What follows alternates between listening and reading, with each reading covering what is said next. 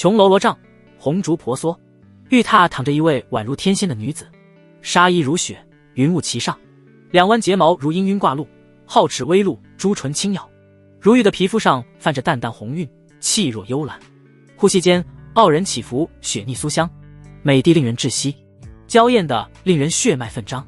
一位剑眉星目的神俊青年，此时一身氤氲混沌缭绕，就站在这女子榻前。不过那伸出去的手似乎有些颤抖，甚至就连呼吸都难以控制，捏着手指紧带轻剪，一点点掀开凝脂暗香，仿若在撩起一件稀世珍宝，生怕破坏了一丝一毫。这仙女突然明眸微睁，痛苦挣扎，可费尽了力气，却就连手指也抬不起来。逆徒，你找死！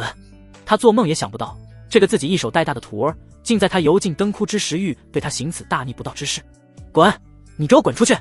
话虽出口，可虚弱的声音连自己都几乎听不见。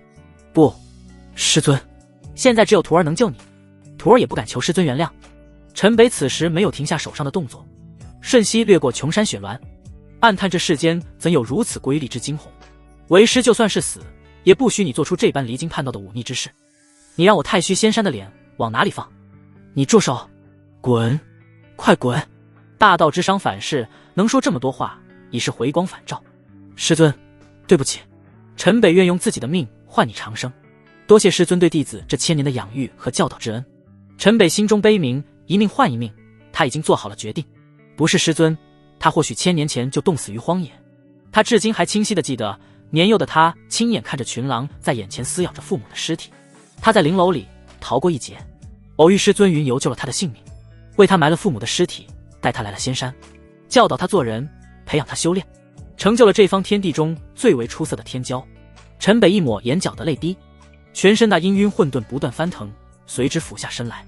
不要，逆徒不要，你乃混沌道体，未来必定成尊问帝。逆徒，你住手！仙女双眉一拧，遮掩不住黯然与悲凉，眼角泪水滑落湿了鬓发，那本是无力的手在不断颤抖间几乎扯碎了枕角。呵呵，没有了师尊，陈北成尊问帝又有何意义？混沌道体便是陈北留给师尊最后的礼物。逆徒，你怎能对为师生不伦之情？放开我，否则即便你堕入轮回，为师也要将你碎尸万段。原来这一刻这么美妙，让人陶醉沉迷。师尊，我好想就这么永远陪在你的身边。渐渐天明，仙女睡得正是香甜，全身散发着莹莹光芒，道光在那白皙的皮肤下流转，熠熠生辉，哪里还有那道伤后的虚弱？只是突然的惊觉，仙女睁开了眼眸，就像做了一场悠长的梦。混沌道体，这是混沌道体！混蛋逆徒，你混蛋！点点落红，依人心痛。那还有陈北的身影，就连契机在这天地间都已经消失不见。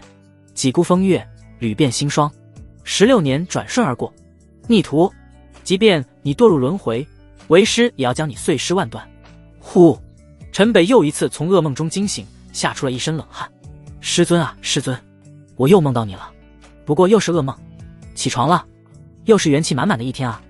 陈北伸了个懒腰，麻溜地翻身下了土炕，背起背篓出门采药。今世的陈北出生在下界的陵南城外，父母早逝，只留下他和一个破落的小院落。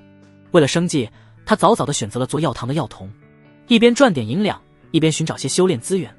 在这下界没有修炼资源，纵使前世已经位列仙君，如今也不过是比常人早了一步炼体5重，而他这个年纪，正常人不过刚入炼体。可是想要踏入修炼一途，那就需要突破炼体9重，淬体脱凡。淬体脱凡需要的资源就是海量了，没有修仙宗门的背景，靠着自己这么小打小闹，恐怕一辈子都凑不齐。只是前世1000年的修炼生涯，他可是仙山团宠，造成了陈北讨生活的经验几乎为零。时至傍晚，整整1天的功夫，一群药农陆陆续续的进了陵南城。他们每人每天都是要采回至少价值5000银子的草药，1个月能领个4000银子。若是哪天份额没完成，药堂还要扣工钱。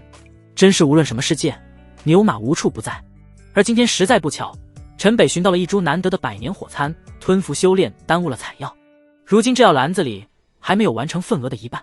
陈北，你平日里最为勤奋，为何今日却是少了一半？掌柜的一个一个核对着这些采药农的药草，看到陈北的药篓，顿时面色不悦。掌柜的，我今天亲眼看见陈北生啃了一根胳膊粗的野山参。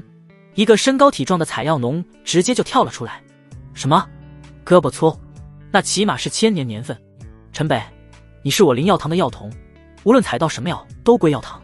你干的年头也不短了，这规矩都忘了吗？这才几个时辰，药效应该都没吸收。来人，绑起来放血，把血给我放干了。剩下的肉今天就便宜大家了，千年野山餐滋补过，那是大补。掌柜的一听胳膊粗的野山餐，顿时眼都绿了。那要是带回药堂，岂不是发财了？不过就算吃了也不能浪费，那血照样可以炼药，卖个大价钱。李强，你少他妈扯淡！胳膊粗的野山餐，我们林南地界你给我找一个！陈北顿时也跳了出来，指着李强就骂了起来：你他妈不好好采药，天天抢其他人的草药充数，被我揍了几次还不够吗？掌柜的，李强的话你也能信？我就是饿了，啃了个萝卜，李强就是想报复我。陈北暗道自己怎么会这么不小心，一个垃圾在附近他居然都没有发现。萝卜，谁能作证？两个店里的伙计此刻已经拿着绳子走了过来，很显然是准备把陈北给捆了放血。我能作证。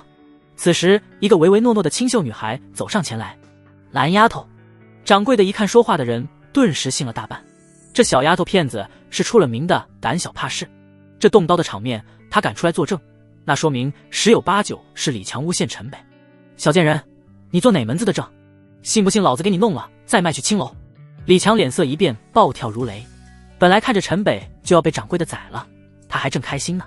没了陈北这个阻碍，他可就是药堂这帮药农的老大了，以后说不准还能靠着这帮药农吃香的喝辣的。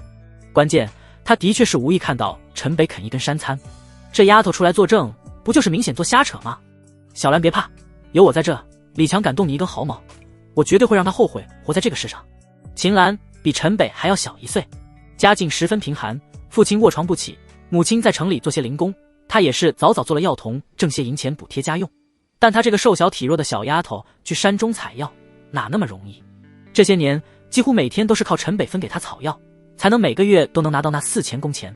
陈北哥，小兰不怕他。掌柜，我娘给我带了2根萝卜，我食量小，今天上山分了1根给陈北哥，你看我这还有吃剩的半根。秦岚从她的药篓中翻出小半截吃剩下的萝卜出来，果然掌柜的看到了那半根萝卜，直接信了秦岚的话。李强，你他妈平日干活就偷奸耍滑，今天还诬陷陈北，这个月罚没1半的工钱。陈北，你今天也没有完成份额，扣了你今天的工钱，都散了吧。掌柜的，我冤枉啊。陈北他真的吃了根野山餐。李强这脑袋是直跳脚，没想到偷鸡不成蚀把米，半个月的工钱这说没就没了。只有他自己知道，他根本就不是诬陷陈北。给老子滚！你要是不想干了就直说。掌柜的也没有什么好脸色，把李强给轰了出去。呸！你们给我等着！李强对着秦岚和陈北唾了一口，这才悻悻地剜了2人一眼离去。陈北哥，你能陪我一会吗？出了药堂，天已经是黑透。秦岚小跑着追上刚出药堂的陈北，拉住了陈北的手。呵呵，小兰你这是怎么了？今天还真要谢谢你。不过今天你怎么胆子变大了？陈北看着小脸红扑扑又有点害羞的秦岚，微微一笑。秦岚的脸顿时变得更红了，不知陈北说他胆子变大了，是指他站出来做假证，还是拉住了他的手，还是开口说了让陈北陪自己一会。2人就这么顺着街道向着秦岚的家走去。陈北哥，过几天我就要离开陵南了。离开？你这是要去哪？我爹说千里外的方外山来了一个仙宗，现在正在广收弟子，说是要送我去拜师修行。方外山？等会，你爹怎么知道的？你爹不会是个修者吧？秦岚点了点头。我爹当年得罪了同门，被打残了，才躲在陵南苟且度日。陈北哥，我知道你不是一般人，不如和我一起去仙宗试试，一旦入选成了仙宗弟子，人生从此就一步登天了。原来这小丫头是为了邀请陈北一起投奔修仙宗门。不是陈北没想过，进入宗门的确是修炼的捷径，可转世在这陵南城实在地处偏僻，压根就没有听说过哪里有什么宗门。上一世他把混沌道体强行赠于师尊后，灰飞烟灭，堕入轮回，混沌泯灭生万道。这一世陈北没了混沌道体，也并非凡体，生出了世间少有的极阳之体，霸阳神体。一旦进入宗门，必定也是大放异彩。好啊，不过陈北刚开口回答了秦岚的话，就有点后悔。刚开宗立派的宗门肯定弱得可怜，而且选在方外山这等偏僻之处开设宗门，怕应是在修行繁盛之地站不住脚的人吧。哎，弱点就弱点，总比靠自己挣着修行资源来得快吧。转念一想，总还是聊胜于无，这又安下了心。对了，你可知道这宗门叫什么名字？叫太虚仙宗。看陈北一点头，秦岚瞬间开心地笑了起来，两只眼睛都眯成了月牙一般。啥？陈北顿时脸就变了色。逆徒，即便你堕入轮回，为师也要将你碎尸万段。这句话，陈北这16年不知道梦见过多少次，现在真是到了谈诗色变的地步。太虚仙宗，太虚仙山，别和我说毫无关系。师尊，我这都轮回转世了，你是真不打算放过我吗？下界芸芸众生，我躲还不行吗？一个全新的宗门，名字叫太虚仙宗，怎么可能这妖巧？陈北断定这是师尊派人来下界找寻轮回转世的自己，这还去个毛线？这不就是自投罗网吗？陈北哥，你这是怎么了？秦岚看着本来好好的陈北，此时神色慌张，一头是汗，赶忙关心地问了起来。小兰，你也快到家了，我肚子有点疼，还是先回去了。哼，肚子疼？就算肚子不疼，今天老子也要给你打出屎来！一声怒喝，从暗处窜出了10来个黑影。李强，你还真是找死！我刚有一肚子气没处撒，你来的可真是时候。陈北看到来人，双拳一握，挡在了秦岚的面前。来人正是李强，他李强实在是咽不下今天这口气，花了大价钱请了10来个岭南城中的地痞来找陈北报仇。哥几个给这小子打残了，断手断脚。那小丫头长得也水灵，就算额外孝敬几位哥哥了。李强一指陈北，咧嘴嘿嘿一笑。马德，天天跟老子作对，今天不让你叫我爷爷，我李强就叫你爷爷。上！砰砰砰，几个地痞到全是炼体之人，确实有几分实力，直接冲向陈北，拳拳生风。不过陈北即便是炼体，又岂是这些个地痞能敌？就见陈北脚踩7星步，游走在这群地痞当中，游刃有余。看似身形缓慢，可一群的痞连他的衣襟都碰不到，宛如世外高人。啪啪啪，陈北连劈数掌，一个个地痞痛苦倒地，转眼便是解决了一大半。住手！陈北，你是不想要这小贱人的命了？不知何时，李强绕到了秦岚的身后，拿着匕首直接架在了他的脖子上。陈北，你最好站着别动，哥几个弄他。只是几个地痞还没有靠近陈北，突然一声天籁般的笑声在夜空中响起，仅是一声嬉笑，竟让人感觉全身酥麻。嘻嘻嘻嘻，今天真是大收获。突然一张大网闪着宝光，凭空出现在了众人的头上。这是黄阶宝器，修者。这下界修行宝器按品阶所分，天、地、玄、黄。虽说只是个黄阶下品，但已经不是凡人所能驾驭。这还是陈北这16年来第一次见到的真正修行之人。只不过随着那张网落下，眼前一黑就昏了过去。当陈北再次睁开眼睛，发现和这10数地痞还有那李强都躺在一个大殿之中，唯独少了秦岚。陈北灵敏地感知到这里的空气中充斥着淡淡的灵气，虽是稀薄，但比起陵南不知强上了多少倍。很显然，这里是一处修仙之所。很快，那些地痞和李强也醒了过来，看着这珠光宝气的大殿，眼珠子都快要掉了下来。恭喜大家进入仙门，从今天开始，你们便是我玉云宫的弟子了。大殿高台宝座之上，一位身着红袖丝袍的美艳女子端坐于上，那傲人身姿几乎快要冲破围胸的束缚，半月拢在外面一片雪白。这些地痞何时见过这等极品美艳的仙子？有几个不争气的就看了这么一眼，顿时就流出了鼻血。仙门，我们成了仙门的弟子。苍天啊，老子进了仙门！哈哈哈哈！老子也有修仙的一天。一群的痞还不知怎么回事呢，顿时被这泼天的富贵砸得晕眩，手舞足蹈了起来。上天欲其灭亡，必先使人疯狂。叩谢仙人！这群人仅剩的一点理智，就是纷纷跪拜在了地上，头磕得咚咚作响。好了，都起来吧。这里是我玉云宫的问鼎峰，我是峰主左星莲。从今天起，你们便在此处修炼，但也要记住一条规矩：不修炼到脱凡，擅自离峰者死。一旦脱凡踏入修仙门槛，自会有人带你们离去。这是你们的修炼资源，还有功法。这峰主一招手，每人面前就多了一个戒子袋。半步筑基，这玉云宫还真是弱的可以，峰主就半步筑基，那宗主能是什么修为？金丹，肯定到不了元婴，不会就是个筑基吧？那也太扯了。呸！说机不能带吧？峰主一出手，陈北顿时就看出了他的境界。的确，对于前世来说，半步筑基那哪叫修为，他一个呼吸就能震死无数。不过现在陈北就是个炼体五重，心中这种想法还真是有点大言不惭。要知道炼体圆满后脱凡进入后天，再到先天才能开始筑基。风主要想弄死他，就是动动手指头这么简单。风主，请问和我一起的女孩秦岚在哪里？陈北斜视着高高在上的风主问道。呵呵呵呵，还真是个多情人。我问顶峰皆是难修，等你脱凡后自能见到。风主掩嘴轻笑，媚眼倾城。不过小家伙，以后要懂得礼貌。只是瞬间，左心莲脸色一冷，一挥手，一道气息直冲陈北。陈北眼睁睁看着这道攻击，避无可避，就直接打在了胸前。噗！整个人直接倒飞了10几丈，吐出了一口逆血。憋屈，万分憋屈。他竟然被个半步筑基给揍了。我忍了，等我摆脱这肉身凡体，看我怎么治你。没办法，纵然有功法万千，不能摆脱这凡体，连灵力都驾驭不了，何谈修为？前世堂堂仙君被一个半步筑基之人惩戒的毫无还手之力，可也还是要忍气吞声。是，风主。人在屋檐下，不得不低头。陈北爬起来，抱拳礼貌地回应了一句。看着陈北直接吃了个大亏，李强在一旁是喜笑颜开。小子，刚进仙门你就得罪了风主，你丫的日子也算是混到头了。人逢喜事精神爽，李强现在是喜事连连，精神百倍。带他们下去安顿，明日开始正式修炼。你留下。风主一指李强。高台之下，几个老弟子顿时露出了一脸的羡慕之色，便带着其他人离开。陈北一路上倒也是和这老弟子一番交流。这问顶峰除了不能出风修行，生活甚是自由，修炼资源充足，衣食无忧。特别是风主时常亲自教导，稍有天资的弟子修为几乎都是连连突破，而且是天赋越高，资源越多。陈北跟着老弟子到了分配的住处，倒还很是不错，一屋一院，鸟语花香。可是比临南城外自己住的那个小院强上千倍。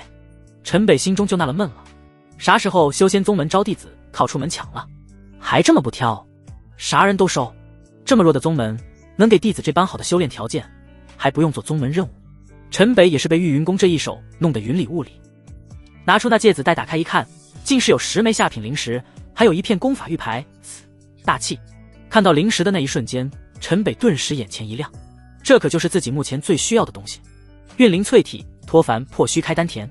一旦开了丹田，霸阳神体的优势，前世掌握的功法战绩，那才算是有了用武之地。10枚灵石对别人不够，但对自己足够了，因为这山门内的天地就含有灵气。至于那功法玉牌，陈北看都没看一眼。这样弱鸡的宗门能有什么好东西？就见陈北折下一根树枝，在院子里随手便刻画起了阵符，一边连连丢下灵石。仅是片刻时间，投下了9枚下品灵石。就见地面上道法纹显现，瞬间就连成了一个5尺大小的迷你灵阵。顿时光芒大盛，天地间稀薄的灵气便快速被灵阵吸来。手还没生疏，陈北看着这迷你巨灵阵开始运行，这才满意的点了点头，盘坐了进去。随着灵气入体，陈北全身的每一颗细胞都像活了起来，总算是苦尽甘来了。沐浴在灵气的洗礼中，此时陈北的眼泪都要流了下来。不一会儿，全身的每一个毛孔都在向外冒出黑污油渍，散发着浓浓的恶臭。灵气淬体对于陈北来说，这一刻他可期盼了太久。有了足够的灵力淬体下，那炼体境的连番突破对他简直太过容易。只不过这么个小小的巨灵阵出现，却是惊动了整个玉云宫。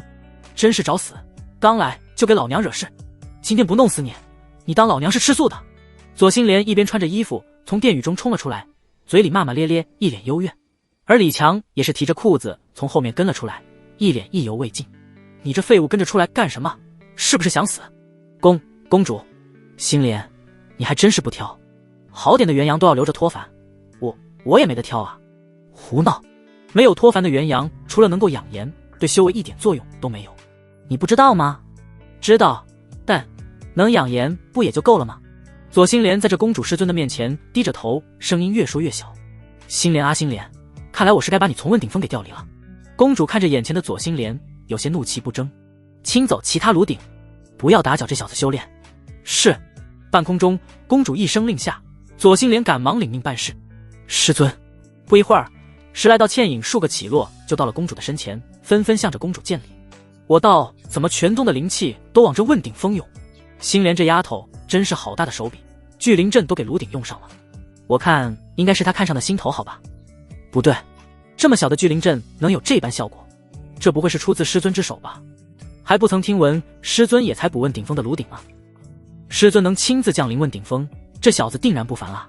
是啊，看他这淬体好像不一般。就在这群美女叽叽喳喳说着的时候，突然那具灵阵中气息突变，轰陈北的身体顿时变得通红，道道火阳之气开始弥散，一瞬间红光大盛，红霞漫天，陈北整个人犹如璀璨的红宝石一般，一股股热浪翻涌而出。纯阳体，这么精纯的纯阳体，我不是眼花了吧？心莲这是在哪捡到的宝？才补了他的元阳，这功力要增长多少啊？妹妹们都别和我抢，这小子我要定了。凭什么你要定了？师姐我说他是我的呢。你们别争了，他的元阳是妹妹我的，是我的。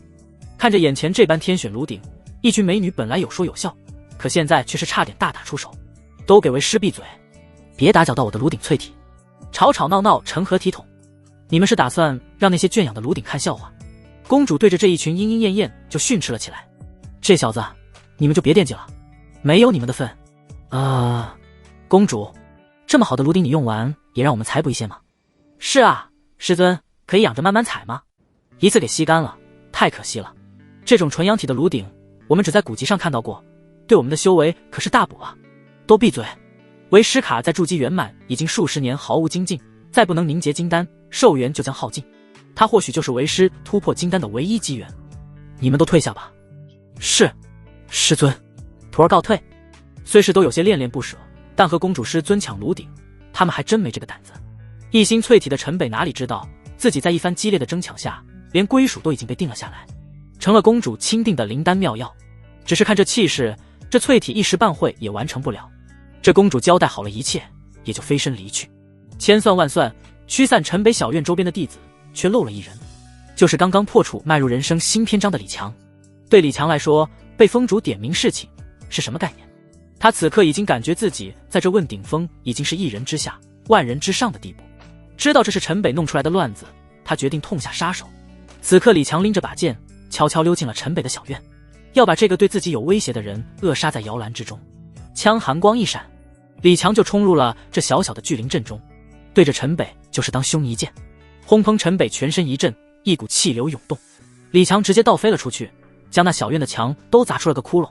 翁天地间的灵气飘散，这个聚灵阵也消失了光芒。呼，还差一步。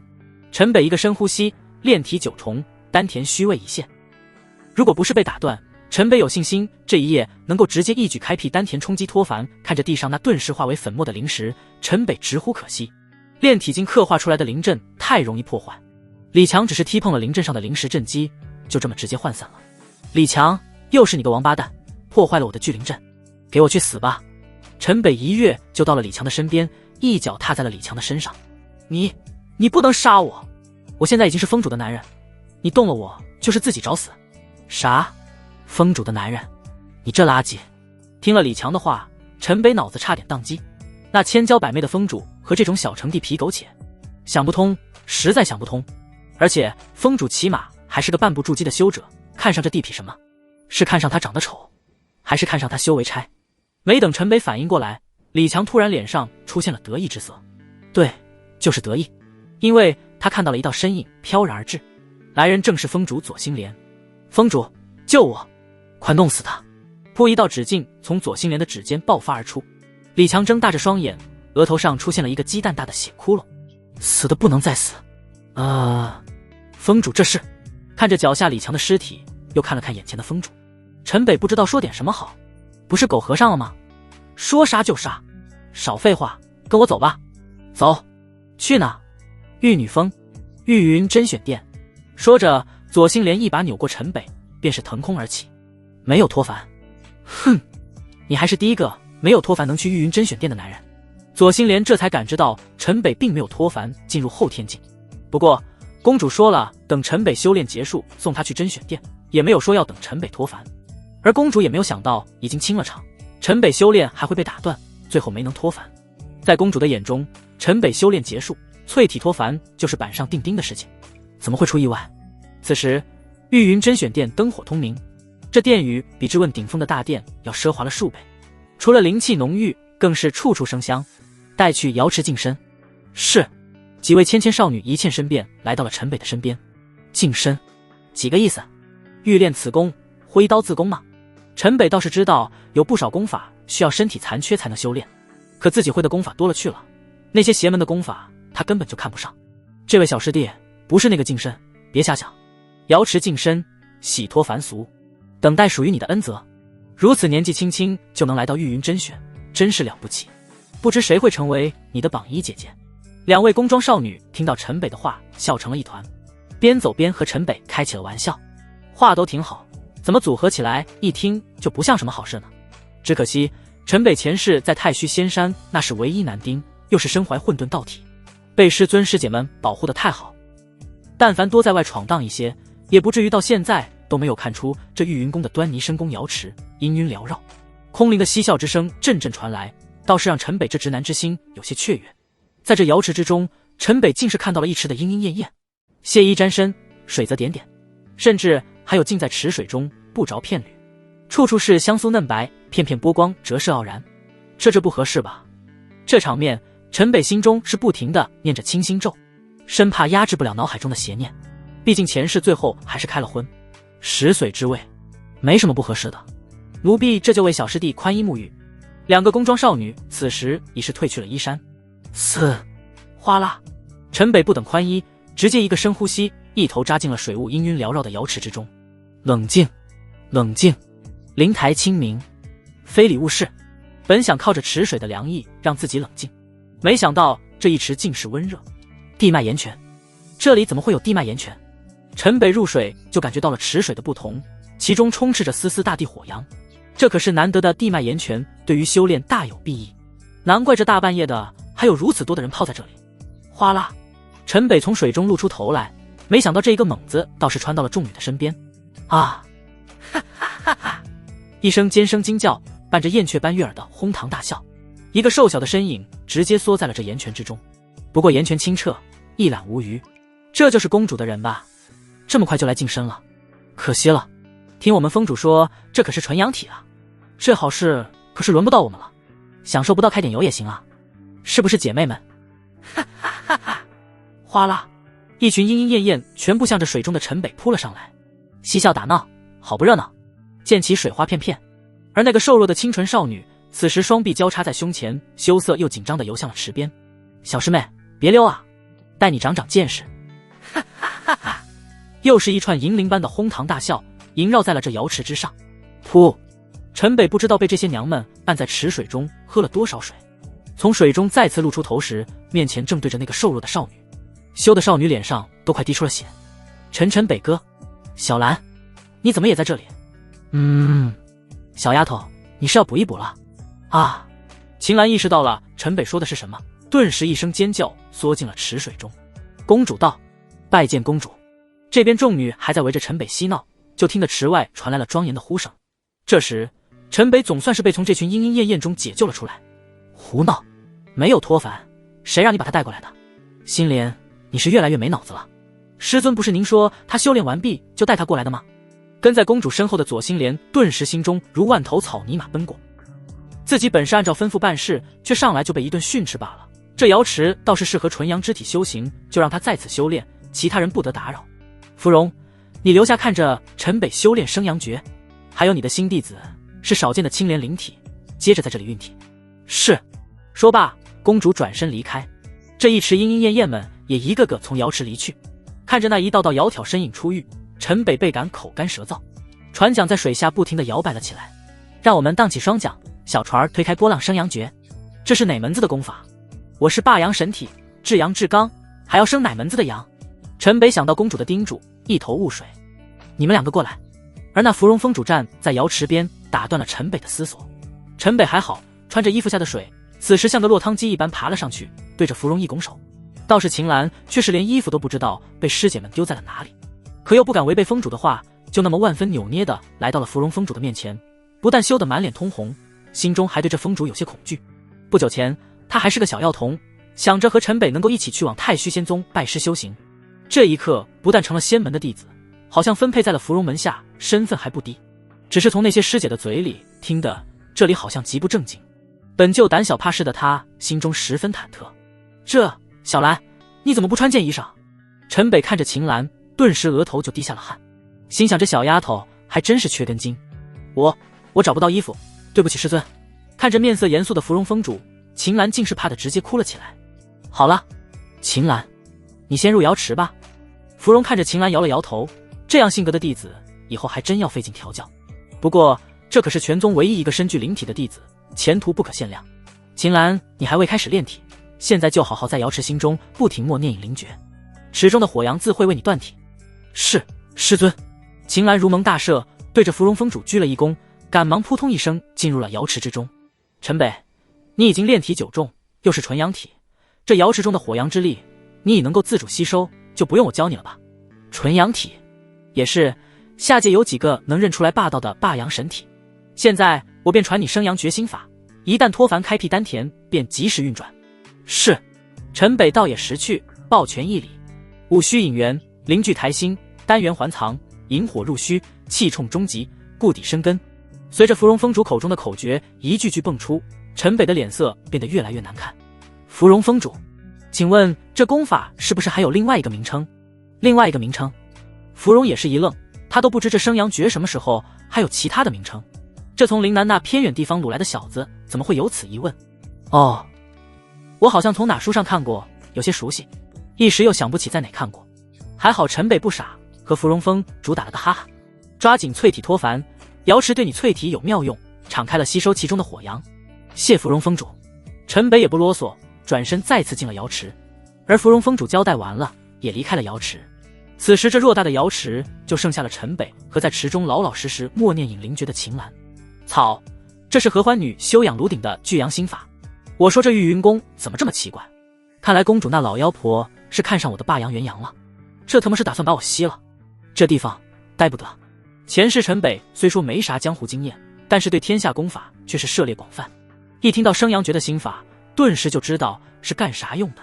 聚全身精华于龙根，供人采补。不知道的练了这心法，还以为是战神附体，金枪不倒。但他知道，一旦被结阳术采补后，就只有一个死。见芙蓉峰主离去，陈北立刻就向着秦岚游了过去。陈北现在也是头大，自己一旦能脱凡开丹田，倒是有90%的把握能逃得掉。可秦岚他就一点办法也没有了。小兰，秦岚见陈北过来，羞涩的又是蜷缩成了一团。不过他也是见没了旁人，赶忙把自己知道的事情告诉陈北。陈北哥，这里好像练的是邪功。我听师姐说，我们修炼花爱采阳之术，就是吸收你们男人的精华来提升功力，而那些男人被吸完后都就死了。陈北哥，你是不是很快就要死了？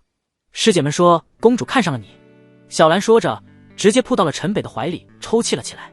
这一丝不挂的小妞投怀送抱，弄得陈北还真有些心猿意马。不过现在也不是想这些的时候，陈北咽了口水，一手拍抚着秦岚滑溜溜的背，小声安抚道：嘘，小兰别担心，你说的我都知道，我会想办法带你离开这里的。在我带你走之前，你就当着什么都不知道，配合他们安心修炼。你是他们看中的弟子，他们不会为难你的。秦岚把头伏在陈北的怀里，顿时感觉到了一丝安心。而自己就这么暴露在陈北的面前，他只觉得内心羞涩，但却一点也不抗拒。好了，小兰，你继续修炼，我来想办法，别让你那便宜师傅发现什么端倪。秦岚擦了擦眼泪，松开了陈北，乖乖的开始继续默念起了引灵诀。陈北也平复了一下心情，认真的打量起这里。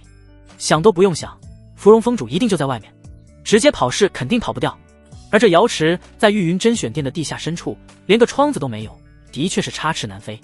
地脉岩泉，对，地脉岩泉，这么大一池岩泉，肯定是连接地下，从地脉一定出得去。地脉岩泉中火阳充足，可以支撑我的霸阳神体开体，闭气几个时辰应该不成问题，一定能找到其他泉眼出去。可小兰怎么办？以她的体质，恐怕只能坚持数息。要是……突然陈北好像想到了什么，顿时脸上尽是尴尬之色。不过即使想到了办法，陈北心中越是天人交战，越是犹如百爪挠心。什么体验？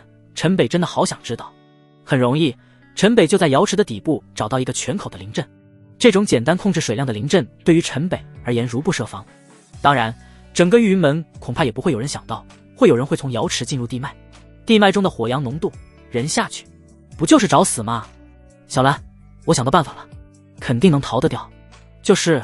怎么了，陈北哥？既然有办法了，怎么还吞吞吐吐的？秦岚一听能够逃出去也很开心，但是看陈北的面色，好像更多的是尴尬。我们可以顺着这地脉岩泉进入地脉，找其他泉眼出去。地脉岩泉，地脉是什么？秦岚没有多少见识，倒是听不懂陈北说的是什么意思。就是这瑶池连接着地下，我们可以顺着这泉眼进入地下，找其他的出路。地下，在水底不会憋死吗？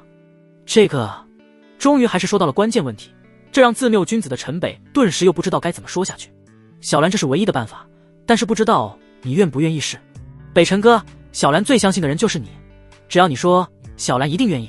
那个，就是我的霸阳神体在进来这里前已经开体，我可以用龙脉度霸阳元力，让你抵御地脉岩泉的压力和窒息，估计闭气几个时辰没有问题。你在地脉中感到不适的时候，吸一下就行了。这是现在能逃出去唯一的办法。呱呱，一只乌鸦从眼前飞过，两人面对着面，空气忽然变得安静。你们两个不抓紧修炼在干什么？一个不合时宜的声音传来。芙蓉峰主这回进来看看二人的修炼情况，没想到看到两人靠这么近，心中变得有些不安。秦岚这可是灵体，未来修炼起来必定事半功倍，若是脱凡前破了元婴，那可就前功尽弃了。而且陈北的元阳那可是给公主续命的宝贝。修炼，陈北顿时便向远处游去，而秦岚努力地鼓起勇气对陈北说道：我愿意。便就沉下心来继续默念起了引灵诀。陈北则是顿时在水中一个趔趄呛了一口水。芙蓉峰主这次硬是看护了几天几夜都没有离步，看着二人完全沉浸于修炼之中，而且秦岚也顺利地进入了炼体一众，这才满意的再一次转身离去。好像看在这里的确是有点多余。陈北足足等了数个时辰，再次向秦岚游了过去。死！陈北倒吸了一口凉气，出了这地脉岩泉，就算是摆脱了玉云宫，重获自由，只要能够逃出升天，他日必来将这里夷为平地。两人上下相连，人不知鬼不觉地穿过了控制泉水的灵阵，逆流而下，进入了暗潮汹涌的地脉之中。只是这岩泉地脉中却远不是陈北预估的模样。进入了地脉之中，陈北的霸阳神体全开，发出璀璨的红芒，犹如一盏光芒万丈的明灯。而这地脉岩泉之中也并不是一片黑暗，这里的火阳之气浓郁地超出了他的想象，无数火阳充满在了地脉泉水中，犹如布满了星星之火，又宛如橙红的漫天繁星。不过二人的处境却并不好，这里除了汹涌湍急的暗流，温度也奇高无比。秦岚哪里能承受这种温度和压力，只能拼命地吸吮，好让自己体内的火阳能够维持平衡，变得好受一点。但要说不好受，陈北可是更不好受，真是要了命了。随着秦岚大口吸吮，身体爆发着一道又一道火红的霸阳元力，陈北几乎是不停地倒吸凉气，阵阵头皮发麻，压制不住了。这里火阳之气太浓，看来只有在这里突破了。在瑶池里，陈北就已经到了临界点，不过他一直在压制，生怕一突破就被公主给直接抓去采捕了。而到了地脉之中，这里浓郁的火阳已经让他再也压制不住体内灵力的和火阳之力的双重暴动。轰轰轰，体内的灵力不停震荡，全身经脉几乎都要被撑爆。看着眼下面赤条条的秦岚，陈北努力地平复下自己的心神。小兰，你一定要撑住啊！脱凡辟丹田，来吧！随着陈北双臂一展，地脉岩泉中的火阳顿时形成了一个巨大的漩涡，疯狂地向着陈北的体内灌输了起来。这里的火阳浓度完全不弱于丹火淬体，肉体经过最终的淬炼洗礼，所有的经脉再度爆发出璀璨的光芒。此时胸腹之处丹田虚位更是犹如一轮红日，越来越耀眼。轰，全身脱胎换骨，除了璀璨红光光芒万丈，陈北的全身还发出了道道金光，顿时将周身地脉岩泉震出了一个数丈的真空。而整个突破的过程，下面的秦岚只能双手紧紧地抓着口中的握点，生怕被汹涌的浪潮掀走。而且在这地脉中，他也只有靠口中疯狂的吸吮来抵御这一切。道道红光此时在他的体内如同活了一般，不断地游走，全身毛孔也是不停地排出乌黑的杂质，随着岩泉洗涤散去。开！轰！陈北一声长啸，那一轮已如烈日般的丹田虚影总算是混沌初开。只是瞬息，整个地脉岩泉掀起了惊涛骇浪，无数火阳全部涌入了陈北的身体，汇聚向了丹田。轰隆隆！好啊，真是因祸得福，有这无尽的地脉火阳相助，初开的丹田竟也相当可观。如今终于是脱了凡体，进入了后天。死！这丫头体质不简单啊，在我霸阳元力的洗礼下，竟然进化成了火莲灵体，火木双灵。这灵体要是加入太虚仙宗，恐怕未来成就也是不可限量。进入了后天境，陈北在这地脉之中完全是如鱼得水，一边护着秦岚，一边穿梭于岩泉之中。终于是感觉到了一处泉涌，顿时如鱼跃一般窜了出去。你妈！还没来得及大口呼吸新鲜空气，一张泛着光滑的网从头上就罩了下来。玉榻红床，这宽敞的寝宫布置的倒像是个洞房。看来玉云宫公主还挺讲究仪式感。侧卧在陈北的身侧，纤纤玉手挑起了陈北的下巴，对着陈北的脸上吹着热气。想逃出我的手掌心？呵呵，想得可真美。亏你想得出来从这地下泉中逃离。这地脉岩泉一共就2个泉眼，一处本宫建了瑶池，一处就是这本宫的寝宫密室。本宫倒是小看了你的本事，一个小地方的凡俗之人能够看破我玉云宫的端倪。不得不说，这公主确实是驻颜有术，虽然卡在筑基圆满，几乎快耗尽了寿元，但依旧珠圆玉润，美艳动人，完全不亚于那问顶峰的峰主左心莲，甚至还多了一丝仙泽，更显尊崇。今晚本宫就让你享尽欢乐，也不枉你来人世间走了这么一遭。此时公主一只手已经伸入了陈北的衣衫之中，缓缓游走。陈北全身被挑逗的如同有丝丝电流流过，不争气的蛟龙昂起了头。妖婆，你敢？呵呵呵呵，我敢。你说现在还由得了你吗？乖乖认命，本宫一定让你舒服死，不留一丝遗憾。陈北此时可是叫天天不应，叫地地不灵，就这么被硬控床上，无法挣脱着公主的束缚。说话间，公主的樱桃小口就轻轻扯开了陈北的衣襟。怎么办？怎么办？这难道就是前世冲尸的天谴恶报吗？不，贼老天！我不服，我那是为了救师尊，既然给我再生一世，为何要这么玩我？纵是心中不甘，但这身体是诚实的。感受到陈北全身火阳不断翻涌，让那公主馋得直舔嘴唇，仿佛已经看到了丹田之中出现了一颗耀眼的金丹，500年的寿元也在向他招手。跨过了这条坎，修行或许就是一路坦途。元婴、化神、合体、飞升合欢仙谷，我陈北若是不死，一定打回上界，让你们一门勇士断了传承，不能再为祸人间。世间男女采补之术，无不是出自上界的合欢仙谷，而此时这合欢仙谷还不知道怎么就得罪上了这么一尊大神。合欢仙谷，对，合欢仙谷。合欢仙谷有3套功法，女修采阳，男修采阴，还有阴阳双修互补。有了，多看书，看好书。如今好处就来了，合欢仙谷的功法，陈北他也曾研究过。妖婆，不知你听说过玉英采邪术吗？呵呵呵呵，小宝贝，什么术你都逃不掉的。什么？玉英采邪术？你怎么知道玉英采邪术？没想到这公主听到玉英采邪术，顿时坐了起来，神色露出了一丝惊慌。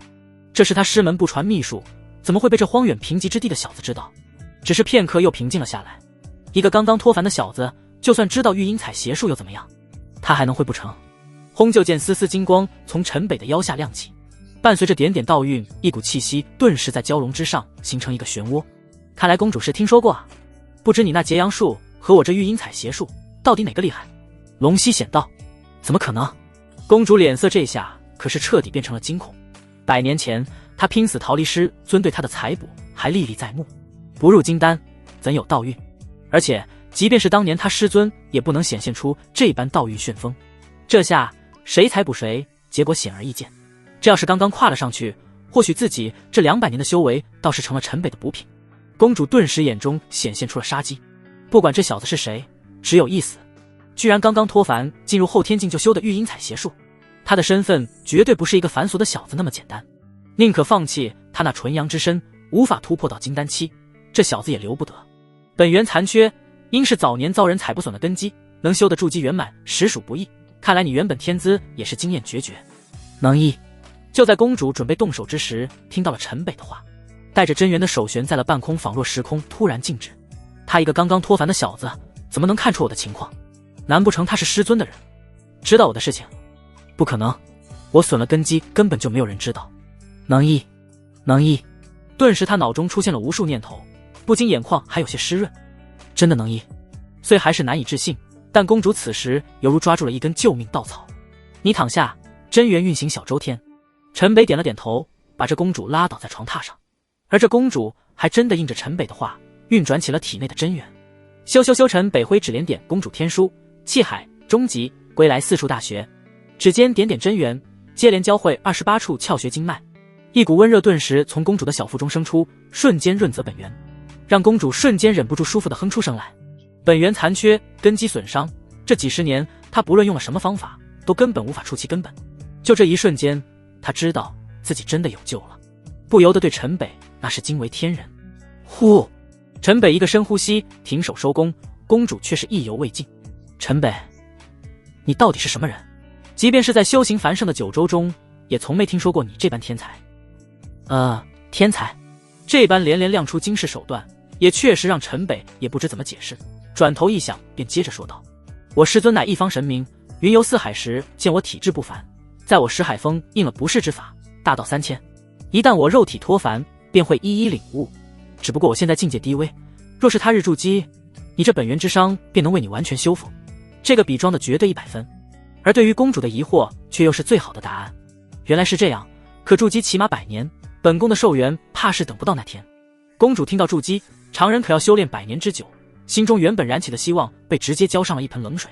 这样10年，你以道心发誓视我为主，若是你10年未允，我助你本源痊愈，踏入金丹。视你为主？你真好大的口气，我又凭什么信你？你赌的是条残命，而我赌的是一生，就看你敢不敢赌了。秦岚被芙蓉悄无声息地送回了临南城，还赠予了他爹娘一场富贵。而陈北如今入主玉云殿，成为了新一代公主。虽然修为不配位，但有元公主在，全宗倒是没有人敢说什么。而且不管是各封封主还是弟子，都是对这个新公主垂涎欲滴。只是新公主好像对他们的连番引诱并不感冒，更关心的却是一个远在天边的宗门。打探到什么情况了吗？回公主，打探到了，但是不多。说，那太虚仙宗和我们一样。和我们一样？开什么玩笑？哪位邪门敢叫这名字？真是找死！没等芙蓉把话说完，陈北勃然大怒。有人敢坏了太虚2字的名声，他哪能忍得了？公主，他们和我们一样，是个纯女修的宗门。噗！你继续。听到芙蓉把话说完了，陈北顿时喷了口中的茶水，尴尬地抹了抹嘴，示意芙蓉接着说。不知他们来自何处，据说花了15年建设山门，刚刚开始广招弟子，而且招收弟子还极为苛刻。有多苛刻？据说门槛就是灵根达到天品，还必须是16岁以内的处子。在这方外之地，真是疯了。陈北点了点头，这倒是符合前世师门的作风，求精不求多。而只招女弟子也的确是仙山的传承，不过当年他是个例外。只是这般只招收女弟子，好像也不是来寻他的做法。难道是自己想多了？就是碰巧仙山只是有意在下界落根，可怎么会选择灵气匮乏的方外之地？还打听到了什么？那太虚仙山在到处散播谣言，弄得四处人心惶惶。据说已有仙门打算去好好教训这妖言惑众的宗门。谣言？什么谣言？大难将至，人间浩劫，妖魔现世，九州涂炭。噗！陈北掐指演算，确实有大凶之兆，但如今他修为太低，根本演算不出什么天机，反倒是被天道所噬，吐了一口逆血。公主，没事，你们退下吧。公主，你这般受伤，不如让芙蓉服侍。走。一听芙蓉封主那殷勤的建议，陈北的手摆的就如拨浪鼓一般。泡进地脉岩泉的陈北此时心情十分放松，一边吸收着岩泉中的火阳，一边炼化身下的一堆灵石，犹如苍龙汲水，氤氲缭绕。如今有了资源，修炼起来就如水到渠成。哈哈，看来是我想多了。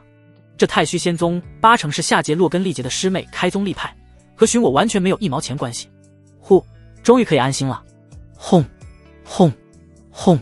就在陈北美滋滋地回忆着那日为小兰渡元力的感觉，突然传来了激烈的术法打斗之声，整个寝宫如地震般晃动了起来，石破天惊，排山倒海。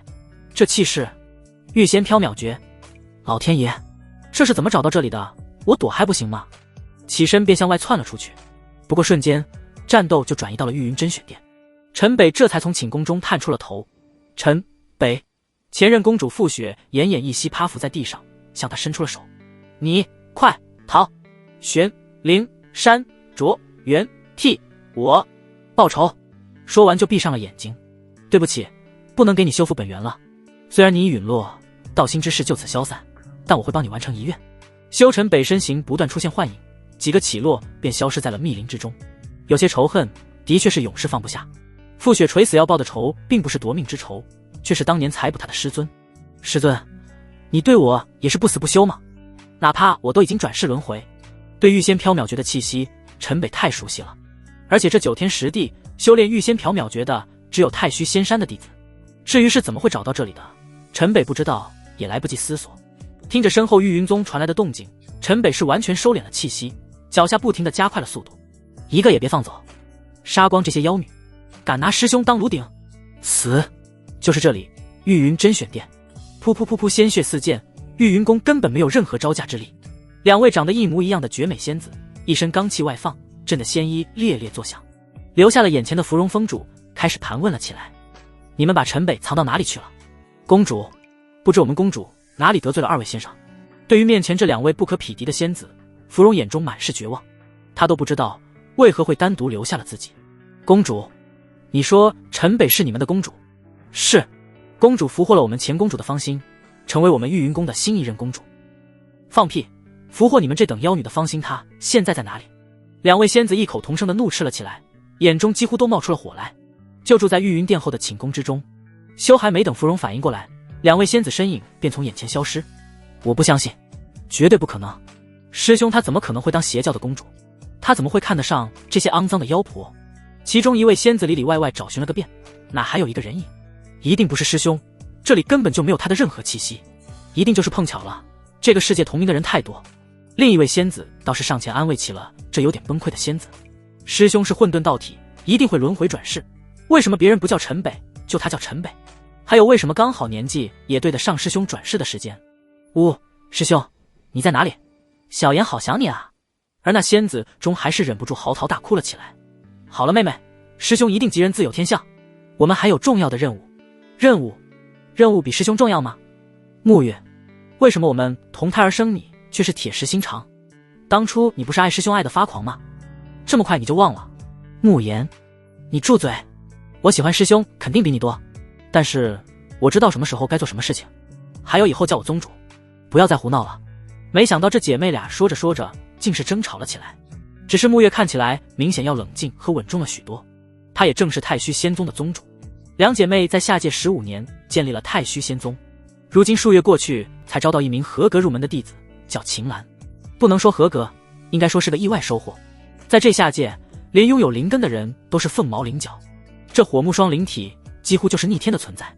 而秦岚进宗门第一时间不是开心，却是求救，要用自己的命换宗门去救一个邪教的炉鼎。巧了，那个炉鼎的名字叫陈北，这也才有了这一场营救，直接覆灭了玉云宫。所谓9天10地，就是10地之上9重天。10地正是如今陈北所在的方外之地，加上繁盛的九州。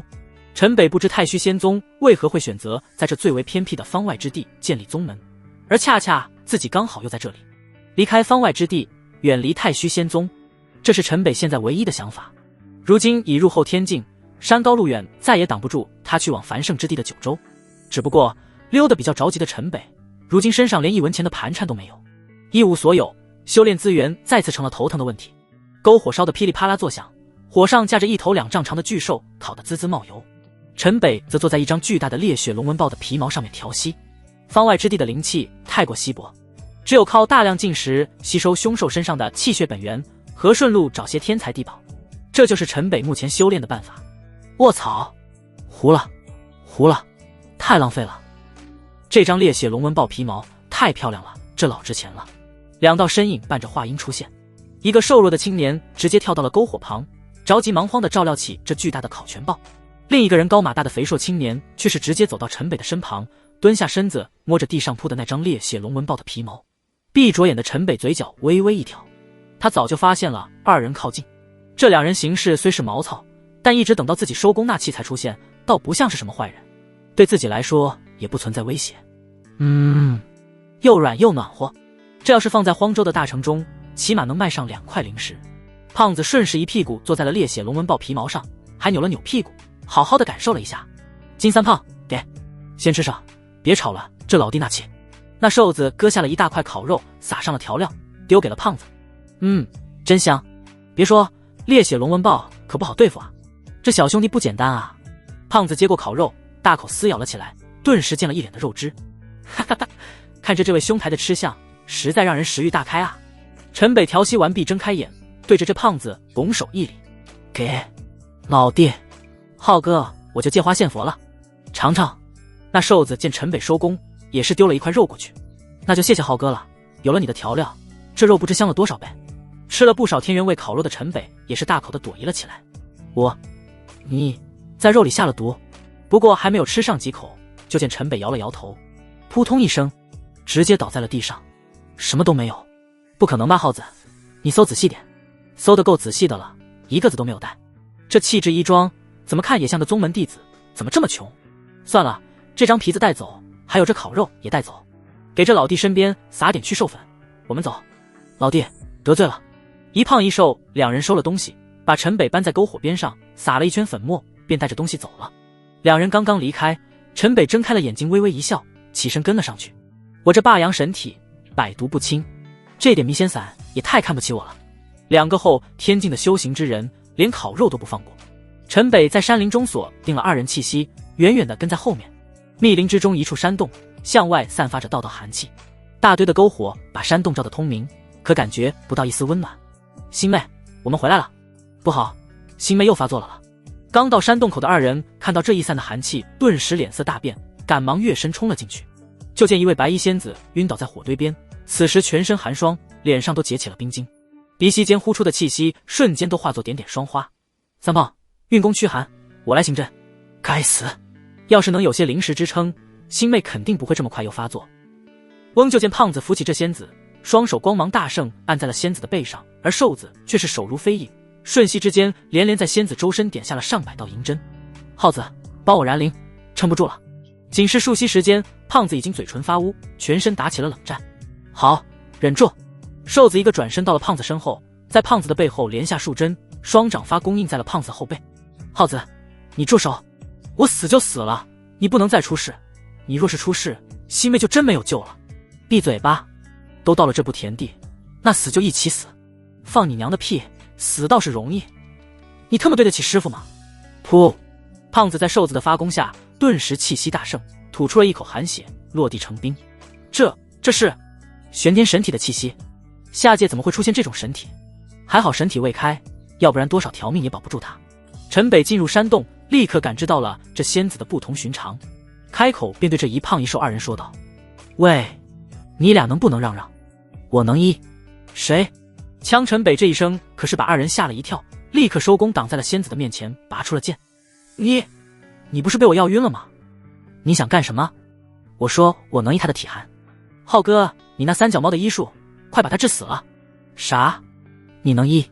扑通，二人二话没说，直接跪在了陈北的面前。我兄弟二人有眼不识泰山，求小兄弟施以援手，只要能治好星妹，我二人赴汤蹈火在所不辞。轰陈北也没有多说什么，霸阳神体开体，火阳之气瞬间弥漫在整个山洞之中。这原本冷若冰窟的山洞，顿时温度快速上升了起来。这是纯阳体，星妹有救了。二人看着如同一轮红日般的陈北，欣喜若狂。嗡叮叮叮叮，就见陈北坐于仙子身后，掌上卷起浓郁的火阳，几乎都快要聚集成了火焰，一掌按在了仙子的后心，顿时仙子满身的银针全部被震飞了出去，只能先压制他的玄天神体。霸阳神体和这玄天神体相生相克，若是他这神体开体，还真不好办。翁随着火阳之气不断灌输到仙子体内，那仙子脸上的冰霜开始消融。一声阴鸣，仙子眉头痛苦的紧皱在一起，脸上也有了些血色，这才有了些反应。呼！看到仙子的反应，那一胖一瘦二人总算舒了口气，一屁股坐在了地上。半个时辰之后，陈北收起了手，那仙子总算是睁开了眼睛，虽是有些虚弱，但总算是无恙了。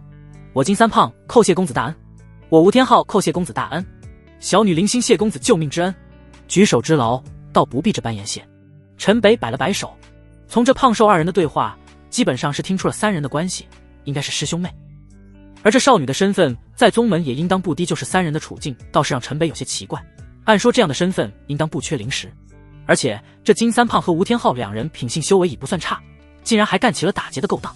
灵星仙子，我也只能暂时压制你体内的寒玄之气，未来爆发可能会越来越频繁，你们还是早日回宗门，请长辈为你开体。长辈听到陈北的话，三人的眼中都泛起了悲戚，看小兄弟出手不凡，不知可有根治星妹的良方。这也不是病啊，你们不知道灵星仙子有特殊体质，师父说过师妹深藏隐煞，是灾祸之体。这不是什么煞，有金丹期修为的前辈护法，灵星仙子全力爆发出血脉中的极寒之气，便可开的体脉仙元。他这是很强大的灵体，玄天神体尚未开体，在这下界不被认知倒也正常。陈北组织了一下语言，尽量把他这个玄天神体开体之法说得通俗易懂。金丹七前辈，瘦子一脸苦笑，仰头悲鸣：死完了，全部死完了。金三胖看了灵星一眼，灵星对他点了点头。金三胖便开口问道：看小兄弟如此不凡，不知来自哪座仙门，怎会出没在这方外之地？我本就生在方外陵南城，如今有幸脱凡，想去看一看九州繁盛。对了，我叫陈北。陈北一拱手，倒也是客气。现在他已经猜到了这三人是跑来方外之地避难来了。方外之地能出陈公子这般神俊之姿，倒是让人意外。不瞒公子，我们一宗如今就剩下了我们三人逃了出来。九州或许并不如公子想的那般美好。林星说着，也是脸上也难掩黯然。小兄弟，西妹这灵体若是没有长辈护法，就没有其他办法了吗？瘦子吴天昊心中不甘，若是真如眼前陈北所言，很可能这小师妹真的撑不久了。这也倒不是没有。什么？不知是何法，还请陈公子赐教。陈北吞吞吐吐的话语一出，吴天昊眼中顿时一亮，赶忙对着陈北行礼：就是和我双修枪无耻之徒。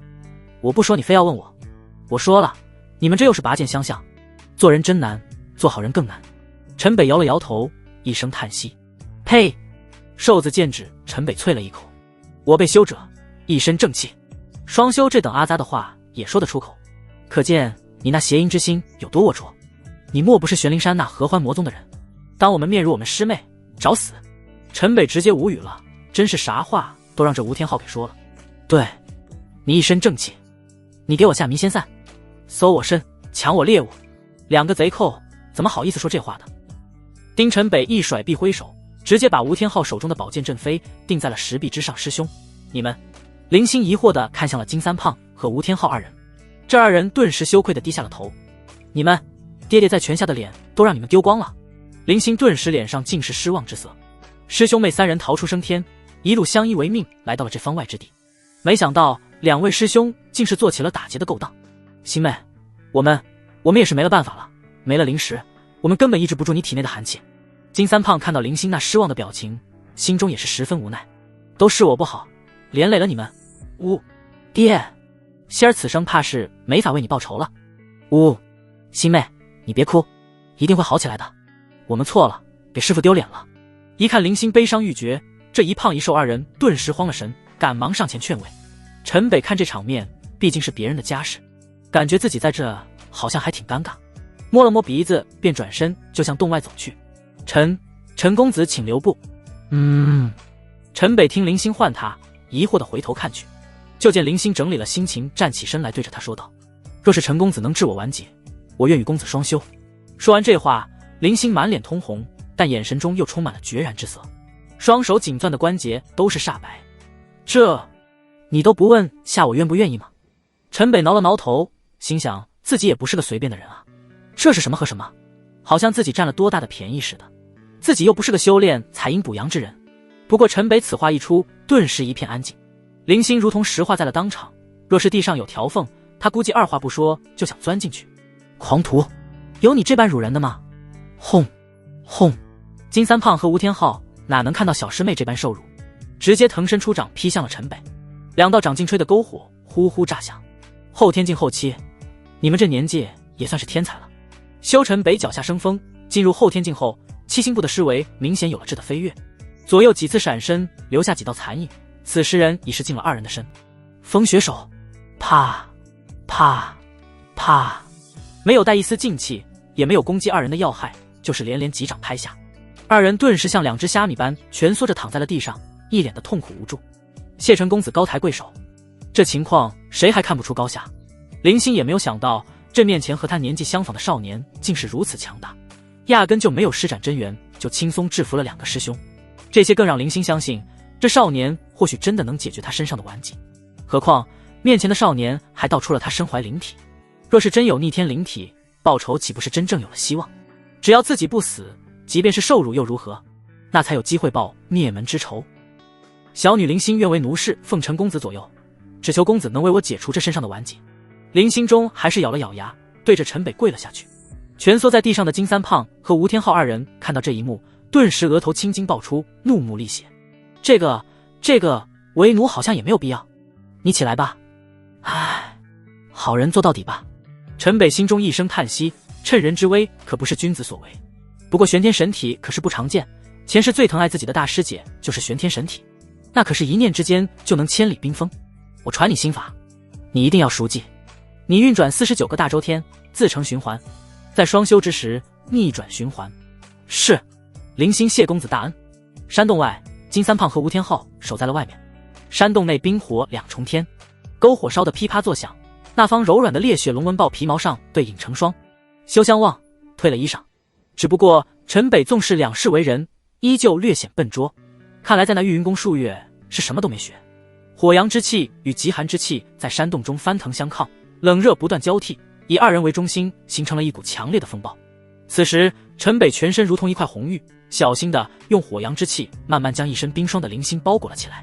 林星，千万不要分心，若是不能及时逆行心法，你承受不了极阳和极寒在你体内的冲撞。林星的声音此时小得如同蚊蝇，羞涩地将头埋在了少年的怀里。此时陈北运转心法正是合欢仙谷的阴阳玉神诀，只有通过体内的火阳去度玄天神体的极寒，阴阳相生，循环往复，让玄天神体在林星逐渐适应中开体。云风丝连蛇卷雪，豆蔻酥蓉伊人颠。一时间整个山洞中的冰火之气全部交织在了一起，飞快旋转聚拢，竟是生出了道道雷湖奔流其中，滋生无数灵气疯狂灌涌到二人的身体之中，在二人的身体中反复交替洗礼，修为一时间急速攀升。混沌，怎么会有混沌之气？而这一刻陈北幡然从沉醉中醒悟过来，前世他怀有混沌道体，对混沌之气可是再熟悉不过，这可是比起灵气不知强大多少倍的荒古元力。我知道了，天地初始，阴阳为道，道生万物，太阴生阳，太阳滋阴，阴阳交互，万物观复。霸阳神体和玄天神体，极阴极阳交融，混沌出生。虽就那么一丝，但这也足够逆天了。阴阳玉神诀，实乃大道之书啊！死，林心，忍住，完成最后一个周天。哟！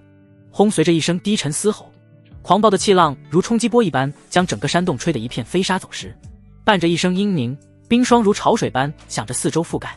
林心弓曲着身体，牙齿咬得咯咯作响，全身不断站立。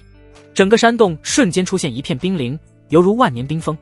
玄天神体终于开体了。这丫头要是被大师姐遇到，还不直接收为关门弟子？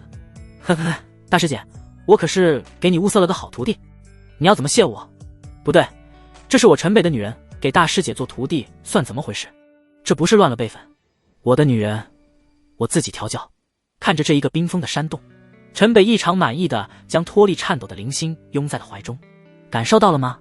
陈北轻柔地问向怀中的林星。很烫，很舒服。林星的俏脸紧贴着陈北的胸膛，羞涩呢喃。我不是问这个，我是说你的玄天神体开体的变化。林星顿时尴尬的玉足紧绷，紧紧地搂着陈北，满脸绯红。玄天神体太过逆天，你一定要保密。你这神体和冰霜灵体看起来很像，以后你就说是冰霜灵体。陈公子，你怎么懂得这么多？林星微微扬手，看着陈北的眼中满满都是仰慕。女人有时候生情或许一眼就是一生，而眼前这个男人仿佛突然就成了她的全部。她似乎都忘记了他们刚认识不久，他为了能够活下去，还主动要做他的奴仆。在这温暖的怀中，他甚至短暂地遗忘了他的血海深仇。还叫我公子，不觉得生分吗？从今往后，你就是我陈北的女人，我来疼爱，我来守护。陈北哥你真好，不过你也才不到17，怎么地位这么重？你敢取笑我？不好好调教你是不行了。饶命，陈北哥饶命！还疼？林星对不起。不，陈北哥，我想。一头身长约3丈的紫岩青蜂兽穿梭在群山密林之中，在紫岩青蜂兽背上，4人激情高涨的谈天说地，一路疾驰，惊起林间鸟兽无数。西周有多大？西周特别大，比荒州10个还要大。那荒州有多大？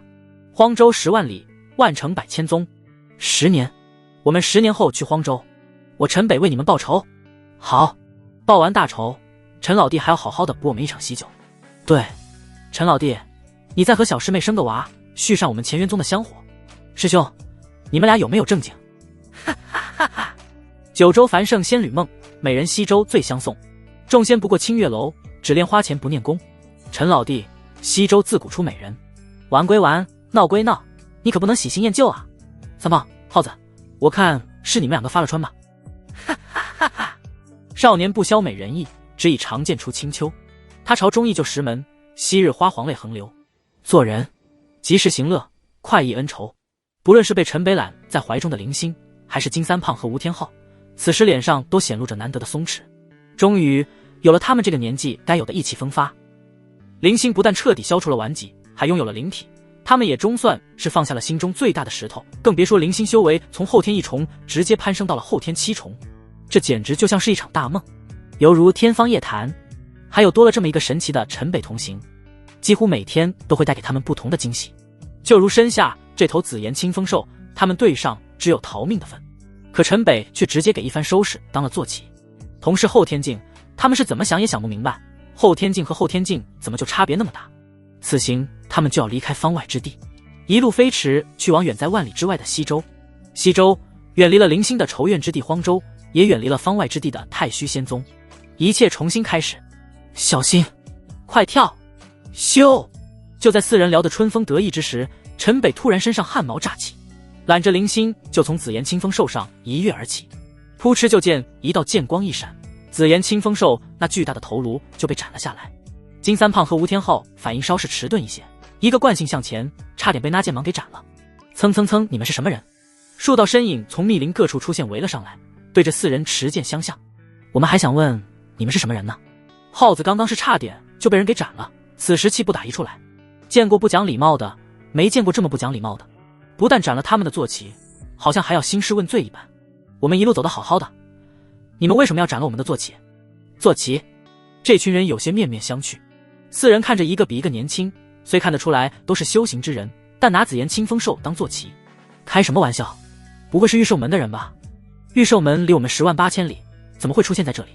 说的也是，擅闯我们明元剑宗试炼之地，很可能就是奸细。奸细这么大名大放的，还有他们这年纪，倒像是哪个宗门刚入宗的弟子。不会是那个隐士家族来我们宗门参加弟子选拔，走错了路吧？领头的两人小声的咬耳嘀咕了几句，转脸又一脸凶神恶煞的看向了四人。你们最好老实点，从实交代，为什么出现在这里？交代？交代个嘚啊！那你们为什么出现在这里？金三胖也忍不住了，上前一步，挺了挺胸脯反问道。这还没到西周，这就被人欺负上了，怎么和路上想象的完全不一样？各位师兄，还请稍安勿躁。陈北拉着林星赶忙上前，扭头给了三胖和耗子一个眼色，对着这一群弟子说道：各位师兄，我们是方外隐族子弟，祖上会些御兽之术，那紫炎清风兽的确氏族老给我们的坐骑，我们这一路数月，就怕赶不上参加明元剑宗弟子选拔，着急赶路。这难不成是我们走错路了？好吗？那两个领头的弟子嘀咕的一番话被陈北听到的清清楚楚。这一番说辞完美契合了他们的所有猜测，这答案倒是让那俩领头的弟子一愣，突然感觉自己就如未卜先知一般，什么都猜到了。我们明元剑宗很出名吗？我们不是3等宗门吗？怎么连方外之地那鬼地方的人都会慕名而来？那领头的弟子笑着摇了摇头，对方说的这么清清楚楚，那估计就错不了了。你们的确走错路了，这里是我们明元剑宗的试炼。吼！鲲兽，是鲲兽出来了，结阵，快点结阵！轰！顿时无数树木拔地而起，气浪之中还卷着数名弟子直冲天际。杀！吼！不好，还有2头鲲兽，怎么会引来3头鲲兽？逃！快逃！一瞬间天崩地裂，人影四散而逃，只留下了4人站在风中凌乱，压根没有一个人再去管他们的死活。陈老弟，鲲兽你对付得了吗？陈北摇了摇头。那我们怎么办？跑啊！还能怎么办？吼！4条身影疯狂在林间穿梭，3头是多丈高的鲲兽，全身火云纷飞，却是放弃了追踪其他弟子，全部跟在了4人的身后。轰轰轰，数十纷飞，天昏地暗。鲲兽口中发出道道火球，身后已是一片火海。坏了，鲲兽喜阳，能秀本源，这是冲我来的。陈北看着这穷追不舍的3头鲲兽越追越近，顿时猜到了原因。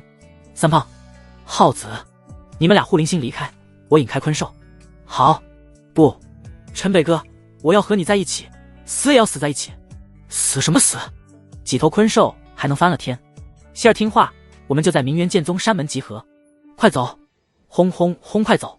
陈老弟，你保重。星妹，我们走。星妹相信陈老弟。陈北哥，我等你。你若有恙，灵星绝不独活。走！轰！陈北霸阳神体直接开体，火阳之气瞬间缭绕而出。吼！三头昆兽感觉到了那浓郁的火阳气息，顿时变得暴躁无比，仰着头发出撕天般的吼叫，6只眼睛顿时血红一片。修陈北一个折返，迅速朝着另一个方向掠去。昆兽此刻如同发了春一般，疯狂追向了陈北。一群先天境初期的傻鸟，引昆兽试炼，真特么有病！这是个什么破宗门？试炼之地都没有长辈守护吗？3天2夜，陈北是越逃越慢，消耗也越来越大，而三头昆兽却像是吃了兴奋剂一般，越追越猛。轰！又是一连串巨大的火焰攻击爆裂在了陈北的身侧，狂暴的气流冲击，陈北被炸得连翻了几个跟头。操！你们有完没完了？小爷要是有把宝剑，今天怎么也要斩了你们！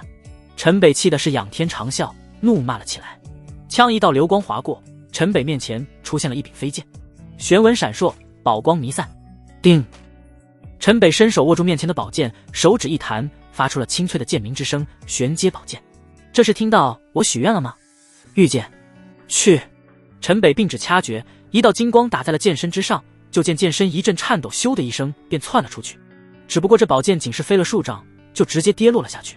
后天境还真是废，要不给我来个仙子斩了他们吧！陈北看着逼近的昆兽，也顾不上地上的宝剑，仰头鬼叫一声，闪身又开始逃离。咻蹭蹭蹭，突然天空一道红影划过，几道剑气冲天而起。吼！噗噗噗！轰隆！三头昆兽无差别的被直接肢解，顿时喷洒出了漫天血雨，与天空那一抹红衣相应。这么灵，想啥来啥！陈北停下脚步，看着这身后一幕，目瞪口呆。还真是来了个仙子，斩了这三头昆兽，可愿做我弟子，随我修行。那红衣仙子凌空虚步而下，说话间便降临到了陈北的面前。弟子多谢仙子错爱，还是算了吧。陈北谢过仙子救命之恩，拜师。陈北肯定想入宗门，但是拜师他还真不想。自己的师尊是何等存在，要再拜人为师，他可过不了心中那关。更何况又有谁能教得了他？但毕竟是救了自己一命，陈北还是恭敬的行了一礼。呵呵，这红衣仙子见陈北张口就拒绝了自己，也没有生气，反倒是呵呵一笑。明元剑宗就在东北方千里，没再多说一句，咻的一声便飞身离去。你剑，你的剑。陈北刚刚开口，已经是不见了对方踪影。很明显，这红衣仙子是早就盯上了自己，看来是被自己的神体的气势吸引。不过这仙子性格倒也干脆，陈北开口拒绝了好意，没有丝毫犹豫就离开了这里。陈北捡起地上那把玄阶宝剑，这明显是那红衣女子想看看他的实力而丢下来的。玄阶下品已是不凡，那玉云宫公主傅雪用的佩剑也不过就是把黄阶中品，这仙子倒是说丢就丢了，这说不要就不要了，还真是大气。陈北提着剑便去祸害那三头昆兽的尸体。活体灵脉的凶兽，若有机缘都能修炼化妖，这对现在的陈北来说，那可是大补的东西。数日匆匆而过，陈北总算是赶到了明元剑宗的山门之前。而此时，整个山门外到处是人山人海，都是在等着数日后新一届弟子选拔的开启。大老远，陈北就看到人群外2个焦急的身影，哭丧着脸急得团团转，正是金三胖和吴天昊，哪里还有林星的身影？陈北心中咯噔一声，明显是林星出了什么意外。三胖、耗子，仙儿在哪？出了什么事？陈北，是陈北，你终于来了。我们星妹被他们，到底怎么了？听2人这口气，陈北脸色顿时变了色。我们来的路上，星妹被他们明元剑宗的人直接带走了，说是要收星妹为亲传弟子。可我们在这已经打听了几天，根本就一点消息也没有。你们在路上仙儿是显现灵体了吗？是，我们遇到兽群，星妹施展了灵体寒冰之法。那就对了，别担心了，我们也参加这个明元剑宗弟子考核，仙儿应该在里面。陈北此时算是放了心，也猜到了那个红衣仙子应该就是明元剑宗的人，而那个试炼之地应该还不止红衣仙子一人看护弟子。不过本是人生地不熟，陈北只是说了个大家都能容易找到的地方碰头而已，压根是没有想过要加入这明元剑宗。可如今倒是不得不进入明元剑宗了。你们俩这几天对明元剑宗有什么了解吗？有，不多。是，我们主要都在打听星妹的消息。明元剑宗是个3等宗门，实力在西周千宗榜上排不上前100，那怎么还有这么多人来参加弟子选拔？西周地域太大，光依附明元剑宗的小宗门就有数十，所辖还有近100城，人以千万计。据说大部队还在路上，每年参加弟子选拔的人都有数万。了解过参加考核弟子是什么条件了吗？年龄30岁以内，灵根在玄品以上，修为炼体7重以上。那你俩有灵根吗？操，你这就有点侮辱人了吧？我俩怎么说也是师尊的亲传，虽然没有灵体，那也是天品灵根。气死我了！你当我们乾元宗是个什么不入流的宗门吗？就是，你别忘了，你可是乾元宗的女婿。金三胖和吴天昊2人，你一句我一句，喷了陈北一脸的唾沫。停，我错了。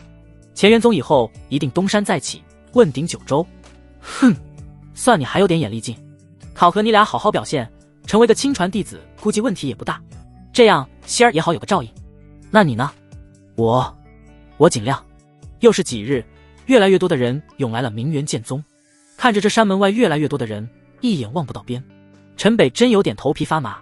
现在是真后悔没有答应那红衣仙子的建议，要不现在说不准都已经在门内见到了灵星。不是最低要是玄品灵脉，炼体7重的标准吗？怎么会有这么多人？不是谁都知道自己有没有灵脉，年龄修为达到了，当然都想来试试。而且还招收杂役弟子，这里绝大部分人都是冲着杂役弟子来的。翁就在3人闲聊之际，山门道道金光冲天而起，漫天法纹弥散，那数10丈高的山门缓缓打开。开始了！山门外数万人顿时沸腾了起来。对于他们来说，能够过了这个独木桥，人生便是天翻地覆。那兴奋的呼喊声响彻天际，明元剑宗开山收徒起，朗朗仙音传出，顿时人群又是一片欢腾。年龄30岁以内，修为脱凡者进入山门参加内门选拔。东伴着仙音，一道悠远的钟声响起，就见陆续数百人踏上了进入仙门的台阶。无数人眼中对这些人都是充满了羡慕和崇拜。陈北和金三胖、吴天昊3人也紧跟着人群迈进了金光弥漫的山门之中。一进山门，便是一个能容下数万人的巨大广场，磐石为地，白玉铺街。而在广场之上，一座仙台之上，耸立了一尊侧圆石，已是开始有人登了上去。只见一锦袍青年手按其上，光芒一闪，便是出现了数个法文，交织成了文字。就听一旁的执事喊道：“赵无极，25岁，地品灵脉，后天一中，通过。恭喜师弟，具录入仙牌，等待下一轮考核。”谢谢师兄。那一身锦袍的赵无极对着主持测试的师兄施了一礼，一转身眉飞色舞的迈出了六亲不认的步伐下了仙台。陈以轩，29岁，地品灵脉，后天一中。李元华，23岁，玄品灵脉，后天一中。窦小仙，28岁，黄品玄脉，后天一中，淘汰。可入外门修炼，请自行选择。就见那窦小仙满脸遗憾，哭丧着脸下了仙台。黄品是达不到入门的条件，好在他已脱凡，还为自己博得了一个外门修炼的机会。王文亮，27岁，天品灵脉，后天3重。天品灵脉，天骄啊！看来师弟这是要入核心弟子了，师兄在这里提前恭喜了。不敢。这王文亮倒也十分客气，施了一礼便信步离开。翁就在下一个面容冷峻的年轻人手刚按在了侧圆石上，顿时全身出现了缕缕青光，化为水雾萦绕在身上。鬼水灵体，出现了灵体。恭喜师弟，在下孙彤，还望师弟能照拂一番。没想到这负责测试的老弟子看到了灵体的出现，竟是满脸堆笑的，直接向着这新弟子深鞠一躬。秀兰西风再添一名亲传，不知各峰可有意见？就见一名身着青云仙袍的仙子出现，向虚空环视了一周，承让。见没人回应，直接一招手绢起了这冷峻青年，便飞身离去。这就直接抢人了，亲传弟子啊，一步登天了，真让人羡慕啊！唉，同人不同命，谁让你没有灵体呢？这数百参加选拔的看到这一幕，都泛起了一股浓浓的酸味。的确，能进入这里参加第一波选拔的，谁不是心高气傲呢？可灵体这等天佑之体，又岂是羡慕得来的？当然，这也就是一个插曲，仙台上的测试依旧继续，有人欢喜有人愁，陆陆续续的有人入选，也有很多黄品灵脉的后天境青年被淘汰出局。金三胖25岁，天品灵脉，后天8重，恭喜师弟，恭喜师弟。吴天昊23岁，天品灵脉，后天7重。我的天，恭喜师弟。负责测试的老弟子擦了擦额头的汗，今年来的天才有些多，但这25岁后天8重，着实是有些夸张。好在有了灵体出现打底，他也见怪不怪了。张其胜，25岁。宫云亭。随着一个又一个的上台，最后终于轮到了陈北。测原石，藏不住啊！嗡，轰！随着陈北的手按在了测原石上，仅是一瞬间，一道柔和的能量进入了陈北的体内，轰然引发了霸阳神体开体。顿时仙台之上的陈北如同一颗璀璨的红宝石，周身那狂暴的火阳之气一片翻涌，冲击出了一圈火焰风暴。仙台上几个负责测试的弟子和排队等候测试的弟子直接就被掀飞了出去。仙台之上漫天火阳弥漫，如同一轮骄阳。咻咻咻，虚空之中顿时出现了10数道身影，每一道身影盯着台上的陈北，眼中都是散发着炯炯神光。陈北17岁，霸阳神体，后天7重。天哪，神体，是神体！天佑我明元剑宗！没想到，我明元剑宗出现了神体弟子。不出100年，我明元剑宗必定名满九州。我蓝溪峰再添一名亲传弟子，大家没意见吧？就见那位身着青云仙袍的仙子又一次开口，向着虚空中的其他人环视了一周。呸！云寒，你还要不要脸？天元子，你敢和我这么说话？云寒，你不要太过分。刚刚那鬼水灵体我们就已经让步，没有人和你争。纯阳火属神体，你争什么？云寒，你是阴血灵体，和你正好相克，你交的了吗？云寒，我们10峰谁都能收，就你收不了。不要以为你修为高于我们就真的怕了。我们明元剑宗第一次出现神体弟子，我们可不会因为你修为高一些误了神体的前途。就是，你争什么？凭你蓝溪峰脸大吗？华清扬，你特么说老娘脸大？你有种再说一遍。枪飞血斩，漫天飞雪，雪花成刃。顿时虚空之中无数道光点爆闪，随着一道滔天剑气直接斩向了华清扬。暴风面，轰！就见华清扬面前飙风四起，无数道风刃卷起，迎向了云寒的飞雪斩。顿时虚空之中一片混乱，轰！惊天动地的一声碰撞，就连下面的广场都抖了几抖。噗！华清扬的身影倒飞了出去。云霄峰退出。噗！华清扬又吐了一口血，才算止住身形，悻悻地说了一句，闪身离开。卧槽，云寒，你真下死手啊！老话伤得不轻啊！云寒，你是不是疯了？还有谁？那云寒再次扫视了一圈，冷着脸再次说道：我蓝溪峰再添一亲传怎么了？陈北这都看懵了。虚空中这些个宗门大佬们为了抢自己是真直接火拼了起来。你蓝溪峰天弟子挖我血阳峰的亲传弟子，是不是不合适？一位红衣仙子挺胸而出，立于了云寒的面前。血妹，你就别挺了，实力你比不过我，尺码你差得更远。你……这红衣女子被云寒一句话对得哑口无言。就是因为云寒胸前太过傲人，所以他站出来时才不自觉地挺了胸，哪想直接被侮辱了一番。陈北是我血阳峰的弟子，在瑶林试炼地就已经拜入了我门下，你说拜你门下就你门下了。云寒，那日瑶林试炼的你也在，这小子纯阳体你也知道，你就不要装了。纯阳体和神体是一个概念吗？他未入门，凭什么是你的弟子？云寒的确是够霸道，在场不少峰主，可他是谁的面子都不给。血妹也不甘示弱，对着众人交斥了起来。你没看到他背着我的饮血剑？你们眼瞎看不见啊！这是当年我拜入师尊门下时，师尊赠我的佩剑。师尊仙逝后，你们什么时候见我饮血剑离过身？陈北是我揽入宗门的神体弟子，又提前拜入了我门下，你们说抢就抢吗？师尊不在了，师娘能给我做主吧？我现在就去找师娘。你们都欺负我！说着，邪妹转身就要离开。这个，别啊，血妹，宗主他老人家在闭死关，这点小事就别搅扰他老人家了。顿时不少峰主慌了神，赶忙拦住了血妹。小事？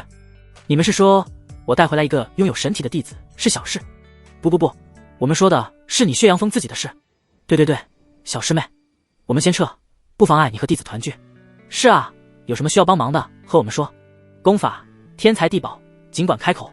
咻，眨眼间虚空就剩下了云寒和血妹。小血妹，好，我不和你争，但是每月你要保证他有7日在我蓝溪峰修炼。师姐，你那蓝溪峰山像个冰窟窿一样，这小子去你那怎么修炼？这你就别管了。不行，我算闹到宗主，那我也要和你争。好，成交。血妹说完成交，云寒直接就闪身消失在了虚空。呼，血妹这才长呼了一口气。本以为是个纯阳灵体，哪知道这小子是个什么霸阳神体。神体？谁见过？还好我当时留了一手。要是让这小子反选，岂不是就露馅了？血妹擦了擦额角的汗，卷起了仙台上的陈北，也闪身离开。陈老弟真牛逼，不愧是星妹的男人，神体啊！这可是传说中才有的体质，霸阳神体，听起来就是又强又大，怪不得陈老弟说让我们乾元宗名扬九州，这是心里有底啊！我们乾元宗光复有望啊！金三胖和吴天昊两人看着仙台上消失的陈北，两人那是满脸钦佩和敬仰，而此时陈北心中却是十分郁闷，这真是绕了一大圈，又绕到了这红衣女子手中。早知道当日从了她，哪还要折腾成这样？而且霸阳神体还暴露了出来，木秀于林风必摧之的道理，陈北哪会不懂？不过好在他猜到了零星八成就在那蓝溪峰中，少了这番选拔，没有暴露玄天神体，倒是让陈北安心了许多。经过这一番闹腾，接下来的那些天才们的选拔却是压根就没有人再关注了，让那些本想一举名震宗门的青年才俊们满是沮丧。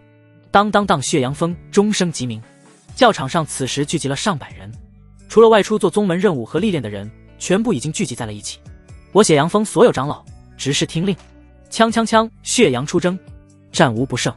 峰主这么一召集，众人也不知是为何事，一听峰主开口就是下令，立马以为要出去团战，纷纷拔出长剑，在胸前拍得叭叭作响，顿时一股热血战意升腾，空气中都充满了喧天的杀意。不是出去干仗，不过也好，让这小子看一看我血阳峰的气势。血妹双手向下一压，顿时全场一片肃杀安静。从今天起，我血阳峰不再收任何一名弟子，即便长老殿摊派也一个不收。是，那个峰主，我能不能有个小小的建议？陈北站在血妹的身侧，小声地嘀咕了一句，说内门选拔有2个天品灵脉的人，叫金三胖和吴天昊，都是天资不凡，能不能收到我们血阳峰？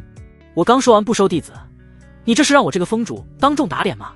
血妹心想，这小子也实在太没有眼力劲了，狠狠对着陈北弯了一眼。这2人是我兄弟，我保证未来他们俩也一定会大放异彩。陈北还是硬着头皮把话给说完了，毕竟这么大规模的宗门，内门选拔后不知这2人会被分到哪去，倒不如给争取到自己身边，以后还能有个照应。行，就依你。洪长老去内门选拔现场把金三胖和吴天昊带来。是。这洪长老看着峰主身边的少年，一脸懵逼的领命离开。不光是这洪长老，一众长老弟子都是把目光定在了陈北的身上，完全猜不到这小子是什么身份，竟然让说一不二的峰主能出尔反尔。关键是峰主居然没有发飙，还欣然同意了。臭小子，没有其他人要捞了吧？血妹转脸又问了陈北一句。没了。听了陈北的肯定答复，血妹又再次说道，从现在起，我血阳峰不再增收任何一名弟子，同时今天是我血阳峰大喜之日，本月所有人任务减半，资源翻倍。大喜！任务减半，资源翻倍的这种好事，血阳峰可是从来都没有出现过。一时间大家不知是反应不过来，还是接受不了。喜？什么喜连弟子也不收了？那以后我们血阳峰岂不是越来越弱？那我们以后分摊的任务不也越来越多？会不会是峰主纳了这小子？峰主怎么会中意这样的小白脸？天哪，这也太狗血了吧！难怪今天峰主像是赚了兴，只有一片哗然，没有一个人欢庆。要是峰主让大家出去干一仗，可能一个个都是兴高采烈，这突然来的奖励却是成了惊吓。安静，给你们福利还不高兴了？成何体统？峰主，这前排的长老和执事们是欲言又止，的确他们也不知道怎么说。峰主是十峰最年轻的峰主，也是十峰最为努力的峰主。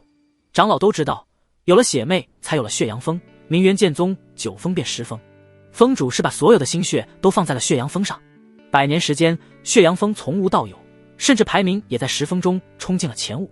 想些一些也的确是理所应当，但大家心中还都是希望峰主早点玩腻了这小白脸，再次把心思放在血阳峰的发展上。接下来我给大家介绍一下我们血阳峰的希望，也是我们名媛剑宗未来的希望。这是你们的小师弟陈北，从今天起我们举全峰之力培养他。哗！血妹这么一说，所有人又是一片哗然，这次是真的议论出声来。血阳峰的希望，宗门的希望，价值上的这么突然，还这么离谱，这是给峰主灌了多少迷魂汤啊！完了完了，峰主不会是带了个男狐狸精回来吧？血妹听到了下面的议论声，额角顿时就凝成了一团。你们脑子里都装的是什么？平日里我是怎么教你们的？话不听完就这么嚼舌根，陆秀峰的坏毛病，你们倒是学全了。休姐妹话没落音，一道仙影便是显现在了众人面前。师妹，听闻你喜获良才，姐姐我特来恭喜。不过，你这背后议论人的习惯，又是和谁学的？一阵清香飘散，让人心旷神怡。丹师，陈北从那香味中嗅到了一股浓浓的丹药香味，还带着草木之灵。丹药对修行辅助极大，但能炼丹之人却是极少。有炼丹天赋之人，无不是天资卓绝，很少修者会为了炼丹而耽搁修炼。这也就导致修仙一途，丹药极为珍贵。血妹看到来人，撇了撇嘴，真是说曹操曹操到，来人正是陆秀峰主子轩。子轩师姐，我要背后议论吗？当着你面我也这么说。你们陆秀峰这么下去，迟早要解散。今日弟子选拔，石峰峰主就你一个没去，你倒是不争。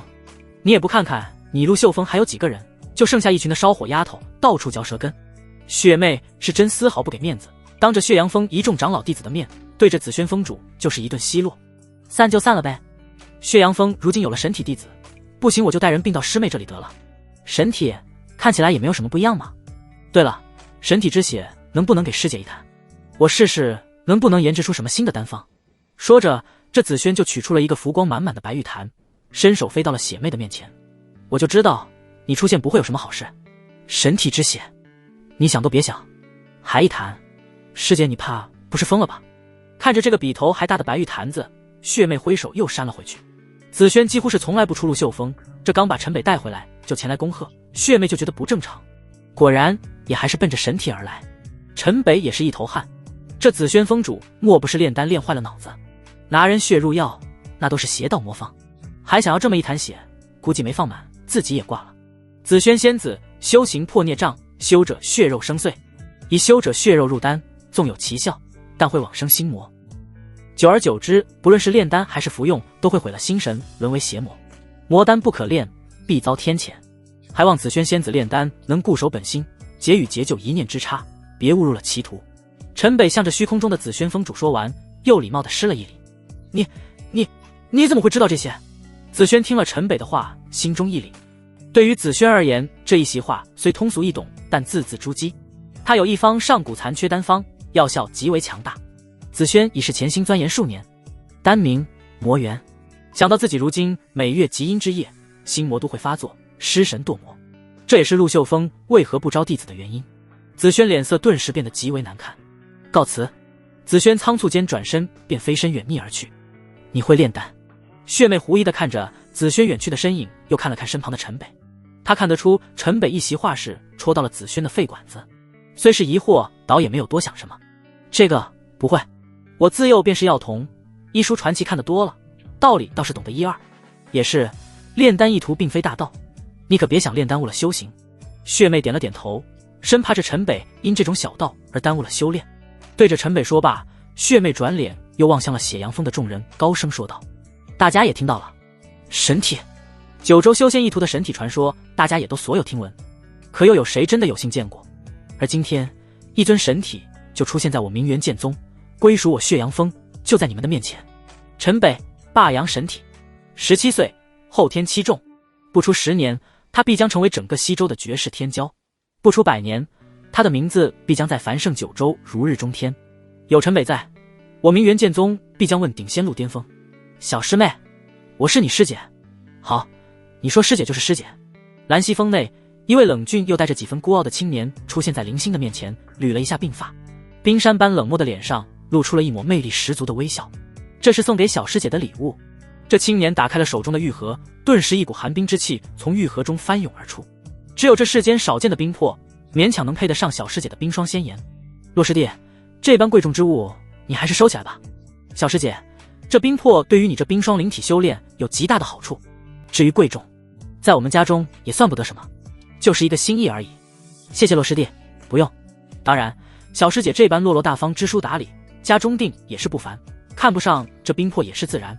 不过我这癸水灵体若与小师姐一同修炼，必然。洛樊离，你僭越了，请你出去。林星顿时打断了这青年的话，闭门送客。洛樊离盯着面前的门，握着那玉盒的手咯咯作响，脸上顿时露出了一丝戾气。哼，还没有哪个女人敢对我洛樊离这般态度，等着，本少一定让你跪在地上求我玩。洛樊离便是蓝溪峰峰主云寒新收入的亲传弟子。20岁的癸水灵体本不该出现在明元剑宗的地狱，只是为了云寒的阴血灵体才远赴明元剑宗。不过洛凡里也没想到，居然在这里碰到了冰霜灵体，这可是比峰主的阴血灵体对他更加重要，而且还是个如此鲜艳貌美的小仙子。若是能得到冰霜灵体，他根本就不用再继续待在这破地方。所以洛凡离几乎是每天都对着林星嘘寒问暖，可林星压根就不对他多看一眼，更是敬而远之。而血阳峰上，陈北现在日子过得是十分惬意。如今血阳峰的聚灵阵几乎就成了陈北的专属，灵石敞开了用，天材地宝只要是有的，要啥给啥。而且每天的血妹都会抽出大量的时间亲自教授陈北剑法。既然是剑宗，当家的当然是剑法。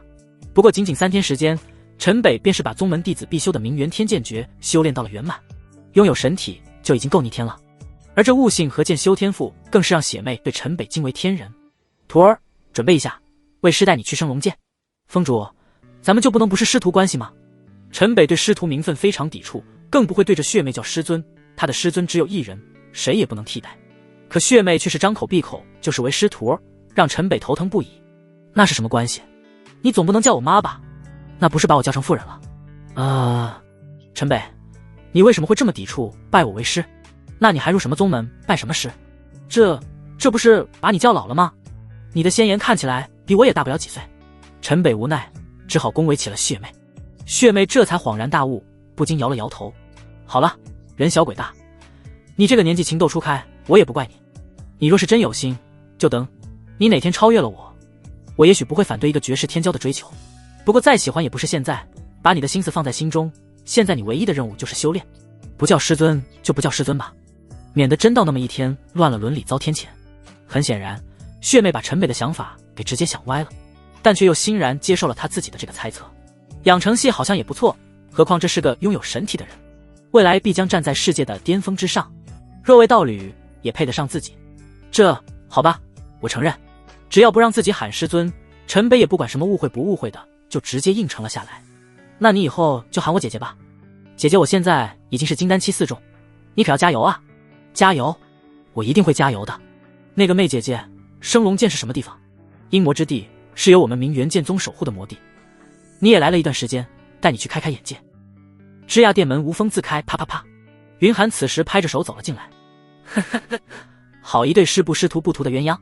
师妹，这要是传出去了，怕是我明元剑宗都容不得你啊。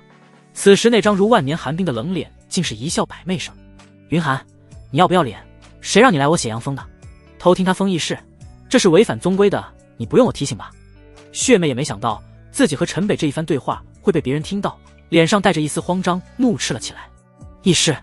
血阳峰什么时候管风花雪月都叫做议事了？哼，去升龙剑。血妹，你莫不是忘了我们的约定？云寒突然脸色一冷，接着说道，还是故意而为之。约定？陈北一脸不知所措，云寒峰主和血妹约定了什么？云寒，宗门曾经有2个纯阳属性的灵体，2个都是天资卓绝之人，可都死在了你那里，你当我不知道？你现在开始明目张胆的对弟子下手了。陈北他是神体，宗门损失不得，你修的到底是什么邪功？血妹好像也是豁出去了，只不过这开口说出的心秘倒是让陈北大吃一惊，专挑有火阳灵体的人下手，这一听怎么都像是修炼了合欢采补之术。邪功？你现在长大了，也成了一峰之主，有些事也应该知道了。他们是为我疗伤，是为宗门尽忠，那都是当初守护升龙剑留下的伤。他们被反噬而死，但他们义无反顾。你们能够有今日的安稳，是当年师尊还有师娘和我用命扛下了所有。我知道神体出现千载难逢，所以我也不过是让他每月用7天时间为我疗伤。灵体遇不了我，那神体呢？但凡有一丝希望，我也要争取。师娘大限将近，我若再永无踏入元婴之日，我们明元剑宗还能存在多久？你想过没有？你是小师妹，大家都哄着你让着你，但小不是胡闹的理由。云寒情绪有些激动，大声地训斥起了血妹，而血妹好像是第一次知道了这些内情，站在那里手足无措的哭得像个泪人。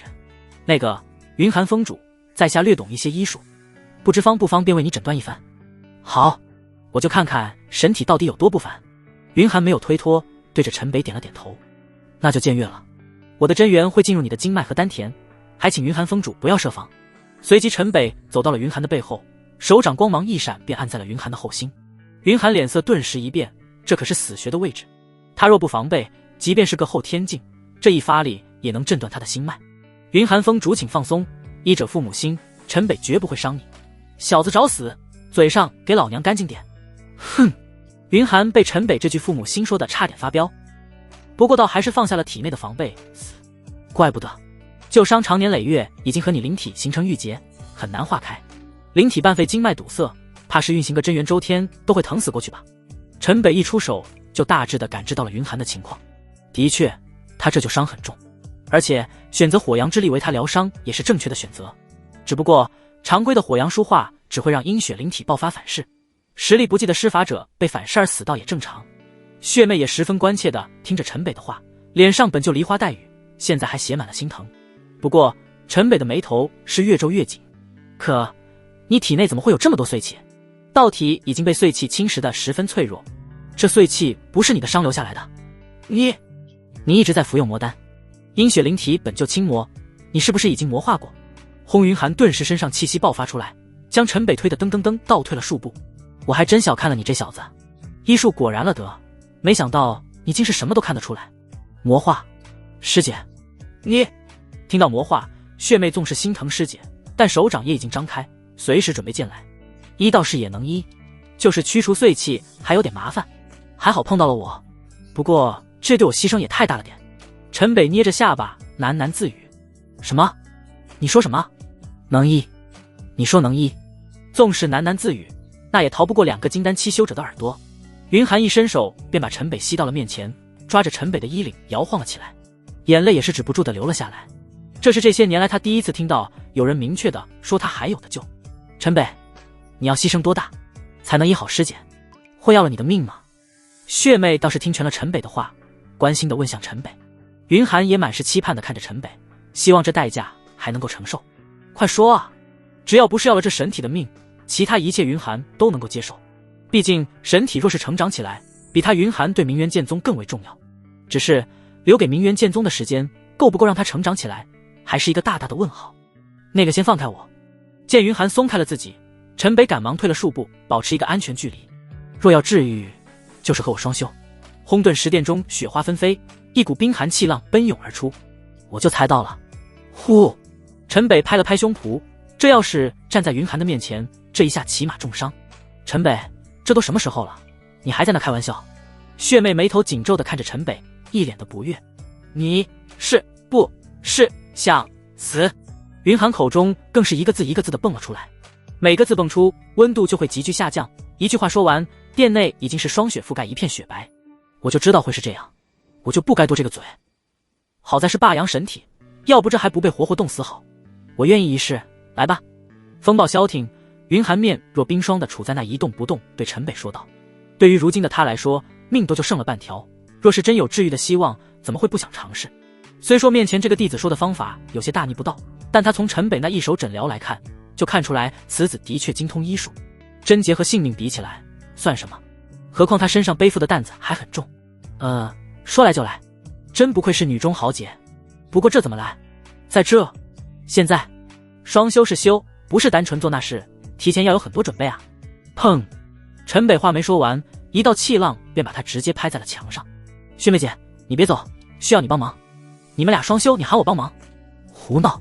那是还要人在一旁服侍吗？不论是云恒还是血妹，都是一脸尴尬。云寒本就是羞于此事，好不容易做好了心理建设，没想到陈北还要拉个观众。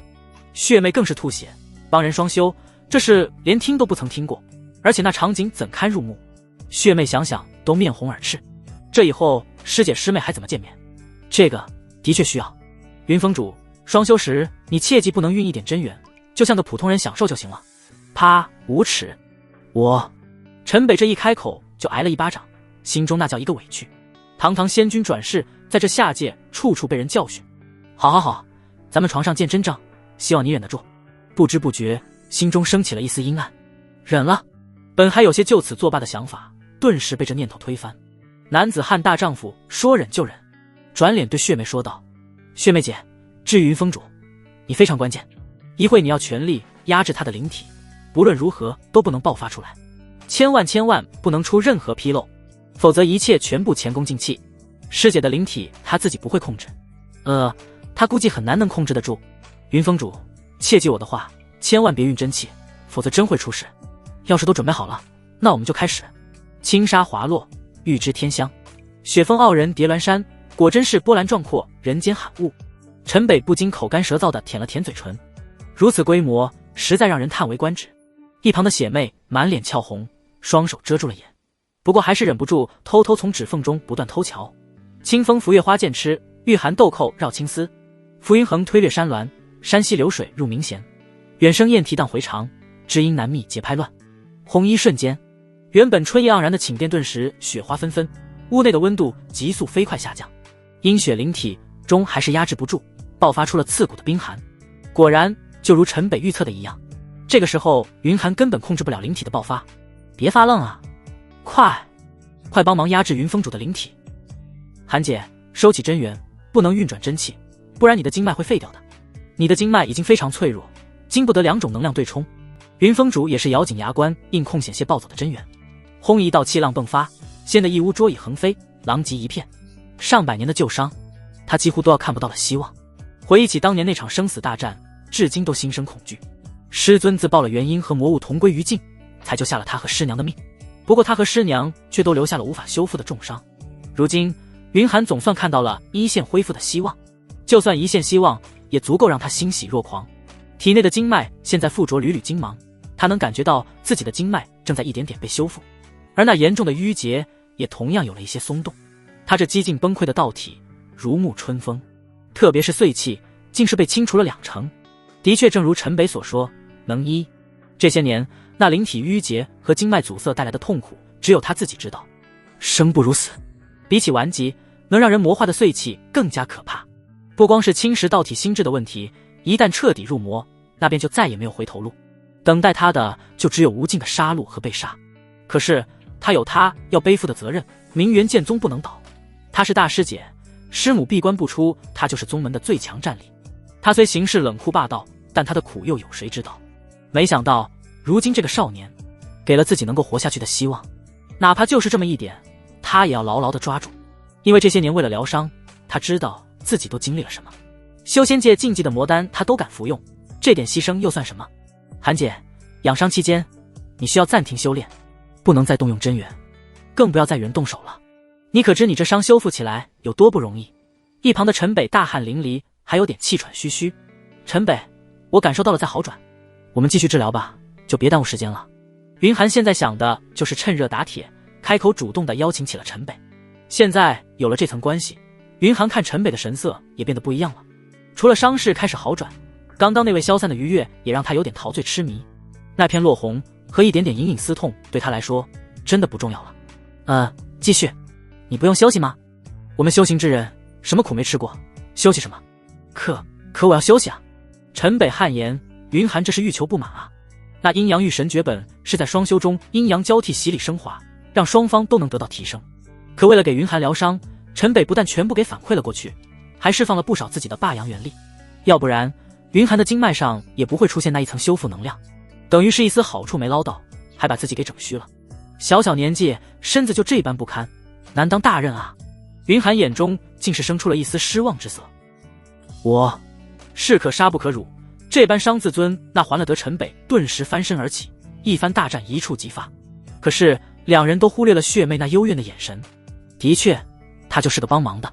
如今云寒也是谨遵医嘱，不再使用丝毫真元，在血阳峰常住了下来。可这一住却是让血妹度日如年，每天亲眼看着精彩不断上新，感觉自己越来越像个怨女。师姐，你哪里来的魔丹？又是一场酣畅淋漓的大战后，中场休息，血妹为了缓解心中被勾起的欲望，岔开话题问起了魔丹一事。魔丹，这可是修行一界的禁忌。我若是没有猜错，应该是紫轩峰主炼制的。那日紫轩前来血阳峰讨要神体之血，陈北就已经看出了一些端倪。结合到云寒服用魔丹的时日已经不短，立刻就想到了魔丹的出处。是，魔丹的确是出自紫轩师妹之手，但她也是受我所托才决定炼制魔丹的。当年我在升龙剑获得一方残破丹方魔元丹，丹方所言可助元婴期快速提升功力，我身体这般情况也没有其他办法，只好冒险一试。不过也全是靠着魔元丹才能从金丹7重一直修炼到9重。我本以为或许修出元婴就能解决我的顽疾，可近2年魔元丹对我已经完全不起作用，而且修为也开始不断下降，身体情况也越来越差。云寒倒也没有隐瞒，说出了事情的来龙去脉。胡闹，你并非魔修，怎能受得了碎气侵蚀身心？而且还是个残方，没死已经算是你命大。你服用了多长时间？20年有余。20年有余，那这丹方残缺的也是够厉害的，要不然你早就死800遍了。注意你的说话态度，有弟子这么和峰主说话的吗？云寒慵懒地翻了个身，白了陈北一眼，脸上露出了不高兴的神色。的确，陈北的口气哪里像是弟子和峰主说话，这张口闭口倒像是师尊在对弟子训话。坏了，紫轩峰主炼制魔丹20余年，恐怕已经心魔深种，极有可能已经堕魔。我到那日紫轩峰主为何神色会那般不自然？陈北想起那日紫轩的反应，顿时猜测到是因为被自己说中了才会出现那般慌张。什么？堕魔？是我害了紫轩师妹？顿时云寒直接跳了起来，随手一裹仙袍便飞身而去。师姐，血妹也赶紧跟着云寒飞了出去。你我都能治，紫轩不是一样吗？废了，废了！煽动真元，这些天努力全白费了。云寒，你是猪脑子吗？唉，为何白费了功夫，我却还满心期待呢？陈北有些不解地挠了挠头。紫轩师妹失踪了，都怪我，都怪我，是我害了紫轩，我该死！云寒一脸痛楚，冰冷的容颜上泪光闪烁。当初不是自己让紫轩为自己炼制魔元丹，怎么会有今天？害人害己，自己现在倒是找到了疗愈的希望。可紫轩呢？他是明天才丹师，是明元剑宗最不可缺的一位峰主，即便在整个西周丹师界中都小有名气。可如今人却失踪了，一个多年不出入秀峰的人没了踪迹。或许是他越来越难以控制心魔，才离开了宗门。陈北仔细地思索了一番，说出了这个结论：难以控制心魔，他会去哪里？一旦堕魔，哪里容得了他？他的修为还未入金丹期。听陈北这么一说，云寒更加焦急了。入魔之人世间不容，那是人人得而诛之。而紫轩本是丹师，就不善于杀法，你觉得哪里可以容得下堕魔之人？陈北倒是反问起了云寒。升龙剑。血妹道是在陈北的反问中立刻想到了升龙剑，那里本就是明元剑宗的守护的阴魔之地，虽然深处被封印，但其中阴魔之气遮天蔽日，走兽草木皆有魔性，在明元剑宗的守护下，其中根本就没有人会入内。对，一定在升龙剑。陈北，你有办法治愈他是不是？云寒顿时站起身来，期待地看向陈北。我的霸阳神体，极阳极火专克邪祟，加上我这阴阳御神之术，阴阳交融，洗礼升华。韩姐，这你该深有体会，只要没有完全泯灭心智，应该是救的了。我去找他回来。云寒得到了陈北的肯定答复，立刻起身就往外走。等下，韩姐，你不能去。陈北看云寒火急火燎的就要走，立刻喊住了云寒。我必须去。云寒回头看了眼陈北，脸上写满了坚决。你这身体情况，你是去找死吗？7天，我努力给你稳固住伤势，清除体内的碎气，然后你就在这里好好休养，哪都不准去。而陈北看向云寒，眼中更是一副不可置疑的神色。就这一刻，明元剑宗这个最霸道冷酷的峰主，居然心中猛然一颤，竟是被这个后天境的小子给震慑住了，不自觉地应了陈北的话，点了点头。而且那心中丝丝暖流，竟是让他体会到了少女怀春之感。妹姐，7天后你带我去升龙剑。韩姐，你也老大不小的了，乖乖听话等我回来。只要紫轩峰主在那里，我们一定会给他带回来。血妹看了看陈北，又看了看云寒，默默地给陈北竖了个拇指。他还是第一次看到有人这么对云寒说话。关键云寒不但没有发飙，反而脸上还露出了一丝羞涩。对，就是羞涩。血妹感觉就像是见了鬼一样。这就是双修的魅力吗？7天匆匆而过，血妹拖着体虚乏力的陈北，自己顶着一双黑眼圈离开了明元剑宗。连续7天，他就像是在地狱中度过。即便是现在，他的脑子里还都满是云寒的迷吟缭绕，两个颠鸾倒凤的身影也是挥之不去。我这是造的什么孽啊？陈北也好不到哪里去，这7天只好步步着实掏空了身体。他在飞剑之上揽着血妹的柳腰，两脚甚是酸软。不过男人的快乐就是这么简单，亘古不变的静修，哪有这等鲜活的生活来的快乐？感觉前一世那1000年的光阴就如虚度了一般。以前对那邪门合欢仙谷不屑一顾，或许他们还看不上我们这些名门仙山。人生在世，及时行乐说的一点也不错，道出了人生真谛。阴阳御神诀配上霸阳神体，的确是天书一般的存在，不过多少还是有些缺陷。等日后我推演大道，一定将之补全，让这阴阳御神诀成为真正的大道之书。两人一路踏劲儿行，飞越千山。血妹不知想着什么，陈北扶着她的手，只要一动，她全身就是一颤，一脸气鼓鼓的表情，还带着一丝失望，好像在说：“你抱啊，你抱啊，你怎么不抱着我？我哪里比不上师姐？”陈北也不知想着什么，脸上笑得特别灿烂，可能是在想他远在上界的师尊，还有那群曾经整天围着自己转的师姐师妹吧。升龙剑并非山涧，而是群山之中一个直径数十里的巨型天坑，其上淡淡黑色雾气升腾，远看犹如黑龙升天，故而名曰升龙剑。人还未靠近，一股阴邪之感便让人毛骨悚然。这气息，上古修罗场，这气息肯定不会错。下界怎么会有通往上古修罗场的地方？陈北感受到了这里的气息，感觉到了一股熟悉的味道。上古修罗场，那是他曾和师姐们一起历练征战多年的地方，绝对不会认错。若是上古修罗场在这下界撕开了口，那这下界恐怕分分钟就会飞灰烟灭。而这么一个恐怖至极的地方，竟然就一个明元剑宗这等羸弱的宗门在守护。那当年血妹的师尊、师娘还有云寒又面对了什么样的敌人？他们不过就是元婴期和金丹期修士，又怎么能够守得住这里？而这其中的封印又是出自谁手？见过血妹封主。正当陈北满心疑惑之时，大群守护这里的修者纷纷踏剑便迎了上来。老老少少数百人，几乎都是筑基期的修为。陈北总算是明白了为何明元剑宗的宗门内筑基期几乎就是个断层，原来都守在了这里。不必多礼，大家辛苦了。不知你们近些时日可曾见过紫轩封主来过这里？紫封主大概半个月前来的，说是来寻药。这些人倒是守得认真，立刻就能记起什么人什么时间来过这里。有没有离去？不曾见紫封主离去。那你们有觉得紫封主有什么异样吗？异样？没有啊。众人想了一下，皆是摇头。看来紫轩来这里时并没有堕魔，甚至没有失了心神。轰隆隆，就在说话间，天坑之中突然爆发出了一声巨响，吼！紧跟着发出了万兽怒吼。这怎么回事？开结界，小心别吸入魔障。跟我上。陈北，你留在这里。妹姐别废话，要死一起死。走！吼！万兽疯狂咆哮，成千上万的长着翅膀的凶兽腾空而起。这些凶兽个个全身黑雾缭绕，眼中全是血红。天坑半空顿时黑压压的一片，飞兽形成了一股黑色旋风，飞天冲击而上。守住结界，不可深入，必吸，勿要吸入魔障。杀！吼！瞬间这数百修士便和魔化的凶兽接触上，群兽之中漫天剑气不断爆发，而凶兽也同样狂暴地发出滔天攻击。一时间，整个天坑五彩缤纷的能量碰撞，如同绚烂烟花，天昏地暗，血如雨瀑，残肢碎尸纷纷坠落。好在这些凶兽虽多，但还不能给这数百筑基期修士带来致命威胁。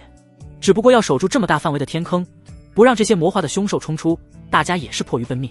天坑上空半球形的结界被凶兽冲击的泛起一圈一圈的光滑涟漪，明元剑宗的修士也疯狂对这些魔化的凶兽进行屠戮。陈北，抱紧我站稳，我们去见底。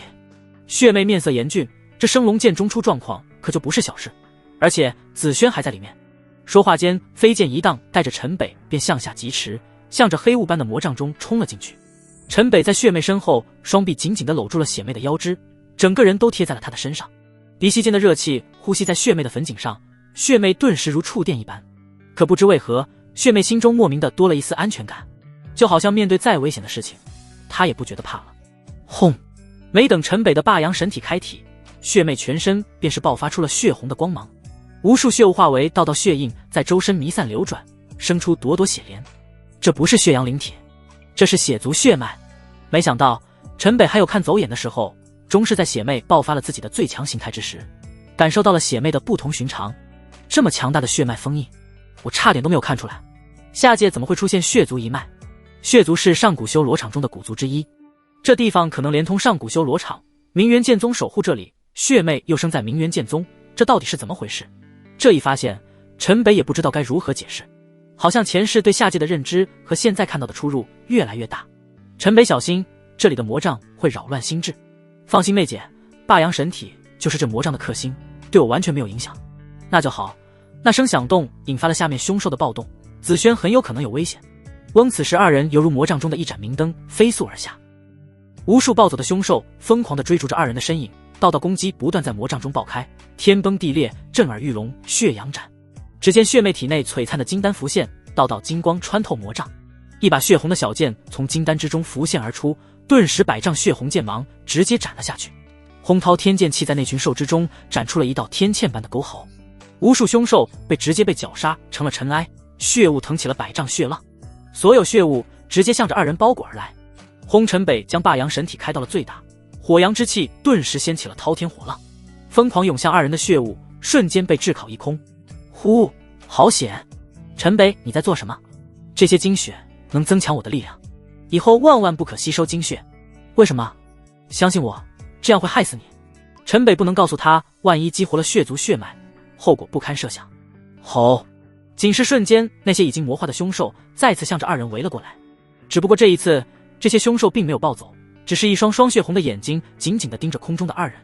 咚咚咚，一阵地动山摇的脚步声传来，凶兽巢竟是自动地让开了一条道出来，就像是恭迎他们的王者。一道10多丈高的身影从朦胧的魔杖中渐渐靠近，变得清晰。这是犹如从地底爬出的一头人形巨兽，全身腐烂的能看到干枯而又黢黑的血管经络，还有地方露着森森白骨，满身都是黑褐色的泥土，还附着了非常多草木根茎。这是什么怪物？血魅第一次见到如此恐怖的怪兽，瞬间御剑向上飞升。尸妖魁，他不认识，可陈北认识，这是血族炼制的尸妖魁，看样子已经脱离控制在地底很多年。但陈北猜到，这一定是冲着血魅来的，或者说正是这次血魅的到来，才让这具尸妖魁出现。可沉睡的尸妖魁为什么会被激活，陈北也不知道。就见这尸妖魁看着上方的血魅愣了片刻，笨重的向着血魅单膝跪地，低下了巨大的头颅。这是血魅的尸妖魁。陈北知道尸妖魁炼制完成后只食一主，这里就自己和血魅，自己肯定不会是这尸妖魁的主人，而血魅又有血族血脉，那尸妖魁的主人肯定就是血魅。难道血魅不是生于下界，而是来自上古修罗场？得到这个结论，让陈北大感吃惊。尸妖魁是什么？陈北，你又怎么认的？他为何会跪下来？我感觉他的气息很强大，我根本不是他的对手。血魅看着下面跪着的巨型怪兽，满头的问号，得不到答案。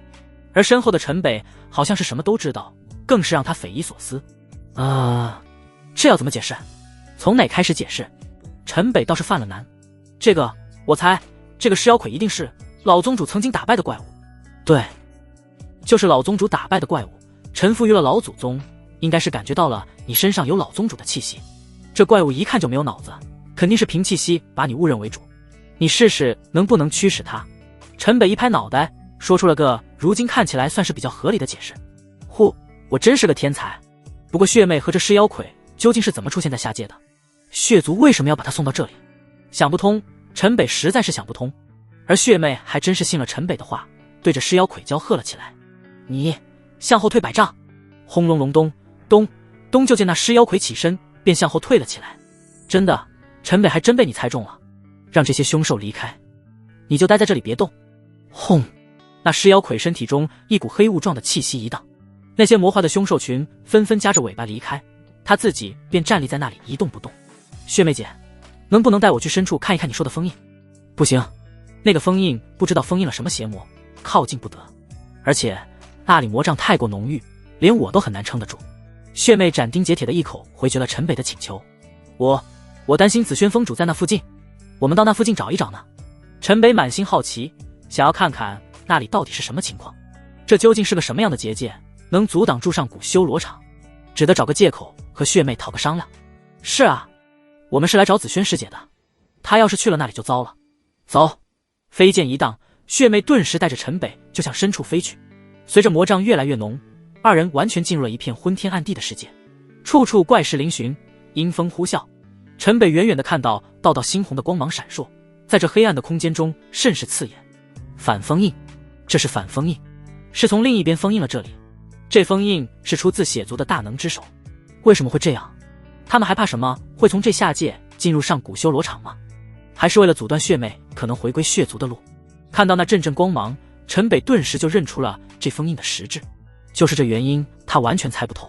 好在封印无比坚固完整，起码现在看来没有任何隐患。血妹姐，撤！两人围着这封印外围绕了几圈，也没有找到子轩的踪迹。而这里的魔障也的确已经开始影响到了二人。陈北赶忙让血妹向外飞去。子轩到底会在哪里？即使没有堕魔，他为什么要来这里？要不你去问问那个大块头有没有见过也好。两人又飞快地御剑飞向了尸妖魁，而那尸妖魁还是听了血妹的话，在那里一动未动。尸妖魁，在这里有没有见过一个女子？尸妖魁竟是点了点头。她在哪里？带我去找她。咚咚咚！尸妖魁转身便带路向着一片黑色森林走去。而在森林的中央有着一个巨大的坑洞，到处都是漆黑而蓬松的土壤，巨树歪歪斜斜的倒了无数，很明显这里就是埋着尸妖魁的地方，而他就是从这里爬出来的。此时那深坑旁，子轩就晕倒在那里，身旁还有歪倒的丹炉和散落一地的药材。子轩，血妹一个闪身便冲向了子轩。陈北也纵身从飞剑上跃了下来，没有堕魔，就是吸收了太多魔障，被侵蚀的神志不清了。还好来得及时，我们走。血妹查看了一下子轩的情况，总算是舒了口气，抱起子轩就要离开。等一等！陈北打开了丹炉，仔细地看了看里面的药渣，还有散落的那些药材，是在炼制魔丹。这些药，陈北捏起几种草药，在鼻子上仔细闻了一闻，是尸妖魁的味道。陈北又转身看向巨大的尸妖魁，那一身各种草木的根须，陈北顿时明白了过来，这些都是汲取尸妖魁的营养生长出来的草木。炼药时，燃源却唤醒了尸妖魁。这子轩到底还是为了给云寒改良魔丹才选择了来这里。我们走吧。对了，你就命令尸妖魁守护在这里吧，也能减轻宗门的负担。好。血阳峰，血妹的寝宫中，从昏迷中醒来的子轩听说要和眼前这个弟子双修来消除体内的魔障和碎气，那叫一个誓死不从。这个在西周都小有名气的草木仙子，就算死也不愿坏了自己的名节。可两个金丹期的师姐妹哪能放过他？子轩硬是被师姐妹按在了床上，剥了个精光。霸王硬上弓，这一次不需要有什么特殊照顾，阴阳御神诀纯粹而又享受。而在这重重刺激下，让人意想不到的是，子轩像是被按下了变身按钮，强烈高亢，余音绕梁。别说血妹，就连这个已经双修多次的云寒都修得无法直视。什么是快乐小狗？这感觉让陈北乐翻了天，好几次差点把持不住。而也就是这一次，让陈北直接突破到了后天境9重。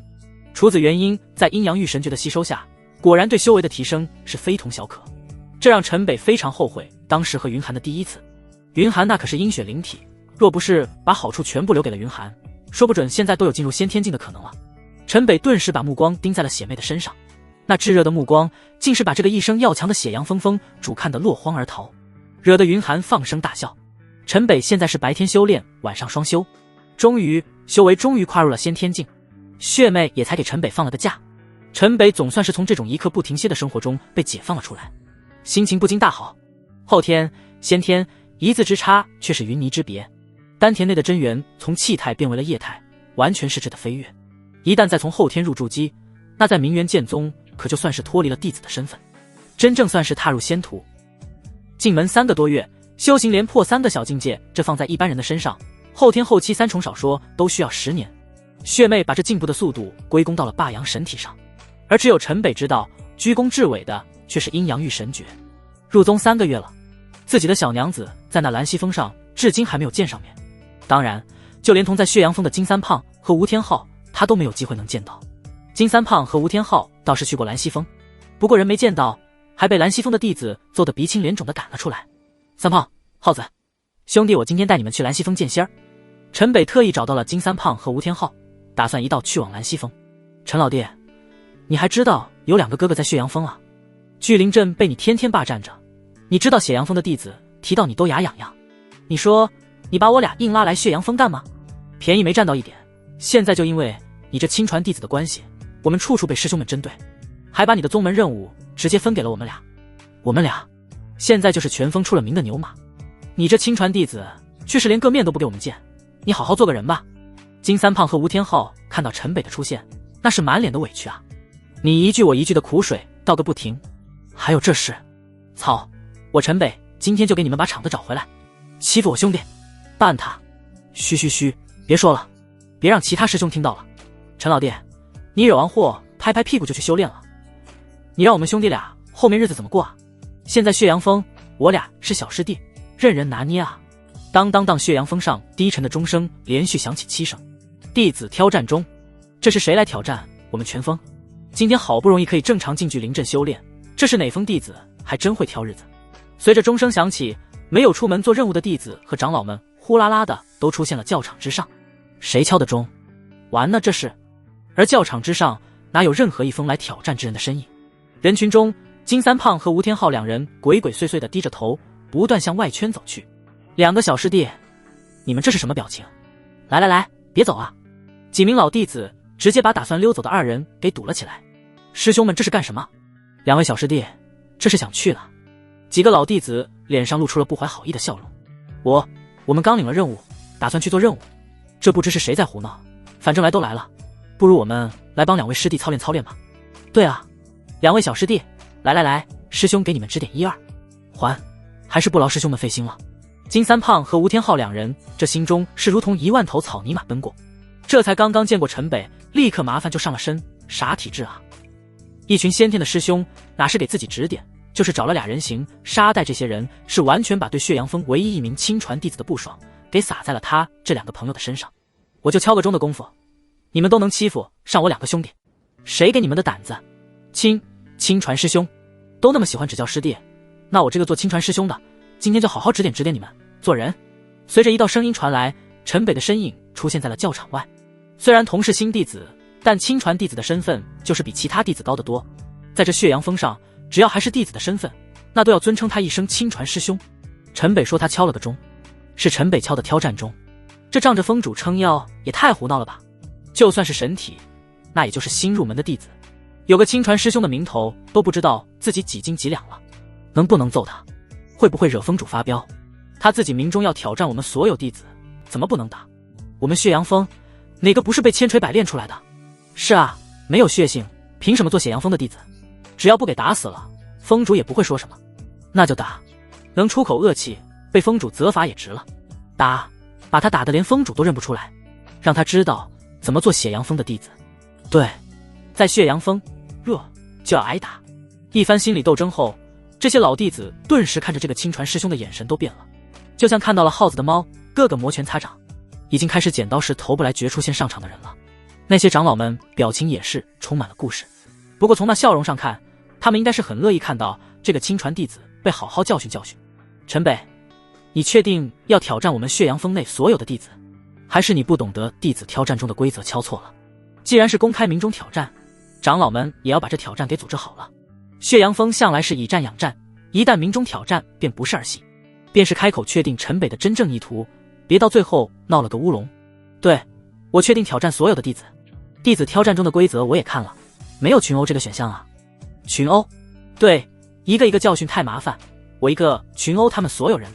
你这些长老被陈北的话直接呛到，别说是血阳峰，就算是整个明元剑宗，这还是头一次。的确有弟子性格猖狂，但这么猖狂的也还是第一个。什么没学会，倒是学会了大言不惭。是不行吗？教训完这群师弟们，我还等着有事要办。陈北也着急，这好不容易有了休息，要是时间都耽误在了这里，没有去成兰溪峰，算是哪门子的事？但是三胖和耗子的场子，那也必须要找回来。最好的办法就是一次性全给挑了，直接打服。这么狂，一个人和我们群战，就他？我没有听错，不会是峰主给他什么宝器灵物了吧？我看8成是峰主给他封印了什么保命攻击在身体里，一定是，怪不得要群战，他是害怕单打独斗露馅了，就阴不到我们。操，够阴啊！几位长老都在，把规矩定好不就行了？还能让他翻出来花？对，干他！一番议论之后，有5位青年直接走到了几位长老面前，向着长老礼貌抱拳见礼道：长老，我血阳五虎应战，若是亲传师兄能胜过我们，我们全峰弟子任他差遣。噗！金三胖和吴天昊看到这出来应战的几人，顿时喷了出来。血阳五虎，血阳峰核心弟子中的核心，妥妥血阳峰弟子的绝对代表，每一个境界都到了先天后期。2人赶忙对着陈北就小声嘀咕了起来：陈北，你年纪虽小，但一直都挺稳重，今天这是发什么疯？你们说我发什么疯？不就是给你俩出气吗？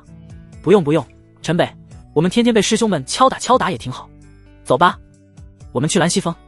没出息，不为你俩，我也该在血阳峰立一立威了。要不然都还真当我是泥巴捏的。我要让所有人知道，我陈北罩着的人没人欺负的了。陈北说话间眼中闪出一道金芒，这气势一出，金三胖和吴天昊二人顿时生出了此人不可匹敌的念头。二人心中立刻安定了下来。不过那血阳五虎的话并没有说完，接着对几位长老说道：为了公平起见，还请长老定下规矩，不能使用任何灵宝器，武器只能使用我们弟子佩剑，另外战技只能使用明元天剑诀，若是使用不属于自己的力量，那就是作弊，到时还望各位长老出手整治。华五人话音一落，顿时引得一片喧哗。这限制的还真是到了极限，别说有什么宝器或是封印的力量，就算封主单独传授的功法绝招都不能用。5个先天后期的老牌弟子打一个新入门的亲传，竟然把规则定成这样，这叫哪门子的为了公平起见？陈北，你有没有意见？没有。好，开启血阳对战台，一方认输或无力反抗为输，不得残人肢体，不得伤人性命。起！就见有4位长老手诀连连，教场一边的对战台上，防护结界便被打开。这血阳五虎一个个跃身，全部落在了对战台上，以犄角之姿站好了位。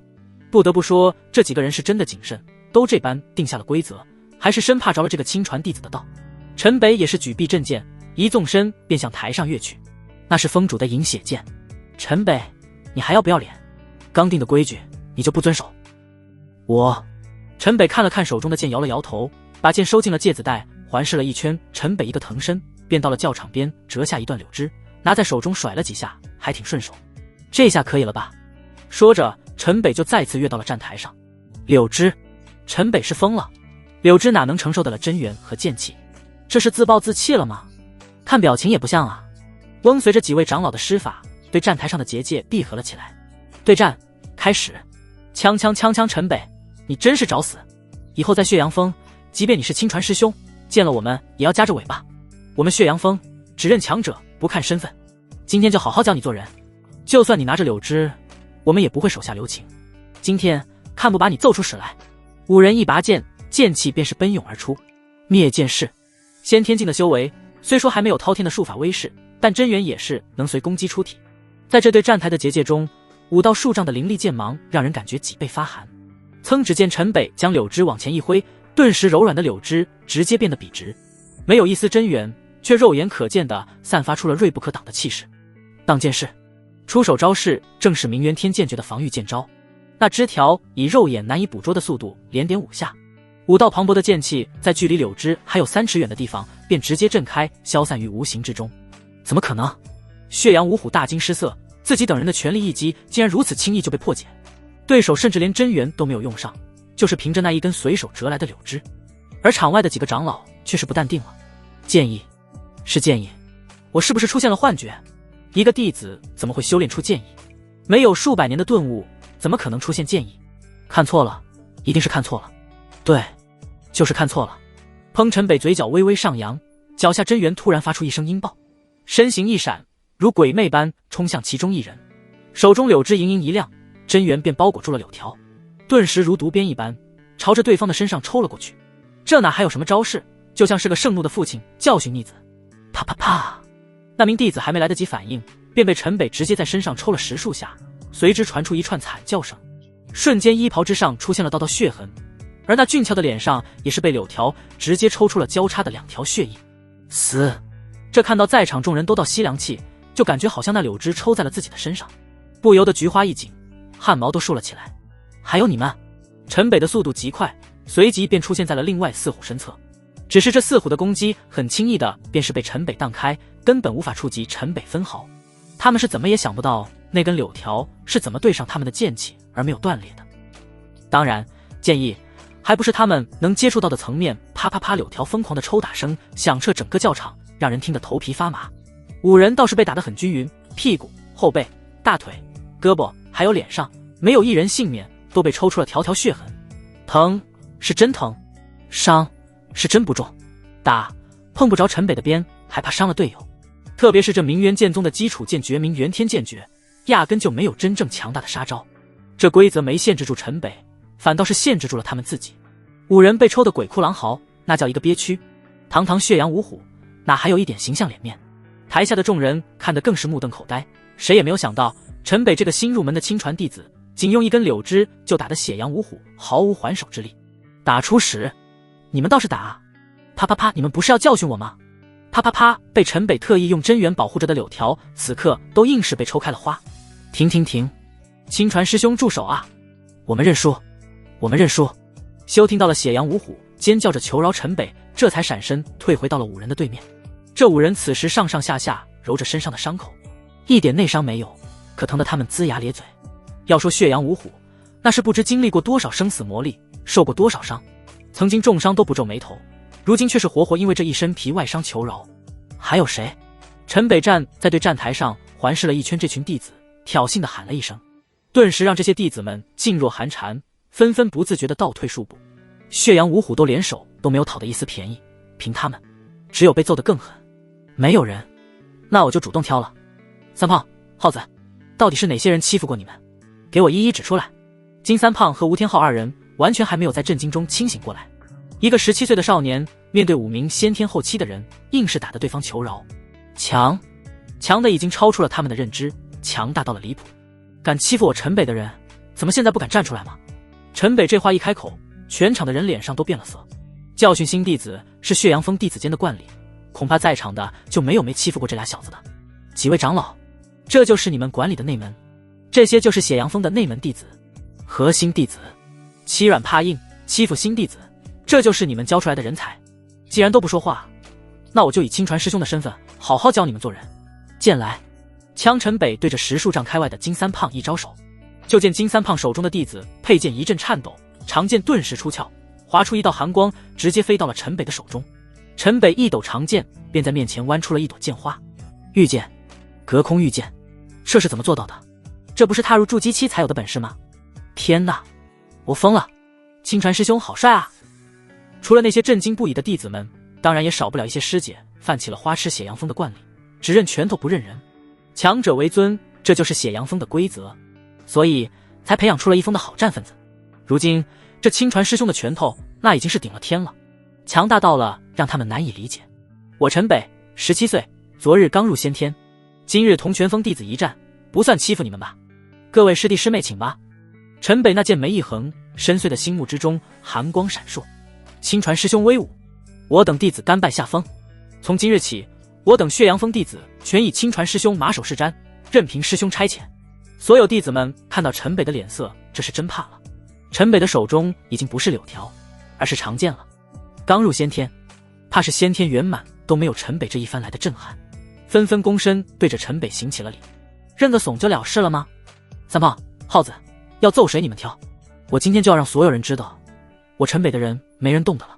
陈北压根不理会这些弟子们的臣服，他今天就是单纯给金三胖和吴天昊出口气。哇，亲传师兄好霸气，好威风，真的好男人啊，真是又鲜又嫩又男人，让人好喜欢，好有安全感。花痴真的传染，随着有女弟子喊了出来，一个接一个的女弟子眼中都亮出了星星。陈北够了。此时终于是有长老开口了，师兄弟之间哪来的深仇大恨，自己的仇怨自己报，他们若是现在没有本事，那就让自己快些强大起来，依靠旁人外力撑腰，如何成长？如今你是血阳峰所有弟子的亲传师兄，这里所有的人都是你的人，往后都需要你罩着。威既然已经立了，那就都散了吧。唰！长老的话刚说完，全场的弟子如释重负，顿时全部散了去。不愧是传说中千载不出的神体，峰主没有看错人。陈北，你现在虽然小有成就，但要戒骄戒躁，你要知这世上山外有山，人外有人。是。陈北对这几位长老也是一拱手，这几个长老虽是迂腐，但说的也在理。还有金三胖和吴天昊两人资质上佳，只有不断给予他们压力，他们才能快速成长。你要知道，我们血阳峰之人的血性，就是从入峰开始在不断的抗压中生出的，不仅是他们俩，所有弟子都是。散了吧，谢各位长老解惑。几个长老说完，看着陈北满意的点了点头，转身离开。这个拥有神体的亲传弟子，这是真的超出了他们的预料。有了陈北在，血阳峰怕是进入10峰前3指日可待。这下都总算是明白峰主的良苦用心，集中所有资源能培养出这么一个弟子，那就足够了。待长老们离去，陈北拉过零星的这2个师兄问道：三胖、耗子，可还满意？满意。走，我们去兰溪峰看仙儿。兰溪峰，明元剑宗无可争议的第1峰，封主实力冠绝十封，弟子更是人才济济。主峰上坐落的建筑延绵，似乎都快赶上一个宗门。一个巨大的冰雪大阵笼罩在主峰之顶，四季冰天雪地，白雪皑皑。那里便是兰溪峰峰主殿。如今的兰溪峰亲传弟子林星就生活在那里。来人止步！兰溪峰外人不得入内。锵锵锵，三人刚从兰溪峰的乾坤阵中出现，立即被一群弟子持剑给围了起来。你俩之前就在这被揍的？是的。陈北这么当众一问，三胖和浩子二人顿时有些尴尬。他们不知道你们是仙儿的师兄吗？说了也不大好用。住嘴！敢如此称呼我们亲传师姐，找死！还有你们两个之前还没被揍够吗？说着，几道冰寒的剑气便在这群兰溪峰弟子的剑上迸发了出来。各位，我乃血阳峰亲传弟子陈北，来找你们林星师姐。陈北直接报出身份，毕竟血阳峰拥有神体的亲传弟子，那在明元剑宗也算是个名人了。你就是那个拥有神体的人？围着的众弟子听到这话都是一惊，不过却并没有就此放行。不过那也不行，没有我们兰溪峰峰主的手谕，外峰之人不得踏入此地一步。那你们去向你们的林星师姐通报一声不行吗？通报？兰溪主殿是想入就入的，你们还是快些离开，别逼我们动手。若是伤了你这个血阳峰的神体亲传弟子，倒是成了宗门一大笑话。兰溪峰的弟子倒是随了峰主的性子，说起话来确实不那么好听。真是麻烦，也怪陈北大意，现在兰溪峰峰主都是自己的双修伴侣，怎么就没有想起来要个手谕啥的再过来？陈北眉头一皱，伸手朝着前方一点，一道凌厉的剑气激射而出，前面的几个弟子瞬间便被这道剑气逼得连连后退。我就是来看我的女人，你们哪来的这么多事？再不让开，别怪我不客气了。陈北冷声道。这时一个冰冷的声音传来，是谁敢在我兰溪峰撒野？见过亲传师兄。是血阳峰的亲传弟子前来生事。一众弟子看见冷峻来人，顿时躬身施礼。滚！兰溪峰不欢迎你们，还有嘴巴给我放干净一点，玷污我兰溪亲传的名声，你们是想死吗？来人不是别人，正是兰溪峰的亲传弟子洛凡离，此时对着陈北就是一声怒喝。咦，你不就是那个鬼水灵体的人吗？正好你也是兰溪峰的亲传弟子，行个方便去帮我叫一下仙儿。仙儿也是你叫的？死！枪！去死！洛凡离拔剑出鞘，二话不说直接向着陈北刺来。陈北倒是没想到这洛凡离这么没有礼貌，说动手就动手，脚下踩出一道涟漪，侧身滑步便躲了开。圣鬼银波斩！翁就见洛凡离周身水雾顿时升腾而出，卷起层层波纹，手中利剑更是青芒暴涨，一剑斩出如同涟漪般的剑芒，直奔陈北。林星如今已经是他洛凡离心中的痉挛，岂能听到他人如此叫的亲密，还说他的女人？洛凡离的眼中已经给面前的陈北判了死刑。先天初期加癸水灵体，果然是有狂妄的资本。要是前2天，我倒是还不如你。枪陈北取剑一挑，那如涟漪般的剑气便是被一分两半，随手轻描淡写的一剑，无招胜有招。刚刚那根柳枝都能把先天后期的血阳五虎揍得嗷嗷叫，这面前的洛凡离的确是弱了一些。小贼，休要猖狂，今日你必死！战鬼灭魂斩！修洛凡离一声高呼，凌厉的一剑卷着无数水雾奔袭向了陈北。只见随着剑气咆哮，那水雾竟是化为一个又一个透明骷髅，发出了噬魂夺魄的尖啸，直扑陈北。咦，有意思，带有灵魂攻击的剑招，这是专门契合了鬼水灵体的剑诀。难道是有大能专门为这小子开创的剑招？那还来明元剑宗拜个什么师？轰！陈北霸阳神体一开，顿时一道火阳气浪直接将那水雾和透明骷髅冲击溃散，消失得无影无踪。枪又是随手一挥引血剑，直接击溃了洛凡离的剑气。怎么可能？洛凡离没有想到陈北就这么轻描淡写的破了他这必杀一击，而且这是带有神魂攻击的一斩，没有灵魂防护的法器灵宝，即便是先天后期也会中招，这绝对是他最大的一个杀手锏。这个血阳峰的亲传入门不是后天7重吗？怎么可能如此强横？就在洛凡离分神的瞬间，陈北撩手收剑，一脚直踹他的胸口。噗！洛凡离向后噔噔噔狂退了几步，直接吐了一口逆血。你死定了！就见洛凡离一手偷偷捏碎了一块传讯玉，另一手直接拿出了一具鎏金棺椁，光华流转中忽然变得巨大，道道法纹闪耀的让人睁不开眼睛。翁，今日我便收了你。唉，那个鬼水，我和你无冤无仇，你到底有完没完？陈北看到这棺椁倒是一惊，在明元剑宗这样一个3等宗门里，这一个先天一众的小子随身带着一件法宝，这可不是法器，灵宝是一件真真正正的法宝。这种金丹蕴养的法宝，不入元婴室绝对不可能离体的。能随身带着一件法宝，那他的身份，说是宗主的亲儿子陈北斗相信。不过宗主这都死了上百年，惹到我洛樊篱，不论是谁，只有一死，恨先是魂官。且够了，洛樊篱，住手！一个清脆的声音响起，林星走了过来，直接挡在了陈北的面前。洛樊篱看了林星一眼，咬了咬牙，收起了手上的法宝，带着一丝讨好的语气，舔着脸对林星说道：“小师姐，这个家伙擅闯兰溪峰，还对你出言不逊。他怎么就擅闯了？他对我说什么，又关你什么事？”林星这才回身看着陈北，眼泪瞬间就流了出来。陈北哥，陈北深吸一口气，对着林星咧嘴一笑：“仙儿，我想你了，我也好想你。”当着这兰溪峰一众弟子的面，还有那些被打斗引来的长老执事们，这个兰溪峰的亲传弟子进门就被定为了云寒峰主的嫡传人，就这么扑进了陈北的怀里，紧紧拥着陈北，哭成了个泪人。好了好了，仙儿乖，我这不是来了吗？陈北温柔地抚摸着林星的秀发，一边轻声抚慰。我们亲传师姐和血阳峰的神体亲传还真是一对，还真是般配，金童玉女。就是不知道峰主知道了会不会发疯。顿时一群人便议论了开来，只有一旁的洛樊篱面目狰狞的如同魔鬼一般。狗男女，陈北，我一定要你死！冷哼一声便转身离开。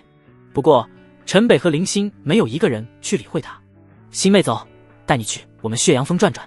三胖和耗子对兰溪峰心里多少还有些阴影，这总算是看到了林星，顿时上前邀请林星去血阳峰。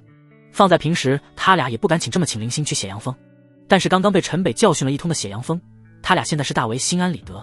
不行，师尊不允许我离开兰溪峰。林星在陈北的怀里，这才算是看到了两个师兄，脸上梨花带雨的摇了摇头。师尊，你是说云寒？陈北哥，你怎么这般没大没小，直呼我师尊名讳？那个云寒峰主对你怎么样？乱了，陈北有些头疼。自己和小娘子的师尊是双修伴侣，师尊对我很好，几乎是把我当女儿看待，而且已经在我们兰溪峰宣布，我将是兰溪峰的下一任峰主。这个陈北这下可有点不知如何是好了，这可是真乱了伦理。当时为了救云寒，他压根也没有考虑过这个层面的问题，可这次见到林星，陈北却不得不盘算怎么向二女交代这关系。对，要听师尊的话，我们不去血阳峰，但是我们都来了，你不请我们进去坐坐？想到在血阳峰休养的云寒，陈北也是顺着林星的话说了起来。好啊，对了，我的令牌给你，以后你过来让这些师弟师妹们持令牌驱逐电唤我就行了。林星挽着陈北的胳膊，四人有说有笑的就进了兰溪峰的建筑群。夜深人静，一个鬼魅般的身影出现在了兰溪峰的主殿，几个闪身便进入了洛樊篱的住处。少主，你气息有些紊乱，是有人伤了你？廖叔，计划有变，我们今夜就提前离开这里。少主这是被人发现身份了？没有，我们只要把那个寒冰灵体的丫头带走就行了，在这地方待下去已经没有任何意义了。但是走之前，廖叔你去血阳峰给我杀个人。鸣金收兵，满屋甜迷。陈北有些若有所思，整了整衣衫，正襟危坐。韩姐、妹姐、萱姐，我们是不是要理一理我们的关系？呸！你理你们的关系，和我有什么关系？血妹清脆一声，的确，她向来就是个为云寒疗伤帮忙的工具人。这话说的让陈北有些汗颜，因为他明显听出了血妹语气中的不满。关系，当然就是医患关系。你为云寒师姐和我疗伤，而且我就是被逼的受害者，你还敢提关系？天下有你这般大逆不道的弟子吗？子轩看陈北一副认真的表情，他虽脸上潮红未退，但也还是一本正经地回答了陈北的话。子轩，还真是什么话都让你说了。血妹本就压着内心的那股火，这是谁开口就对谁。你体内的魔障碎气早都已经清得干干净净，你怎么还赖在我这里不走？若不是我这里有隔音结界，怕是你那叫声能让我整个血阳峰都不得安宁。平日看你温雅，没想到奔放的就像……嘘！血妹话没说完，突然做了一个噤声动作，面色突然冷了下来。瓮金丹之中的蕴养的那把血剑顿时就出现在了面前。有人动了我血阳殿的结界，在朝我们靠近。看到血妹这动静，云寒也同样一伸手，噌的一声，不知从哪飞来了一把清风入手。子轩则是一番手往大家嘴中各塞了一颗丹药，然后两手一挥，满屋充满了一层淡淡的轻雾。敢夜闯我血阳峰，实力一定不弱。一会打起来，子轩你护住陈北。好，轰话音未落，一道黑影便破门而入。有毒！就见那黑衣人一抹鼻口，一道光芒闪烁，便是服下了一颗丹药。而血魅和云寒哪会贻误任何一丝战机？血魅的那柄血剑顿时爆发出刺目的血芒，直射黑衣人而去。云寒也是一道阴血剑气挥出，顿时屋内出现了无数冰凌。枪黑衣人一剑斩出，剑气如虹，竟是一剑就化解了二人的攻击。轰！整个屋顶在这狂暴的剑气中直接被掀翻，屋内更是被肆意暴走的剑气几乎搅成了废墟。金丹后期，双方都皆是一愣。黑衣人没想到血阳峰还有这么一个狠角色，而血魅和云寒没想到怎么会有这样的高手来夜袭血阳峰。轰轰轰！没有任何试探，血魅和云寒联手出手皆是杀招，便和那黑衣人站在了一起。那漫天的剑气顿时让血阳峰的上空爆闪出道道耀眼的光辉。当当当！敌袭！警钟长鸣，整个血阳峰顿时乱成了一团暗度佛脸。就见那黑衣人胸前突然一片金光大盛，不好，暗器法宝，血阳断心斩，阴血寂灭剑。轰！以那黑衣人为中心，一朵金色莲花盛开，无数花片瞬间爆发，顿时漫天金色流星四散急射，与血魅和云寒的绝招碰撞在一起。噗噗噗！血魅和云寒就力已尽，心力未生，身体瞬间被花瓣洞穿，溅出朵朵血莲。而那黑衣人也不好过，全身鲜血喷洒。只不过黑衣人等的就是这一瞬间，闪身扑向陈北，眼中满是杀意。就在这危急时刻，紫萱身形一闪，挡在了陈北身前，手中不知何时多出了一根紫色长鞭，狠狠地朝着黑衣人抽去。砰！一道带着血雨的气浪奔涌，紫萱直接被远远地轰击了出去。而剩下的陈北、血魅和云寒想救根本就来不及。去死！那黑衣人已经对着陈北发出必杀的一击。要这么狼狈吗？陈北一声苦笑，现在面对一个金丹后期，纵使他前世位列仙君，可现在他只不过是个刚入先天的修士，金丹期捏死他和捏死一个蚂蚁都没有两样。马德，拼了！若能活下去，我陈北一定要活出一世精彩。燃爆吧，剑心！轰！就见陈北周身无数剑影纷飞，犹如万剑归宗，瞬息全部融进了身体。丁！就听一声清脆的碎裂声发出，昂血阳峰上所有的剑都颤抖着发出悲鸣。以陈北为中心，瞬间爆发出了剑意风暴，引动天地变色。斩！陈北全身被剑意穿透了无数血口，口中鲜血狂喷，以指带剑直挥黑衣人。那剑意风暴就如一条透明巨龙，直接奔泻向了黑衣人。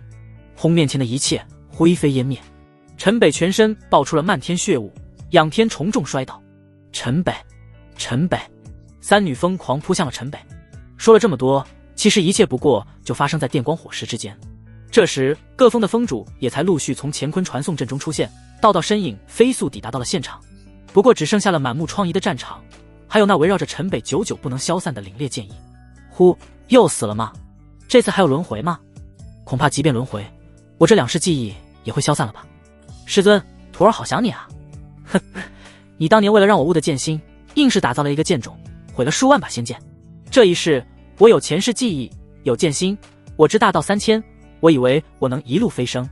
我本还想等我演道成尊，你就打不过我了，我便可回仙山与你团聚。不过现在好像什么都没了。或许好疼，死了怎么还会这么疼？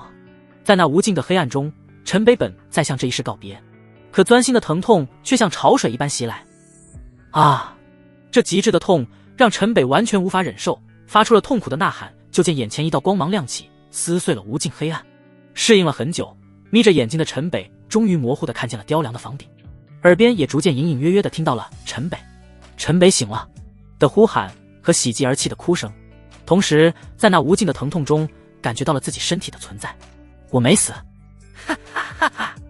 我没死，剑心，你给了我一条命。师尊，是你又救了徒儿的命，可徒儿却碎了剑心。我昏迷了多久？1年有余。回忆起那一击，已经超出了血魅和云寒的认知。刚入先天的陈北怎么能发动如此逆天的攻击？一个金丹后期在陈北一招之下化为尘埃。黑衣人究竟是什么人？来血阳峰的目的是什么？无人知晓。不过对于他们来说，这一切都不重要，重要的是陈北还活着。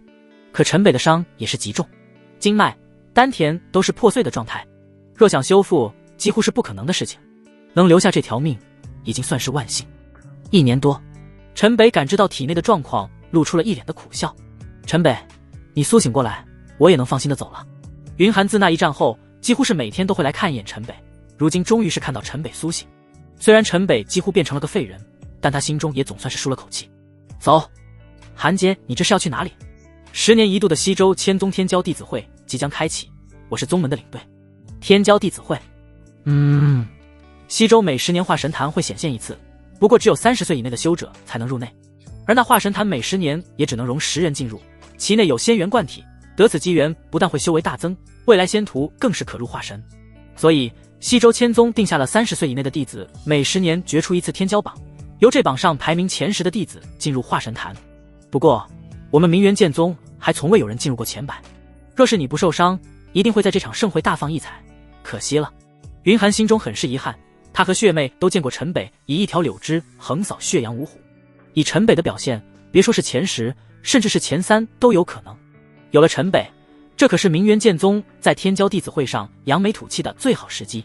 可如今陈北已经废了，甚至都不知道他的霸阳神体还中不中用，眼下也只能安慰启陈北道：你不要灰心，好好养伤，你的年纪还能赶得上下一届。化神坛，韩姐，这化神坛是在荒漠之中吗？是，就在西周万岭荒漠中。原来你也听说过啊。陈北听到了云寒肯定的答案，顿时来了精神。从云寒的只言片语中，他想到了一种可能，若是他猜的没错的话，这应该是一眼夺天地之精华的上古造化拳。只不过他所知的那其中的造化，仅能供一人脱胎换骨10人分享，所得好处就差了太多。自己要是能进去，这一身的伤那就根本不是问题。而且他有信心获取那一丝虚无缥缈的造化。韩姐，我要参加。胡闹，你参加？你怎么参加？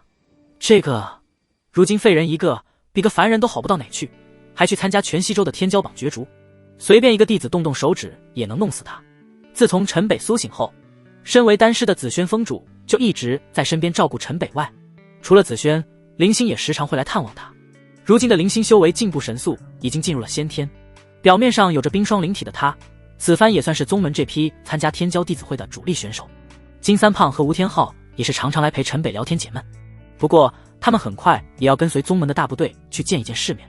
最让陈北意外的是，蓝溪峰的另一位亲传弟子居然也来了。陈北怎么也想不到，见面就喊打喊杀，甚至是祭出法宝的洛凡离会来探望自己。而这个八竿子打不到关系的人，看到成为废人的陈北，却是一阵嘘寒问暖，还赠送了一颗价值不菲的软灵玉。可又有谁会知道，1年前洛凡离的家族护卫廖叔没能回去找他，他也才放弃了掳走林星离开的计划。不过最后的结果对他来说也还算不错，陈北没有了任何威胁。峰主和林星也以灵体之威能施法打造了一个极寒冰窟，非常适合他那癸水灵体修炼，修为精进也算得上是神速。天骄弟子会，他再夺得机缘，再带走林星，便彻底与这片穷山恶水便再无关联。妹姐，你还是厨子吗？陈北，你是想找死吗？陈北可不会放弃参加这次天骄弟子会的机会，在他的脑海中已经是想过了所有自己能想到的办法，只不过在这下界好像都不太现实，只好把主意打在了血妹的身上。我们双修吧。噗！一旁的紫萱听到陈北的话，差点被自己的口水呛到。这小子胆子还真不是一般的大，现在身体都那般情况了，居然开口要和血妹双修，你无耻之徒！啪！血妹一记耳光扇出，陈北就看见漫天星星。不过这一巴掌打出去，血妹也有些后悔。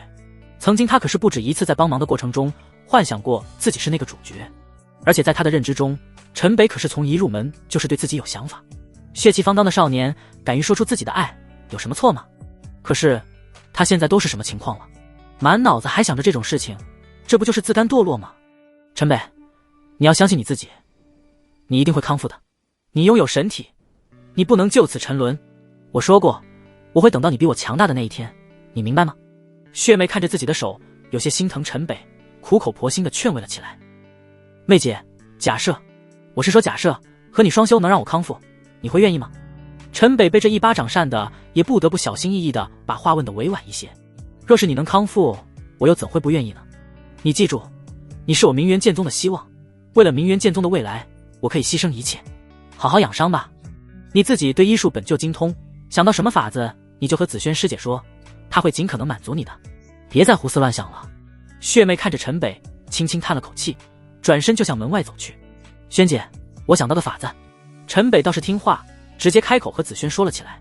什么法子？有单方吗？我和妹姐双修能够在一段时间内护住我破损的经脉和丹田，只要我能进入化神坛，就能彻底疗愈我所有的伤势。什么？你说的是真的？陈北，给我。如今的陈北可不是过去的无下阿蒙，连绵的撕磨几乎让血妹陷入了歇斯底里，蛟龙残血，花颤青颠。随着阴阳玉神诀的刑法，上古血族的元阴之力强行冲击进了陈北破碎的经脉。嘶！那挫筋碎骨的疼痛再次袭来，就如所有的经脉再一次被碾碎了一遍，最终汇入了那如破气球般的丹田。此时道道带着繁复道纹的血气涌入了陈北的身体，上古血族大能的血脉封印。这一道道血脉封印构造成了陈北体内的经脉丹田，形成了周天循环，在陈北的体内散发出了璀璨的光芒。此时陈北疼得几乎咬碎了满口银牙，豆大的汗珠不断落下。成功了！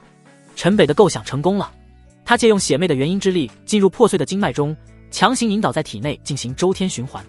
而血妹体内那强大的血脉封印主动跟随血妹的元阴之力转化成了一个完整的经脉封印，将那元阴之力封锁在陈北破碎的经脉和丹田之中，这才形成了一个虚无却又真实存在的完整经脉和丹田。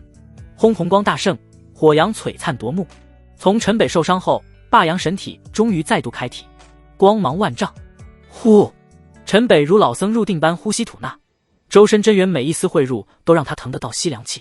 不过再度感受到力量的存在，还是让陈北感受到欣慰，这或许就足够了，一切痛苦磨难都是值得的。他真的成功了。满脸潮红的血妹看着眼前的少年，回忆着那一刻的美妙，思绪不知道飘到了哪里。数日调息，陈北终于将一身真元恢复到了巅峰。山门内的广场，数百弟子陆陆续续地登上了前往万岭荒漠的非洲。各峰长老清点着参加天骄会的弟子名单，一切有条不紊。此番云寒领队，华清扬、天元子两位峰主负责弟子安全，子轩负责后勤。血妹带着陈北以伤员替补的名义临时加入，这让很多不能随行的弟子都万分羡慕。亲传弟子就是不一样啊，明明都已经是个废人，还能占得一个出征天骄会的名额，这等开眼界的机会多难得啊！西周数十万天骄齐聚一堂，此等盛会，恐怕我们此生都没有机会见到。就是那遥远的万岭荒漠，我们一辈子也不可能去到啊！哎，同人不同命，我们倒是连个废人都比不上。当然，很多事情羡慕是羡慕不来的。5位随行峰主，3位那可都是陈北自己人。别说这没能参加的弟子眼红，即便是非洲上的弟子，又何尝不眼红？陈北上了非洲，住的便是峰主才能享受的豪华套间，生活起居子轩峰主亲自打点，血妹峰主嘘寒问暖，就连本次出征的领队明元剑宗最为霸道冷酷的云寒峰主也是时不时的去探望。而这些弟子们每个人就只有一个蒲团，在非洲上的生活就是打坐修炼，白驹过隙，轻舟万山，万岭荒漠群峦叠嶂，寸草不生，无尽的煞山戈壁，天地中也变得越来越苍凉，甚至是很难感觉到一丝生机。不过天空中却是越来越热闹，天际上留下了一道到非洲划过的流光，很多弟子跑上了甲板，透过非洲的结界看着这不曾见过的风光，振臂高呼，兴奋异常。的确，不是此番有幸乘坐非洲出征，或许他们此生都没有机会来到这里，更不会有机会看到这个不同的世界。是上古造化权，集天地之精，万里荒芜不留生机。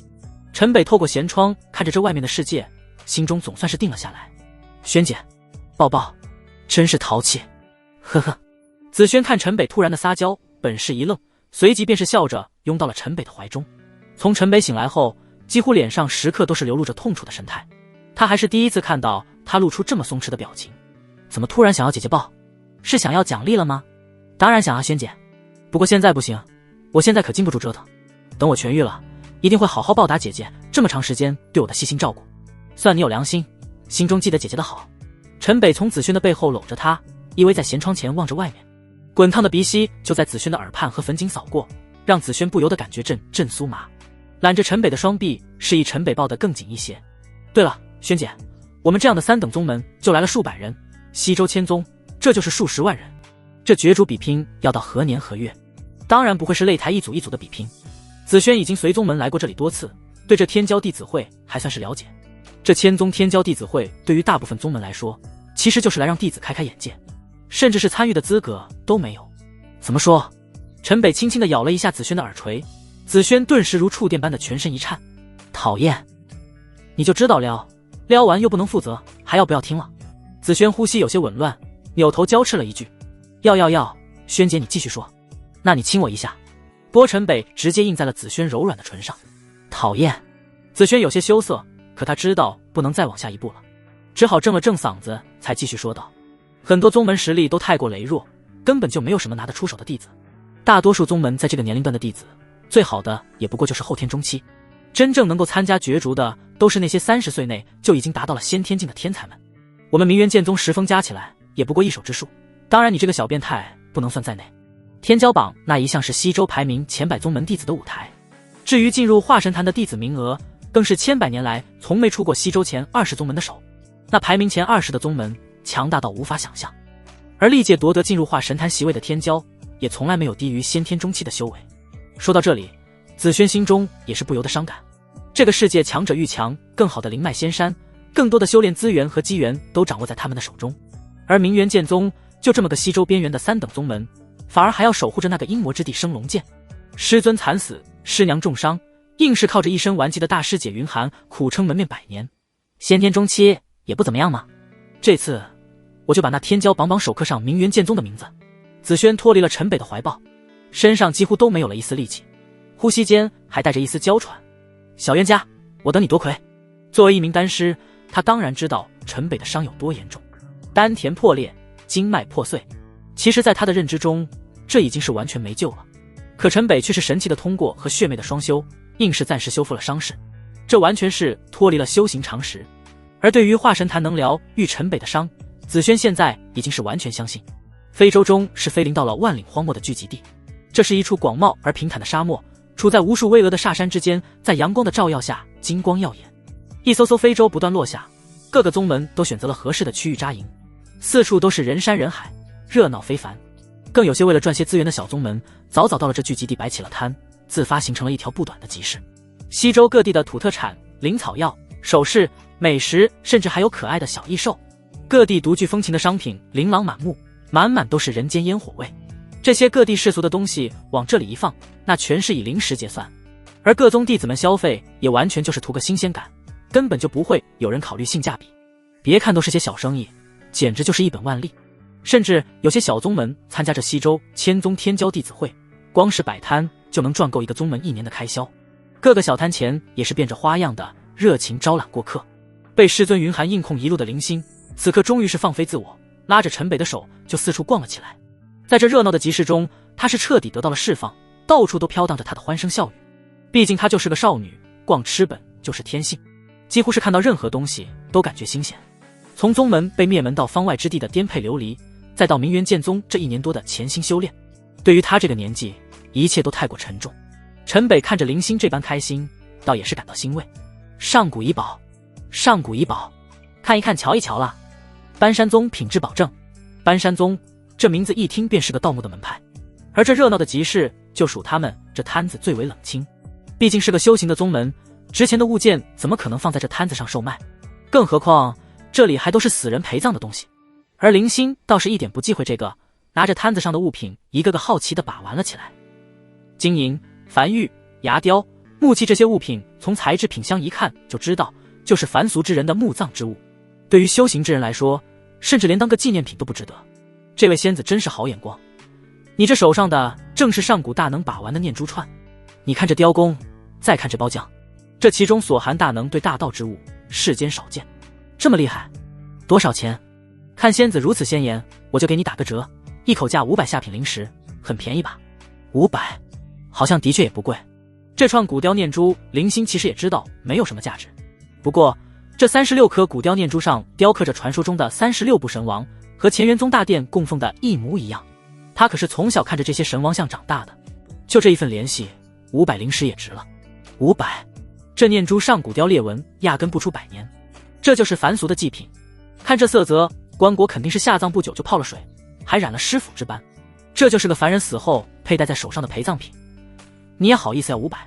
陈北也看出林星喜欢，伸手拿过这串古雕念珠，和这老板沟通起来。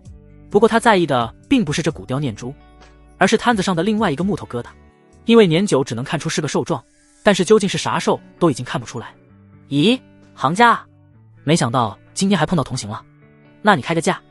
摊主一听陈北的说法，顿时知道到手的500零食飞了，这是遇到行家了。不过他这个摊子也的确就是靠萌到一个是一个，一枚下品零食，你再搭一件。陈北伸出一个手指头，然后又随便捡起了一个玉片，就是没有去碰那块木头疙瘩，生怕被人看破了他的想法。卧槽，有你这么砍价的吗？闹呢，兄弟，这念珠再不值钱，我这玉片也值一个零食了吧？陈北这一叫价，摊主脸都绿了。的确，那念珠摊主心里底价就是一枚零食，但是搭上的东西他还真舍不得。一枚零食再搭一件，这玉片你舍不得，那这个琉璃盏呢？陈北也是一口咬死了价，又换了个赠品。这不行，这个玉塔呢？更不行。而陈北的手是越来越靠近了那个木疙瘩。那这个，操！陈北刚要伸手拿那块木疙瘩，顿时把手收了回来，露出了一脸嫌弃的表情。这个行，不需反悔了，一枚零食，大能悟道念珠加上古神兽木雕。摊主忙是拿起木疙瘩塞到了陈北的手中，生怕这同行反悔。还真是晦气。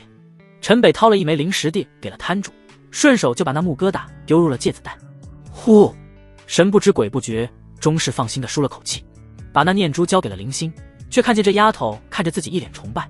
陈北哥，你真的好厉害，真是什么你都懂啊。林星收起了念珠，搂着陈北的胳膊，接着又逛了起来。冰糕，陈北哥，我要吃冰糕。哇，这个簪子好漂亮，这些衣服怎么这么暴露，羞死人了。陈北哥，你想看我穿成这样吗？陈北哥，这麻辣兔兔好吃吗？陈北哥。而在他们身后远远的地方，始终跟着一个人，此刻一脸阴霾。本少再三约你不出来，还给我摆脸色，现在倒是跟这个废人卿卿我我，从来还没有那个女人敢这般对待本少。不过陈北此刻的心思早就不在这广世之上了，甚至想早点回到宗门的扎营之地。今天的确是捡到宝了，上古若木，不是我这霸阳神铁还真发现不了。极西之地，太阳栖息之树，9天10地仅有一株啊，传说还是9重天上的太阳女神蜥和亲自守护的神木啊。哈哈哈，我这真是气运滔天啊，这在上界都难得一见。呼，深夜，陈北终于收工，呼出一口浊气。此时全身的皮肤焕发着莹莹红光，晶莹剔透，一道道火焰状的道纹在皮肤下不停游走向，是有着生命一般。陈北内视那残破的丹田之中，一小段枯木之影散发着刺眼的红光，熠熠生辉。那靠血族的血脉封印形成的经脉和丹田中皆是一片火阳，这下便是万无一失了。7日神木啊，可助火阳之深处的道体，这也能碰到，真是天助我也。如今没了剑心，建议还要从头悟起，虽不可能再做到先天之境无敌，但有了这段若木的支撑，赤霞仙宫的9阳诛仙剑诀倒是正合适我这霸阳神体。拿下这天骄榜的榜首，应该不存在什么意外了吧。此时陈北终是心中大定，原本的担忧之意一扫而空。又是数日匆匆而过，除了排名前20的霸主级宗门，前100宗门也陆续到来。随着这些宗门扎营后，这片数十万修者的聚集地反而气氛变得沉闷了起来。谁都知道这些人惹不起，即便是自己的宗门都得罪不起。只要是这些宗门弟子出行，那些小宗门的人都是躲得远远的，生怕哪里会得罪这些天之骄子。不过尝到甜头的陈北可管不了那么多，连若木这般神物都捡到了手，每天最为期待的就是出去捡漏。如今是每天必到这里的集市上溜上一趟。不巧，今天又一次空手而归，却被一群青年挡住了去路。小子，你挡我们道了！就见这几个身穿仙袍手持长剑的青年直接就围了上来。不是你们挡我道了吗？陈北一愣，这找茬的借口也太敷衍了吧。这本就是荒漠之中的临时聚集地，这连路都没有，何来的挡道？何况来来往往这么多人，怎么就专门围上了自己？我好像也没有得罪谁吧。陈北想了一圈，也是没想到这群人要干嘛，还敢和我们狡辩。弄死他！枪几个青年二话没说就拔出了剑，那剑身上的玄纹在阳光下熠熠生辉，来头不小啊。陈北看这配置更是有些蒙圈。要知道当年明元剑宗宗主送给血妹的银血剑也不过就是玄阶下品，而这些青年们手中可是清一色的玄阶中品制式配件，他好像还从来没有和这个级别的宗门打过任何交道，不知这到底是何来的仇怨。不过陈北倒也不慌张，噌的一声银血剑也出现在了自己的手中，上斩了这杂碎。顿时几道剑气便是直接斩向了陈北，出手便是杀招，压根没有一点客气。当我是泥巴捏的吗？轰陈北突然眉头一皱，霸阳神体顿时开体，全身红芒璀璨，一股火阳气浪奔涌，形成了一道冲击波，卷起漫天黄沙。就拿你们几个试一试九阳诛仙剑诀吧。第一式烈阳斩，枪随着陈北一剑挥出，周身那狂暴的火阳之气一股脑的全部涌入了剑气之中。那本就是至阳的剑气瞬间变得铜红，气势顿时暴涨了数倍。轰几道剑气轰然相撞，那几个年轻人喷血倒飞数丈，重重的摔在了地上。不过陈北额角也是凝成了一块，呼，疼！一动用真气，那原本破碎的经脉就像又一次被碾碎一般。陈北咬着牙，一步步走向躺在地上的几人，一剑前指问道：“你们是什么人？为何要寻我麻烦？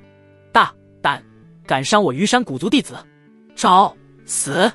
小杂碎，你今日必死！”这几个青年一身是血，躺在地上爬都爬不起来，但嘴却是又硬又臭，话语中满满的高傲和猖狂，一点没有自己是败者的觉悟。我刚刚若是不留手，你们此时已经是几具尸体，还在这大言不惭，信不信我现在就宰了你们？呸！你敢杀我们？你动手试试，我保证你明元剑宗灭门。那青年张口啐了一口血沫子，不但不害怕，还直接威胁起了陈北。扑陈北一剑便是直接在这说话青年的胸口扎了一个血洞，直接说到了明元剑宗。陈北不得不认真寻思了起来，看来对自己的身份知道得清清楚楚，有教养不代表没手段。唉，居然偏了好理，不知道你们能扛得住我几剑？住手！陈北正要接着再捅一剑的时候，身后突然传来了一声娇喝。陈北转头看去，顿时倒吸了一口凉气，一手直接捂住了胸口。道心乱了，美，太美了，嫣然娇艳形如画，步履轻盈风拂纱，容颜如玉映月华。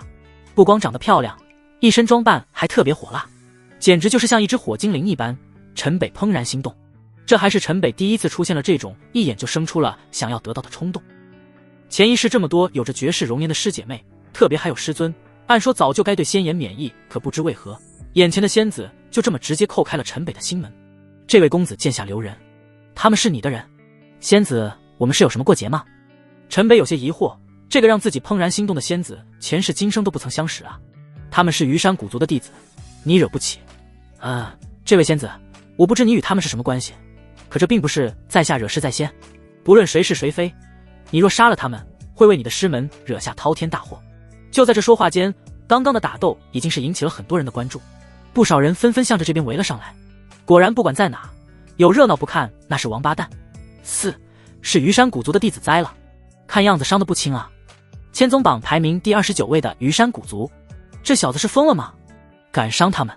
排名前20的霸主级别的宗门不出，他们妥妥就是西周的天。我知道这小子是个街溜子，每天都出来闲逛，好像是个3等宗门的弟子。这小子死定了，他们宗门这下估计也要跟着遭殃。那位仙子，不是日前刚到的赤炎宗的圣女吗？什么？赤炎宗？排名第25位的赤炎宗，这都是什么神仙打架？我们离远点，惹不起，惹不起！我建议你随我到我们赤炎宗驻地避一避风头。仙子好意陈北心领了，不知仙子如何称呼？小女子凤羽。凤羽轻轻一笑，顿时让陈北如沐春风。陈北在那里！一阵呼喊声打断了陈北的陶醉。明元剑宗的弟子尹云寒和血妹挤入了人群之中。赤炎宗凤羽，多谢仙子告诫，在下铭记在心。我师门的人来了。陈北向着凤羽便是拱手一礼。陈北发生了什么事？云寒看着地上躺着的那几个青年，顿时脸色有些难看。虞山古族，这下有些麻烦了。这几人身上的仙袍，云寒一眼便看出了他们的身份。寒姐、媚姐，没啥事。这些人不知为何对我下杀手，被我惩戒了一番。你们是不是可以说说为什么对我出手了吧？陈北再次走向了那几个虞山古族的弟子，只是那几名青年还未开口，就听得一声怒喝：明元剑宗，敢伤我虞山古族天骄弟子，找死！不光是明元剑宗的人赶来了，虞山古族的人同样也来了。一位身材伟岸的中年人飞身落入人群，挡在了他们弟子面前，身上刚气一放，陈北还有云寒等人直接被噔噔噔的逼退了数步。六长老，杀了他们！闭嘴！一群废物！明元剑宗，你们好大的胆子！伤人者死，还是全宗死？你们自己选择。这中年人面对明元剑宗的众人负手而立，盛气凌然地等待对方的选择。虞山古族，是你们拦路伤人，还不能让人还手了吗？聒噪！噗！陈北刚一开口，一股气息便是直接将他轰出了数丈。陈北，锵锵锵！云寒、血魅直接拔剑护在了陈北的身前，而虞山古族的来人也是全部拔剑，将明元剑宗的人全部围了起来。这时看热闹的人唰的一声如惊弓之鸟一般全部远退而去，不是怕溅了身上血，而是怕被误杀了都无处说理。云寒面若冰霜，可心中极不平静。面前这中年人的气息很明显是已经进入了元婴期，他们加起来也不可能是这中年人的对手，而对方很显然只是想要了陈北的命。保大还是保小，好像选择权都已经不在了自己的手里。虞山古族真是好大的脾气，是不分对错就要灭人一门，是不是有损了我西周百强的名望？就在剑拔弩张之际，那凤羽再次走进了战圈。赤炎圣女，这里没有你们赤炎宗的事，还请离开此地。那中年人一看凤羽便认出了身份，毕竟这些强大的宗门之间相互并不陌生，整体实力在他们虞山古族之上的赤炎宗，这圣女的身份他还是认得出来。我要说这是我们赤炎宗管定了呢。凤羽此话一出，不管是这中年人还是云寒和血魅都是有些疑惑，赤炎宗为什么会为这事情出头？赤炎圣女请莫要胡闹，你宗门师长不在，你还代表不了你宗门的意思。现在是我虞山古族被扫了面子，即便你师长在这也不会掺和此事。那中年人身为虞山古族的长老，对这赤炎宗圣女客气归客气，但再是圣女也毕竟只是小辈，再说两宗之间的实力差距也并不是多大，所以话语逐渐变得有些长辈说教的味道。放肆！我赤炎圣女的意识就是我赤炎宗的意志，你们虞山古族对我赤炎圣女不尊，今日不给老夫一个说法，休想平安离去。一道惊雷之音伴着一老者的身影落下。凤老宗主，在下风元拜见凤老前辈。没想此次天骄会凤老前辈会亲自驾临，都是误会。我们虞山古族历来与赤炎宗交好，在下怎会对赤炎圣女不敬？那中年人看到来人，冷汗瞬间就流了出来，慌忙恭敬地向着老者鞠了个躬。大爷爷，瓜丫头没有被这傻缺吓着吧？没，雨儿什么场面没见过？哈哈哈，好好好！凤羽一声娇呼，眉飞色舞地挽上了这老者的胳膊。看着这老者宠溺的眼神，任谁都知道虞山古族这是踢到了铁板上。你们明白我们圣女的意思吗？明白，明白。我们绝不会再为难明元剑宗。那还不滚！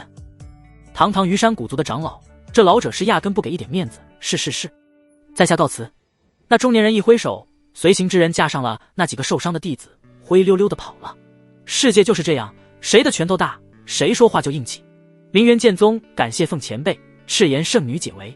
云寒和血魅纷纷尊敬地向着老者鞠躬致谢。这老者他们怎么会不知道，赤炎宗的老宗主，西周传说级别的人物。都散了吧，小丫头，这外面坏人多，你没事别乱跑。大爷爷，我发现。老者向云寒等人摆了摆手，拉起凤羽，也不管他要说什么，便飞身离去。虞山古族的驻地内，那叫风元的长老直接拍碎了面前的桌子。不是一个废人吗？你们5个连一个废人也打不过。六长老，我们5人全力联手，都接不下那陈北的一剑。少主是不是弄错了？滚下去，一群废物！而在赤炎宗的驻地内，凤羽一边吃着甜腻的桂花糕，一边还缩着手指。大爷爷，今天那个明元剑宗的弟子很可能是拥有神体。噗！凤羽此话一出，老者瞬间喷出了口中的茶。神体？他动手时全身火阳异象根本就不是任何火阳类的灵体能达到的级别，反倒和族内古籍对先祖霸阳神体的描述一模一样。而且他看起来不过17、18岁，一剑重伤5名虞山古族的天骄弟子，那偏激的3等宗门怎么可能培养出这等少年？呵呵，能够得到雨丫头的青睐，那肯定是不简单。那我就亲自出马帮雨丫头长长眼。大爷爷，我和你说正经事，你陈北到底怎么回事？都和你们说了，我也想知道是怎么回事啊！怎么会无缘无故得罪到虞山古族这样的势力呢？今天还好赤炎宗出面帮我们化解了困境，要不然今日还真难善终。那赤炎圣女又怎么会出手相助？难道是看上了陈北？陈北，天骄榜排位战前，你还是老老实实待在驻地，哪里也别去。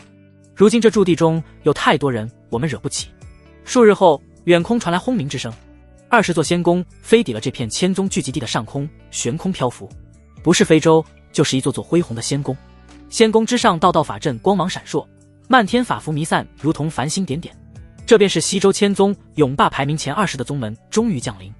而其中有一座最为气势磅礴的仙宫，被其他19座众星拢月般围在了中间，高高在上，便是西周最强大的宗门浩渺天宗。单就从这牌面来说，这前20的宗门就完全碾压了西周千宗。就见数道人影从各自仙宫中飞身而出，在这集聚地各宗头顶上飞跃而过。为首的一人手持一方法，映发出了冲天的耀眼道光，仙战台。且轰，随着那方法映落下，那荒芜的沙漠之中出现了一座方圆数百丈的仙台。顿时天地一阵晃动，腾起了遮天蔽日的黄沙，飞沙走石，让人睁不开眼睛。西周千宗10年一会，尘沙散去，仙音贯耳。本次西周千宗天骄弟子会，依旧是我西周20宗联手主持。还是老规矩，进入上古妖劫山。上古妖劫山乃是上古仙宗弟子历练重宝，其内皆是先天7只妖兽。30岁以上的人入不了上古妖劫山的乾坤之门，灵宝法器带入内便会自毁，祭体的杀招入内也会直接自爆，各位务必不要自误。最先斩杀100只妖兽的弟子会被自动送出到仙战台，在其内不主动招惹妖兽，妖兽便不会主动攻击。若是在内不敌妖兽，便躲藏起来，待前100位弟子出现后，自然会被送出上古妖劫山。再次重申一遍，妖劫山并非幻境，妖兽也远比凶兽强大，一入妖劫山，生死自负。不入上古妖劫山的千宗弟子，可参加精英弟子擂台战，连胜20场、50场、100场的各宗弟子会获得玄兵、功法，和成为我前20宗门记名弟子的身份。最后便是我们西周天骄弟子榜的100强排名赛，最终排名前10的弟子便可进入化神坛洗礼仙缘。华数10万千宗弟子瞬间沸腾了起来，绝大部分人都是奔着开眼界来的，而这般安排确实让人万分期待。没有先天修为，谁也不会犯傻去闯那上古妖劫山。对于他们而言，一是搏一搏精英挑战，二是能亲眼看到西周100强天骄排位赛的妖孽对决，便就是知足了。翁就见几名老者联手施法，一道流光溢彩的乾坤之门便出现在仙战台上。千宗弟子入妖劫山，随着一道仙音落下，成百上千的各宗弟子纷纷踏向了仙战台上的乾坤之门。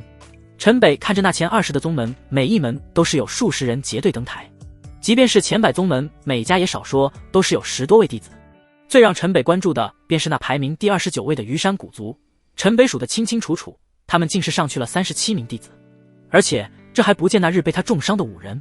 可想而知，虞山古族年轻一代也是人才济济，而非明元剑宗这般的3等宗门可比。当然，陈北也从那人群中看到了让自己心动的身影。赤炎宗的圣女凤羽也是在一群同门的簇拥下进入了乾坤门中。除了这100强宗门，其他宗门的弟子便是零零散散，孤身寡影。像明元剑宗今次一下有6名弟子参加，都着实算是鹤立鸡群了。进入其内后，每个人的位置都是随机的，你们要尽快按既定的位置集结，千万不要单打独斗。里面的妖兽不光光是先天初期，还有中期和后期的，还有就是鄙人，在里面人比妖兽还要危险。我们明元剑宗历代参加的弟子绘制的地图，你们千万别丢了。虽然不完善，但多少对你们来说会有所帮助，就当这是一次历练，活着比什么都重要。去吧。云寒交代了一遍又一遍，这临行前还是不放心的，又叮嘱了一遍。这6人每一个都是明元剑宗未来的希望，他真不想他们会出任何一点意外。特别是要拿化神坛入场券的陈北，更是让他格外不放心，因为一进了妖劫山，虞山古族绝对不会放过他，而且他那一身的伤势能不能撑得住？几位封主看着6人离去的背影，心中有着说不出的担忧。而不管是云寒还是血妹和紫萱，眼神都没有一刻离开陈北的身上。洋洋洒洒的数千人就这么全部消失在了仙战台上的乾坤门中。嗡，随着一阵天旋地转，陈北身影便出现在了阴郁的森林之中，妖雾缭绕，暗无天日。妖域的气息，这是在法宝之中炼入了妖域的一方天地，下界怎么可能有此等宝物？这里不管是阴晕弥漫的妖气，还是这阴森的环境，陈北都不陌生。妖域前一世他也曾前往历练过，不过妖域与这下界实地并不在一个时空，能有人取妖域中的一方天地祭炼出这法宝，倒是很让陈北吃惊。至少前一世的他都没有这通天的手段。嘻嘻嘻嘻，陈北还没有走多远，就听到耳边不断传来各种嬉笑之音，那声音很快缭绕着陈北，让陈北眼前出现一片幻境。师尊，师尊，我是小北啊。师尊，你看不见我吗？师尊，你怎么哭了？师尊，你哪个师姐还是师妹又惹你伤心了？此时陈北的世界里，他的师尊正在太虚仙山的仙宫中黯然伤神，可不论他怎么叫喊，他的师尊都无法听见。也根本发现不了陈北的存在。师尊，我终于又看见你了，我好想你啊！可我还要承尊问地，回去守护你，守护我们的太虚仙山。原谅小北不能在这里多陪你一会了。轰！枪血光一闪，一剑两半。谢谢。看着被直接分尸的幻妖化为星光点点，陈北竟是呢喃的道了句谢。这种级别的幻妖对陈北来说怎么可能着了道？只不过陈北知道，进入这幻妖的幻境就一定能见到师尊。他已经好久好久没有这么真实的见到过他的师尊了。就这片刻，他已经感到满足，便接着向高处攀登而上。只有到了制高点，才能看出地形，才能找到地图上的汇合点。虽然说那地图实在太过草率，一路向上直行，陈北不愿再耽搁任何时间，除了出手斩杀那些拦路的妖兽之外，压根不去管周边那些潜伏的妖兽，甚至途中那些打斗的、求救的陈北也完全是充耳不闻。他要早点找到灵星和几个同门，好早点送他们进入天骄榜100强。这种历练的地方，他再清楚不过了。虽然有规则，但漏洞也很大。为何这100强弟子一直都只会出现在排名前100的宗门内？当然，实力的确重要，但在这里策略更加重要。进入这里的数千个宗弟子，一共能有几个人境界达到先天中期就已经是顶了天。而这妖劫山中却有着大量的先天中期和后期的妖兽，除了顺利斩杀够100头，同时还要拼速度，那就不是靠一个人的力量。这些强大宗门的弟子手中地图肯定已经非常完整，而他们进入这里第一时间便会按预定的地点集合，然后集结所有力量结阵灭杀妖兽。只是击杀妖兽的最后一击每次只留给一个人，这样按宗门内定好的弟子排序，完成100杀一个接一个被这空间送出去，这样既高效又安全。所以弱小的宗门即便出现了个天才弟子，也有实力能顺利完成100杀，可根本没有办法和他们这些强大宗门的弟子们拼速度，根本就不可能击入西周天骄弟子100强，只能望洋兴叹。只是这一次明元剑宗出的不是一个天才，而是一个变态。死！连续翻了几座山，陈北皱眉咬着银牙，靠在山石上痛苦不堪，汗水几乎是浸透了他的衣衫，握着饮血剑的手都止不住的颤抖。连续的厮杀，真元反复蹂躏着那破碎的经脉，让陈北几乎痛不欲生。不能再杀了，已经第87只妖兽了，要不这还没有集合，我可能就要被这空间给送出去。这地图画的也太草率了，这要到哪去找啊？陈北再次把那地图翻过来倒过去的看了几遍，又贴身收了起来，站起身来继续上路。到底是在哪啊？就在刚刚，陈北已经是路过一些大宗门的集结点，那里虽是人员没有聚齐，但已经开始在结阵击杀妖兽。现在陈北要做的就是与时间赛跑，而且没有见到灵星，他总是觉得不放心。不是明元剑宗从前的弟子不想把地图画仔细，其实是能凑成这么张鬼画符的地图就已经不错了。往届的天骄弟子会，明元剑宗能有1个2个弟子进入这妖劫山就不错了，还大多数就是四处溜达一圈就找个地方隐藏了起来，从来也没有像这次这般一次有6人进入。轰冲天剑气划过，一道红影顿时倒飞数丈，砸在了树林之中。凤羽，你逃啊！哈哈，你说这是不是天意？在这里碰到你落单，你不是架子大吗？别躺着，爬过来给老子跪舔，或许今天能饶你不死。仙师会上你是怎么羞辱我的？现在报应来了吧？一声邪笑声传出，3道人影紧随那倒飞的身影追了上来。乔楚，出了这妖劫山，我大爷爷一定会亲手杀了你。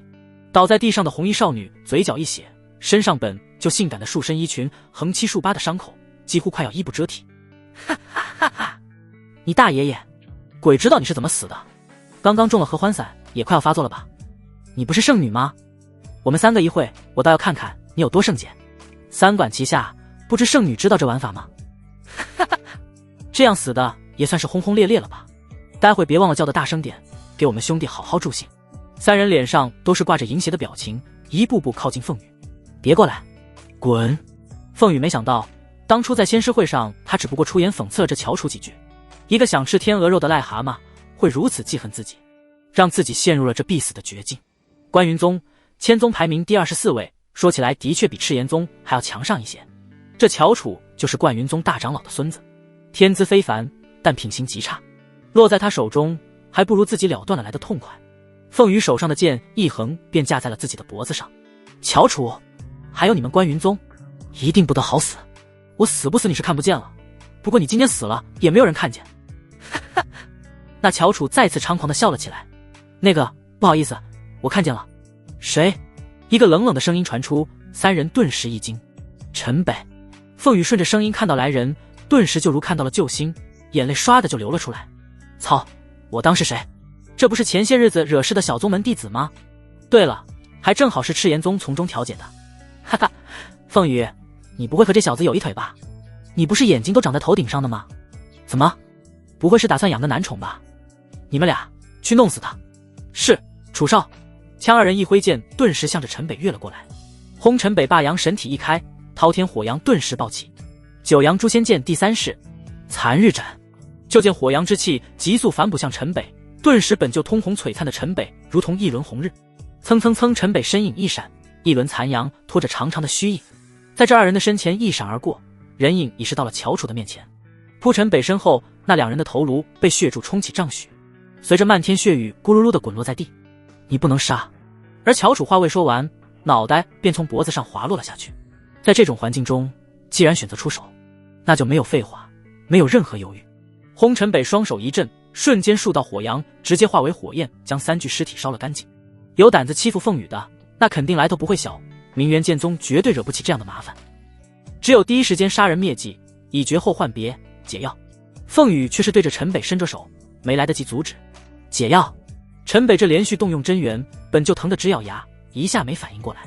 你是不是故意的？你没有听他们说向我撒了合欢散？我没注意。你……凤羽顿时涨红了脸，这要他说什么好？陈北可是救了他的命，还让他免于遭受凌辱，而他看陈北的表情，似乎还在承受什么巨大的痛楚。他能说什么？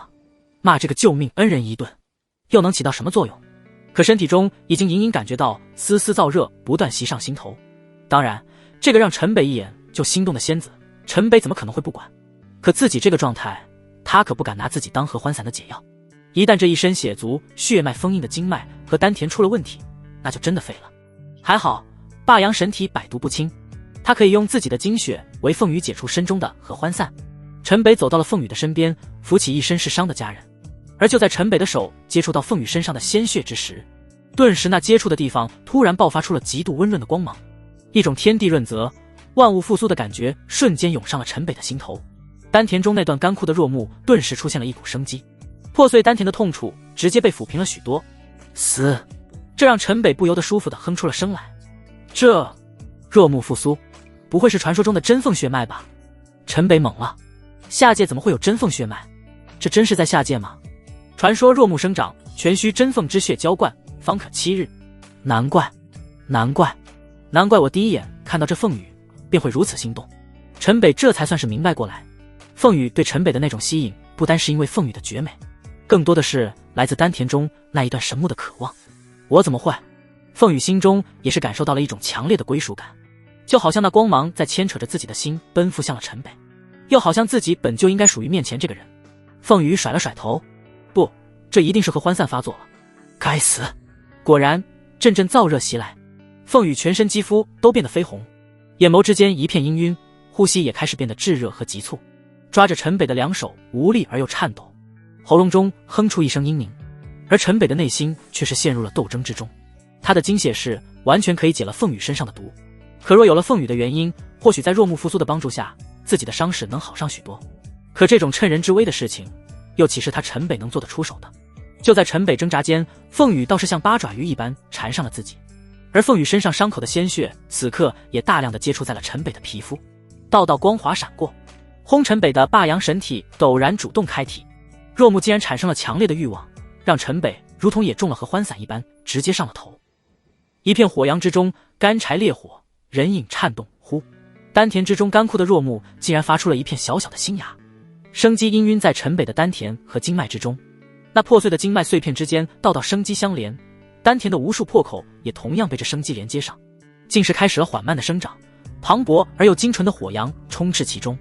而接受了最终绽放的凤羽，此刻全身红芒随着经脉真元流动，回忆着最后时刻那滔天火阳能量的反哺洗礼，如上云霄，回味无穷。先天4重，我突破到先天中期了。怎么可能？是因为他的神体吗？凤羽靠在陈北的胸口，微微展开眼睛，看着眼前正在调息的陈北，那全身的红芒闪烁，就如同一块红宝石雕琢而成，炙热而璀璨。我竟然成为了他的女人，难道是天意吗？这到底是什么样的缘分啊？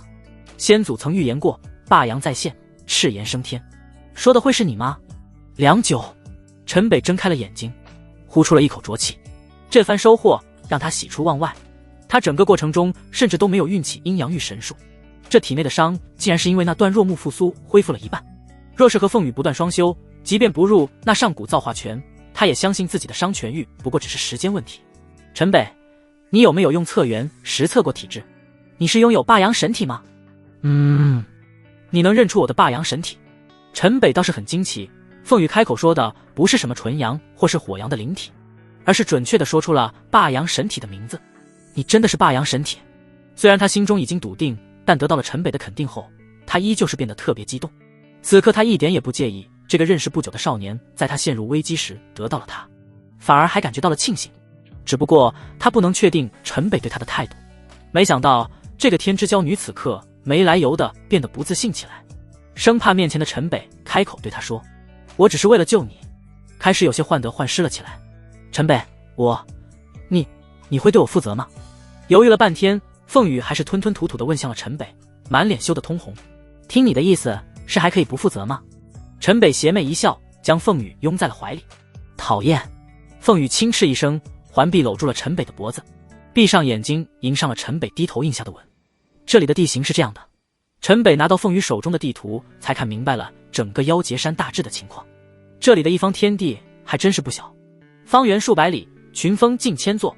这一下可是让陈北犯难了，明元剑宗的地图压根就没有任何指引的作用，那对于林星他们来说就更是如此了。就连凤羽这般身份都会面临这种处境，陈北更是越发的担心了起来。凤羽，我先送你出去。凤羽，快来，要咽气了。来啦！噗！凤羽一剑斩杀了眼前奄奄一息的妖然，这妖然便化作光点，消失在了眼前。第73只妖兽了，历来我们宗门在妖劫山结阵斩妖，从来也没有这个速度啊！陈北，你太变态了！看着陈北，眼中满是崇拜。你这堂堂赤炎宗圣女，夸人这么词穷吗？哈哈，我不过是觉得没有比变态能更好形容你的词了。如今凤羽的心情是真的好，感觉有了陈北后，一切都变得那么美好。清脆而愉悦的笑声随着两人的身影传遍了山野之间。陈北，你真的只有18岁吗？不然呢？难不成我有1218岁吗？那还不成了老妖怪？那我可就看不上你了。不过陈北，你的战力也有点太离谱了吧？这样先天后期的妖然你也打得过？就算是那些霸主宗门的弟子，要是遇到也只有逃命的份。别夸了，我会骄傲的。陈北在这里本应该是无敌的，可惜若是剑心未碎，光是靠着一手剑意就能通杀。可如今虽说靠着九阳诛仙剑诀和霸阳神体的配合也能解决大部分，但遇着有些难缠的妖兽还是需要暂避锋芒的。那你就放肆骄傲吧，我就喜欢看你骄傲的样子。我们可说好了，你见到林星可不准吃醋。我就吃醋，我要和林星妹妹一起吃醋。陈北这一路只是和凤羽说了林星，只是没好说宗门的几位峰主是自己的双修道侣，毕竟这关系的确有悖伦理，特别云寒还是林星的师尊，要怎么解释还是以后考虑清楚再说了。不过林星现在到底在哪，陈北都感觉有些无力，找到现在完全就是在大海捞针。最后两人只好选择先朝着赤炎宗定下的聚集点去。终于空中出现了一道冲天光华，那是有人已经完成了百杀任务，被送出了这妖劫山的空间。我们要加快速了，等你见到同门，我就助你先完成百杀离开这里。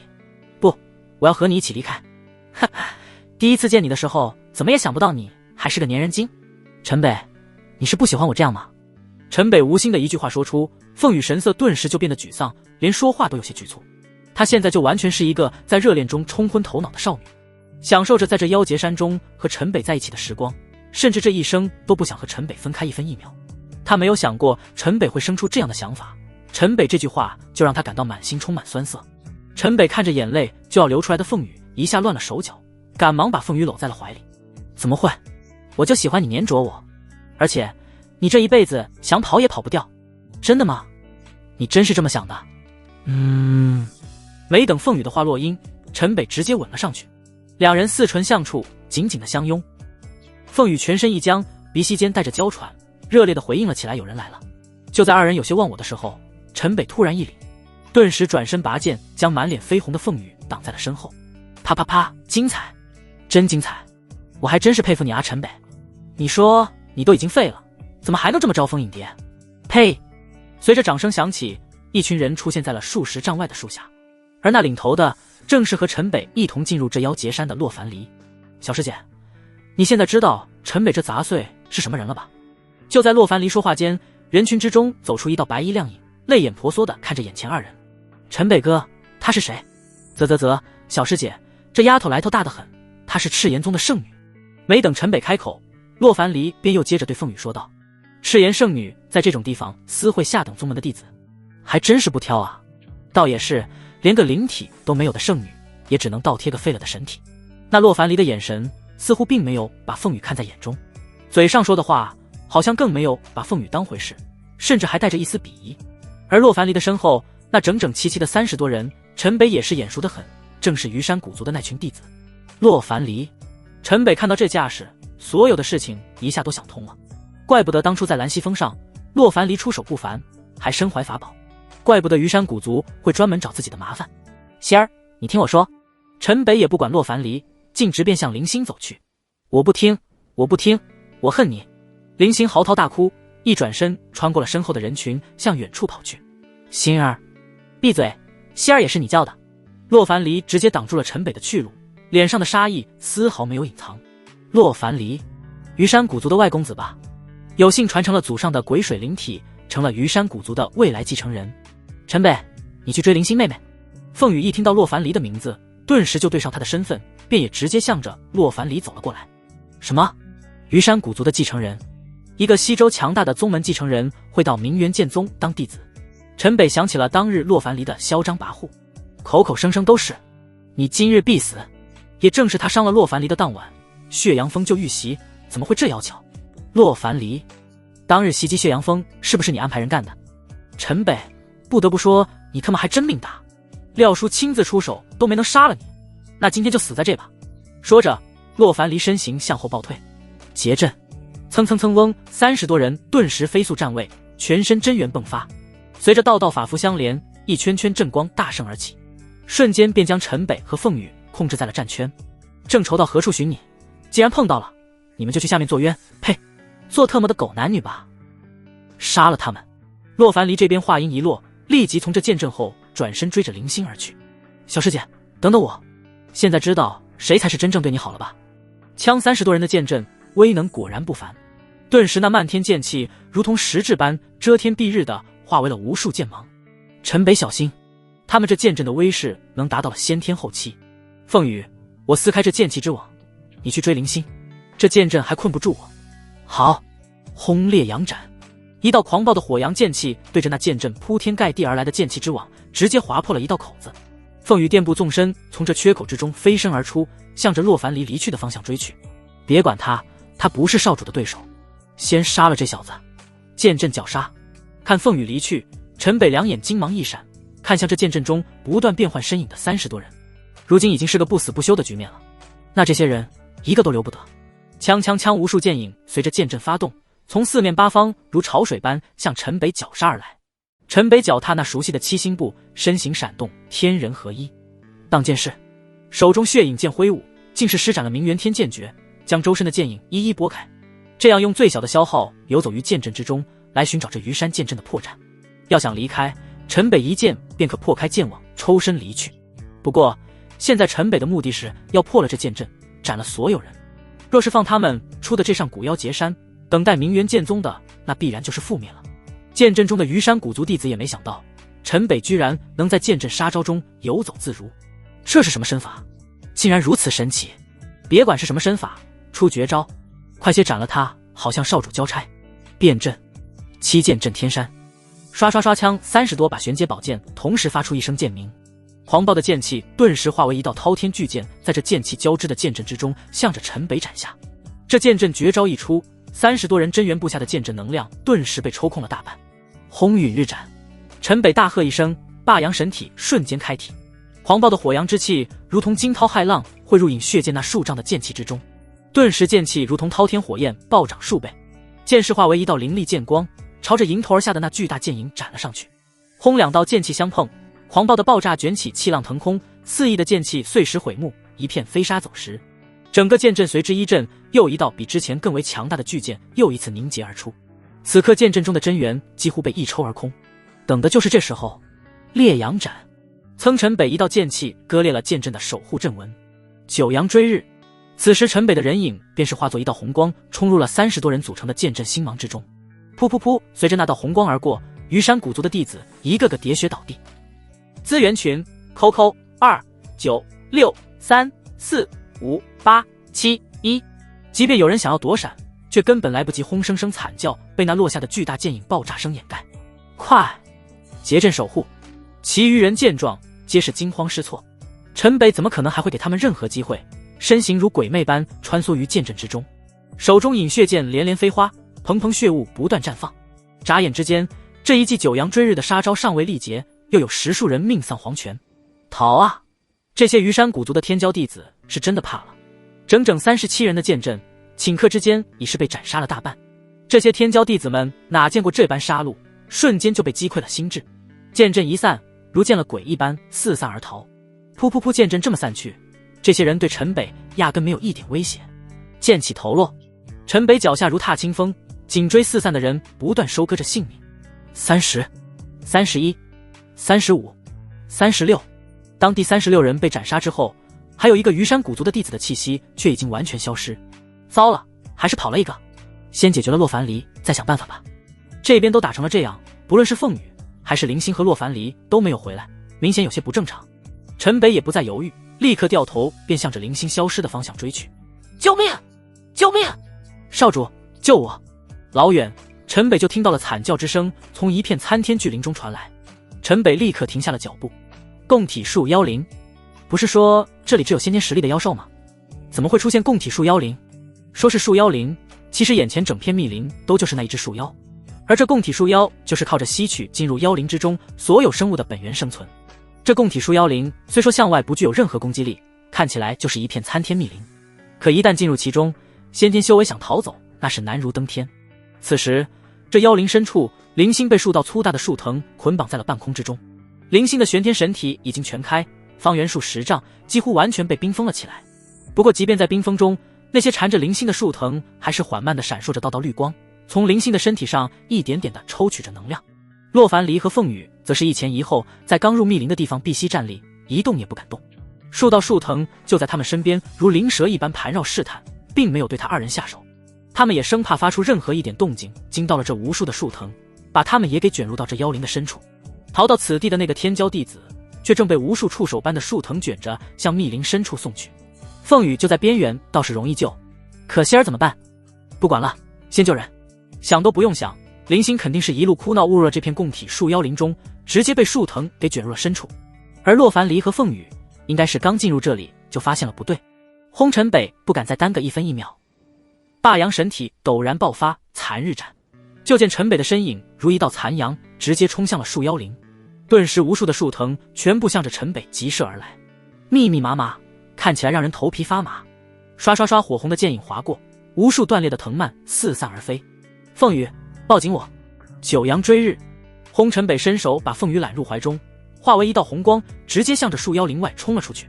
漫天火阳剑气搅得连空气都纷纷炸裂。不过陈北也没有忘记向不远处的洛凡离挥去一道剑气。洛凡离一看，气得连牙都要咬碎了，只得拔剑对着斩向自己的剑气就是一挥剑，可发现陈北这道攻击就只是一个虚晃。不过他这一剑却是引得无数的树妖藤蔓直接将他卷起，向着深处送去。陈北，我操你大爷！啊！救命！呼！陈北，呜！带着凤羽出了树妖灵，凤羽浑身就如脱了力一般，站都站不住，太惊险了。他都以为自己就要殒命于共体树妖灵了。这一逃出升天，抱着陈北就嚎啕大哭了起来。可陈北已经没有时间来安抚凤羽了，林星此时还在这共体树妖灵的深处。凤羽，你去找同门会合，抓紧出妖劫山。那你呢？我要去救林星。不，我不让你去，进入深处就根本就不可能出来。凤羽紧紧地把陈北抱住，生怕他一冲动冲了进去。他清楚地知道，深入这树妖灵里和自杀没有任何区别。凤羽别闹，我绝不会丢下希儿不管。林星妹妹被卷入深处，已经没有救出来的可能了。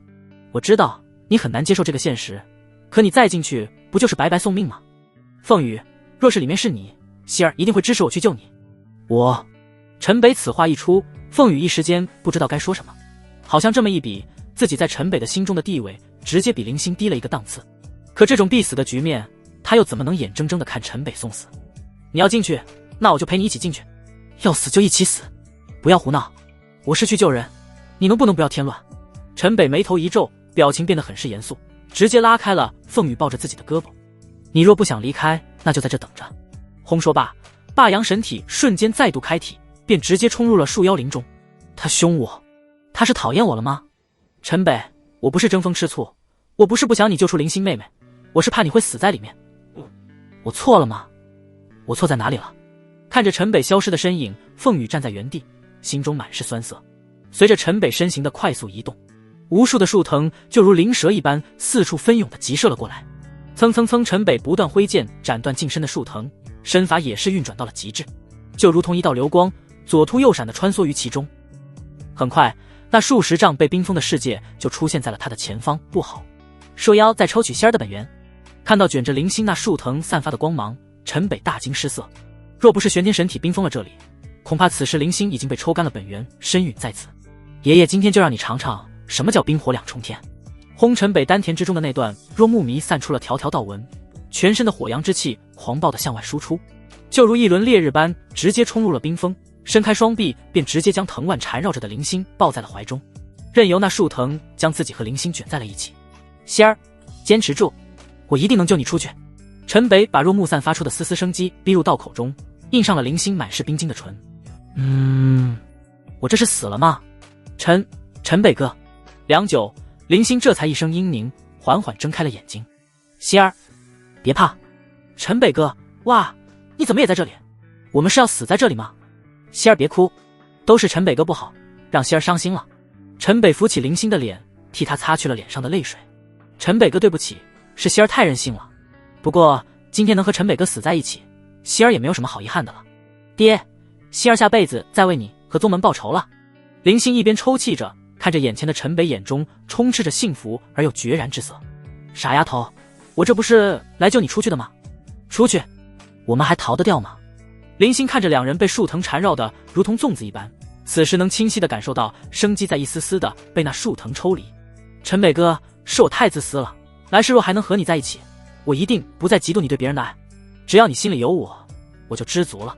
傻丫头，咱现在能不能不要想这些乱七八糟的，听我把话说完。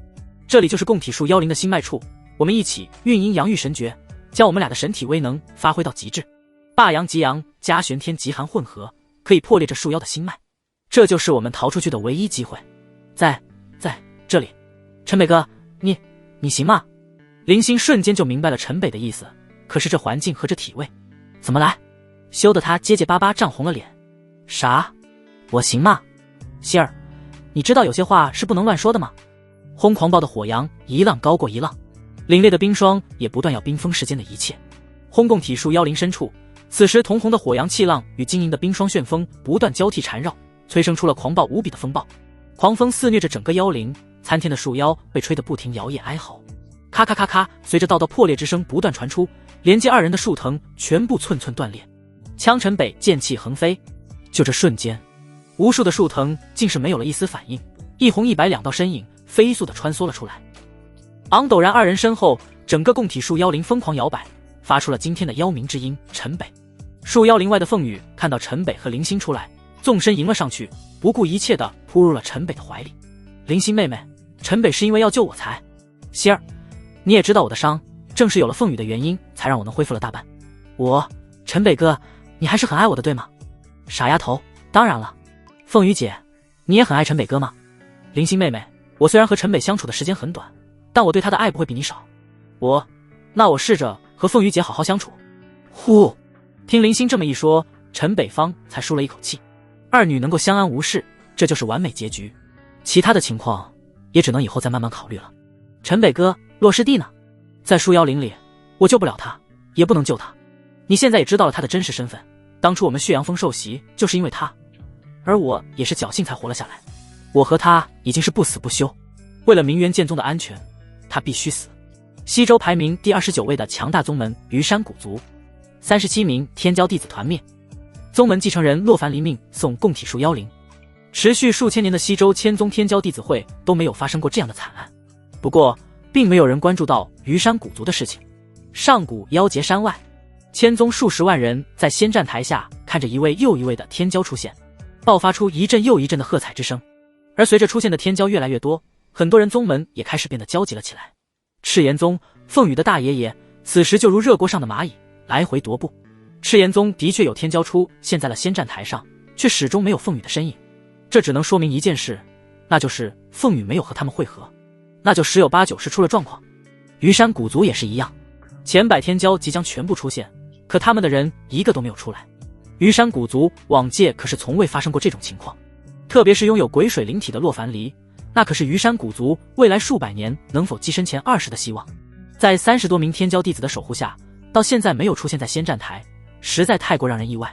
明元剑宗的阵营中，只有云寒、血妹和紫萱3位封主与其他门人不同，其他门人都是兴高采烈的看热闹，可他们3人都是眉头紧锁的看着仙战台上，紧紧的握着拳头。只有他们3人知道，陈北破碎的经脉和丹田需要化神坛的洗礼才能痊愈，而陈北只有进入天骄弟子100强才能参加天骄弟子排位赛，才有机会拿到化神坛的入场券。眼看着100强全部要诞生，始终不见陈北身影，他们怎么可能不焦急？瓮仙站台上又是一道身影一晃出现，第97位，明元剑宗天骄弟子林星。华顿时数十万人爆发出了海啸般的欢呼声。西周偏极之地的3等宗门明元剑宗出现了一位跻身100强的弟子，他们见证了历史性的一刻，100强天骄弟子的荣誉还是第一次落在了100强宗门之外的宗门身上，这是何等的荣耀！这也激励了所有的弱小宗门，一切皆有可能。不过就连明元剑宗自己都没有想到，林星能有跻身100强的机会。第98位，天阴宫天骄弟子吴巧山。华第99位，赤炎宗天骄弟子凤羽。华都是强势宗门的弟子，没有意外，但千宗看热闹的人依旧热情如火。凤羽这几乎是压轴出现，让凤老族长是狂拍自己的胸口舒了口气，脸上那紧绷的表情顿时就换成了一脸笑颜。100强天骄弟子，如今赤炎宗是独占3席，几乎和那前20的霸主宗门处在了一个水平。至于为什么凤羽没按计划最先完成100杀，已经没有必要再去猜测了。这对赤炎宗来说，这已经是最好的结果。嗡，最后一道属于100强天骄的身影闪现，无数人翘首以盼这100强天骄的最后答案。第100位，明元剑宗天骄弟子陈北。华这下真的是炸锅了，怎么可能？明元剑宗出现了2位100强天骄，太疯狂了！明元剑宗就是个3等宗门，怎么可能出现2个100强天骄？这次天骄弟子会竟是杀出来这么一匹黑马，那也不过是100强天骄弟子垫底。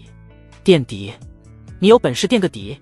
我们这近千宗门能有弟子参加，就已经算是骄傲。是啊，等他们成长起来，明元剑宗或许有机会击入前100排名。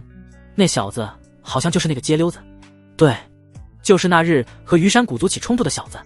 这么一说，倒是提醒我了，仙战台上好像没有虞山古族天骄弟子。还真是，虞山古族天骄弟子无人入围100强，还真是稀罕事。恐怕此刻虞山古族的人鼻子都气歪了吧。天骄榜100强全部产生，欢呼的浪潮一浪高过一浪，而陈北却是一头冷汗，就差一点点，他可能就与这天骄榜无缘。还好，一切赶得刚刚好。明元剑宗此时全员都沸腾了起来，云寒、血妹和紫萱3人激动的相拥，哭成了一团。就连华清阳、天元子2位封主也是掩面而泣。这100年可谓是明元剑宗最难的时期。老宗主先逝，师娘虽顶上了宗主的位置，可大家都知道师娘重伤缠身，甚至是时日无多，全靠顽疾在身的大师姐云寒苦苦支撑。今天此刻，西周千宗天骄弟子会100强天骄独占2席，明元剑宗扬眉吐气，这是明元剑宗开宗以来从未获得过的殊荣。这份喜报足以告慰先师在天之灵。不过有人欢喜有人愁，虞山古族的队伍中是愁云惨淡。怎么可能？怎么可能？领队的6长老风元此刻铁青着脸几近抓狂，他怎么也无法相信虞山古族的天骄弟子中没有一人进入100强，他们这38名天骄弟子即便对上那20家霸主宗门的弟子都有一战之力。原本他们的计划是争取3个100强名额，拥有鬼水灵体的洛凡离更是有一争化神坛的机缘的实力，可现实却是啪啪打脸。同样气氛压抑的还有千宗排名第24位的关云宗。他们仅有一名弟子出现在了仙战台上，而冠云宗的第一天骄弟子乔楚并没有出现。此刻带队的大长老同样是一脸阴郁，那可是他的亲孙子，先天3重圆满，一只脚已经迈入了先天中期，这次也是完全有实力去一搏化神坛的机缘，可如今连入围的资格都没有。当然，这位大长老怎么也不会想到，他这个孙子不但没有入围的资格，更是连命都丢在了妖劫山中。百强天骄，西周人杰，赐西周天骄令，等候天骄排位赛。一声仙音传来，百枚璀璨玉牌从天而降，飞落在仙战台上百名青年的面前。持天骄令，起天骄榜。就见仙战台上的百强天骄弟子全部伸手握住面前的令牌，顿时百道光芒冲天而起，在仙战台的上方绘制而出一片巨大的光幕，光华四溢，法纹流转。天骄榜开榜，现排名暂为上古妖劫山完成百杀的顺序，最终天骄榜排名以天骄排位赛为准。随着仙音的响起，一道道符文出现在那光幕之上，划一时间数十万人欢呼雀跃，响彻云霄。哇！前20名中有4人来自浩邈天宗，前百天骄浩邈天宗占了7席，不愧是西周最强大的宗门。第一名林修齐，29岁，先天5重，太夸张了，先天5重，这还是人吗？前10没有一人低于先天4重，我勒个去！快看那个第99位的赤炎宗凤羽，22岁，才22岁，先天4重，我的老天爷，这还是人吗？你看前10那些先天4重的天骄，哪个不是接近30岁？说起来，这凤羽天赋更加惊人啊！我也22岁，为什么我就只有后天4重？和这些天骄比起来，我们连屁都不是。百强上榜的几乎就没有人低于先天3重，怎么没有？看明元剑宗的2个上榜天骄都是先天1重，天骄一众到底是怎么完成百杀的？难道是作弊？作弊！上古妖劫山传承无数年，你什么时候听过作弊一说？林星18岁，陈北18岁，18岁啊！老天爷，明元剑宗这是从哪收的这般天才弟子啊？这2位少年从今天起算是名震西周千宗了，这个年纪太耀眼了，说不准那些霸主宗门要抢弟子了。或许明元剑宗能靠这2个弟子换到足够让他们跨上一个新台阶的资源和条件。天骄榜一出，数十万人的热议之声沸反盈天，能上榜的人无一不是人中龙凤。除了崇拜仰慕，这绝大分布宗门的弟子甚至连嫉妒之心都生不出。先天4重，怎么可能？雨丫头先天3重稳固不久，按说没有10年苦修不可能再度突破，难道是在里面获得了什么逆天的机缘了吗？奇怪，这上古妖劫山流传至今，从来也没有听说过有什么机缘啊。天骄榜一开榜，要说吃惊还的是赤炎宗这个老宗主。凤羽莫名其妙的一步跨入了先天中期，让他是又开心又感觉匪夷所思。看来是凤羽在帮明元剑宗2个少年完成妖兽百杀，才耽误了自己的时间。不过这种小宗门能培养出这么2位天骄弟子出来，也足以自傲了。那小子若真如雨丫头所猜测，拥有霸阳神体，不论什么条件，我们赤炎宗也要把他给争取来啊！百强天骄各回宗门休整，等待本届天骄弟子会最终的天骄榜排位赛。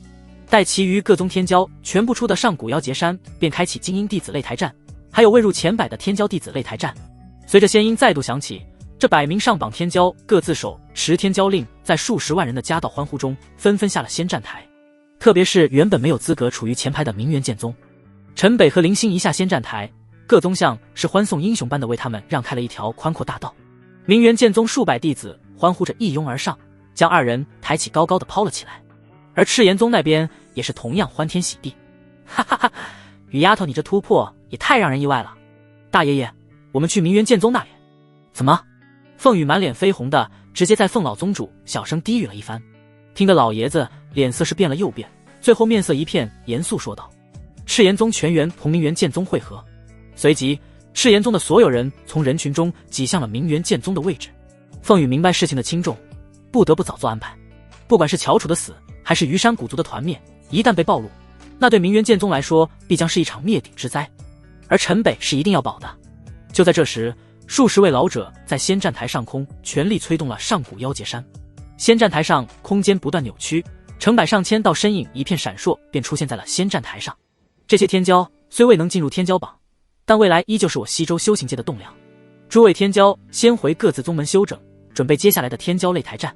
数千人看着台下那一片欢腾的景象，有遗憾，有失落，有庆幸，有激动，每个人脸上流露的神色都不相同。上古妖劫山并非不攻击妖兽就十分安全，那些强大宗门击杀妖兽有伤亡，而那些误闯妖兽领地的人也同样有伤亡，这数千人比起进入之时已是少了近20%。前儿，冠云宗的阵营里，大长老老泪纵横，他没有在仙战台上感知到孙子的气息，那就说明一件事，他的宝贝孙子死在了上古妖劫山中。他已经从进入天骄榜的弟子那里知道，乔楚并没有和同门集结，但对于孙儿陨落，这位大长老根本无法接受，飞身便掠上仙战台，他要弄清楚为何乔楚会死在上古妖劫山中。轰不过他还未登上仙战台，上方一道无可匹敌的力量便将他直接击退了下去。冠云宗这点规矩都不懂了吗？仙战台上空，一道威严的声音响起，这位大长老面无血色的对着上方躬身一礼，目眦欲裂的退了回去。轰而另一道掠向仙战台的身影也同样被击退了去。虞山古族放肆！哈哈哈哈！我风源今天就放肆一次又怎样？虞山古族的六长老风源捂着胸口站起身来，笑得万分悲凉。我虞山古族38位天骄入内，如今团灭在妖劫山内，仅剩一人垂死在台上。各位先尝要我风源怎么样？团灭！华风源此话一出，全场千宗数十万人均是一领。怎么会团灭？排名第29位的虞山古族天骄弟子团灭？开玩笑吧！从古至今上古妖劫山中就没有发生过这等事情。37位天骄，这等于是断了虞山古族一代传承啊！可这声音落在了陈北的耳中，却完全不一样了。陈北此刻心中一凛，现在不论是自己还是明元剑宗，在虞山古族的面前根本就没有任何抗衡的力量。怎么会还有人活着？都是我亲手斩杀的，不可能还有活着的道理。那就只有一种可能，被共体树妖灵卷走的洛凡离和另一名天骄中的一人。可这怎么可能在共体树妖灵中活下来？我是虞山古族的罪人啊！为什么？这到底是为什么？失魂落魄的风源抱着一具干瘪的身体走下了台，而那干枯的身体皮肤已是褶皱的如同树皮，还长出了条条尺余长的根须，垂下随风摆动，看样子已经是死得不能再死了。可风源还能感受到那存在的点点生机，是洛凡离妖化共体。陈北有些吃惊，别人看不出来，他一眼便是认了出来。这下界无妖，除了妖劫山中无人对妖有了解，可他不一样，他在妖域历练过，他一眼便看出了洛凡离是吸收了妖丹，正在妖化共体的过程中。而看洛凡离的情形，那妖丹正是共体树妖灵的。虞山古族撤！虞山古族如今也不管什么规矩礼仪，飞舟腾空而起，划空远去。仙战台上数千天骄弟子已经回到了各自宗门之中。天空的仙音再次传来，一入妖劫山，生死由命。虞山古族天骄弟子不幸遭遇劫难，我西周仙徒同悲。但每届天骄弟子会都有数百弟子在上古妖劫山中陨落，悲痛又何止一宗一门？修仙一途本就是逆天而行，与人争，与天争。正因无数人的不惧生死，方才有了今日这9州修真繁盛之势。精英弟子擂台赛现在开启。轰仙战台上一阵光华闪烁，20座擂台缓缓升了起来。仙战台上20座擂台，连胜20场、50场、100场的各宗弟子将获得玄冰、功法和成为我前20宗门记名弟子的身份。所有30岁内的后天境弟子均可参加。上擂台，哗！精英弟子擂台赛一开启，数十万人瞬间就忘却了什么虞山古族团灭之事。虞山古族死不死和他们又没有半毛钱关系。对于绝大部分人来说，天骄弟子会的热闹这才正式开始。蹭蹭蹭，不少身影随着仙音落下就跃上了擂台。台上一交手，台下又掀起了海啸般的欢呼声。此刻明元剑宗不少人都摩拳擦掌，准备一试。陈北和林星登上了天骄榜，对他们的激励那可不是一般的大。特别是金三胖和吴天昊二人眉飞色舞的率先冲向了仙战台。不过也有人悄悄离开了这片翻腾的海洋。赤炎宗的驻地内，凤老族长高坐主位，云寒坐在客首，还有陈北、林星和凤羽都端坐在内。你们和虞山古族的恩怨，陈北都说得清清楚楚了。云峰主，说说你的想法吧。凤老族长开口问向了云寒。谢凤老前辈对我明元剑宗关照，我明元剑宗虽无力抗衡虞山古族，但也并不怕死。真若有那么一天，我明元剑宗定是拼死抗敌，战到最后一人。云寒作为明元剑宗门面，面对面前这强大宗门的老宗主，言语不卑不亢，英气逼人。这里没有外人，你这丫头就别这般一本正经的了，有什么说什么吧。凤老宗主淡然一笑，对云寒这个后辈倒也并不见外。云寒看凤老宗主这般态度，明显是没有把自己当外人。顿时就卸下了心中的防备，愁云立即就上了眉梢。凤老前辈，说实话，我一点办法也没有，而且对于山古族来说，这仇怨就是不死不休，但求赤炎宗能给我宗这些小辈们一些庇护。明元剑宗和虞山古族对上，无疑就是以卵击石，压根不会有一丝胜算。老夫倒是有一办法，可以名正言顺地介入到你们两宗的恩怨之中。凤老宗主一捋胡须，老神在在地说道。云寒一听凤老宗主的话意，不由感到心酸。我知凤老前辈好意，但我明元剑宗自有传承，若是投靠并入赤炎宗，我辈无法向历代仙师交代。但求凤老前辈能庇护我宗一些小辈，云寒万死不忘恩情。我老头子什么时候说要并了你宗门了？那是联姻。云寒看了看坐下的陈北和凤羽，的确是金童玉女，这算是明白了凤老宗主的意思。看来赤炎宗是十分看好陈北，现在是借着这场危机来挖墙脚了。不过这鱼饵抛的还真有点大，直接把赤炎圣女给压上了。你们将陈北定为未来宗主继承人，与我宗圣女联姻。陈北入了我赤炎宗的门，于情于理，我赤炎宗都有出面的理由。而且刚刚陈小子也说了，他们未死的那个天骄现在被什么妖化共体，那就是异类。真有那么一天，我们更有理由以降妖除魔之由，携天下名门一同问罪于山古族。凤老宗主这么一说，的确是合情合理。而且有赤炎宗在，于山古族不得不掂量轻重。若洛凡离真的成为妖人，说不准他们于山古族自己都不敢声张。可我们陈北哪里配得上？这岂不是辱了赤炎圣女？可即便只能这样，云寒也不能答应陈北入赘进赤炎宗，这岂不是等于把陈北卖给了赤炎宗？陈北可是明元剑宗未来的希望，这以后岂不是成了笑话？凤老宗主一听云寒的话，竟然满是不情愿，顿时气得胡子都翘了起来。辱？我不知道到辱吗？生米都煮成了熟饭，要不我能同意这小子的鬼主意？陈北尴尬地坐在那里，摸了摸鼻子，到底还是被凤老宗主给卖了。毕竟云寒是自己的修女，他张不开嘴对云寒说和凤羽的事情，这才计划让凤老宗主以虞山古族的事和云寒把这联姻的事情给敲定下来。一旁的凤羽听了大爷爷的话，顿时也满脸绯红。陈北你……云寒一听这话，眼圈瞬间就红了。他不知道这些事为什么陈北不直接和他说，反而要绕了一个圈子，通过赤炎宗来逼自己就范。难道是明元剑宗对他不够好吗？还是他陈北本就是见利忘义、爱攀高枝的人？韩姐，你听我狡辩，不，听我解释。我肯定不会脱离明元剑宗的。不过凤羽体质特殊，在妖劫山中，我的伤因他治愈了大半。而且那洛凡离不单纯是想要我的命，他盯上的是灵心。仙儿不是冰霜灵体，实则是玄天神体。什么？玄天神体？一宗双神体？我不是在做梦吧？即便是灵体都世间少有，外面那天骄榜中灵体都是凤毛麟角的存在。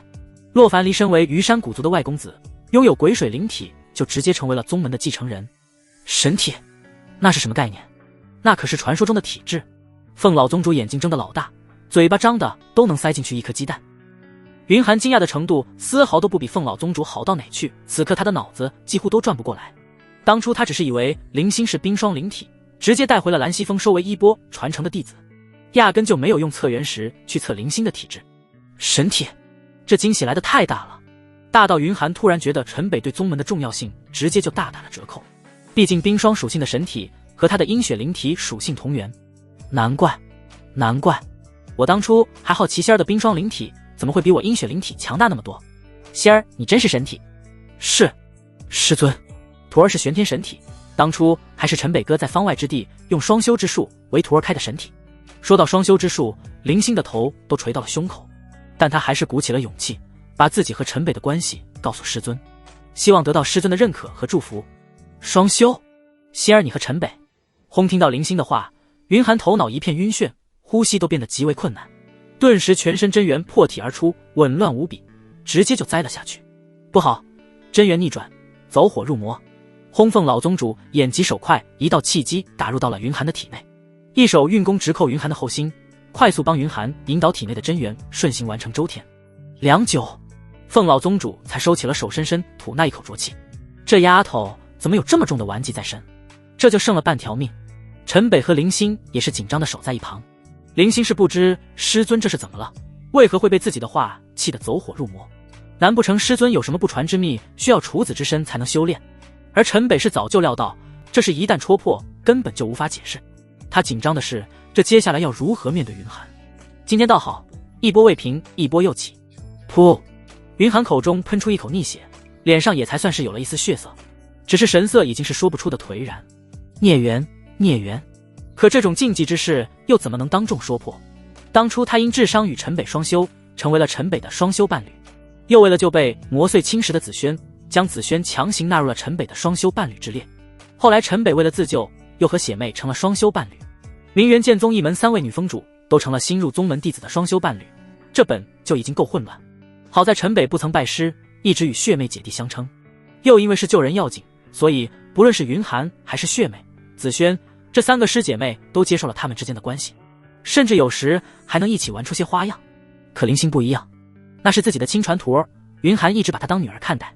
虽然他知道自己这个徒儿和陈北走得很近，但他相信陈北懂得分寸，哪曾想过自己却是那个后来者，抢了弟子的男人。自古就有禁忌之情，必遭天谴，这要是让人知道，岂不是将受天下人辱骂终身？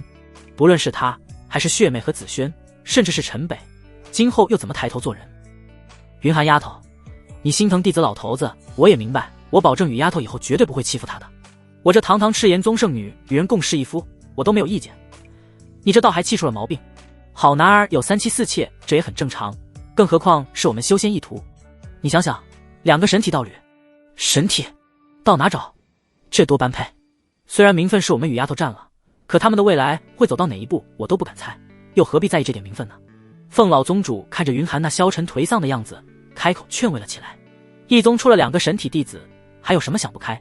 甚至他觉得他要是云寒，估计做梦都会笑醒。可他哪里知道云寒心中的痛楚和绝望。凤老前辈，此事事关重大，云寒今日旧伤复发，还请择日再议，望凤老前辈担待。这也罢，你回去好好考虑一番。还有你体内的顽疾，若不及时医治，恐怕……凤老宗主说了一半，没有接着说下去。伤成这样，想必他自己也知道情况，何况此时云寒的情绪本就是崩溃的状态，提着伤势也不合时宜。陈北此时也是如芒刺背，如鲠在喉，如坐针毡。前一世强渡混沌道体给师尊还历历在目，逆徒，即便你堕入轮回，为师也要将你碎尸万段。师尊的痛斥犹在耳畔，他这短暂的18年已经不记得梦见了多少次。不伦之情在这9天10地本就是禁忌，所以不论是上界的合欢仙谷，还是这下界的双修宗门，都被冠以邪教之称，受世人之不齿。即便他要活出这一世精彩，还修炼上了合欢仙谷的阴阳御神诀，甚至并不觉得这男欢女爱到底有什么错。可这般禁忌之事捅破了来，依旧如同在心中加上了一道枷锁一般。明元剑宗的驻地，此刻只有云寒和陈北2人相视而坐。陈北，当初在血阳峰，你说要理一理我们之间的关系，就是因为仙儿吧？寒姐，我……陈北张了张嘴，一时不知该说些什么。孽缘于我，这一切都由我来背负吧。此番事了，我便会削发出家，潜心悔过罪孽。从今以后，你便去赤炎宗，不得与血妹和紫萱再有纠葛。等到哪天你能傲逆天下的时候，才来明元剑宗迎娶仙儿吧。云寒挤出一丝勉强的笑容，僵在嘴边，这或许就是他能想到的最好的解决方式了。他的伤和陈北双修之后，其实已经好了很多，再活100年应该也不成问题。那时血妹应该已能撑起宗门的门面，拥有神体的陈北还有灵星也应该都已经真正成长起来，而自己也能放心的撒手人寰了。寒姐，你不要碰我！砰！仙战台上的精英擂台战如火如荼，这才是西周千宗天骄弟子会的盛会之期，也是无数年轻人大展手脚的舞台。压根无人在意一瘸一拐的陈北从明元剑宗的驻地出来，的确那固有的观念不可能一时间就被打破，甚至云寒连身上的顽疾都放弃了治疗。大爷爷，您老也不用这么心急吧？急？怎么不急？正好我们西周千宗都在，联姻的事情要赶紧大肆宣扬出去，要是你能给我快点添个曾孙就更好了。大爷爷，你在瞎说什么？赤炎宗驻地内，凤羽被凤老宗主说得满脸通红。雨丫头，照你说的情况看，陈北这小子现在就有先天后期的战力，进入天骄榜前时那是板上钉钉的事情，到那时那些霸主宗门绝对会抢人，我们再说联姻就来不及了。好在我们赤炎宗的宗门排名靠前，要不即便有联姻也保不住陈小子被他们抢走。你知道霸阳神体对我们赤炎宗有多重要，这是先祖保佑啊！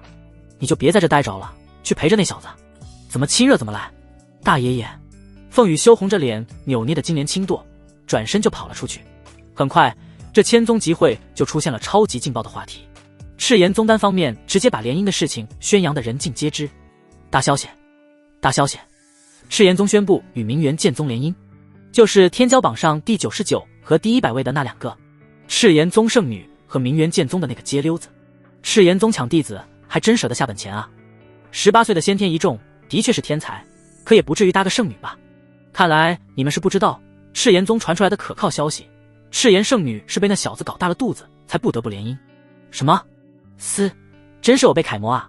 这哪是喜讯，这就是丑闻啊！排名第25位的宗门栽在了小宗门的手里，可惜好白菜被猪给拱了。这下那小子真是一炮冲天了，直接成为了人上人。谁说不是？说不准数百年后赤炎宗就从凤家改成陈家的了。那赤炎圣女看上他啥？要说身份那本就是天差地别，实力上就更是不在一个水平线上。就是赤炎圣女22岁，先天4重，这明显比那小子强了不知多少。凭什么？活好吗？赤炎宗这次真是吃了大亏啊！快看快看，那小子来了！卧槽，是我眼花吗？我的天，不敢想，那天之娇女居然像个跟屁虫一样，这是什么世道？倒反天罡，倒反天罡！不过是短短1天时间，陈北如今不管是在哪，都会成为所有人指指点点议论的对象。这个天骄榜暂列最后一位的天骄，风头竟是碾压了所有人，成为千宗数十万人热议的对象，真不得不感慨八卦的传播速度，以至于如今的陈北不得不闭门不出，老老实实待在驻地，彻底沉下心来想办法解决云寒的心病。可即便是在驻地，陈北这时也得不到清闲。金三胖和吴天昊2人下了擂台，就卷着袖子冲向了陈北的房间。陈北，你给我出来！我早就看出来你丫不是什么好东西，你把新妹置于何地？见利忘义，见色忘友，喜新厌旧，今天不给我们一个交代，看我不打！胖子，我们打不过！操，看我不死给你看！砰！2人一脚踹开了陈北的门，顿时冒了一头的冷汗。房门内那微光流淌的结界内，不光有陈北在，血魅封主在，紫萱封主也在。空气中超低的气压几乎凝固，一股杀气扑面而来。滚！再这么没有规矩，我打断你们的腿！是，我们这就滚！血魅2眼冒着火，那身上气势一出，吓得2人愣了1秒，掉头就跑。砰！血魅一挥手，房门便被一道气劲轰然吹合了起来，震得屋子都一阵摇晃。接着血魅又是并指掐诀，拉起了一层结界。陈北，到底是谁给你的胆子？要不是看在，我真想一巴掌拍死你。妹姐，萱姐，昨夜你们俩可不是这个态度。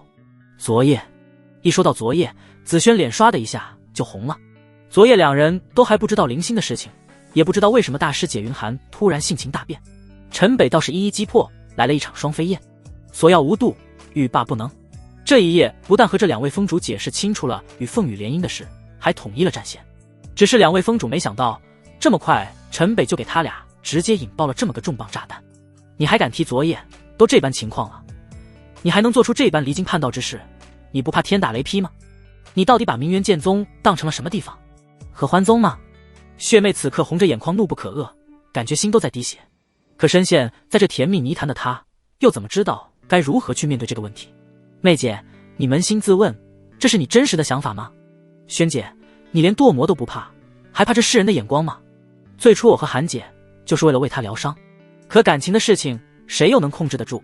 你们都知道韩姐的伤，你们要看着她死吗？她那寒体的淤结，只有靠霸阳神体和阴阳玉神诀来慢慢修复。可师姐她是灵性的师尊，那韩姐的伤还治不治了？命还要不要了？一时间3人都陷入了沉默，剪不断理还乱。就在3人沉默之时，无数响云伴着一架五彩云辇从远处飞临了这西周千宗聚集地，悬停在了仙战台上的虚空之中。一道悦耳仙音瞬间覆盖了整个聚集地。西周千宗盛会，方外之地太虚仙宗前来凑个热闹，还请主持盛会的各宗前来相见。这声音虽如天弦，可却又带着不可抗拒的威严。方外之地，那地方不是灵气匮乏的连修炼都不行吗？怎么还出现了宗门？而且这口气听起来好像还很强势啊。太虚仙宗，这是沐月那丫头的声音。陈北同样也是清楚地听到了这个仙音，顿时脊背发凉，冷汗就冒了出来。怎么会找到这里？冲着我来的？不怕不怕，我如今体质气息与前世已经完全不同，即便真是面对面，也不会有人能认出我。对，同名同姓的人多了去。而血妹和子轩看到陈北的脸色，不由奇怪了起来。他们眼中的陈北可是个天不怕地不怕的货，怎么听到这太虚仙宗神情突然变得这么慌张？方外之地，陈北，你不就是来自方外之地吗？你以前不会是这什么太虚仙宗的弟子吧？不会是做了什么作奸犯科的事偷跑出来的吧？可嗨，怎么可能？我和太虚仙宗一点关系也没有。陈北佯装镇定，对着二女摆了摆手。方外之地的宗门还真没听说过，既然和你没关系，我们出去看看热闹。这不由分说，血妹解开屋内的结界，便和子轩带着陈北就出了驻地。而在仙战台虚空之上，那五彩云辇已经被西周那些霸主宗门的人团团围住。西周修真界的盛会，方外之地竟然有人敢这样上门打脸，他们都感觉到莫名其妙。而且方外之地的太虚仙宗更是听都没有听说过，不知你们方外之地来搅我西周盛会是何意？如此遮遮掩掩，何不出来相见？为首的老者飞临云辇的前方，开口质问道。而云辇之中并未有人现身，只是那悦耳仙音再度传出：大难将至，人间浩劫，妖魔现世，九州涂炭，这里出现妖气，各位还请给个解释。妖气？围着云辇的这群人，你看看我看看你，好像都没有听明白这是什么意思。我看你才是妖言惑众，我西周的天地还轮不到你们方外之地的人指手画脚。死！那老者怒眉一竖，一道卷着滔天能量的剑气便直接斩向了云辇。轰！云辇之中顿时爆发出了一道气浪，不但那滔天的剑气瞬间被吹散，那气浪荡起的一圈冲击波更是把这一圈人吹得七零八落，狼狈后撤。众人惊愕不已，这云辇中人实力远超他们想象。而云辇中的仙音又再度传出：我太虚仙宗不欲多管闲事，但关乎天下苍生之事，怎能坐视不理？老者冷哼一声，他自知自己不是云辇中人的对手，可作为西周第一宗门浩渺天宗的代表，岂能在方外之地人面前弱了气势？休得胡言乱语！你说有妖气，妖气在哪？云辇之中，一道光芒投射在了本在虚空之上的天骄榜上，一幅画面浮现而出。那画面显示的地方，正是万岭荒漠中的这千宗聚集地处，笼罩着一片猩红的氤氲。大千追妖图所示，这里出现了妖域的气息。大千追妖图，妖域！众人听到此话，又是一脸懵逼。那图不用说，肯定是什么了不得的宝贝，可上面代表什么，他们也看不懂，甚至这个妖域都没有人听说过。这就是你说的妖气？即便真是有妖，我西周也用不着你们方外之人插手，还请离去，不送。老者从来还没有过这般憋屈，对方不但实力强劲，还咄咄逼人，蛮不讲理。西周的事情关他方外之地何事？可打又打不过，只好开口送客。他实在是搞不懂，方外之地什么时候出现了这么厉害的修者？既然有这般实力，为何又会留在那种修行界的不毛之地中？妖魔浩劫将临，唯有各方携手方可抵御。我太虚仙宗本就是因劫而生，这便是我们的责任。你们不说清这妖气缘由，今日断然不能善了。翁那天骄榜光幕上投射的画面随即消失，天骄榜这才再度显现出来。陈北，18岁，先天一重，名媛剑宗。轰！说话间，又是一道气浪奔涌，就见一位绝色仙子身影一闪，出现在云辇之外，仙衣飘飘，道纹弥散，顿时天地失色。下面这数十万人瞬间为这仙影倾倒。陈北在哪？带他来见我。仙子身上排山倒海的气势一出，那股威压无人能挡。这一声惊叱如同天雷般震人心魂。此时在陈北身旁的血妹和子轩那是眼皮狂跳。陈北，你还说你和他们没关系？你是偷看着仙子洗澡了，还是偷了人亵衣？能让这仙子这般生气，你的胆子也太大了吧？这下怎么办？还不快跑！二位姐姐，我都说了，我和他们完全没有一点关系。没有关系，没有关系，人家指名道姓找你。这下别说明元剑宗护不住陈北，就算赤炎宗也一样护不住。怎么了？到底是怎么了？陈北，那仙子为何要许你？呼啦啦，顿时凤老宗主、凤羽还有云寒、林星等人全都涌向了陈北。不知道陈北是闯出了什么祸端，明元剑宗还不送陈北来此，是等着被灭门吗？浩渺天宗那老者也是对明元剑宗的驻地方向一声咆哮，他何尝不想知道这个明元剑宗的弟子到底是怎么得罪了这般实力恐怖的仙子。现在是整个西周修真界被方外之地一个没听说过的宗门压得要脸没脸，要皮没皮。耻辱！浩渺天宗什么时候受过这般耻辱？这股情绪只能对着明元剑宗宣泄。凤老前辈，还请你送我上去吧。韩姐，你就在这里等着吧。大家安心，我和那太虚仙宗并没有任何关系。是福不是祸，是祸躲不过。陈北看这情况，躲也躲不掉了。自己这个前世小师妹，脾气倒是变了很多。陈北握了握拳，心中还是有些打鼓。虽说一切都变了，可毕竟还有着前世所有的记忆。那这灵魂烙印会不会被看出端倪，他也不能确定。修凤老宗主点了点头，带着陈北便飞身而上，飞向了这气势滔天的仙子。老朽西周赤炎宗凤世书，携孙旭陈北见过各位仙友。小子陈北见过仙子，见过各位前辈。师叔兄，凤老头，你怎么什么事都掺和？这小子是你孙旭？小王八蛋，你到底是闯了什么祸？陈北猜得没错，这些霸主宗门的人对凤老宗主十分熟络。这要是真让云寒送自己上来，恐怕此时二人都已经被这群人给拿下审判了。而凤老宗主一句孙旭也说得到位，明说了陈北现在是赤炎宗的人，既保护了陈北，又保护了明元剑宗。你叫陈北？仙子盯着陈北，神识不断在陈北的身上扫过，最终还是叹了口气。这面前少年气息他记得，当初在方外之地的玉云宫他感知到过，不过实力低微到都懒得去过问。果然如当初自己所料，就是同名而已。你为什么叫陈北？这姓名乃父母授之。敢问仙子，不知我这名字有何不妥？陈北心中也是舒了口气，果然眼前这个上一世的小师妹压根就认不出他来，只不过是因为名字的原因让他一时失控。你是方外之地陵南人士？正是。我知你与我宗弟子秦岚有救，但以后还是断了念想吧。即便你身怀霸阳神体，你们未来也依旧不会有交集。仙子多虑了，秦岚乃是我发小，旧时生活贫苦，不得已相互扶持。现小子已有道侣，不日便会成婚，定不会高攀冒犯。陈北面上也是恭敬义理，都说到这个份上，看来这事也就算是翻篇了。只不过这个前世如跟屁虫一般的小师妹，在自己面前这般故作高深，陈北多少还是有些想笑。还有一个小丫头慕言和眼前小师妹是一对双生子，向来是形影不离，却没有看见。那丫头可是古灵精怪的紧，想到这里，陈北还真有些想念。听了陈北的话，仙子就更加肯定这不是自己的师兄转世了自己的师兄，那是什么眼光？那是多么洁身自好。面前的少年18岁的年纪，口口声声已经有了道侣，一看就是各色胚。这种人怎能和自己师兄相提并论？想想都觉得是侮了自己师兄。仙子听完陈北的话，微微颔首，便是收起了气势。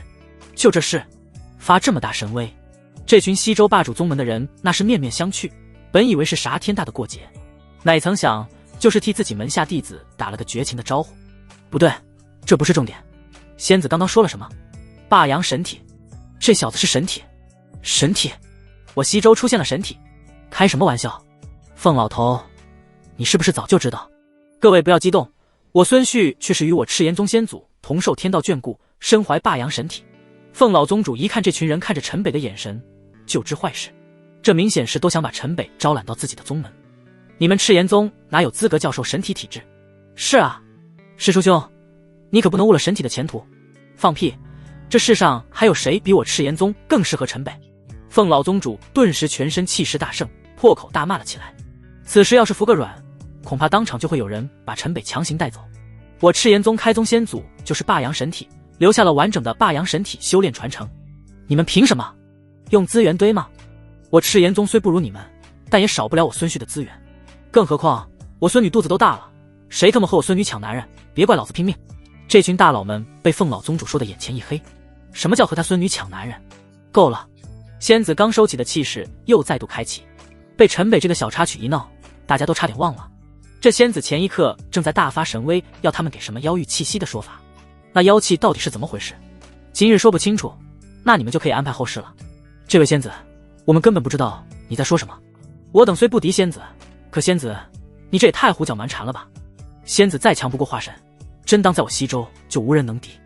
难不成仙子是打算以一人之力与我西周为敌？面对仙子如此强势，这群西周霸主宗门的代表们终也压不住了怒气。这群人平日里哪个不是高高在上的大佬级人物？没有元婴后期的修为，谁又能代表霸主宗门站在这里？面前的仙子的确实力强横，但这些西周霸主宗门哪家又没有化神期的大神坐镇？被这般逼迫数落，泥人都还有3分火，与你们西周为敌？仙子冷眼看了一圈这些人，接着说道：你们西周也配？你果然一点面子也不给。今天这些霸主宗门的脸是当着千宗人的面给丢尽了，还是方外之地一个名不见经传的宗门之人？噗！这丫头怎么还是这么一点也不通人情世故？看来都是在仙山给惯坏了。来下界落根历劫也不知低调点，这要是遇到危险回也回不去，救也没人救。这不对，我之前还真没细想，为什么要选择来下界落根历劫？一重天、二重天中哪不是修神历劫的地方？强行进入下界，不但大费周章，还必须要断了仙根。师尊绝对不会允许弟子这么做的。这丫头到底是为什么来下界？难道还是奉师尊的命来寻轮回转世的我吗？陈北一细想，顿时就发现了不对。很显然，沐月到下界来极不寻常。可这丫头的这般性子，想不惹事上身都难。一个人就强闯到西周这数十万修士集聚的盛会，直接把这些西周霸主宗门的脸面按在地上摩擦，还真是天不怕地不怕，这让陈北也是颇为头疼。仙子息怒，各位前辈，可能仙子是感知到了上古妖劫山大千追妖图，妖域历练必备之物，也就在妖域中才能真正发挥作用。而在这出现了反应，肯定是因为催动上古妖劫山的那方天地所引发的。不管怎么着，还是和个稀泥把这丫头的事给了。上古妖劫山，仙子沐月听陈北这么一说，再次看向了眼前这群人，就是一个上古流传下来神奇宝贝，是专给年轻弟子历练的法宝。我也在那里历练了多日，里面的确都是九州不曾见闻的妖物。各位前辈，你们可以给仙子介绍一下。一群人这才反应了过来，闹了半天，最后还是一个乌龙。就见那老者手心一翻，拖出了一个巴掌大山峰形状的法宝，绿顶青光，熠熠生辉。翁在浩渺仙宫几人合力催动下，上古妖劫山的那个乾坤门再次出现。果然，沐月手中的大千追妖图直接如活了一般，阵阵颤动，其上血红的氤氲之气不断翻腾。奇怪，怎么会有如此大的妖性？这个我暂且收下了。刷沐月一伸手，直接打断了几人的施法催动，将上古妖劫山强行收了起来。你草，交出来，把上古妖劫山交出来，那是我西周传承至宝。仙子若是执迷不悟，我西周定于仙子不死不休。轰轰轰，所有人瞬间就爆发了身上的气势。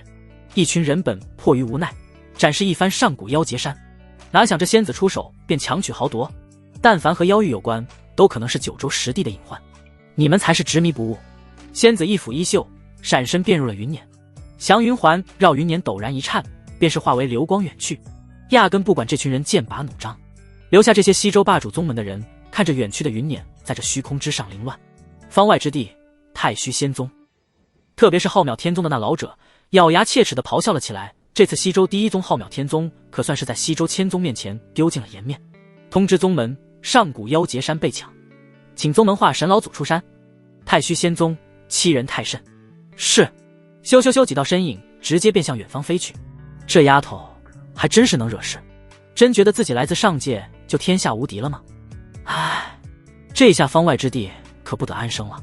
陈北一拍额头，咧嘴苦笑。不过自己这点修为，即便是想帮也帮不上忙，还是不添乱为好。更何况沐月要是奉师命来找转世的自己，那自己一旦暴露小命，肯定是就完了。陈北只希望沐月会带着师尊赐下的什么保命手段。一场闹剧落幕，千宗的热情也被打消了大半。这不光是那些霸主宗门被打了脸，是整个西周修真界都被打了脸，还是被方外之地的宗门打了脸。上古妖劫山被抢，定然有强者去讨回，这是他们关心不了的事情。而一个具有神体的少年，却是再度成为千宗的焦点。神体，西周再次出现神体，传说神体不出意外必入化神，看来数百年后，西周又将再添一尊大能啊！那时明元剑宗和赤炎宗恐怕就凭他一人之力，便是能跻身入霸主宗门了。而那些霸主宗门的人，此刻可没有了什么好心情。浩渺天宗的老者一声仙音笼罩千宗，3天后开启天骄榜排位赛。说完，一甩衣袖，便带众人飞回了各自的仙宫。凤老宗主也带着陈北飞回了明元剑宗的驻地。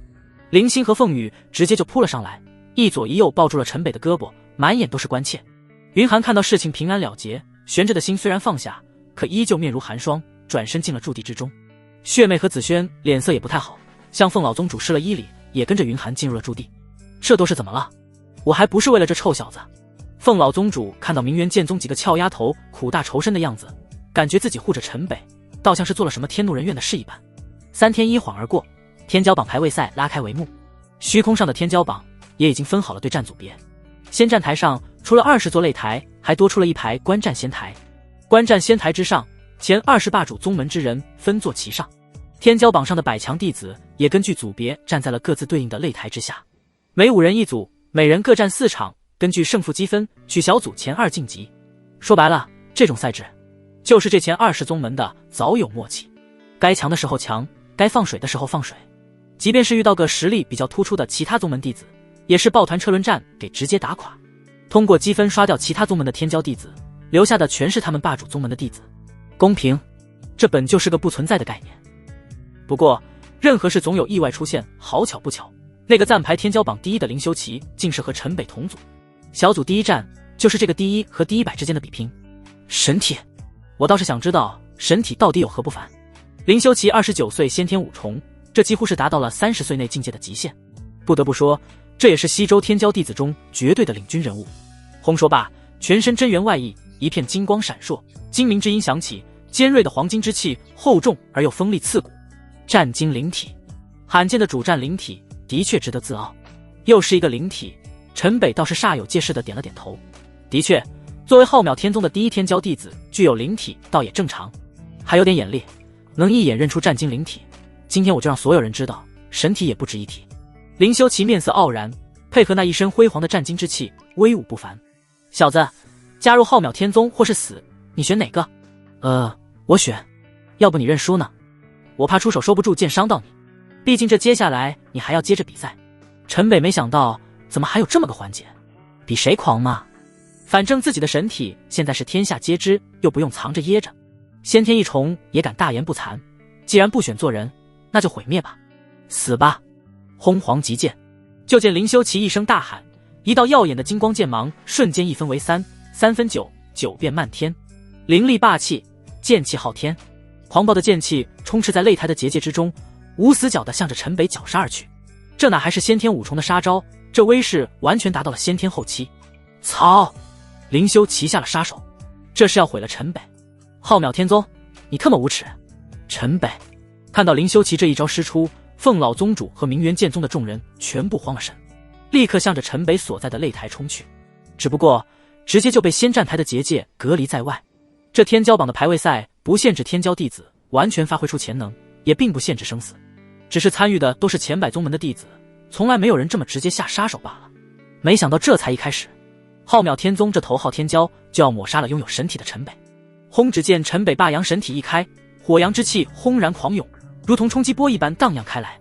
烈阳斩，随着陈北一剑挥出，周身那狂暴的火阳之气一股脑的全部涌入了剑气之中。那本就是至阳的剑气瞬间变得铜红，气势顿时暴涨了数倍。轰轰轰！一剑斩出，结界之中呈现出漫天火焰，所有的黄金剑芒直接被爆散开来。那一散的火阳剑气并未力竭，冲击向了稳操胜券的林修齐。林修齐冷哼一声，身上金光大盛，化作一层真元护体铠甲，璀璨耀眼。火阳之气打在那真元铠甲上，不断发出叮叮当当的声响。众人皆是一惊，这战力哪是先天1重的力量？说是先天后期都有人信，我的天，这就是神体的威力吗？真特么还是人吗？那林修齐就够变态了，出手就是先天后期的战力。这陈北先天1重啊，1重啊，还有没有天理？这算是个什么1重？这尼玛决赛也打不出这般气势来吧？这两人真是一个比一个变态。排位赛刚刚开始，却是打出了决赛的气势，而且还是天骄榜上最强和最弱的2人大战，竟然打出了这般超水平势均力敌的场面。在先战台的结界外，十分紧张的赤炎宗和明元剑宗众人看到陈北的强势回击，也总算是呼了口气。他们之前据凤羽和林星的描述猜到了陈北很强，但也猜不到陈北已经强成了这样。我倒是小看你了，死！黄金战甲，黄金剑，黄陵天下人神灭。林修齐脚下一跺，跃身挥剑力劈而下，一身黄金战意狂暴呼啸，一剑如同大山一般力压而下。陈北也不手软，挥剑便是迎上。陨日斩，狂暴的火阳之气如同惊涛骇浪汇入引血剑那数丈的剑气之中，顿时剑气如同滔天火焰暴涨数倍。轰！金光消散，火阳冲天，林修齐顿时如同一颗金光炮弹，直接被轰击在了结界之上。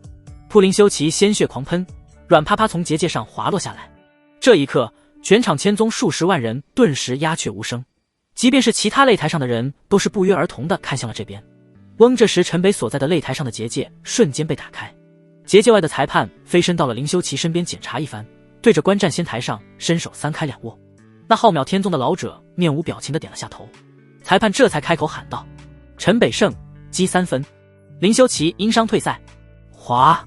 这一刻，欢呼声、呐喊声如同海啸一般袭来。呼！凤老宗主这也才大喘了一口气。天骄排位赛本就是那些霸主宗门的游戏，陈北重伤了浩渺天宗的第一天骄，他几乎都断定了浩渺天宗的人会直接对陈北出手。没想到这次倒是他想多了。天呐，还是人吗？先天一重一招重伤先天5重的林修齐，这就是神体吗？林修齐加上他的灵体就有了先天后期的战力，可在神体面前依旧不堪一击。陈北才先天1重啊，这就是霸阳神体的威力吗？3等宗门怎么了？3等宗门的天骄一样，打得霸主宗门天骄满地找牙，真是给我们这些小宗门长脸啊！霸阳神体，霸阳神体，霸阳神体！陈北，陈北，陈北！欢呼声排山倒海。云寒在仙战台的结界外看着擂台上的陈北，顿时泪目。血妹和紫萱不争气地抱在一起，直接哭了起来。他们都亲眼见过陈北一招滔天剑意灭杀金丹后期的修者，可就那么一招，陈北不但昏迷了1年之久，而且经脉破碎，丹田破裂成了废人，如今依着这半废的残体硬撑着打出了上古妖劫山，又在天骄榜排位赛上大放异彩。他们都知道陈北此刻在承受着多大的痛苦。陈北这边对战结束，下一组就直接跃上对战台，其他擂台上的比拼也依旧如火如荼。随着擂台上的精彩比拼，千宗弟子们又是爆发出了一浪又一浪喝彩。当然还有一匹黑马，就是暂排第99的凤羽。他虽然刚刚突破没多久，可没了先天5重的林修齐，单从境界上看，他先天4重也算是如今天骄榜上顶尖的存在。只是让人崩溃的，20个小组，他这组5人竟然有3个先天4重。要知道这100强天骄中加上凤羽一共也就11个先天4重，而且这一组5人除了凤羽自己，其他4人都是20家霸主宗门的人，无耻！身在赤炎宗这样的宗门，凤羽非常明白，这就是霸主宗门在赌其他宗门天骄弟子晋级的路。先天4重太扎眼了，一旦小组晋级，就很有可能会杀入前10，所以这些霸主宗门从小组赛就要给这个意外淘汰掉，甚至是不惜车轮战也要给凤羽给耗出去。这样的死亡小组，凤羽可比那些前100宗门先天3重的天骄弟子晋级几率还要低很多。陈北的意外强势打掉了最强的天骄林修齐，这已经够让霸主宗门的人震惊。可凤羽所在的这个小组惨烈程度，更让这些霸主宗门感到意外，甚至都快让凤老宗主气吐了血。凤羽的第一场就对上了先天4重的对手，而他几乎是耗了半条命，把这霸主宗门的弟子打废了。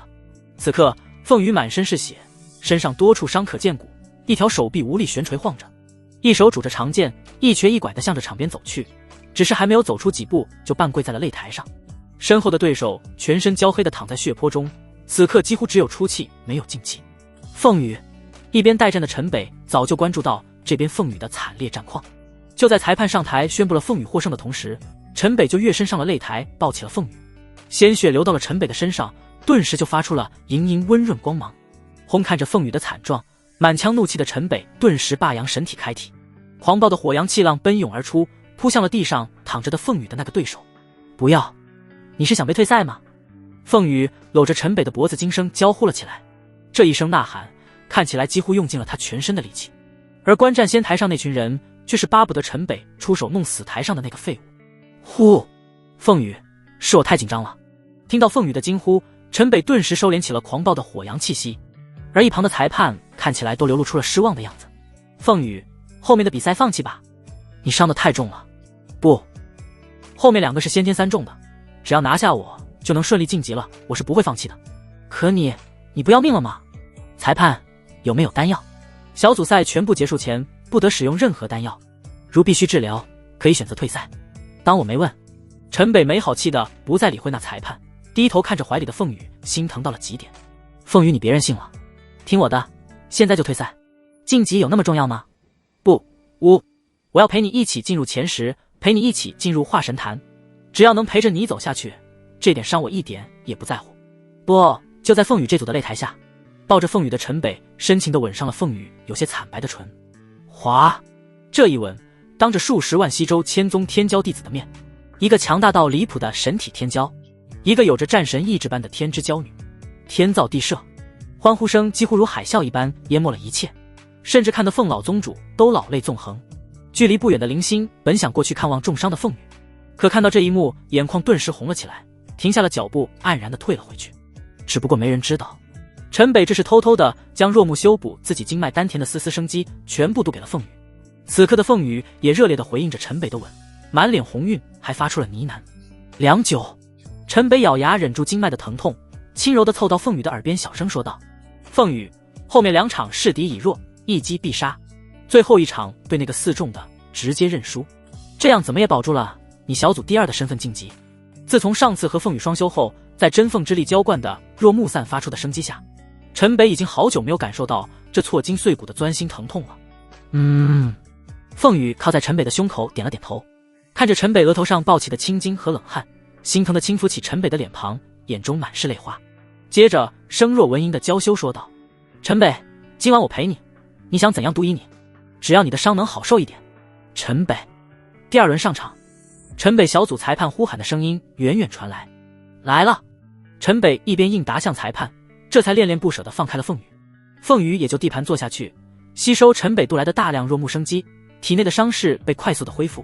若木生机连陈北破碎的经脉和丹田都能修复，何况是这皮肉之伤。只不过凤羽依旧表现得极度虚弱，摇摇欲坠，所有的比拼中还是进入到了正常。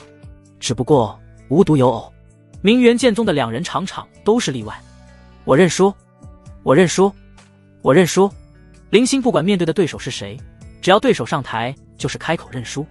小组赛4轮1场没打，林星有着玄天神体，战力肯定不会是最弱的，可想要晋级几率还是太小。陈北出于对他的保护，让他放弃所有的比赛。已经进了天骄榜，这荣誉就足够了。林星的神体之事当然还是保密为上，而陈北那边恰恰相反。我认输，我认输，我认输。陈北的对手不管是谁，只要上台开口便对陈北认输，反正对上陈北也没有任何胜算，何必浪费这体力呢？说不准一出手可能就被这变态给打残了。林修齐重伤退赛，等于是他们小组每人少战1场，还多捞3分。不说晋级不晋级，排名起码已经上了一个档次，大家只要盯着仅剩的一个晋级名额就行。而且剩下3人实力相近，谁能晋级也都有可能。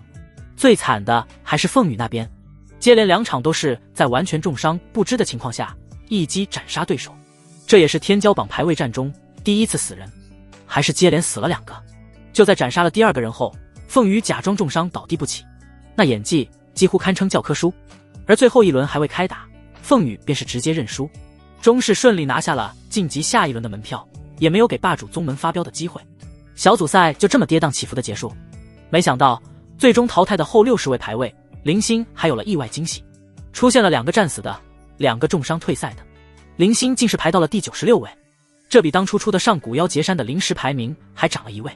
不过小组赛最让人意外的还是陈北和凤羽这对情侣，一个强到无人敢战，一个刚勇到令人钦佩。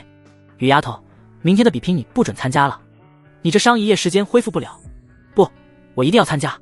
参加明天的分组，不用想那些霸主宗门都会对你下杀手，都走到了这一步，死我也会拼下去。胡闹！赤炎宗的驻地内，其他2个参加排位赛的弟子不但被淘汰，而且都还受了很重的伤势。很明显，这是死伤的天骄同门拿他们撒气。不用想，后面的淘汰赛绝对会给凤羽布上一个死局。凤老前辈，那个屁，同雨丫头一样叫我大爷爷。大爷爷，1夜时间够了，我不但能让凤羽痊愈，还能提升她的修为。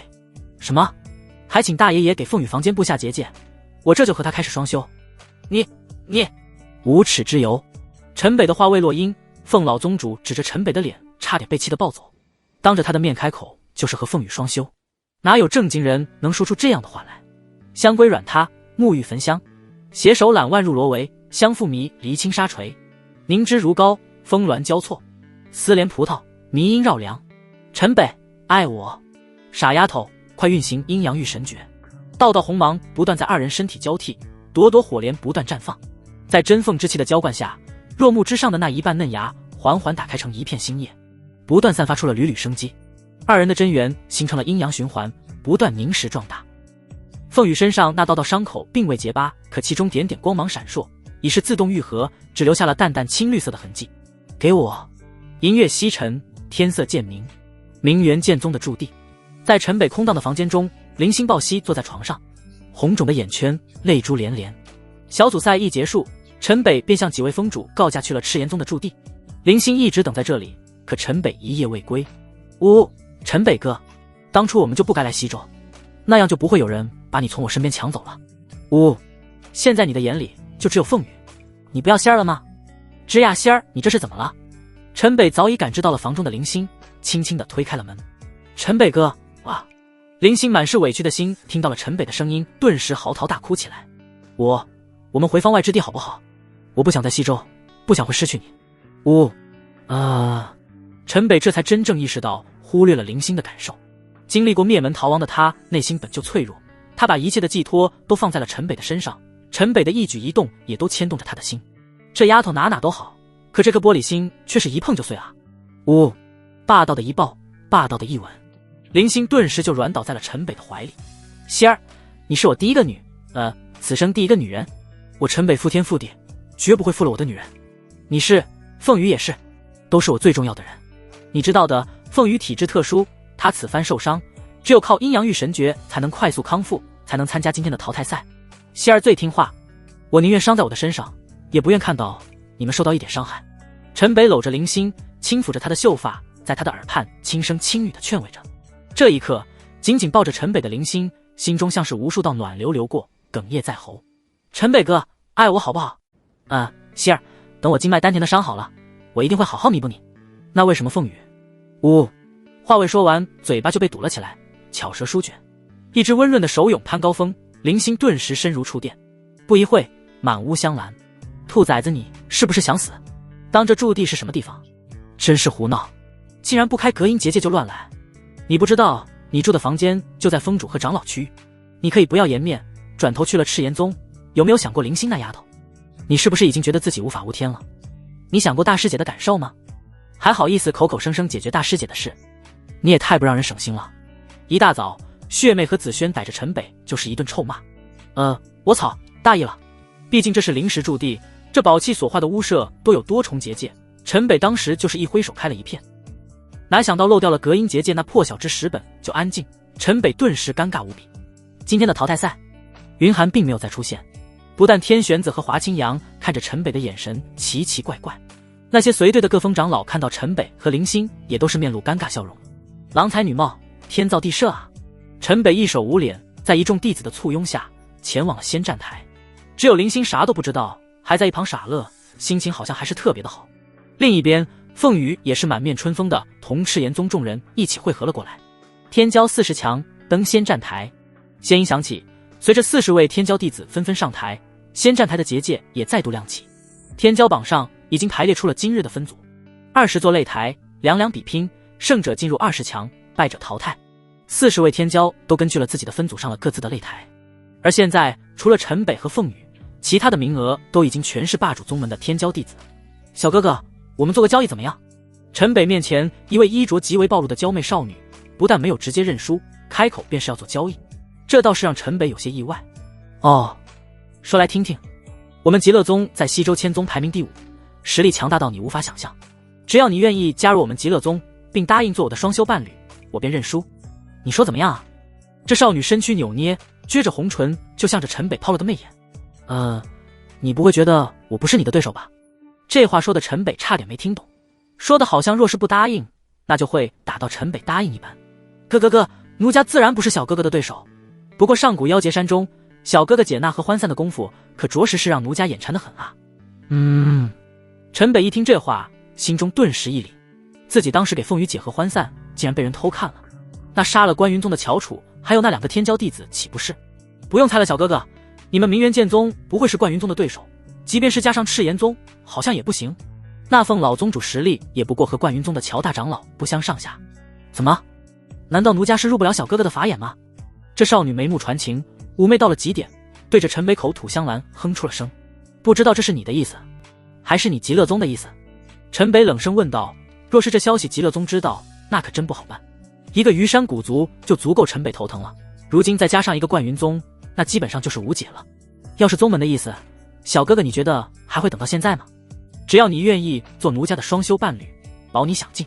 陈北没有听完这少女的话，根本没有任何犹豫，脚踩七星步一个挪移，身如残影，引血剑寒芒一闪，太快了，一切就在一瞬间。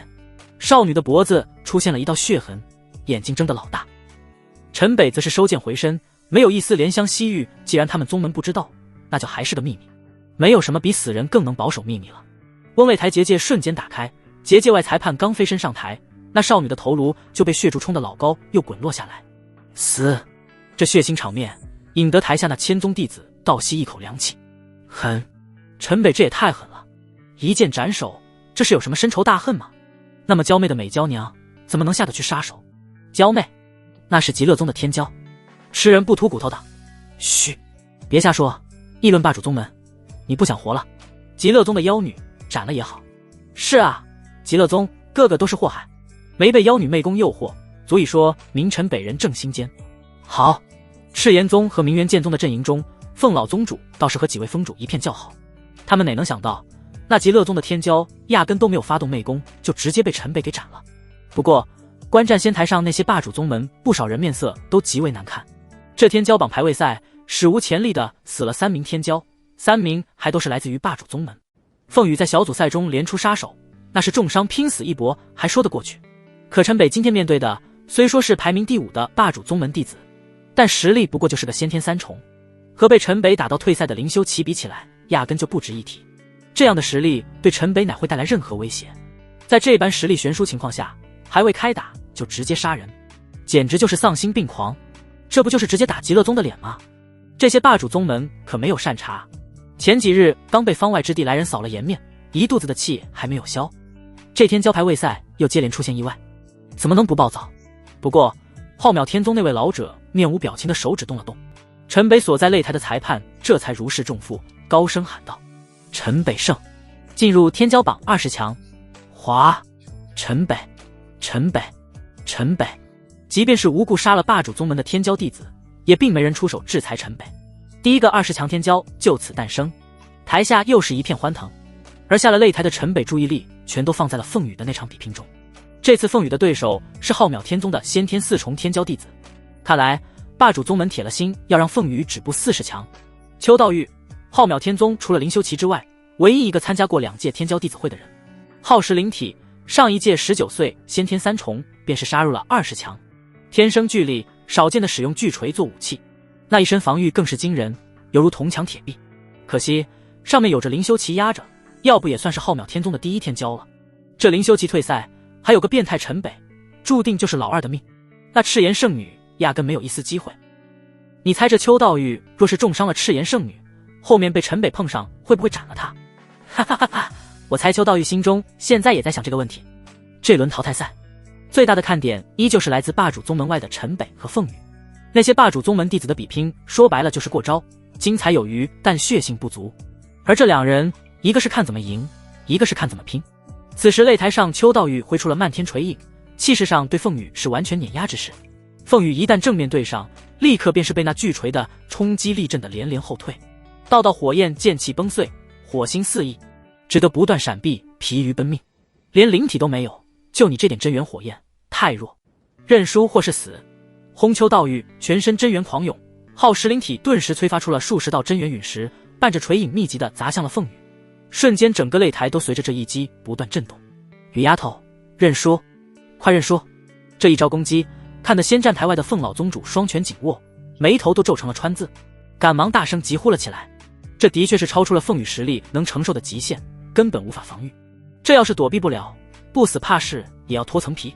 枪在这毫无死角的攻击之下，凤羽一挥剑便割破了自己手臂，一串血珠就随手臂挥洒了出去。雨丫头，凤老宗主没看懂凤羽这是在干嘛，难不成是怕自己死不了吗？那赤炎圣女是怎么了？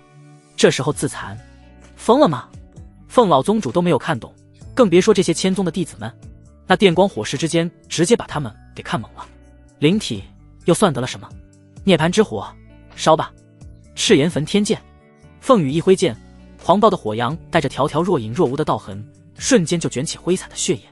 轰！一瞬间，整个擂台的结界中完全被滔天的火焰湮灭，一道凤凰般的火影在火海中冲天而起，震得结界刷刷刷的震荡不已。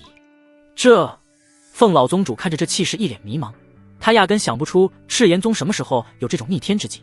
而凤羽的体质就是个天品灵脉，压根连灵体都没有，这等威势又是如何产生的？这是什么情况？赤炎圣女不是连灵体都没有吗？就算是陈北的霸阳神体，也不会有这般强大火焰吧？难不成赤炎圣女也是什么神体？碰这般情形，就连观战仙台上浩渺天宗那为首的老者也忍不住一拍扶手站了起来。轰轰轰嗡，滔天火焰不断轰鸣，冲击的那擂台的结界终于皲裂破碎。轰一声凤鸣，烈火冲天100丈之高，炙热的高温顷刻席卷了整个仙战台的结界，结界中空气肉眼可见的一阵扭曲。真凤血脉威力这么大，我好像算过头了。陈北何尝不是目瞪口呆？真凤血脉，他前世也没有真正见过。不过好在陈北上一世酷爱看书，涉猎甚广，硬是凭着古籍记载和传说，给凤羽想到了个保命的杀招，用霸阳元力和若木气息对真凤之血进行泯灭压制，激发真凤之血的涅槃之火。为了这一杀招，陈北可是在凤羽的身上劳累了半宿，就是这威力远远超出了陈北的预料。忽烈焰散去，擂台之上一片焦黑，就连那坚不可摧的擂台上都布满了蛛网般的裂缝。凤羽双手扶剑跪伏在了地上，大口地喘着气，而擂台上哪还能看到邱道玉的影子，就连蓬灰烬都没有留下。轰一道威压却径直照向了凤羽，顿时压得凤羽口吐鲜血，身上封印了绝杀攻击。赤炎宗，你们好大的胆子！凤氏说，你赤炎宗作弊坑杀我浩渺天宗的天骄弟子，今日我看你如何交代。轰羽丫头！凤老宗主此刻暴跳而起，一招手，一道弥天巨掌奔流而下，法符纷飞，直接就拍向了仙战台的结界。这次霸主宗门十有八九是要下毒手了。凤老宗主可不能眼睁睁地看着这个能爆发如此战力的宝贝孙女出什么事，直接一掌拍开了仙战台的结界。范老头，你可么住手！雨丫头今天有个什么三长两短，我绝对让你断子绝孙！说着飞身就闪现在了凤羽的身前。陈北此刻也一跃而上，抱起了凤羽。刷观战仙台上的数十道身影顿时便把凤老宗主、陈北和凤羽给围了起来。此刻所有擂台上的对战都全部停止，所有人的目光也都看向了这个焦点。凤师叔，你觉得你有机会活着离开吗？那就试一试好了。轰！凤老宗主全身气势陡然全开，盯着浩渺天宗的老者，两眼冒火。谁能想到，传承久远的西周千宗天骄弟子会，在这一届会发生如此多的变故，意外事接二连三，甚至到了这排名第25位的宗门大佬和众多霸主宗门剑拔弩张，这可是千年来都从未有过的局面。那个，我能说两句公道话吗？陈北这时抱着凤羽，在凤老宗主的守护下开口说道：“公道话，说两句。”陈北这一开口，场下一片哗然。这口气哪像是个参赛的弟子，倒是像个德高望重的前辈来化解矛盾。说，没想到倒是浩渺仙宗的为首老者先开了口。各位想想，若是凤羽体内封印了攻击，怎么可能逃过各位的法眼？而且诸位也可以回忆一下，刚刚那一击并非是越级的力量，而是火焰的层次。陈北此话一出，在场大佬眉头都是一紧，细细地回忆起了刚刚凤羽释放的强大火焰力量层次。从结果看，大多数人并不觉得这有什么区别，可细细想来，好像又的确说得在理。对，那并非是超出先天的力量，他那最后一击赤炎焚天剑的威势最多不过先天中期，而随剑而出的火焰，是那火焰燃烧了一切，不但瞬间焚烧了邱道玉的攻击，烧裂了擂台，烧碎了擂台的结界。这火焰，一群大佬顿时瞠目结舌，这是什么样的火焰才能达到这般威势？地火、天火，要真是传说中的异火，别说一个先天境的天骄弟子，即便是他们这些元婴期的老怪想要收服都不可能。可一个先天4重的少女又怎么能释放出这般层次的火焰？所以凤羽根本就没有作弊。陈北再次斩钉截铁地说道：“没有作弊，那这火又是什么火？凭他怎么能释放出这般威势的火焰来？即便是火焰灵体，就算是神体，先天之境也不可能有这般火焰。若是说不清楚，今日谁也救不了他。”其实不光是这些霸主宗门的人，连凤老宗主都想弄明白这到底是怎么回事。这个什么？你倒是说啊！陈北这吞吞吐吐的样子，没等霸主宗门的人急了，凤老宗主倒是先急切地问了起来。大家也都知道，凤羽和我那啥，众人皆是追问了起来。情侣，一定要说这么明白吗？陈北被追问的一头黑线。我霸阳神体的元阳，好像可以不断激发凤羽体内仙祖的神火血脉。陈北并没有说真凤之血，他怕这一说别让凤羽成了这些宗门的实验品。神火血脉，这妖巧。对，就这妖巧，这么简单。对，就这么简单。陈北手指在凤羽的嘴角沾起一滴鲜血，向空中一弹，一道滔天火焰便是呼啸而起。虽是没有刚刚凤羽施展涅槃之火的气势，可仅仅一滴血就激发这般火焰，还就这么随手拈来。众人皆是相信了陈北的话，转头便向凤老宗主问道：凤老头，你先祖不是霸阳神体吗？这神火血脉又是什么？为何从未听说过？一脸殷勤的，好像刚刚什么都没有发生过一般。这一切属实，那就是凤羽虽不具有灵体，可这血脉之火更强于灵体，甚至比之陈北的神体还要强。那就是这一届西周千宗天骄弟子会，不但出现了一个具有神体的绝世天骄，还出现了一个比神体更加强大的神火血脉。拥有这等天资，未来会达到什么高度，根本不敢想。但凡我凤氏一脉，从古至今不分男女，皆是属火，皆能修我祖上传下来的赤炎真经。或许这就是神火血脉传承吧。为何会被霸阳神体激发？那或许也只有先祖知道。先祖曾预言过，霸阳再现，赤炎升天。这在我赤炎宗内也并不是什么秘密。现在有了陈北的出现，或许我赤炎宗真会如先祖预言一般再现昔日辉煌。祖先保佑，真是祖先保佑啊！难怪先祖会传下此般预言。凤老宗主此刻激动的老泪纵横。若是一族都能激发这等神火之力，那还得了。祖上的确有过霸阳神体，可传承至今，谁又再遇到过霸阳神体？原来霸阳神体就是开启凤氏一族血脉的钥匙。想到这，凤老宗主甚至都想把一族女性都送给陈北，让他好好开发凤氏一族的神火血脉。陈北一看有些手舞足蹈的凤老宗主，就知道这老头肯定想多了。他和凤羽通过阴阳玉神诀双修，的确修为会增长很快，可对二人真正带来好处的，其实是丹田中的那段弱母。好，凤老头，我本打算此番弟子精英会后，强行带陈北回我浩渺天宗。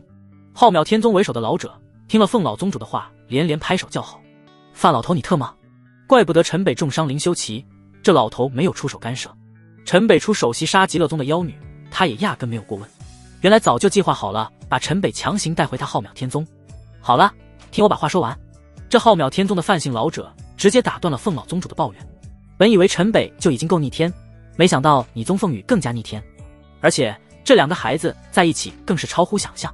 我就不说把他们都带回我浩渺天宗了，1年后带他们来我浩渺天宗参加西天阁面圣选拔吧。这下你不会有什么意见了吧？什么？西天阁？西天阁真的存在？凤老宗主听到西天阁，两只眼睛睁得老大，下巴几乎都要惊掉了下来。而此刻根本就没有人发现，观战仙台上一道光点悄悄消失。陈北、凤羽，你们都要给楚儿陪葬。观云宗所在之地，大长老面目狰狞的将一只纸鹤紧紧握在拳中，点点光芒随风消散。西天阁。陈北看到凤老宗主那又惊又喜的反应，虽不知道西天阁到底是什么，但也猜得到一定是西周一个了不得的神秘组织，甚至凌驾于这20宗霸主之上，要不然不会连凤老宗主也才知道这地方是真实存在的。陈北、凤羽，你们俩退出接下来的排位赛。浩渺天宗的范老头直接对着陈北和凤羽说道：退出？这算是奖励还是惩罚？陈北来这里的目的就是打进天骄榜前10，进入造化拳。这经脉和丹田的伤还指着造化拳救命呢。范老前辈，恕小子不能同意。陈北赶忙抱拳施礼，拒绝了范老头的提议。以你们俩的实力，谁还能是你们的对手？参加后面比拼有什么意义？可小子需要进入天骄榜前10，进入纳化神坛。我说让你们退出比赛，有没有说要取缔你们的成绩？凤羽排天骄榜榜首，陈北排第2，你们俩有没有意见？呼，天骄榜果然就是这些霸主宗门的游戏，这排名定的竟然这么草率，就是靠浩渺天宗这么随口一说。陈北话还没有说出口，怀里的凤羽便先开口说道：不行，你这丫头又怎么了？范老头没想到这给个榜首还不行，真是准备接着比拼再杀几个天骄吗？他这正儿八经就打了4场，结果是杀了3个，重伤1个，刚刚击杀的还是浩渺天宗的绝对天骄弟子。要不是看在西天阁的赏赐上，他怎么也不会这么轻易善罢甘休。范长老，陈北怎么可以屈居我之下？就这，我还以为你想怎么着。那就这么决定了，陈北第1，你第二。范老头都没有任何犹豫，就定下了天骄榜第一和第二的排名。说罢便是一招手，带着这群人返回了观战仙台。范老头此刻稳坐仙台，隆隆仙音再度传出。各擂台尚未结束的淘汰赛现在继续，陈北、凤羽退出接下来的排名赛。哗！场外不明所以的众人皆是一片惊愕，怎么就突然取缔了2位狠人的资格？可惜了，这2人的实力进前10简直是轻而易举。可惜啊，锋芒太露，霸主宗门怎么可能让他们抢弟子的机缘？不知道后面还要怎么惩戒他们，肯定不会让他们好过。天骄排位赛上还没有人像他们这般连连出手杀人，不死估计也要脱层皮，甚至还会连累他们的宗门。狂妄总要付出代价，不是有些实力就能无法无天的。少数人为他们感到惋惜，大多数人却是觉得罪有应得，甚至开始了幸灾乐祸。这个世界就是这样，人本善妒，看不得别人好。安静，仙音再度响起，顿时全场便安静了下来。本届西周千宗天骄弟子会，陈北位列榜首，凤羽第2，不再参加接下来的所有比赛。若有不服的天骄弟子，可以向他们发起挑战。华场下这下又是一片沸腾。传承久远的西周千宗天骄弟子会，这还是第一次出现不经过比赛直接定下名次的事情，更何况这还是榜1榜2的名次，真是打从这届天骄弟子会开始就处处不寻常。实至名归，实至名归啊！能够亲眼看到这般天骄登顶，实乃此生幸事啊！可不是，若干年后，这2人必定是我西周骄傲，而我曾有幸目睹他们崭露头角。那些刚刚还在期盼陈北和凤羽受到惩罚的人，此刻陡然就又变成了拥护者。挑战，除非是有人脑子坏了，别说场下这些连上古妖劫山都没有资格入的，就算是台上还在比拼的40强，也没有谁敢去触那个眉头。翁在万人欢腾的盛况之下，陈北、凤羽跟着凤老宗主刚下了仙战台，半空之中一座3足金鼎陡然光芒万丈，一道金光从那顶口便照向了3人，法符纷飞，迷光飞散，那金光所处，一切灰飞烟灭。轰仓促之下，凤老宗主一剑迎着那光柱直飞而上，金光耀世，火海滔天，根本没有人能睁得开眼睛。那狂暴的冲击波顿时掀起了一阵灭世般的风暴，近处的各宗观战天骄全是被高高卷入那沙暴之中。噗！紫金玄冥鼎，乔江户，我草你大爷！此刻凤老宗主虽是扛下了这紫金玄冥鼎的一击，但是全身出现数道蛛网般的皲裂，金光从那裂口中冒出，血雨挥洒。这鼎凤老宗主认识，正是冠云宗大长老乔江户的本命法宝，毫无准备的硬扛着法宝致命一击，凤老宗主直接重伤。汪一道红光从凤老宗主身体冒出，一盏7花21孔的宝灯伴着滔天火焰出现在了凤老宗主的头顶，一片火光冲天，无数法纹相连，形成了一个防御结界。能硬碰我紫金玄冥鼎不死，凤师叔我不得不佩服，你这将死之年竟然踏入了元婴9重。不过今天谁也救不了你们，死！天罡破霄剑，没有一丝停顿，又是一声咆哮，一道金光剑气带着毁天灭地之势，再度向着宝灯护着的凤老宗主还有陈北、凤羽而来。疯了，你他妈是疯了吗？轰！一道滔天剑气一同斩向了乔江户，这必杀一剑，被击散飞逸的剑气落入场下人群之中，顿时残肢漫天，数百个宗天骄弟子直接死于非命。乔江户，你冠云宗当这里是什么地方？好在这位置就在仙战台下，浩渺天宗的范老头在这电光火石之间终是赶得上救援。一群人影闪现，范老头看着虚空上的乔江户，那是气得火冒三丈。这公布了天骄榜的第1、第2，话音刚落，这边便是有人直接偷袭索命，还是西周千宗排名第24位冠云宗的大长老。好好的一届天骄弟子会，怎么就会出这么多乱子？他这个盛会主理人现在都不知道回去要怎么交代。拿下乔江户，修数道人影随即向着虚空中的乔江户而去。好险！浩渺天宗的范老头算是及时救下了陈北和凤羽，若不是乔江户错估了凤老宗主的实力，或许此刻3人都灰飞烟灭了。那些各宗死伤些人是小，要是陈北和凤羽真死了，那可真就亏大发了，那可是能向西天阁换取大量仙元的筹码。陈北、凤羽，你们必死！乔江户也不管关云宗众人，留下一声怒吼，人影便消失在了天际。剩下冠云宗的人却是傻了眼，带队的大长老这不知是发了什么疯暴走，关键是惹了那么大祸，端拍拍屁股跑了，他们这一众数百人却被留在了这里。此时赤炎宗和明元剑宗的人早已把冠云宗的人团团围住，乱，极度混乱。不光是这3宗剑拔弩张的乱，那些出现大量死伤的宗门更乱，哀嚎遍野。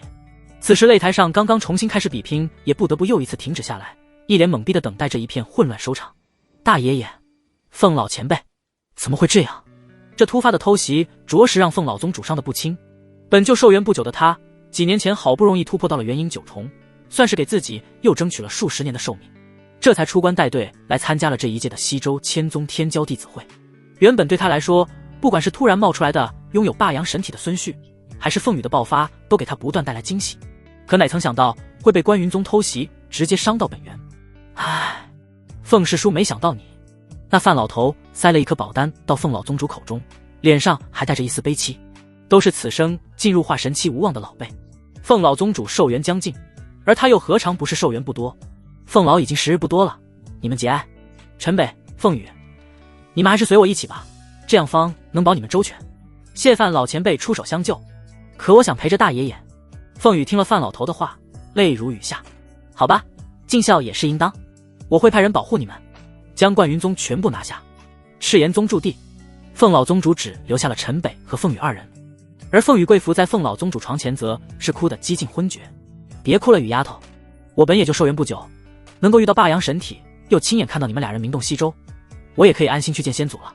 陈北，你以后要好好对凤羽，她虽然有些孩子气，常常闹小脾气，但心地却是十分纯善，你要好好包容她，爱护她，能做到吗？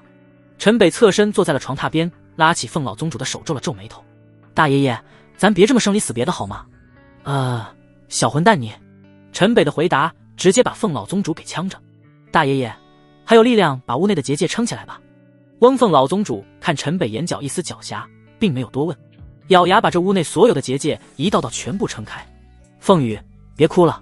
大爷爷，刚人多我没好说，暂时我的确根治不了你的伤，但保你几十年寿命还不是问题，最多10年，我一定有办法让你痊愈。陈北握着凤老宗主的手，已经是感知到的伤势的确伤着些本源，但并不严重，和他自己身上的伤一比，那是差了10万8千里。只不过元婴期修士最多能活1000年，而凤老宗主的寿元的确所剩不长，加上这伤势，众人才断定凤老宗主不久于人世。这若是换着是别人，还真是无力回天。巧就巧在陈北在这，好像一切都如天意一般。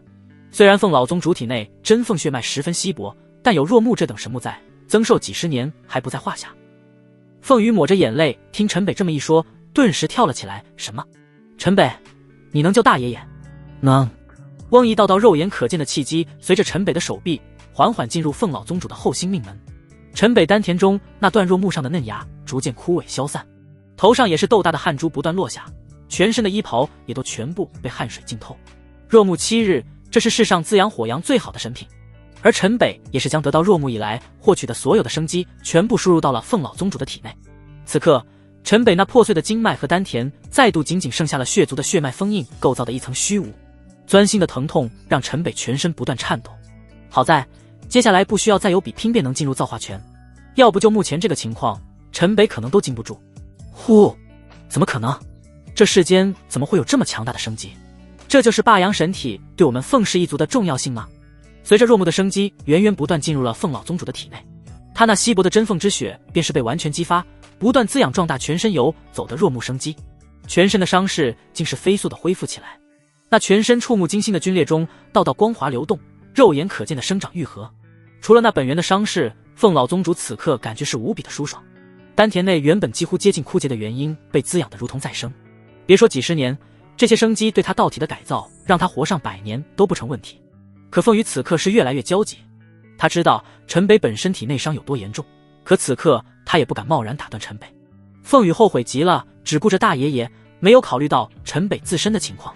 大爷爷是不断好转，而陈北现在几乎快没有了血色，他还是第一次见到陈北虚弱成这个样子。只是还没等他多想，陈北便砰向后一仰倒了下去。陈北，凤羽赶忙扶起了陈北，发现陈北已经没了反应。怎么办？怎么办？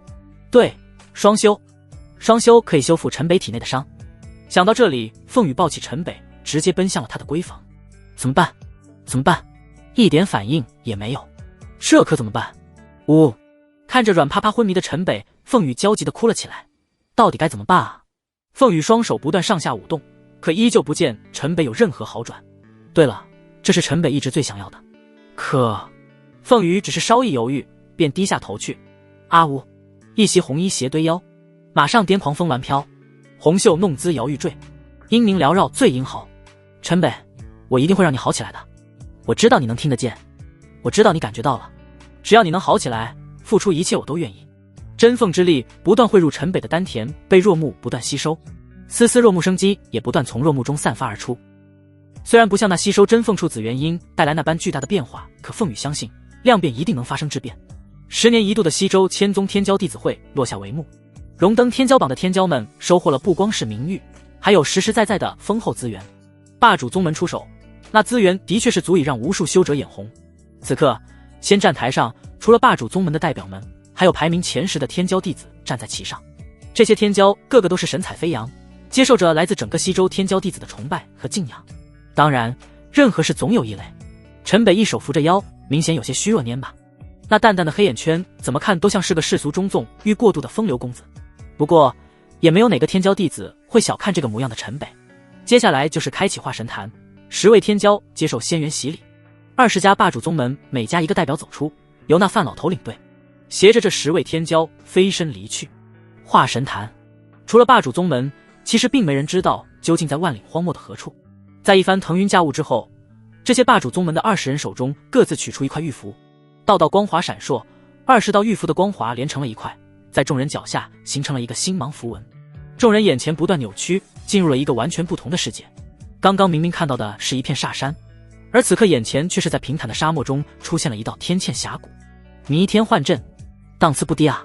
看来西周的好东西都是掌握在了这些宗门的手里。富者愈富，强者愈强。想一想，明元剑宗这样的3等宗门还真是可怜，干苦力吃粗粮。造化拳即是有缘，我就全靠你了。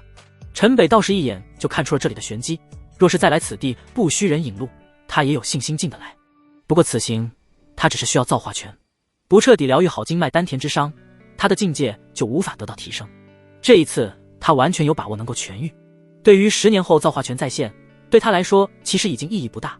在那峡谷之中，一道道法纹飘荡接连天地，五彩霞光映照天穹。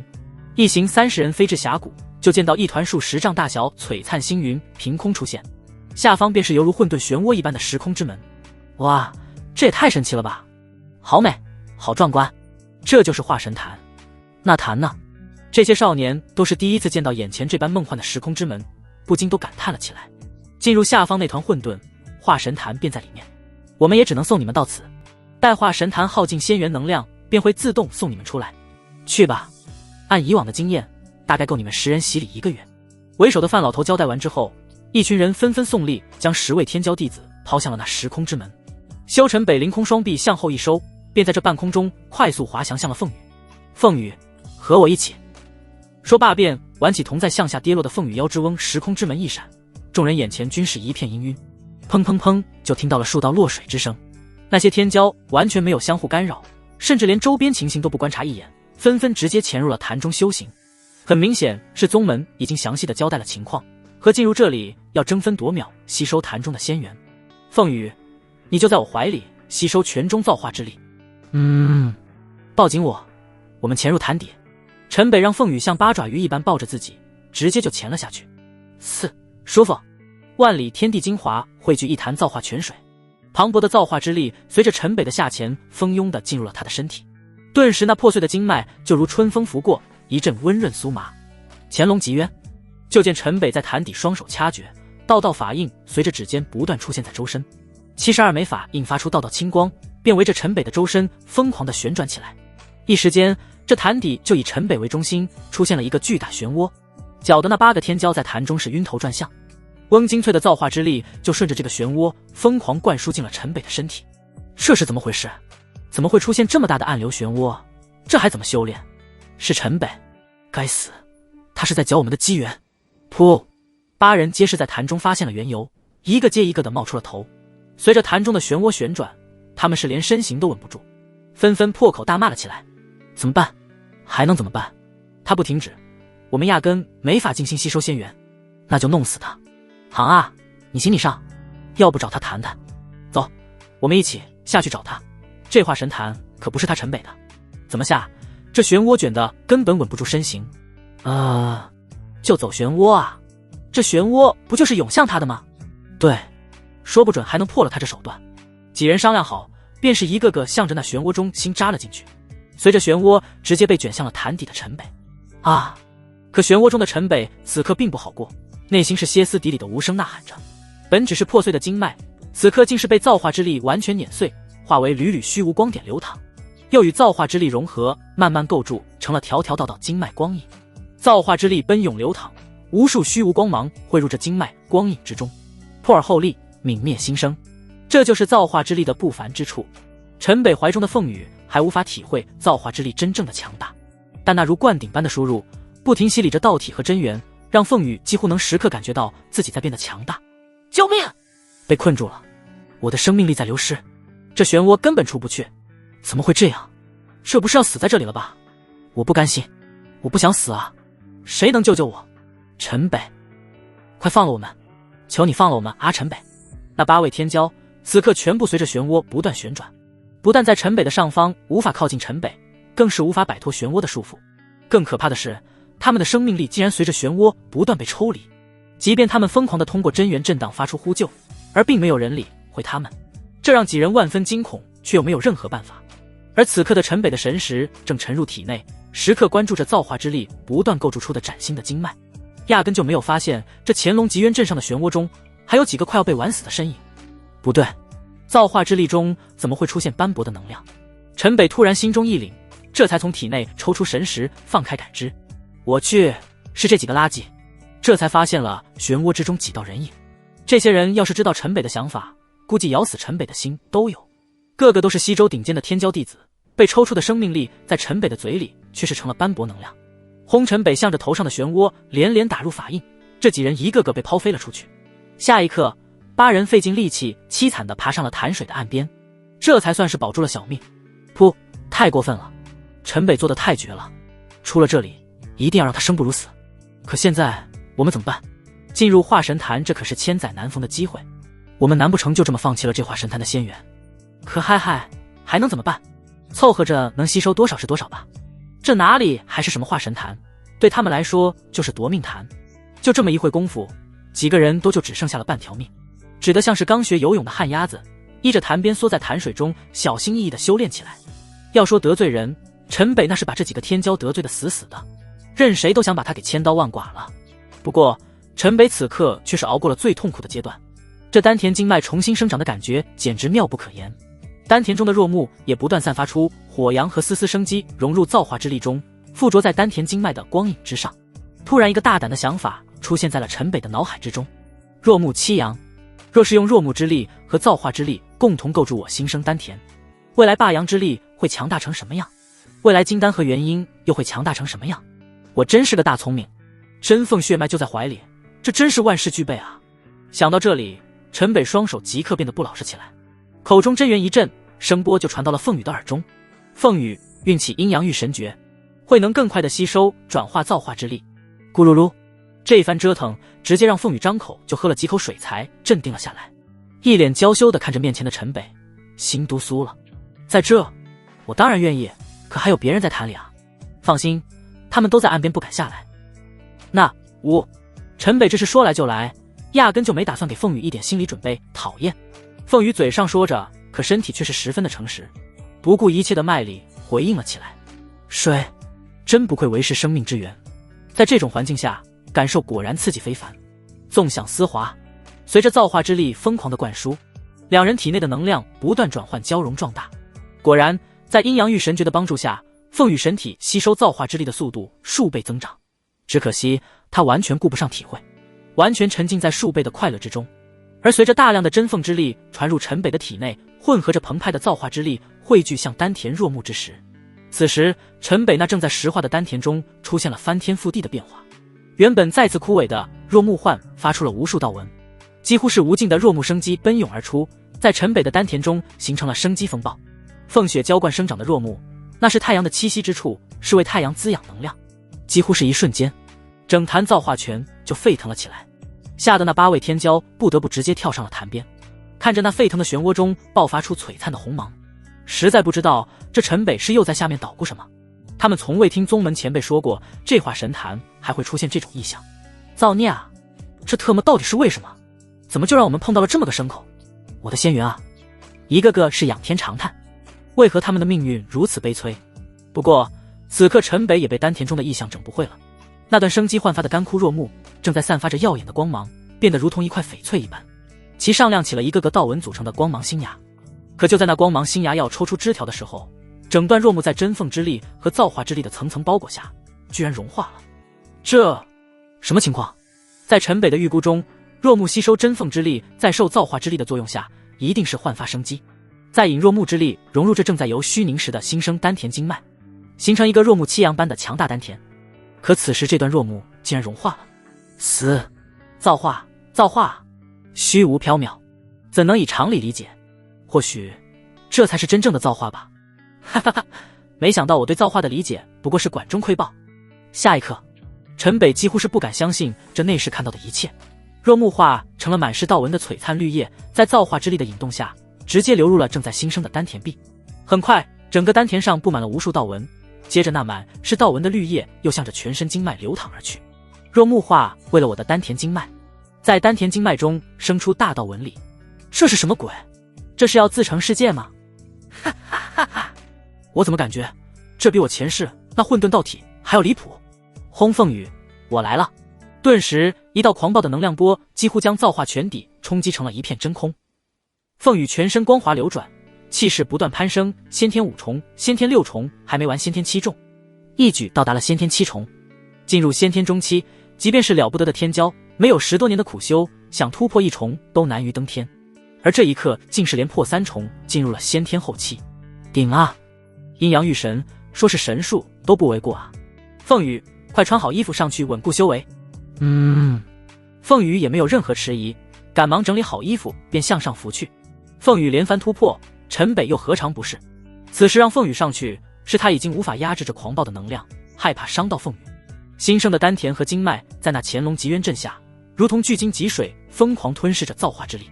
肉体真元不断被反复淬炼洗礼，若木所化的丹田之中，火阳之力几乎是源源不绝的产生，身体的每一粒细胞中都充斥着爆炸般的能量。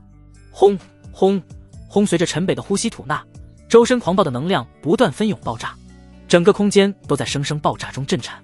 随着陈北将丹田经脉中血脉的元因转化，那包裹着经脉丹田的血族封印也终于消散。此刻陈北就如一轮骄阳隐于潭底，一潭泉水耀眼无比，映照的整个造化泉，这空间之中光芒万丈。你们这是？上了潭边的凤羽看到那8位天骄憔悴不堪地盘坐在岸边，这哪里像是来受仙缘洗礼的，简直就是来历劫的。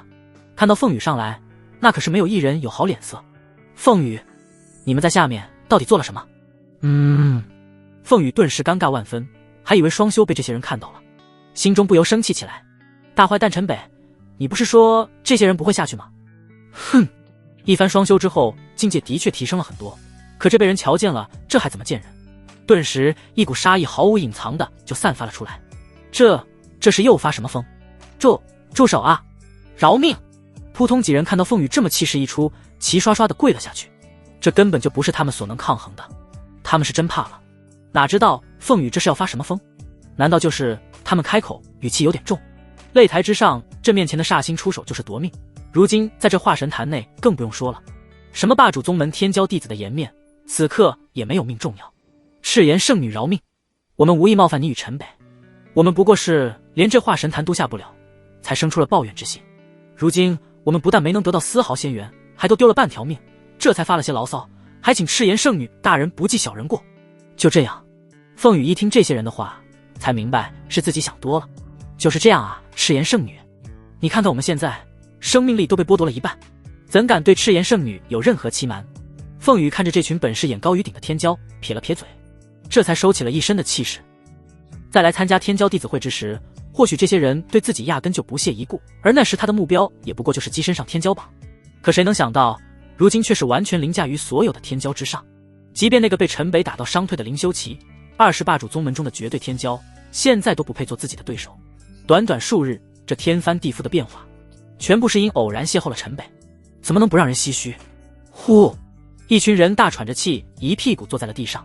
好好的净化神坛，这是招谁惹谁了？本都是各霸主宗门的骄傲，如今是一个比一个憋屈。翁仅仅3天过去，化神坛终于是恢复了平静。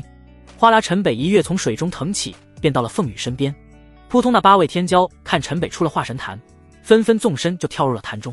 可随即所有人身影一片扭曲，人影全部消失。怎么会这样？我们才进来5天啊！仙缘，我们还没有沾染到仙缘。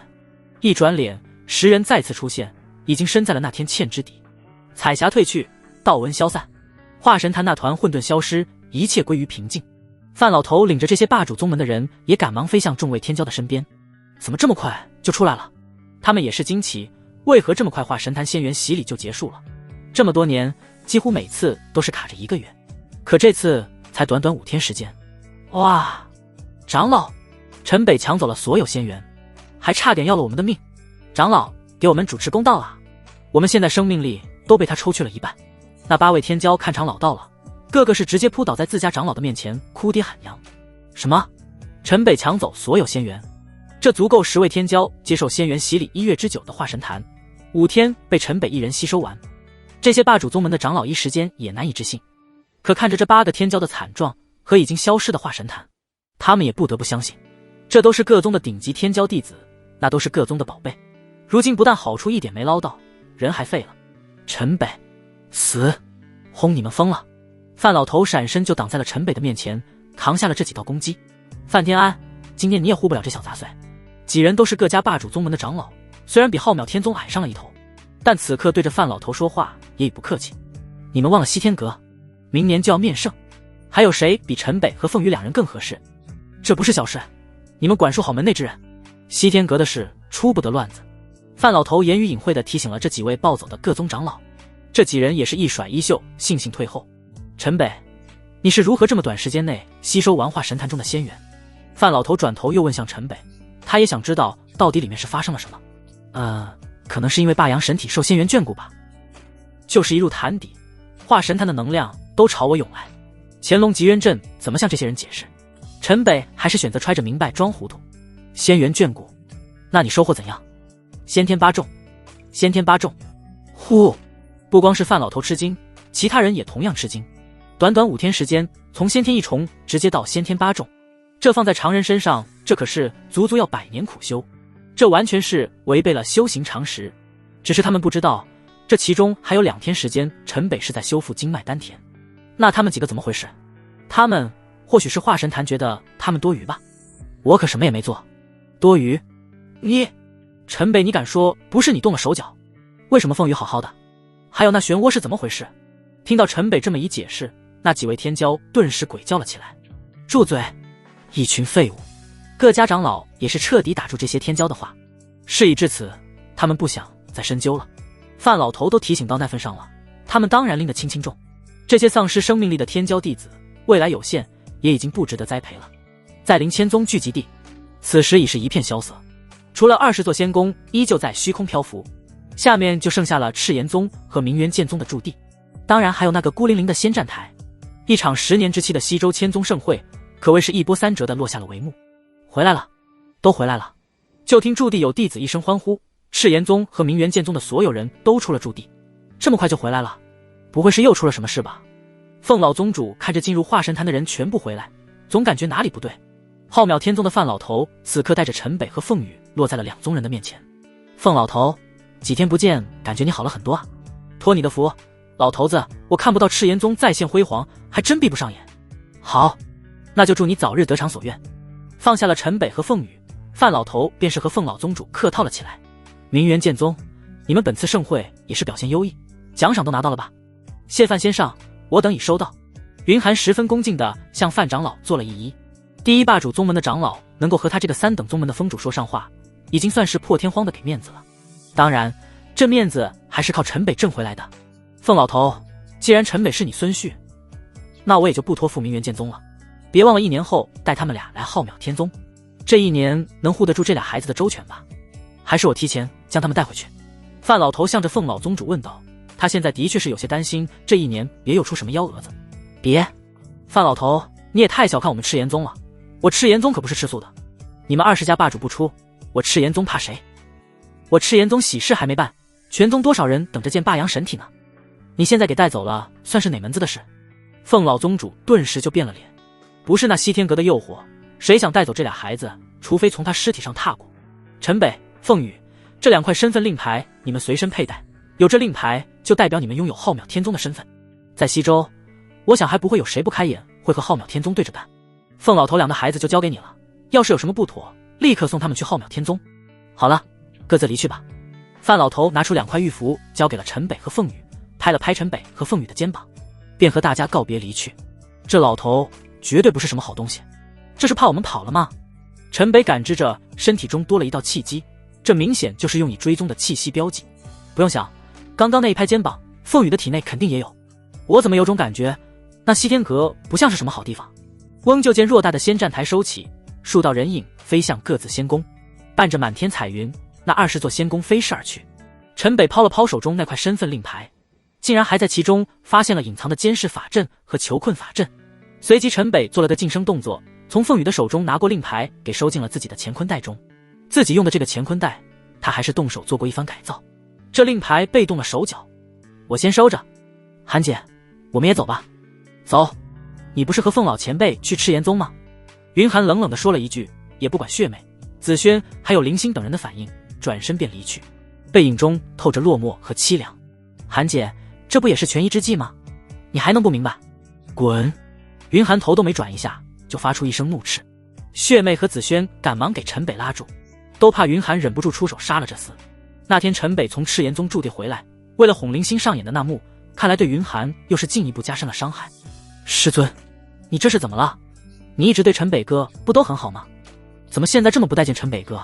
他可是拿回了西周天骄弟子榜的榜首啊，他一定不会抛弃我们明元剑宗的，而且我还在，陈北哥更不会离开我们的。林星还不明所以，向陈北使了个眼色，便追向了云寒。陈北、血妹和紫萱都是一手指捂额头，这丫头还真单纯。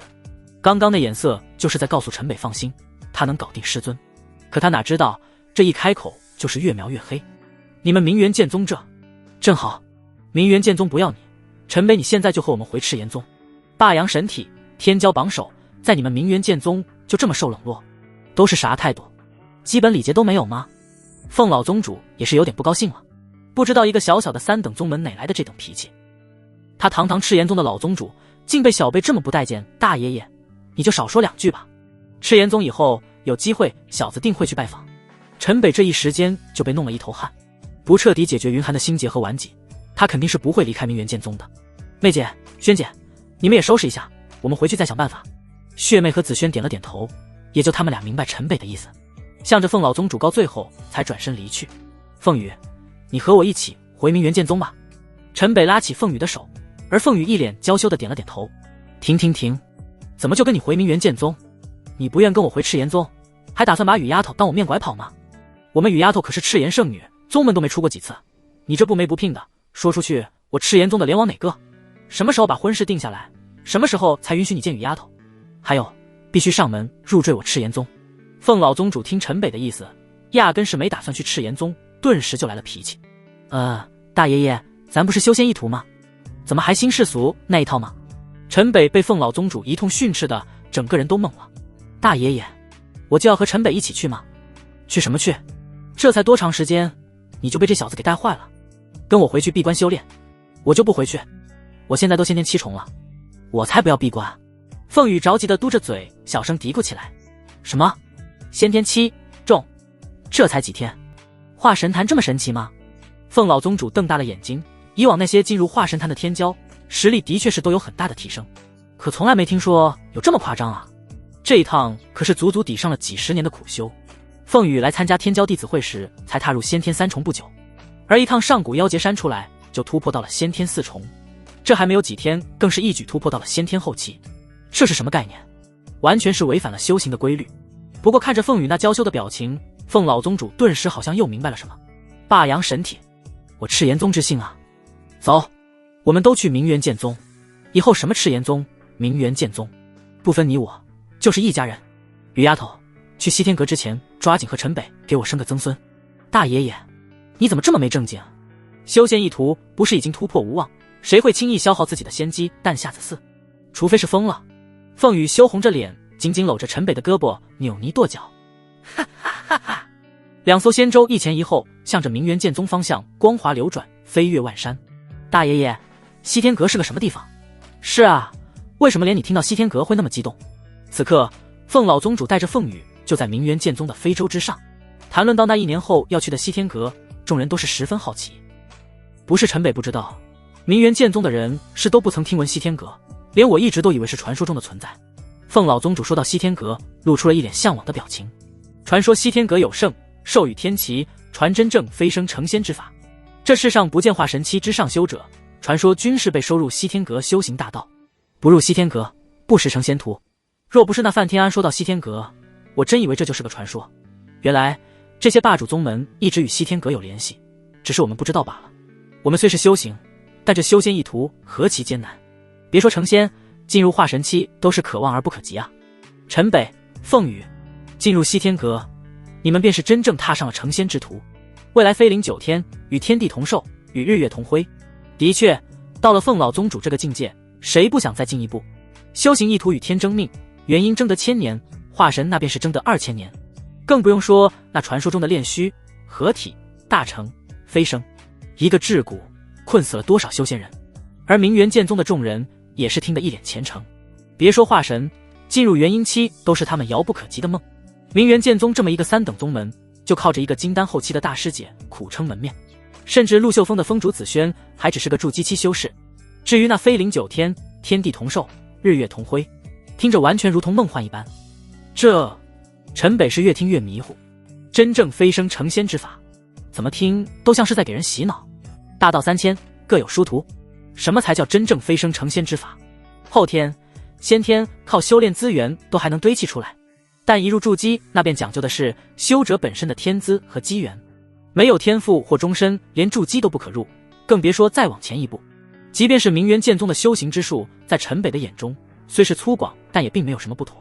而这个西天阁却好像是有意误导众生，不得仙果，是因不得其数。这西天阁还真是奇怪，道化不出世，千宗无炼虚，这怎么也说不过去啊。就像整体被压制了一般。陈北是越想越觉得西天阁有问题，顿时向着林星问了起来：希儿，你这次获得了什么奖赏？陈北哥，这次的奖励可丰厚了，除了大量的灵材和天材地宝外，还有一把地阶下品的宝剑，有朝一日我入金丹，都可将它运养成我的金丹法宝。而且我现在还是排名第11的霸主宗门玉女宫的弟子。你看，这是身份令牌，我可以随时前往玉女宫入宗，也可以留在明元剑宗，但永远享有玉女宫的身份。下一届天骄弟子会还可以同玉女宫一同组队参加。林星说到这里倒是格外开心，直接亮出了玉女宫的身份令牌，在陈北的面前晃了晃。他不是想放弃明元剑宗的亲传弟子身份另攀高枝，而是有了这种霸主宗门的身份，身上背负的灭门之仇更是有了保障。果然，陈北拿到林星的身份令牌，就发现了组合法阵。他好像大致明白了这是个什么情况，开口又问向凤老宗主：大爷爷，那些霸主宗门都这么抢弟子的吗？抢？凤老宗主一愣，的确不是陈北表现得太过逆天，甚至让范天安要将他推举到西天阁的地步。或许此时已经被浩渺天宗强行带走了，也不算抢吧。有弟子被霸主宗门看上，对于小宗门来说本就是幸事，一个弟子换取的资源都足以让一个宗门眼红。就比如说林星若是选择加入玉女宫，估计他们给予明元剑宗的资源足够明元剑宗全宗消耗数十年，而且还会给予一定的庇护。对于一个小宗门来说，谁不愿意？当然林星这丫头另当别论，就算我们这些排名前100的宗门，每一届天骄弟子会也都会有不少弟子转投霸主宗门，这也是前100宗门为何拼命去争天骄榜的原因。我们的强大也是建立在能源源不断为霸主宗门输送天骄弟子换来的。除了需要继承血统的后辈我们会留下，这种招揽不论对于宗门还是弟子都是好事。林星没有发挥任何一点战力入得天骄榜，就受到这般招揽。这些前100宗门的天骄榜弟子又能换取什么条件，能够让这些宗门心甘情愿地把天骄弟子拱手让出？每10年一届西周千宗天骄弟子会，只要是出类拔萃的弟子都会被霸主宗门招揽。霸主宗门用资源收割整个西周的天才，这西天阁绝对是居心叵测。陈北此刻心中一联想，答案便是呼之欲出。怎么会这样？这是出了什么事？为什么会这样？非洲之外，入目到处是断壁残垣，明元剑宗已是一片废墟。云峰主回来了，各位峰主回来了，死了，都死了，宗主死了。其他几位封主都死了，全宗上下没留一个活口，只剩下我们守护生龙剑的人了。废墟中的数十人看到非洲落下，纷纷快步迎了上来。师娘，5位随队出征的封主听闻噩耗，顿时如遭雷击。谁干的？到底是谁干的？噗！云寒放声咆哮，直接吐出了一口逆血，轰那全身狂暴的阴血气息涌出，漫天飞雪，顿时变得紊乱无比，眼前一黑，昏厥了过去。云封主，师姐，血妹和紫萱赶忙扶住云寒。凤老宗主也是一道气息打入到云寒的身体，却又长叹了一口气。这丫头体内的顽疾怎么会在这么短时间加重成这样？心脉淤结无解，已无力回天，性命危矣。师姐，不会的，一定不会的。凤老前辈，您一定是看错了。紫萱手一翻，便是拿出了一颗黑雾缠绕的丹药，就往云寒口中塞。砰！凤老宗主一挥手，魔元丹便是被震落在地，一道碎气便升腾而起。魔丹，你们明元剑宗好大的胆子，竟然使用魔丹！胡闹，简直胡闹！轰！凤老宗主随手一道火焰，便将那魔元丹烧成了灰烬。凤老前辈，还请您老出手救我师姐一命。而血妹直接就向着凤老宗主跪拜了下去。云寒可是现在明元剑宗的支柱，他是万万不能再出事，求前辈救云寒封主一命。明元剑宗的人此刻纷纷随着血妹一同跪拜了下去。唉，我也只能维持他数日生机，准备后事吧。凤老宗主黯然地摇了摇头，他不是不想救，而是他也束手无策。如今因为陈北和凤羽的关系，他并没有把明元剑宗当作外人看待。妹姐，别愣着了，快走，我能救寒姐啊！陈北冲上前来，一把接过云寒，赶忙向着非洲奔去。对，陈北，有陈北在。血妹赶忙起身，擦拭眼泪，飞身而起。凤老宗主诊断出的将死结果，他都没想过陈北还能有办法救。这不光是众人不知道这是个什么情况，凤老宗主也感到万分意外。已经这般情况还能救，怎么可能？一群人赶忙跟着就向非洲拥去，枪谁都不准靠近非洲。紫萱顿时拔剑而出，剑气一荡，拦住所有人的去向。别人不知道所以然，可他明白陈北用什么方法。这要是让众人撞见了，不但毁了大师姐，还会毁了陈北。紫萱，你这到底是发什么疯？你作为丹师，不但私藏魔丹，现在还拔剑相向，你到底想干什么？你是不是疯了？我没有发疯，陈北能救大师姐，你们自管在这等着就行。你，好了，陈北说能救就能救，到这一步了，看天意吧。凤老宗主看这场面，只好出来打个圆场。死都要死了，既然陈北说有办法，那就死马当作活马医吧。他也希望陈北能再次整出个奇迹出来。妹姐，一定要压制住韩姐的灵体，现在淤结在心脉，一不小心韩姐就会送命。我明白。之前这般为云寒疗伤，血妹已经是轻车熟路，听了陈北的话，顿时点了点头。都是因为我，韩姐本就顽疾很重，天骄弟子会一行惹得她心生死志，这才这么快在心脉之中形成这般淤结。陈北，别想那么多了，救师姐要紧，其他事以后再说。呲啦，血妹此时甚是心急，直接一把便撕开了云寒的仙袍。傲然于前，世间罕物。要是放在从前，陈北还真没有把握能救回云寒的命。不过如今这新生的丹田经脉，陈北自然是运起阴阳玉神诀，大胆施为纵马驰骋。一道道火阳之力伴着丝丝若木生机进入云寒体内，一点点向着淤结包裹而去。火阳之力消融云寒心脉中的阴血淤结，若木生机点点浸润着云寒那千疮百孔的灵体。只要能把心脉打通一点空隙，那命就算是保住了。血妹则是全神贯注地压制着云寒的灵体和真元，直到阴阳玉神诀完成了2个轮回，云寒才嘤咛一声意识转醒，算是从鬼门关上又走了一遭。滚开，快滚！陈北，你不要这样，放开我，快放开我！血妹，你放开我，我求你们了！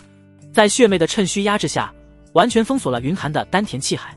此刻即便是清醒过来，云寒却是调动不了一丝真元，2行清泪直接就滑落了下来，紧紧咬着牙墙，忍着那不断袭来的阵阵冲击，嘴角都渗出了血丝。只不过很快，在阴阳玉神诀的催动下，云寒便陷入了癫狂的银河之中。整整3天，陈北如同不知疲倦的机器一般，终于是在又一次奔赴之后，轰着房间内一道气浪奔涌而起，将陈北和血妹全部掀起。这是金丹脱凡凝阴之兆，云寒的灵体和真元都被血妹完全压制。这突如其来的气息，陈北稍一感知，顿时就明白了原因。啊，这大师姐这是到了金丹7圆满，太好了！大师姐，你终于因祸得福了。血妹听到陈北这么一提醒，顿时一跃抱住了云寒，眼泪那是哗哗的流了下来。寒姐，你体内的顽疾痊愈之时，便是丽媛阴天劫之日，金丹托凡凝阴之兆稍纵即逝，你好生领悟灵魂与金丹之间的联系。外面的事就交给我们，妹姐，我们先出去吧。陈北随手披了件衣服，便一拉血妹就向外走去。陈北，你为什么要救我？你让我怎么面对仙儿，怎么面对天下人？我死才是最好的解决方式。云寒并没有因这金丹凝阴脱凡之兆而欣喜，反而绝望之心更甚。云寒，你给我听好了，从今以后你什么都不是，你就只是我陈北的女人，一切事情我来解决。啪！血妹一个巴掌就扇了下去。谁给你的胆这么和大师姐说话的？你解决？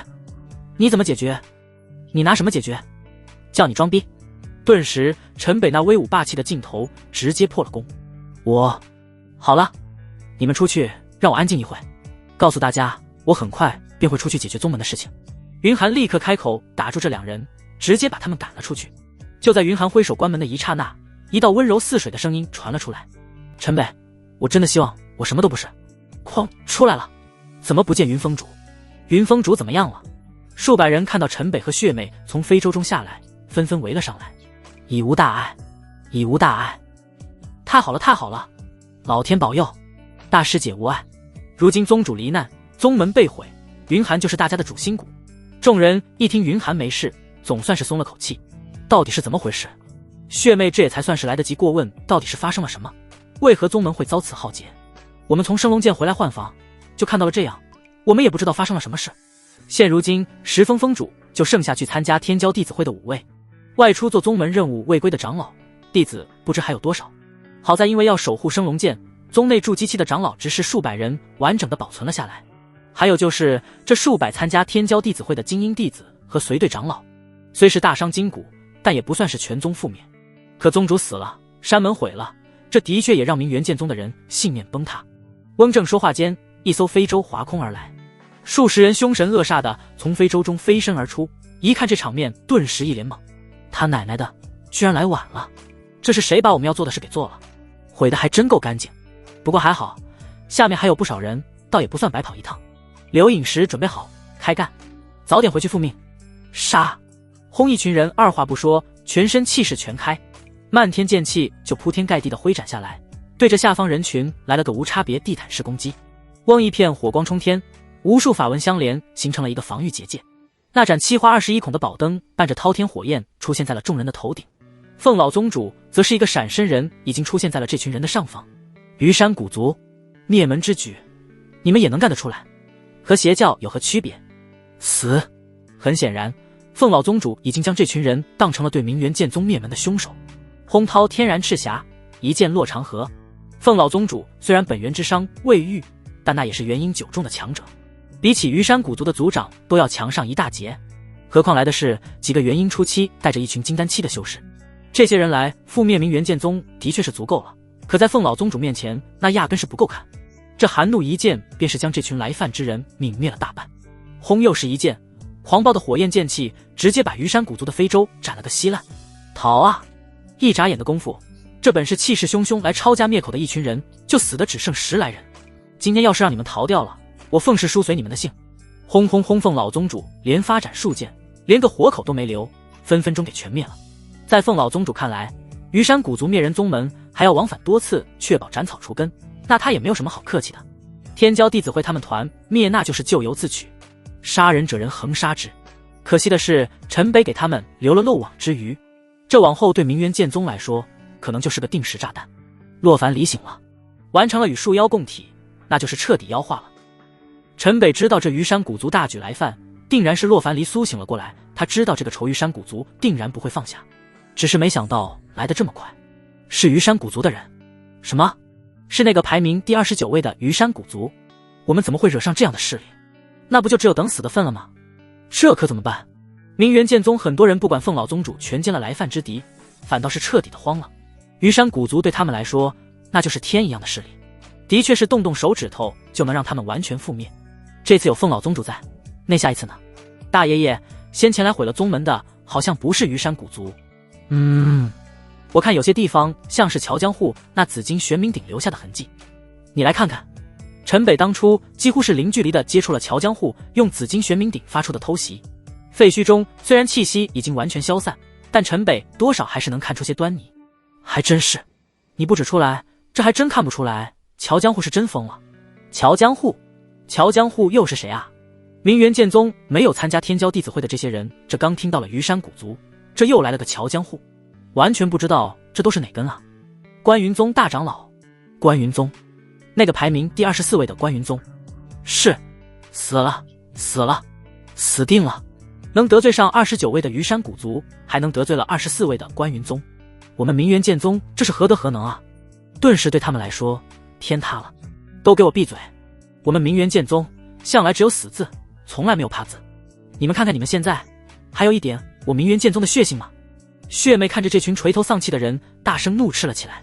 特别是他血阳峰，那向来就是以勇猛好战为本，哪能看得了这般胆怯惧死的士气？血妹丫头，虽然这些虞山古族的人死了，但乔江户现在就像疯狗一样，不知什么时候会出现。还有虞山古族死了一批，可能还会再来一批。如今看来，明元剑宗的确是后患无穷。我看你们都还是随我去赤炎宗吧。凤老宗主综合考虑了一下，现在对明元剑宗最好的方式就是将他们带回赤炎宗，这样既保证了明元剑宗的安全，陈北也顺其自然的上了门。凤老前辈，一切等大师姐出来定夺吧。妹姐，我看不如我们先离开西周。什么？开什么玩笑？离开西周？你是发哪门子的疯？背井离乡，远赴他州，我宁愿拼死在这。陈北对西周没有归属感，不代表其他人没有。西周是他们的根，即便是死那也要死在西周的土地上。当然，陈北不单纯是考虑明元剑宗避难问题，还有就是1年后的西天阁。他现在越来越肯定，那就是整个西周的天大陷阱，而自己目前的修为又太低，索性不如躲，再把升龙剑内那具血魅的尸妖魁埋伏到明元剑宗，任他谁来也绝对是够喝一壶的。既然要乱，那索性就让他更乱一些，又或许离开了西周，能够让云寒一切重新开始。月夜，废墟之上格外凄凉，陈北坐在崖石上遥望明月，思绪远飘9天。师尊，你还好吗？这下界的修炼速度，徒儿不知何时才能再见到你。再见之时，你还能认出徒儿吗？师尊，我好想你啊！18年转瞬而过，这一世不过开头，好像还挺精彩，可心中挂念却并未一丝消减。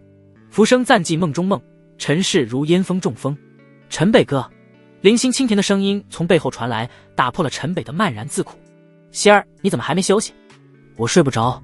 林星依偎着陈北坐在崖石上，盯着明月，陷入了沉默，好像有着满满的心思，却又不知该如何开口。希儿，你怎么了？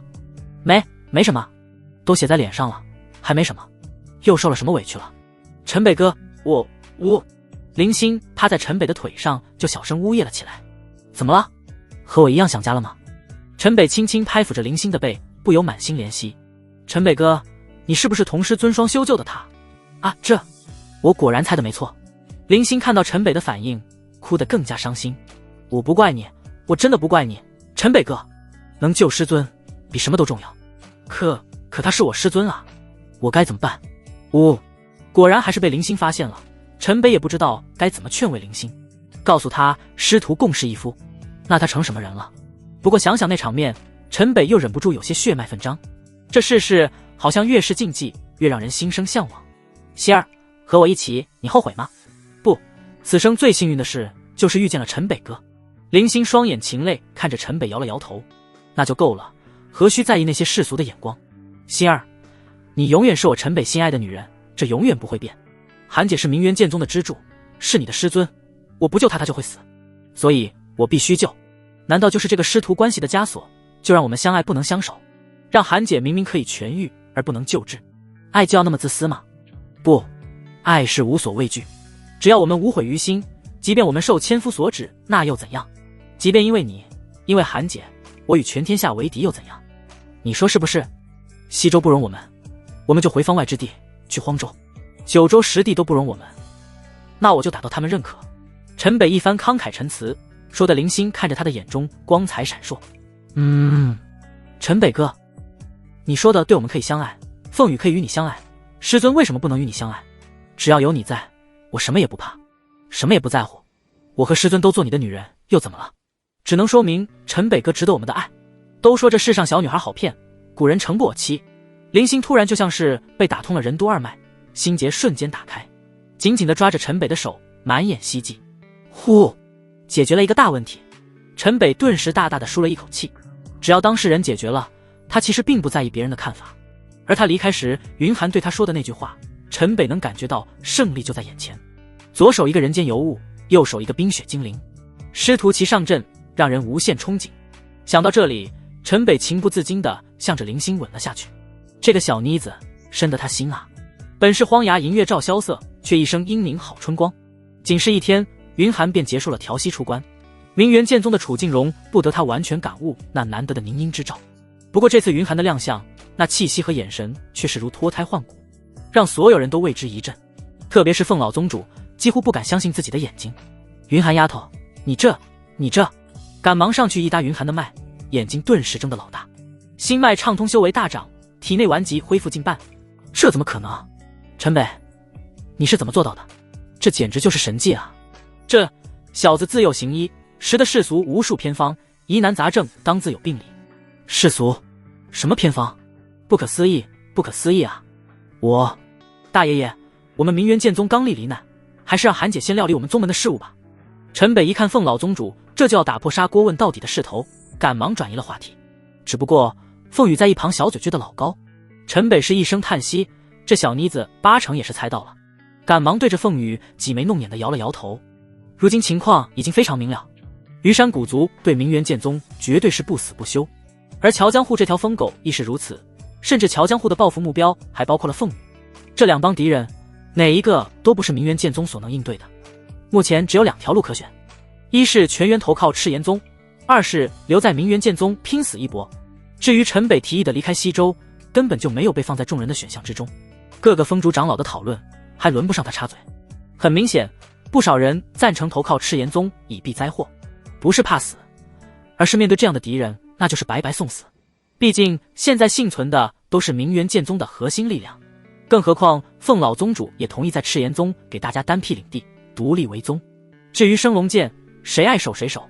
大丧7日，明元剑宗罹难3000余人，一一入葬宗陵，满目新坟，空气中都充满了悲凉。看来是都聚齐了，今天正好让你们明元剑宗彻底灭门。轰一阵狂笑传来，一道滔天剑芒从天而降。乔江户，你这疯狗，死来！轰凤老宗主一挥剑便是迎了上去。凤老狗，你还没死？那就正好，今天送你一起上路。这乔江户掐着日子准备来把明元剑宗一网打尽，没想到凤老宗主竟然会跟着来到明元剑宗。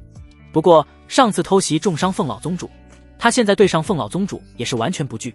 轰轰轰，虚空之上顿时一片金光耀世，火海滔天。怎么可能？凤老狗，你的伤好了，就凭你乔疯狗能伤得了我？死！轰，那就都去死吧！虚空之上，乔江户突然向着凤老宗主全力爆发，而与此同时，元婴遁出，直接祭出了紫金玄冥鼎，朝着下方人群最密集的地方照了过去。乔疯狗，你他妈是疯了吗？轰！凤老宗主这边一剑斩飞乔江户，另外一掌卷起火浪就轰向乔江户的出体元婴，同时那盏宝灯也疾飞而出，撑起一片结界。下方几位金丹峰主皆是瞬间就向上祭出了本命法宝，顿时天空之上被各种属性的本命能量映照得五彩缤纷。轰轰轰！乔江户这真是拼了生死倒削来了这么一击，元婴的能量全部灌输进了紫金玄冥鼎中。凤老宗主这下真的慌了，仓促重伤了乔江户和他的元婴，但根本来不及下杀手。那下面数百人压根挡不住乔江户本命法宝这全力一击，赶忙抽身而下，双手向着宝灯疯狂灌输真元。可就这一瞬间的差池，轰数道耀世光芒冲击在了一起，可那金光却是穿过层层防御，直接轰击在了人群之中。狂暴的冲击波毁天灭地般的爆发而出，人影随着乱石纷飞，还卷着残肢断臂，一时间飞沙走石，血雾漫天。可嗨嗨，哈哈，凤老狗，你能拿我怎么样？修乔江户洒下了大片血雾，不停的咳血，但还是狂笑着远逆而去。此刻凤老宗主哪还有心思去追？下面不光是明元剑宗的人，还有他赤炎宗参加天骄弟子会的数百人。最关键的是，凤羽和陈北都在下面，这两个要是出了什么事，那对赤炎宗的未来都是巨大的打击。乔江户，你个匹夫，我若不将你碎尸万段，誓不为人！惨！就在这数千座新坟外，将近一半的人直接被轰击成了肉糜，混杂在巨大的深坑之中。深坑外到处都是被冲击出去的残肢碎尸，地上还随处躺着浑身是血的伤者，哀嚎不断。雨丫头，雨丫头，你可千万不能出事啊！陈北，呼，还好，还好，你们都没事。不得不说，陈北、林星和凤羽都算是命大。乔江户的攻击直接朝着人最密集的中间区域落下，而他们因为身份特殊，都站在前排。陈北在千钧一发之际，拉着他们就冲入了坟墓群中，而损失最大的就属两宗的天骄弟子们。在这一击之下，直接被轰杀了一半，数百条鲜活的生命一瞬间灰飞烟灭。关云宗，乔江户，我云寒有生之年一定让你们千倍奉还。云寒双手紧握，指甲镶在了掌心中，鲜血直流。实力，他需要实力。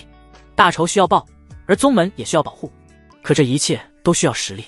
满眼噙泪的云寒不自觉地望向了陈北，就坟上心，新坟在天。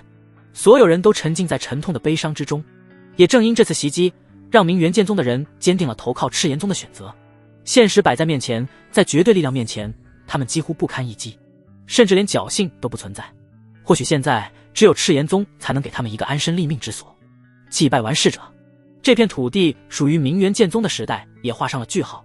明元剑宗和赤炎宗的众人纷纷踏上非洲，告别了这个传承万载的地方。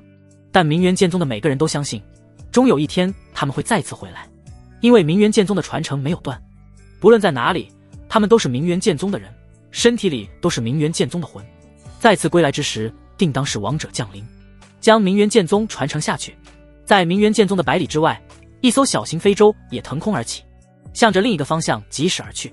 这非洲上人不多，云寒、血妹和紫萱3位峰主在，林星和凤羽在，还有就是因为被排在最后也逃过一劫的金三胖和吴天昊2人。此时陈北已经消除了他和凤羽身上被种下的印记，最终的目的地荒州。当然为了这个计划，陈北也是磨破了嘴皮子才说服了凤老宗主，因为西天阁的存在太过诡异，让人不得不防。而陈北的推断更是打碎了凤老宗主对西天阁的信仰。为了安全，最好的选择就是悄悄离开西周。明元剑宗去了赤炎宗，有凤老宗主在，便没有什么不放心的。而且还有天元子和华清阳2位峰主。至于带这些人走，自己的女人陈北自然是一个不会落下。要说现在明元剑宗需要云寒，但云寒更需要陈北。他现在为了实力，已经不再顾虑任何事情。其他人就更不用说了，陈北到哪，他们自然愿意跟着到哪。至于金三胖和吴天昊，这一路总要人打下手。数日之后，一个巨大的怪物出现在了明元剑宗内。据说即便是元婴期的修者在这怪物面前都不堪一击，甚至传出了化神期大能败走的传言。同时西周还传出了冠云宗大长老在明元剑宗袭杀了西天阁要的人。不管是真是假，反正有3块身份令牌现在就在那怪物身上，一直会留在明元剑宗之内。我们第一站方外之地太虚仙宗。太虚仙宗，陈北你是不是疯了？你是看上那仙子了吗？提到太虚仙宗，众人第一时间就想到了天骄弟子会降临的那位仙子。你现在还真是色胆包天，他动动手指就能弄死我们所有人。而且上古妖劫山被他夺走，你觉得那些霸主宗门会放过这太虚仙宗吗？说不准现在就正在围攻这个太虚仙宗，你这不是自投罗网吗？安静，安静，各位姐姐，你们也学学林星和凤羽，都是姐妹，怎么差距这么大呢？陈北，你是皮痒了吧？去死！好好，不闹。太虚仙宗必须去，我们自然是低调一些过去，免得被人发现行踪。你们也看到当初那位仙子对妖气的重视程度，妖化的洛凡离需要解决，否则未来必成大患。我猜太虚仙宗对他应该很感兴趣，或许顺便还能削弱虞山古族的实力，那可是我们不死不休的敌人。陈北知道这人一旦妖化，成长的方式和速度就彻底变了。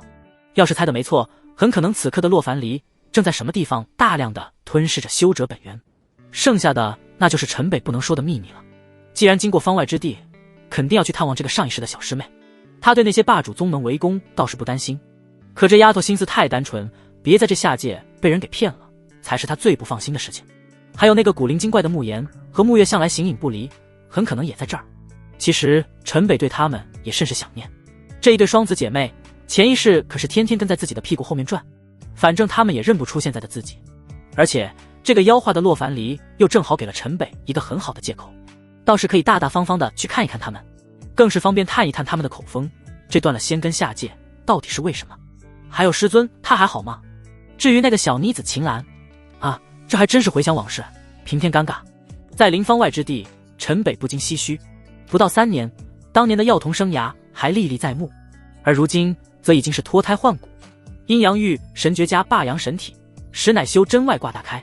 潜意识的陈北从来没有想过，枯燥的修行能够如此快乐，甚至已经不满足于次玩那翻牌子的游戏，开始研究出了每天的不同搭配：阴血灵体和血族血脉搭配，血族血脉和真凤血脉搭配。当然，最让陈北欲罢不能的还是真凤血脉和玄天神体搭配，极致的冰火两重天。真凤血脉对若木所化的丹田和经脉的滋补堪称天物，还能不断壮大体内的火阳。玄天神体和霸阳神体那极阴极阳互补，不光是对修为的快速提升，甚至能淡出混沌之气。到最后，终还是如愿以偿的搭配出了玄天神体和阴血灵体。这禁忌的身份对于心底欲望的激发，让大家都陷入极度癫狂。只有紫萱现在是一个人在闭关修炼，当然不是因为他没有特殊体质而受了陈北的冷落，只是因为陈北传了一套基础炼丹诀给他。这是你在方外之地曾看过的丹书？是啊，基础炼丹诀。呼，方外之地怎么什么都有？这也太离谱了！不就是个基础炼丹诀，说的好像很厉害的样子，你管这叫基础？真是倒反天罡，这简直就是丹道一途的天书。我若是能参透，或许都能以丹明道。上界仙门中几乎是最入门的基础丹修功法，放在这九州还真是惊为天书。萱姐，你要是哪里看不懂，就问我。陈北，你到底是人是鬼？我真是一点也看不透你，好像这世上就没有你不懂的东西啊！随着陈北将那基础炼丹诀深入浅出向紫萱讲解示范，紫萱就像打开了一个新世界的大门。练了这么多年丹，还身为西周小有名气的年轻丹师，可如今他才发现，对丹道一途完全就是个门外汉。又或者说，原来这世上丹师一途，他压根就是修行的歧途。而现在，在陈北的教导下，他才算是真正开始踏入丹修之门，不由得对陈北充满了崇敬。授业为师，请受紫萱一拜。萱姐，你这是干嘛？陈北被紫萱这突然一拜吓了一跳。这一番传教对紫萱来说如若再生，从今往后紫萱就是您的暖床徒儿。噗！紫萱认自己做师尊，这才真是倒反天罡，这关系真是越理越乱。弟子的师姐是自己道侣的师尊，这到底算是什么和什么？乱炖。随着飞舟深入方外之地，飞舟在天空中划过的流光是格外显眼。在这灵力匮乏的地方，连修者都极为罕见，更不用说飞舟这般宝器散发出的耀眼光华。对于凡人来说，这几乎就是神迹一般。所过人烟之地，下面皆是跪拜一片。同样的天地万物，怎么这方外之地就没有任何灵气？是啊，简直就像一片死地。这种环境下，若是没有足够的修炼资源，别说修炼，境界恐怕都会倒退。难怪被称为被9天遗忘的地方。可这种地方怎么会出现太虚仙宗这样的宗门？按那仙子展现的实力，在西周怕是能轻松击入霸主宗门了吧？想不通，真是想不通。即便明元剑宗的位置已经很靠近方外之地，可就连云寒、血妹这都还是第一次深入。对于修者，实在是没有任何必要来这里。而太虚仙宗的出现在方外之地，也确实让大家颇为诧异。不但是他们诧异，陈北又何尝不奇怪呢？眼看离方外山越来越近，为了避免可能与那些霸主宗门相遇，众人将飞舟降在了山岭之中，改为徒步。大师姐，这是到了吗？师尊。云寒叫出了一路闭关的紫萱，而紫萱则是一脸尊敬地走到了陈北的面前行礼。随着这段时间的闭关参悟，紫萱似乎连气质都发生了改变。从炼丹师到丹修的改变，实则是脱胎换骨的过程。什么？师尊？你喊他师尊？你！当场所有人顿时石化。你闭关把脑子闭坏了吗，紫萱？你是忘了自己是谁了吗？这么一声师尊喊出，还有那带着崇敬的眼神，云寒和血妹真以为紫萱这是闭关练坏了脑子，把陈北当做了从前的师尊，但这长得也不像啊。大师姐，小师妹，你们不懂，师尊与我如同再造啊。紫萱，你这是离经叛道，欺师灭祖啊。大师姐，仙师100年，如今我转拜师门有何不可？你真是脑子坏了，你转拜了什么师门？陈北和我们就是同门，就是这辈分。陈北，你到底把紫萱怎么了？是给他下了什么蛊？嘘，别闹了，有妖气。妖气在哪？云寒和血妹好奇的四周打量了起来，他们没有接触过妖，甚至都没有进过上古妖劫山，可能对妖唯一的概念就是陈北说的那个妖化共体的洛凡离。而陈北一脸严肃地看向远处的巨木森林之中，这里离方外山不过千里，怎么会出现妖气？方外之地怎么会突然出现妖物？这妖物到底又是来自何处？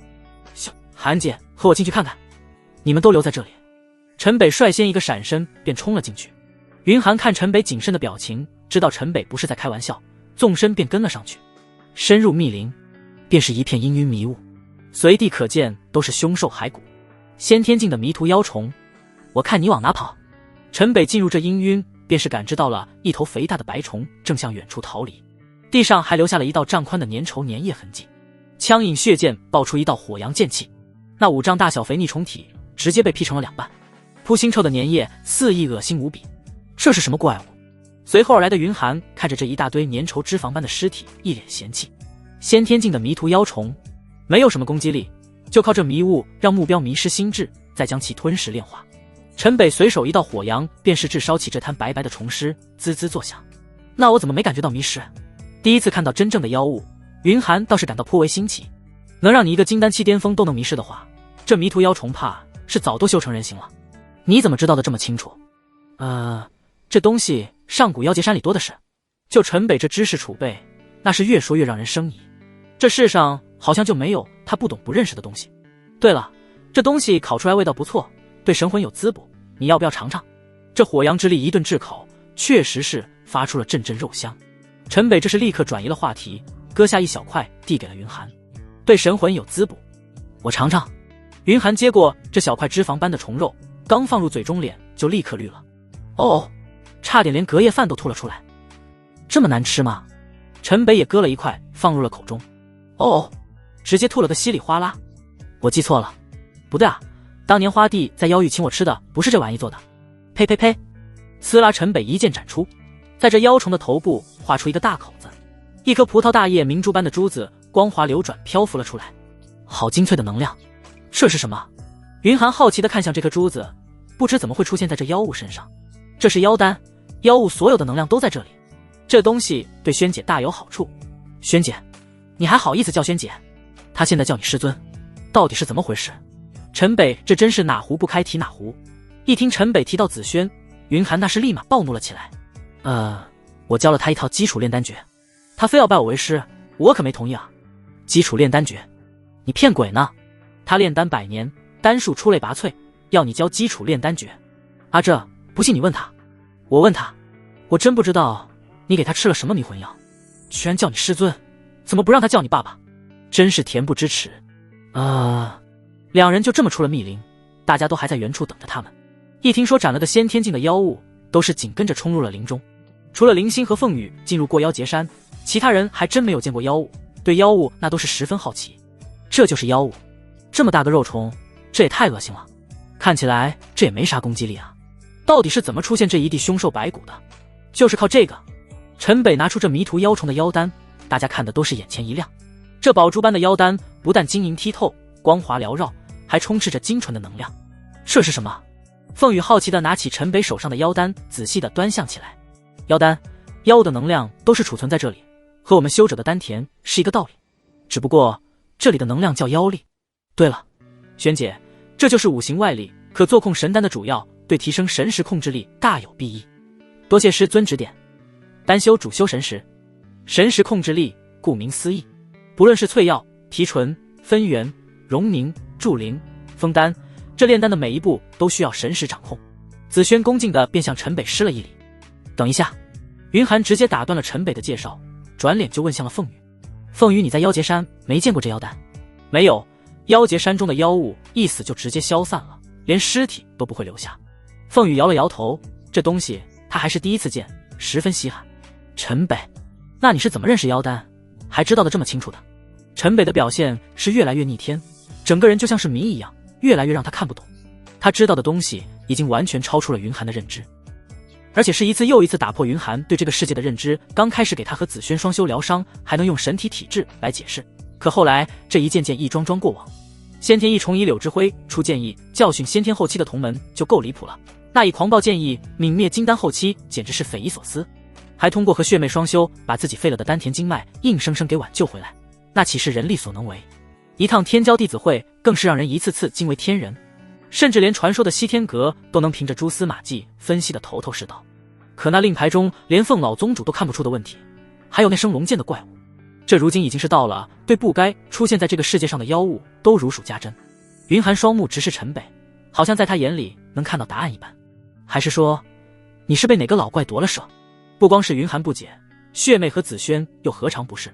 只不过血妹和紫萱好像觉得都是好事，无条件的信任陈北而已。老怪夺舍，这可是把几个小辈给吓了一跳。神魂夺舍的传说大家都听说过，要是陈北这身体里装的是个老怪物，几人想了一下，顿时双手捂胸，头皮发麻。开什么玩笑，我这是原生灵魂，你还看不出来吗？陈北这被云寒质问的一头虚汗，好像自己表现的确是有些过了，很多事都是当时搪塞过去，陈北也就翻篇了。这经云寒一提，全部放在一起，的确是太不合情理了。可那你怎么懂得这么多？陈北体内的灵魂的确是原生灵魂，这很容易分辨，当然是多读书读好书，书中什么都有。你们都是我最重要的人，我虽曾发誓不向外人道也，但今天我也不再瞒你们了。自幼我在方外之地，曾遇仙人说我骨骼精气，有得到成仙之资，传我天书100卷。陈北脑子一转，就开始了一通忽悠，顿时暗赞自己真是个大聪明。仙人？方外之地怎么会有仙人？那方外之地，那还有太虚仙宗呢？有云游仙人自是正常。天书？那天书呢？仙人的天书过目就化为虚弥，全在这里。陈北指了指脑袋，顺势偷偷运了一道气机。轰噗！就见陈北突然体内一道气机爆发，脸色陡然大变，吐出一口逆血。陈北，你怎么了？众女看陈北身子一软，顿时慌了神，赶忙上前抢着扶住了陈北。噗！当年向仙人立誓保密，怕是受那誓言反噬，我不会要死了吧？陈北虚弱地靠在云寒身上，脸色变得煞白。死！不要吓我们！大师姐，都是你！好好的你，非要逼问陈北，他不是不得已，怎么会瞒着我们？对啊，师尊越强大，对我们就是越好。大师姐，你说你怀疑他什么？这下好了，这可怎么办？陈北哥，陈北这一句不会是要死了吧？可是让众女彻底慌了手脚，而云寒更是自责的伤心欲绝。陈北，对不起，我不该质疑你。你怎么这么傻？既然向仙人立了誓，为什么还要说出来？可嗨嗨，是我不好，一直瞒着你们。不，陈北，是我不好，都怪我。我今后一定会完全信任你所做的任何事情，你千万不能有事啊！怎么办？你这气机越来越弱，怎么才能救你？云寒感知怀中的陈北气机越来越弱，花容失色，啼哭不已。寒姐，让胖子、耗子2个离远点。好。萧云寒一挥手，一道气浪直接就把2人卷起，给远远的禁锢在了树上。可嗨嗨，还好你们5个都在，勉强够了吧？什么意思？我们共同施展阴阳御神诀，应该可以捡回1条命。我们一起。可你现在这般虚弱，你行吗？众女一听陈北的方法，倒也顾不上什么羞耻心，就是担心陈北这般身子骨还经不经得住。什么叫我行吗？陈北一听这话，差点有些装不下去。我们进非洲，不让你们全部求饶，我陈字道着写。此话一出，众女纷纷脸红，不过大家也不敢耽搁，立刻就和陈北进了非洲。什么是快乐小狗？霸阳神体，极致的火阳可谓是不知疲惫。非洲之上，妙不可言。1日过后，福至心开，陈北神清气爽，更是心情大好，不但消除了众人心中的疑虑，还顺势来了个一锅乱炖。之前这场面也就是想一想，毕竟这种盛况哪个能好意思，2两搭配本就已经算是极限，这一次可算是来了个全雷打。而有了这次集体求饶，众女的关系好像也变得非常融洽，不论之前各是什么身份，如今都是亲如姐妹一般。喀刺拉非洲之外，百里劫云奔涌而至，天地之间一片漆黑，空气如同凝固一般，万道雷龙在劫云之中翻涌游走，纷纷朝着非洲的方向集结。哈哈，终于要入筑基了，筑基雷劫我来了。这一路在阴阳御神诀的修炼下，终于在这次完成了全雷打之后，彻底先天圆满。陈北一声笑叫，便冲天而起，轰霸阳神体顿时开体，在那漆黑的劫云下，如同一轮骄阳，无数的火阳之气贯穿长空。后天、先天不过为修行脱凡，只有经过筑基雷劫，凝练到体真元质变，也才能开始接触参悟道法。一入筑基，才算是真正踏入修仙之途。而对陈北而言，入筑基成道体，便是能真正调用天地之势，施展出仙术手段。这么恐怖的劫云，这是筑基雷劫，怎么看起来比金丹雷劫还强？众女看着这劫云纷纷色变，特别是云寒和血妹，他们俩都经历过筑基雷劫和金丹天劫。要是当初自己的筑基雷劫是这般威势的话，估计早就生死道消了卡。万雷奔腾，汇成一道丈许粗的雷柱，瞬间向着陈北倾注而下，雷光刺目，雷弧漫天。来吧！陈北双手掐诀，便迎上这筑基雷劫的洗礼。劫雷照下，瞬间就奔流进了陈北的百骸之中。道道雷弧在体内不断对陈北的骨、髓、肉、筋、血、脉反复锻造凝练。这种最低级的筑基劫雷，对陈北来说那是驾轻就熟，根本就不会出现任何意外。配合着前世的无上心法，最大限度的将劫雷的洗礼激发到极限。不出意外，意外就真的来了。轰！随着劫雷的不停涌入，那若木所化的丹田之中，无数大道纹理纷飞而起。一时间，丹田之中竟是刮起了天道风暴。这是开什么玩笑？别开玩笑啊！我这才筑基啊，大道之力沾上都能让我灰飞烟灭。这个情况，别说他没经历过，就是听都没有听说过。大道之力，更别说现在的他，即便是前一世的他，那都承受不起。连他的师尊都是因为大道之伤差点陨落，而此刻这题他真的不会了。轰！陡然之间，成千上万倍的劫雷直接入体，疯狂涌入了陈北的丹田之中，与丹田之中的天道风暴还有狂暴的火阳不断交织融合。随着越来越多的劫雷涌入，不断变红再变到紫色，生出了一团混沌般的气旋，无数雷弧在那混沌气旋中奔流跳跃，逐渐化为一片紫红色的雷云，最终渐渐变化为一片紫红色的雷海，还在不停壮大。紫火天雷，这是紫火天雷，我不是在做梦吧？生出雷河的紫火天雷，这可是天道之雷。若木丹田，你还真是离谱啊！自成天道，造化神雷。陈北此刻心中狂喜，若木丹田竟是用这筑基雷结生出了此般至刚至阳的造化雷霆。咔！去！紫火天雷。陈北引动丹田之中的紫火天雷如雷龙一般，对着头上浇灌而下的劫雷就释放了出去。轰！紫火天雷与劫雷相触，一时间光芒大盛，闪耀的让人几乎睁不开眼。数里之内，狂暴的雷花横飞四溢。陈北双手结印，不断将自身真元注入紫火天雷之中。那紫火天雷仿若得到助力一般，竟渐渐压制住了劫雷。然而，就在陈北还没有来得及开心之时，劫雷忽然发生异变，原本银白的劫雷颜色转身，化为黝黑之色，一股毁灭气息弥漫开来。这变异劫雷。陈北面色凝重，这种劫雷极其罕见，充满了毁灭之力，威力哪是劫雷可比。看来天道都不愿放过他特殊丹田造化出神雷之事。陈北咬咬牙，猛地咬破舌尖，喷出一口精血于紫火天雷之上。紫火天雷受到霸阳精血滋养，火焰更旺，雷光更盛，向着变异劫雷冲去。二者再次碰撞，爆发出惊天动地的巨响，强大的冲击力向四周扩散，所经之处树木皆被连根拔起。这是什么力量？怎么会出现这种劫雷？怎么会有如此重的毁灭气息？陈北又施出的是什么雷霆？那紫色雷霆怎么会如此强大？以人之力反击劫雷，世上怎么会有如此疯狂之事？这力量让我都感到万分心悸。筑基雷劫，怎么会有这般变态的筑基？众女看着陈北这力竭的场面，脸上是不断变色。到了此刻，已经是完全无法理解看到的一切。即便是金丹期圆满的云寒，都不敢相信那毁天灭地的气势之中，竟然是在立筑基雷劫。此时，陈北依旧目光坚定，死死支撑着紫火天雷与变异劫雷的对抗。可紫火天雷与变异劫雷始终僵持不下的情况，并没有持续多久，逐渐便显出了几分颓势。陈北可不敢拿住机器的道体硬扛着变异雷劫，他深知一旦松懈，便会前功尽弃，粉身碎骨。当下也顾不得许多，一边操控紫火天雷，一边以脚为笔，以紫火天雷为墨，快速在脚下绘制阵法。随着阵法逐渐成型，道道星芒冲天而起。陈北大喝一声：“借天地之力，给我破！”只见天地之中无数气机涌向紫火天雷，紫火天雷瞬间暴涨数倍。紫火天雷携带着磅礴的力量，一瞬间冲散变异劫雷，直接冲入劫云之中。轰！劫云被这一声爆炸直接炸出了个巨大的窟窿，阳光从这劫云的窟窿中穿过，天地洒金。这还是人吗？这算是哪门子的筑基？我怎么感觉我们这金丹期的修为和陈北比起来，如同废物一般，一举把雷劫毁灭。别说见了，这连听都没有听说过。这亲眼所见，怎能不让人疯狂？随着劫雷消散，天空重新恢复晴朗。哈哈哈哈！饮血剑，走！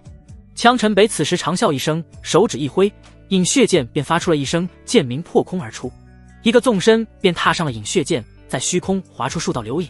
筑基之期，可御剑飞行，感受着全身的崭新力量，还有丹田中那颗不断旋转的紫火天雷雷核，眼中是掩饰不住的兴奋。如今在这实地，总算是有了一分自保之力。韩姐、妹姐，辛苦你们俩了。这一番渡劫之后，下方数里巨木密林已经是被毁坏的满目疮痍，不是有着云寒和血妹2个金丹期的修士在，恐怕这些人没一个还能好好的活着。恭喜你，陈北进入筑基期。云寒轻轻一笑，虽是有很多不解，但也不敢再去追问陈北。的确，陈北越逆天，对大家就是越好的事情，何必一定要知道他究竟是怎么强大到离谱呢？不到19岁的筑基修士，冠绝9州啊！血妹那是对陈北大加赞赏，这可是他血阳峰的人，这份骄傲那更是属于他的骄傲。陈北，你这也太离谱了，看来以后我们可都要靠你保护了。陈北哥，你这是把天都打出了个窟窿啊！这番毁劫之力才算配得上师尊天人之姿。都是你们的功劳，要是没有你们，我可不知道什么时候才能修炼到这一步。我们是不是该好好庆祝一下？陈北说着便是扑向了众女，众女则是一脸娇羞的四散逃开。陈北，云峰主，是不是可以放了我们啊？老远的地方此刻传来了叫喊之声。把他俩给忘了。2个灰头土脸的人此刻还被禁锢在了数里外的树干之上。好像有人来过，难道是错觉？陈北看向远处，一脸疑惑。又是数日匆匆而过，众人在穷山峻岭间向着方外山不断前行，而陈北的脸色十分不好看。远处的天地已经不是从前方外之地的天地，整个空间扭曲，血色氤氲，而在那虚空中还有一条长达100里的空间塌陷，犹如一剑破碎了虚空。陈北远远的就感觉得到，那数百里外扭曲天地间的浓郁妖气不断向外肆意扩张，是时空重叠，那是妖域的天地，这是什么大能施出的手段？那道空间裂痕是剑痕，可斩时空之力，怎么会出现在这里？肯定不会是沐月那丫头，她还没有那个本事。难道是出了什么事不成？这时空重叠正是落在了方外山的区域，不得不让陈北担心。陈北随手手起剑落，一具巨大的寒岩槟榔妖被斩为2段，还没有进入那时空重叠之中，这就已经是陈北斩杀的第21只妖物了。方外之地出现了这么多妖物，虽都很弱，可若是进入凡人城池，那完全就是人间浩劫。韩姐，你们在这里扎营，哪都不要去，不管有什么靠近都不要犹豫，直接斩杀。等我回来，我去就回。陈北，我们是不是该离开，而不是进去？这不是我们有能力干涉的事情。云寒哪见过这般天地异象？不用说，远处那天地间发生了天塌般的事情，他从陈北的脸上能看得出来，紧张，非常紧张。他知道，凭他金丹期圆满的修为，面对那毁天灭地的力量，肯定是不堪一击。不然，陈北断然不会让所有人都留在这里的。但陈北再强，他也就是筑基期啊！我进去看看到底发生了什么事情。可是，韩姐别可是了，我很快会回来，相信我。你照顾好大家。这几天虽不断遇到妖物，但全都是些低等妖物，想来不会对你们产生什么威胁，来什么杀什么就行了。陈北这一路上倒也顺便简单的给几人普及了一下剑妖路，让大家对于妖物有了一些基础认知。只要不出金丹期大妖，陈北相信以云寒的实力，保几人安全应该没有任何问题。至于那时空重叠之中的方外山到底发生了什么，陈北不知道，所以不能带着大家冒这个险。修陈北并没有继续多言，踏上饮血剑便化作一阵流光，直接向着方外山飞去。随着不断靠近那重叠空间，这下方的妖物也越来越多，无数凶兽四处奔走，发出嘶吼悲鸣。翁飞剑一荡，陈北便是进入了这妖气弥漫的重叠时空之中。天地间四处猩红的氤氲弥漫，怪石嶙峋，奇树参天，而时不时又不断闪烁着方外山的原本模样，让人眼前完全处在错乱之中。怎么会这样？为什么方外山会重叠出妖域的天地？还有那虚空上的惊天剑痕，到底是谁留下的？小丫头，你可千万不能出事啊！陈北管不了其他，一路御剑疾驰，远远便是看到群山之巅大片破碎的建筑群。坏了，护阵毁坏，山门完全崩塌。怎么会这样？到底是谁干的？是有人从上界追下来的吗？是人是魔，竟是这般疯狂。沐月这丫头会得罪到什么仇人？此时的太虚仙宗哪还有一个人影？这一下可是让陈北彻底慌了神，赶忙仔仔细细的在废墟中寻找着蛛丝马迹。的确，这废墟中还有一点点尚未消散的熟悉气息，有沐月的，有慕言的，还有秦岚的。小师妹，月儿，妍儿，不能有事，不能有事啊！陈北此刻根本无法绷住绝望崩溃的心，好不容易下定了决心来看望小师妹，可却看到这么一片废墟，妖域天地时空重叠，宗门支离破碎，还有虚空之上那长达100里斩碎时空的剑痕，没有血腥味，没有打斗伤亡痕迹，这到底是怎么了？怎么会这样？到底是谁？到底是谁干的？不论是谁，我陈北一定要你后悔做人啊！陈北仰天长啸，声声泣血。此刻他异常后悔，后悔当初为何要躲着他们，后悔为何不与他们相认。若是自己在，说不准就不会发生这样的事情。这可是上一世和自己一起生活了数百年的小师妹，点点滴滴似乎就在昨天。害怕师尊的责罚，他们断了仙根来到下界，再想修出仙根飞升回去，不知要到何年何月。难不成还真会杀了自己不成？我真是蠢啊！都怪我，都怪我。可世上终究没有后悔药，这里也已经再无迹可寻。西天阁，一定是西天阁，不管你们是人是鬼，我陈北一定让你们不得好死。陈北冷静地思索着所有的可能，在这方外之地，陈北实在是想不到他们会得罪什么人。陈北知道的就是沐月抢了上古妖劫山，打了西周那些霸主宗门的脸，而霸主宗门之上，那就是西天阁。陈北不知道西天阁怎么可能会有这般能耐，但也实在是想不出还有什么可能。陈北回来了，陈北踏剑回到众人扎营的地方。你这是怎么了？看到陈北那黯然的神色，大家都是疑惑，到底发生了什么？没什么，我们回西周。陈北摇了摇头，此刻的他一句话也不想多说，感觉全身的力量好像都被抽离。回西周？为什么突然又要回西周？不是要去荒州的吗？对啊，我们这是……我想静一会。韩简，我有不得已的理由。好，听你的，我们回西周。云寒看着意志消沉的陈北，对着几女施了施眼色，也不再多说，随即取出飞舟，众人便登上飞舟，直接向着西周的方向飞驰而去。陈北到底是怎么了？这不是要躲避西天阁我们才离开西周的吗？为什么突然又要回去？还有刚刚他那神色好可怕，我还是第一次看到他这样。到底他去那太虚仙宗发生了什么？好了，都别猜了，他想说的时候一定会和我们说的。我去看看他。别去，让他一个人静一静，我们要相信他。再临西周，这兜兜转转已是过了当初浩渺天宫范天安长老定下的1年之期。当众人出现在赤炎宗时，引得赤炎宗一片沸腾。这个被老宗主说的神乎其神的霸阳神体终于来了。19岁的筑基期修士，完全让人无法理解。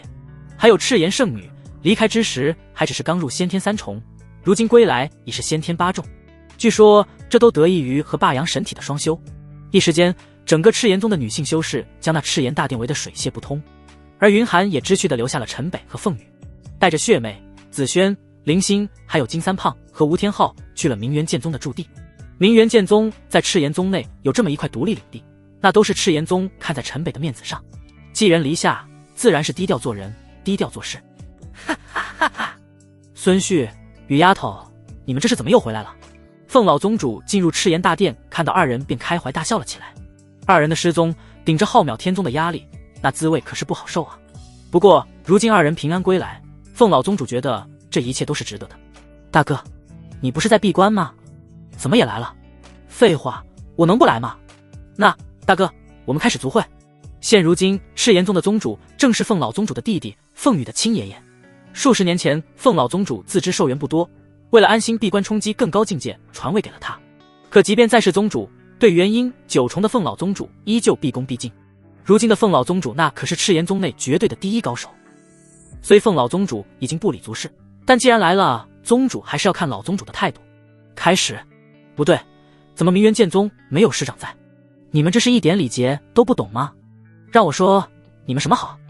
这可能除了凤老宗主，还真没有人把这个投奔赤炎宗的破落宗门当回事。更何况赤炎宗的天骄弟子还在明元剑宗陨落了上百人，那其中不乏长老、执事的血亲。不是看在凤老宗主的面子上，明元剑宗的死活和他们赤炎宗那是没有一文钱关系。而且也没有谁把陈北当作是明元剑宗的人。自从陈北和凤羽有了关系，又是霸阳神体，那自然而然大家已经把陈北当作赤炎宗的人看待。这什么这？把明元剑宗的师长全部请来。好的大哥，三长老快去明元剑宗领地把他们的师长换来。什么叫换来？事情不是召唤，还不快去？是。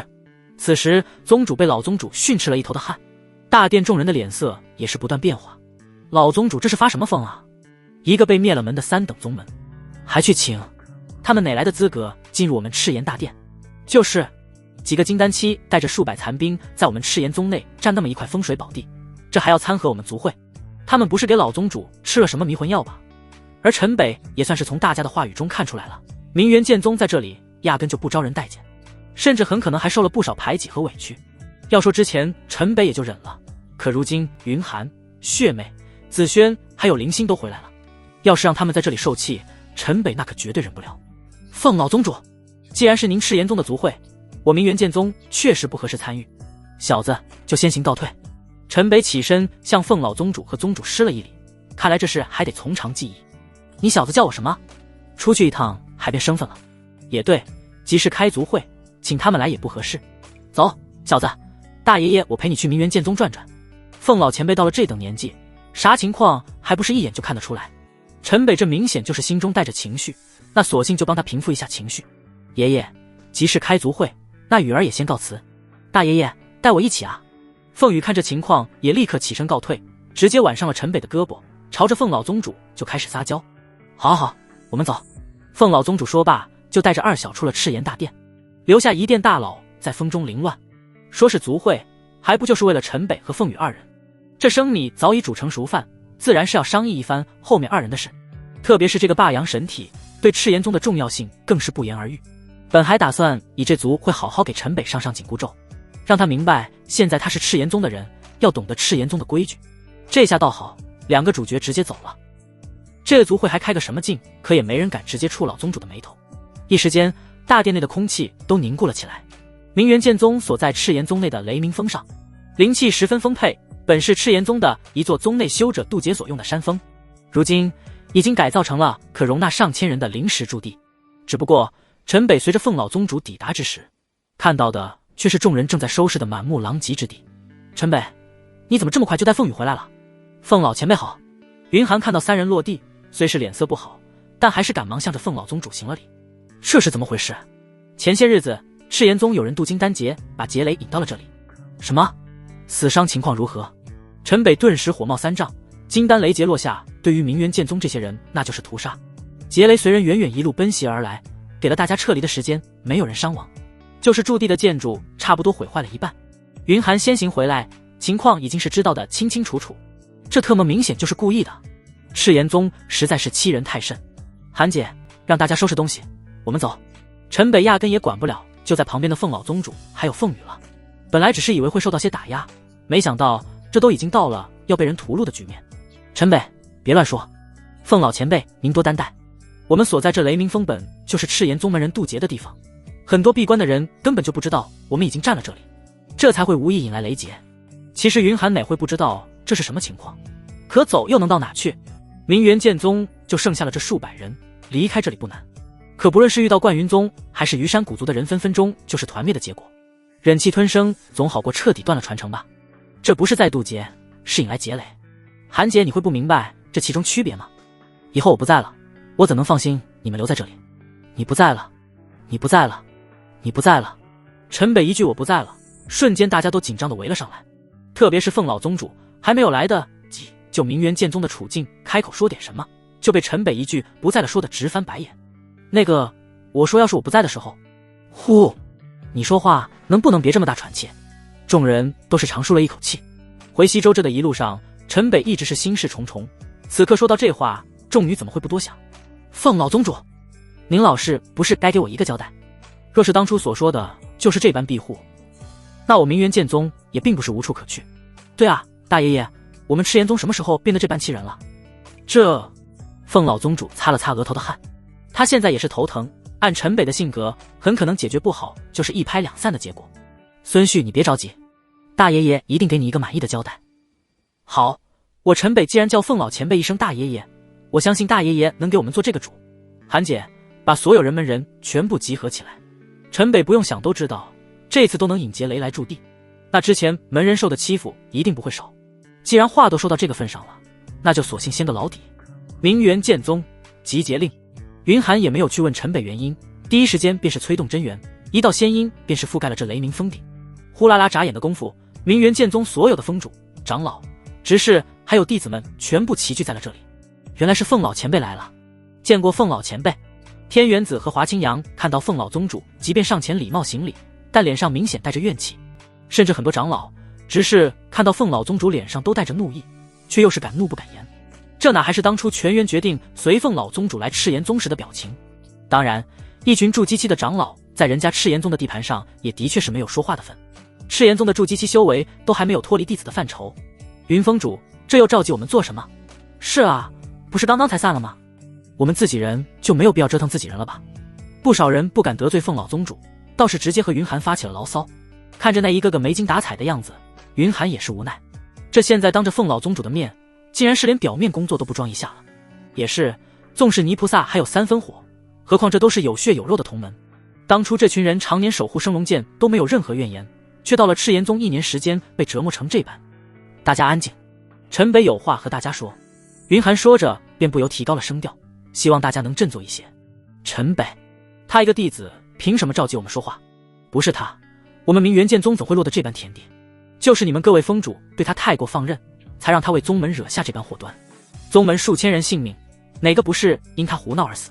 陈北，你知道你把宗门害得有多惨吗？云寒不提陈北还好，这些人不敢对凤老宗主发泄，但陈北不一样，他在是赤炎圣女的修女，但身份毕竟还是明元剑宗血阳峰的弟子。这一说起陈北，大家几乎是把一肚子的怨气全部撒在了陈北的身上。闭嘴，看你们还有一点修者的模样吗？陈北今天不想惯着谁，顿时就是一声怒吼。本只是想为大家出头，可话还没说，就惹得大家一通愤怒指责。我陈北拼了命为宗门争夺荣誉，遭人记恨，是我陈北的错。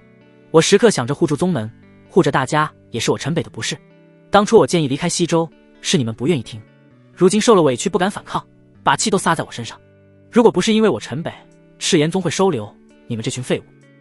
不要忘了，你们现在修炼的资源还都是我从天骄弟子会上挣回来的。要说陈北现在心情能好到哪去？太虚仙宗成了废墟，2个小时美没了踪影。他本就憋了一肚子的气，又看到这群人这般模样，开口便是一顿输出。废物，倒反天罡，倒反天罡啊！一个弟子当众说我们废物。血妹，这就是你管教出来的弟子吗？攀上赤炎宗的高枝，就连尊师重道都忘了，这才是你真孽徒的本性吧？云峰主，宗主陨落，你便是我明元剑宗的掌舵人，你是不打算管了吗？还是你都已经不敢管了？陈北的话顿时让所有的长老、执事全部炸了锅。他们大部分人都是几位峰主的同辈，虽然不是老宗主的亲传，但那也都是同门师兄弟。本来在这赤炎宗就活得够憋屈，忍气吞声，这还让自家后生小辈当众指着鼻子骂废物，谁能受得了？好，都不承认自己是废物是吧？有谁不服我陈北？那今天正好都在，就出来比划一下。除了几位峰主，我若是败在你们任何人手中，今日我陈北便向你们磕头认错。天元子和华清扬看到这般情形，赶忙是一脸无奈的出来和稀泥。陈北，你少说2句，和大家道个歉，这事就这么算了。他们清楚陈北的天资绝对是天下无双，只要给他足够的时间，明元剑宗不愁不能再现辉煌。和门人闹得这般水火不容，以后即便掌握宗门大权又怎样？靠武力镇压吗？人心散了宗门，那就真的散了。道歉，他们谁配？要都还是个男人，就拿起剑说话。明元剑宗不产懦夫，莫要丢了宗门的脸。陈北没有一丝忍让，说出的话的更是义正言辞，话语全本就是和实力对等，不如趁着这个机会奠定自己在明元剑宗的地位。枪印血剑一声剑鸣变，飞在了陈北的头上。轰霸阳神体随即开体，周身一片火阳之气翻腾得如同火海一般。筑基，19岁筑基，这老天佑我明元剑宗啊！这般修炼速度，或许100年就能带我明元剑宗名扬千宗。天元子揉了揉眼睛，又晃了晃脑袋，都以为自己是出现了幻觉。华清扬则是掐起了自己的脸，顿时仰天长啸。这就是希望的力量，只要有了希望，忍辱负重、苟且偷生算得了什么？心中有火，就有明天。云寒心道，这些人是不知道陈北渡劫那威势，要是都亲眼目睹那一刻，哪会有人对陈北说出那番话来？随即云寒给大家纷纷递了眼神，向后退去，给陈北留下了足够的空间。他也明白了陈北为何要这么刚。陈北现在立威，是因为明元剑宗现在最需要的是一个信念，一个主心骨，一个让大家一路并肩走下去的希望。而且这个希望还不能太过遥远，他不行，血脉也不行。而拥有霸阳神体的陈北，西周千宗天骄弟子，会天骄榜榜首，19岁进入筑基期，这一切都刚刚好。凤老宗主也想看看这个霸阳神体到底现在已经变态到了什么地步，拉着凤羽也向后退去。好，不愧是霸阳神体，今天就让我来教训你这个狂妄的东西，让你知道什么叫尊师重道。枪一声剑鸣响起，一道身影从人群中一跃而起，就见一位长老全身罡气外放，震得衣袍猎猎作响，一手握剑直指陈北。陈北，即便你天赋异禀，但也不该狂妄成这样，今天就让老夫来教你怎么做人。轰！就见这位长老话音一落，顿时剑气如虹，明月七杀剑，蹭蹭蹭，随之这长老身形一动，一跃而起，那手中长剑便是连斩数剑而出，7道剑气瞬间一道随着一道叠加，划破空气，发出了刺耳的尖锐鸣响，自上而下的直接斩向了陈北。死！明月七杀剑，出手杀招！老曹不可啊，你他妈是筑基9重啊！曹长老这是打算杀了陈北吗？陈北虽然狂妄，但19岁的筑基，这可是我明元剑宗未来的希望啊！各位封主都在，一定救得下来，是要杀一杀这小子的嚣张气焰，让他知道什么是筑基期的力量。是，初入筑基时再是太狂了，或许老曹也想出出心中的怨气吧。看到这曹长老出手杀招，很多长老都是一声惊呼。烈阳斩！砰！陈北不慌不忙地向前弓步而出，脚下的地面被那一步直接踏裂出几道裂缝，周身翻涌火阳之气，顿时风涌向了银血剑，向着半空中的曹长老一挥，一道数丈的火阳剑气横空而出，如同一弯红月直挂苍穹。轰轰轰轰！2道剑气在空中猛然碰撞，爆发出一阵耀眼的光芒，连续7声爆炸轰鸣，强大的冲击力将周围一众弟子震得脸色发白，连连后退。曹长老心中暗惊，没想到这小子竟能如此轻易接下自己的杀招，但他面上不显，全身罡气爆发，顿时气势再度不断攀升。明月！此时天元子开口喝道：“曹长老，够了，莫要伤了陈北性命！”狂杀斩！然而曹长老仿若未闻，身如陀螺，卷起滔天剑气旋风，形成了狂暴的剑气漩涡，直奔陈北而去。枪天元子和华清阳心中一惊，都是直接拔剑准备要救下陈北，但见过陈北力竭的众女都是一脸平静，甚至云寒还出手拦住了天元子和华清阳2位封主。这点动静对陈北来说算个啥？可霸阳神体强归强，陈北的境界毕竟还是刚入筑基，这既要破了曹长老的杀招，还不能错手给他杀了，难不成还真要用紫火天雷或是调用天地之势来对付同门？陈北还不想把这些手段现在就暴露出来，轰！陈北大喝一声，九阳焚天！火阳之气犹如滔天巨浪腾起，刹那间天空仿佛出现9个太阳幻影。这一招便是九阳诛仙剑的精髓，能将火阳之威极限放大。九阳映照，一剑焚天。随着那铜红的剑芒，无尽火海就笼罩向了曹长老。只不过陈北控制的刚刚好，火阳尽出，剑收5分。而曹长老看到这般威势的一击迎面而来，顿时大惊失色。轰！他的剑气漩涡飞快，想要躲避却为时已晚，火焰瞬间将他吞没。火焰还未消散，就见曹长老便从半空中重重地跌落了下来，衣衫褴褛，灰头土脸，哪还有一点仙风道骨的样子？噗！望着陈北，直接吐出一口逆血，眼中满是震惊。下一位！陈北收剑而立，全场一片寂静。好了，就到这吧。天元子说着，便上前搀扶起了曹长老。这是他封座下的部下，算起来还算是他的师弟。好在陈北有大局观，面对招招狠辣的曹长老，并没有痛下杀手。同时，他也算是知道了陈北的战斗力有多逆天。曹长老，刚刚陈北若不是临时收力，恐怕你已经身首异处了。呵呵呵呵，可嗨嗨，好！陈北，霸阳神体，我曹岩服了。曹长老看着十分狼狈，但在天元子的搀扶下，朗声一笑，竟是向着陈北拱手深深行了一礼。华老曹这是拜服了。向陈北低头认怂。这还是老曹吗？这老货向来不是宁死不屈的主吗？不过陈北这小子太过变态了，恐怕几位封主不出，他已是我明元剑宗第一人了。关键他才19岁啊！19岁碾压筑基9重的曹长老，这到哪说理去？关键还是轻轻松松。你没听天封主说他还留了手吗？有陈北在，我明元剑宗何愁未来？是啊，天佑明元剑宗，我们现在吃苦受屈算什么？我甚至都能想到，我们明元剑宗成为霸主宗门的那天。这些元首生龙剑的长老、执事们本对陈北不熟悉，所有关于陈北的事迹皆都是听闻，而这一战，他们才算是明白什么叫不是天才，什么才是明元剑宗的未来。陈北，陈北，陈北！一群年轻人更是疯狂高呼起陈北的名字。这些明元剑宗仅剩不多的弟子，大多数都是当初随队参加千宗天骄弟子会的人，他们也亲眼见证过陈北当初如何闪耀登顶天骄榜的。这不过1年多的时间，本就是与他们如云泥之别的陈北，如今已经是强大到了连宗门长老都不堪一击的地步。这样的人就在身边，而这修行一途还有什么不可能？他们自知不可能超越陈北，但他们也完全相信，只要努力，有朝一日定能超越这些宗门长老。这就是榜样的力量。我能说几句吗？此刻陈北目光如炬环视全场，目光向处均是一片火热能。随着陈北的话，不但那些弟子们高声回复，就连长老、执事都是热烈回应。我明元剑宗罹难，虽现寄身于赤炎宗门下避难。前人有云：100年引兵，不凉热血。我们修行之人，傲骨不能折，血气不能丢，否则修仙问道难渡心结。我知大家在这里定是受了欺凌，活得憋屈，但万万不可因此泯灭了道心。今天凤老宗主在这，大家受了什么委屈，全部给我说出来。若是凤老宗主不能做主的话，我们就另寻他处。9天10地，难道还无我明元剑宗一方容身之地不成？另寻他处，另寻他处，另寻他处。随着陈北的话音落下，明元剑宗众人皆是振奋不已，眼中都是难能可贵的流露出了光彩。不过这如浪潮般的另寻他处口号一出，凤老宗主听得脸都绿了。看来这段时间明元剑宗的人在他赤炎宗是没少受欺凌，居然压根没有人听到让他凤老宗主做主的重点，全都把另寻他处作为宣泄口。又或许这群人根本就觉得凤老宗主也只是管死不管埋吧。在他赤炎宗的地盘，大家也不相信凤老宗主能不知道赤炎宗的人都做了什么天怒人怨的事情。陈北也露出了一丝尴尬的苦笑，向凤老宗主使了个眼色。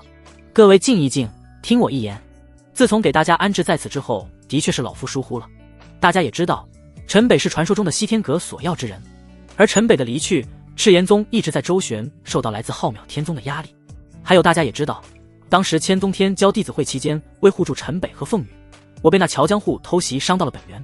解决了浩渺天宗的事情后，我就一直在闭关养伤。所以大家即便不相信老夫，那也要相信陈北吧。大家有什么委屈只管说出来，老夫定会为你们做主。一个西周排名第25位宗门的老宗主，元婴九重，德高望重，如今是拉下了面子和这么一群落难的3等宗门之人说话，也的确是把面子给足了。这里数百人，除了有4个金丹期的封主，全部都是筑基期、先天境的修者。换作平时，别说他们，即便云寒又哪有资格见凤老宗主一面？要不是因为陈北，凤老宗主压根不会过问这里任何一个人的死活，还承诺为他们做主，伸张正义。好，既然凤老前辈这么说了，我等就直言不讳了。自从我们被安顿好以后，我们带来的修炼资源还算得上充足，也并没有安排外出历练，本生活修行都还算安定。可这份安宁也就维持不到3个月。刚开始赤炎宗的人就是以交流为由前来挑战，败便被打得遍体鳞伤，卧床不起，胜就一直被挑战到遍体鳞伤，卧床不起。后来下到弟子，上到封主，每个人都被打伤了不知道多少次。再后来，说到这里，这位说话的长老几乎眼中都冒出了火，一口牙咬得咯咯作响。后来怎么了？陈北看着长老的表情，就知道事情还不是简简单单受欺负这么简单。他们是禽兽啊！蓝西峰2位女弟子被掳走，我们去要人反被囚禁，还让我们亲眼看着他们被数人虐杀。禽兽啊！惨绝人寰，天理不容啊！我们5人被断了南根才放了回来。陈北听到这里，脸一下就变了色，轰霸阳神体直接失控暴走，一片滔天火海，道道紫红的雷弧不断奔走，鬓发随着火焰飘动，如同一尊火焰战神一般。陈北这气势顿时吓得在场长老们一跳，这比刚刚和曹长老对战之时不知强大了多少倍。看来刚刚陈北压根就是一直让着曹长老。接着说，今天把所有的恩怨都说出来，我们一起了结。陈北声如天雷，怒目圆睁，这般邪魔作为已经是触碰到了陈北的底线。而凤老宗主同样是仙袍无风自动，脸色写满了愤怒。他完全无法想象赤炎宗内竟然还会有这么黑暗扭曲的一面。要知道，赤炎宗虽是宗门，但更是凤氏一族的家族传承，他不过卸任数十年，族内竟出现了这般孽障。那长老顿了一顿，又接着说道：华峰主打算找凤老宗主说理，不但没见着人，还被打成了重伤，到现在没有康复。如今我们死4人，残7人，失踪5人，伤者全员。我们走势无处可去，活士每天都心惊胆寒。这里几乎成了他们赤炎宗人的出气筒，甚至是渡劫都能到我们这里耀武扬威一通，把我们逼得实在是走投无路了。陈北，但凡有去处，就带我们走吧。他们那些人也不会放过你的。只怪当初我们没有听你的离开西周，或许真离开了西周，才是我们的希望。扑通！没想到这位长老竟是对着陈北单膝跪地行礼，表达了他对陈北的臣服。血泪不能白流，我明元剑宗的人也不能白死。此刻陈北的愤怒已经是到了顶点，就算是凤老宗主出手阻拦，他也做好了撕掉赤炎宗一块肉的准备。枪当引血剑飞出，陈北屈指降下一道雷霆，便断为2段。血妹赠我引血剑，今天我陈北断剑起誓，不报此仇，不死不休。陈北此话一出，明元剑宗的所有长老弟子们顿时一扫颓势，燃起了滔天战意。不报此仇，不死不休！不报此仇，不死不休！不报此仇，不死不休！但几位宗主却是立刻慌了神，当着凤老宗主的面要和赤炎宗不死不休，这真的是疯了。他们这数百人在赤炎宗面前算个啥，塞牙缝都不够。而且他们就身在赤炎宗内部，一旦全面起了冲突，那跑都跑不掉。不是他们怕死，是这里已经是明元剑宗的全部。这里有着霸阳神体的陈北，还有着玄天神体的林星，这是明元剑宗未来全部的希望和寄托。所以他们宁可忍辱负重，也没有翻脸。这下倒好，陈北此刻直接断剑起誓，要不死不休，这压根就没有了任何回旋的余地。而凤老宗主也被陈北断剑起誓弄得进退两难。安抚？还怎么安抚的了？血拼？其他人无所谓，但陈北怎么办？霸阳神体，那不光是明元剑宗的希望，更是赤炎宗的希望。短短1年多的时间，凤羽的成长速度就已经说明了一切。要知道，凤羽连灵体都没有，就因为她是凤氏一族的嫡传血脉，才做了赤炎圣女。好像先祖的预言都已经开始应验，可族中的孽畜却硬是把霸阳神体推到了和凤氏一族不死不休的境地。凤羽此刻也是看着陈北泪流满面，他不知该如何面对这个要和赤炎宗不死不休的男人。陈北，你冷静，若是信得过老夫，给我1天的时间，我一定给你一个满意的答复。云寒丫头，此事先交给我，你稳住这里的局面。凤羽，你在这陪着陈北，我很快回来。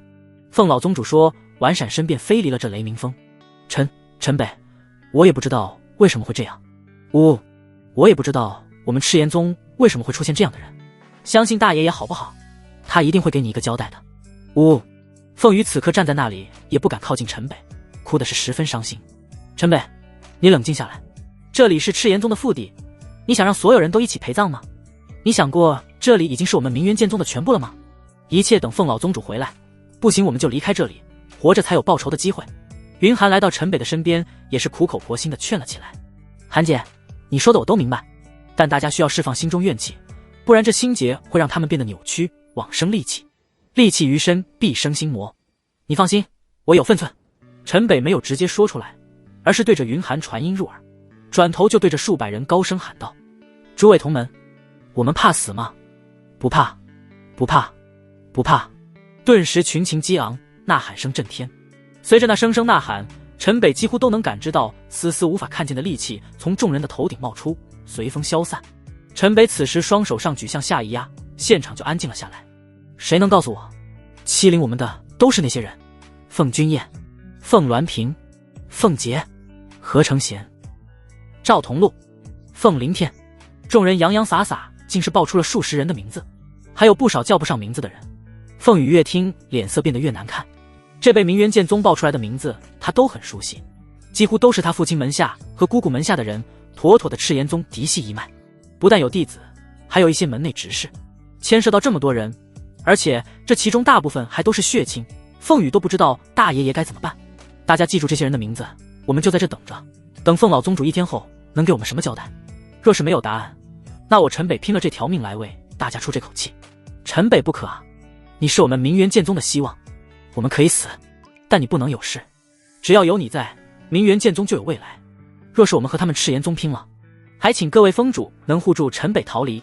对，我们能为宗门护下火种，死也值了。一时间，众位长老的情绪已经变得完全不同。陈北这一番渲染，看起来也的确是积极有效。好了，大家原地修炼，一切听陈北的安排。大家一定要相信，在陈北的带领下，明元剑宗一定会重返巅峰。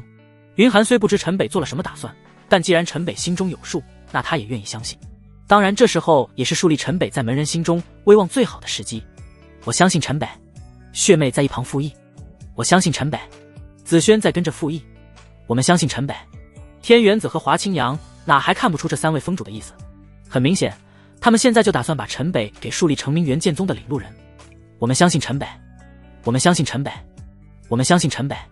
随着五位峰的表态，全场老少皆是高声附和。就地休整，养精蓄锐，等待着凤老宗主所说的一天期限。或许一天后就是一场血战。不过此刻很多人不是惧怕，而是期盼，不停地摩挲着手中的长剑，眼中都是浓浓战意。甚至很多长老都感觉像是找回了年少轻狂的那份冲动。只有凤羽感觉自己好像在这里十分多余，甚至是遭人嫌，但又不知该如何应对，只得小心翼翼地靠近陈北。陈北，对不起，我真不知道事情为什么会变成这样，都是我们赤炎宗不对。你会恨我吗？陈北微微一笑，摇了摇头，轻柔地抚摸了一下凤羽的秀发。他的确是没有顾及到凤羽的情感，那一番操作是让他非常难堪。凤羽，你别担心，冤有头债有主，我们两宗之间的这个矛盾看似不可化解，但实则不会是你赤炎宗的意思，因为对我们明元剑宗的这个残部，对于你们赤炎宗来说根本就没有必要。赤炎宗的过错就是对门人的放任纵容和监管不严，一切等大爷爷回来。你和我说一说你今天听到的这些人的身份关系吧。凤羽看到陈北对他的态度并没有因着仇怨而改变，不由得情绪彻底爆发，嚎啕大哭了起来。那颗紧绷的心此时全是委屈和酸楚。一天的时间对于修者来说就是调息几个大周天，但时辰已到，却一直没见凤老宗主的身影。倒是看到远处十数人御剑而来，枪！明元剑宗众人纷纷拔出了剑，严阵以待。或许今天即将面临最后一战，死那就死得轰轰烈烈。诸位，这剑拔弩张的做什么？领头老者一脸和气，带着一群执事缓降而下。大家收剑。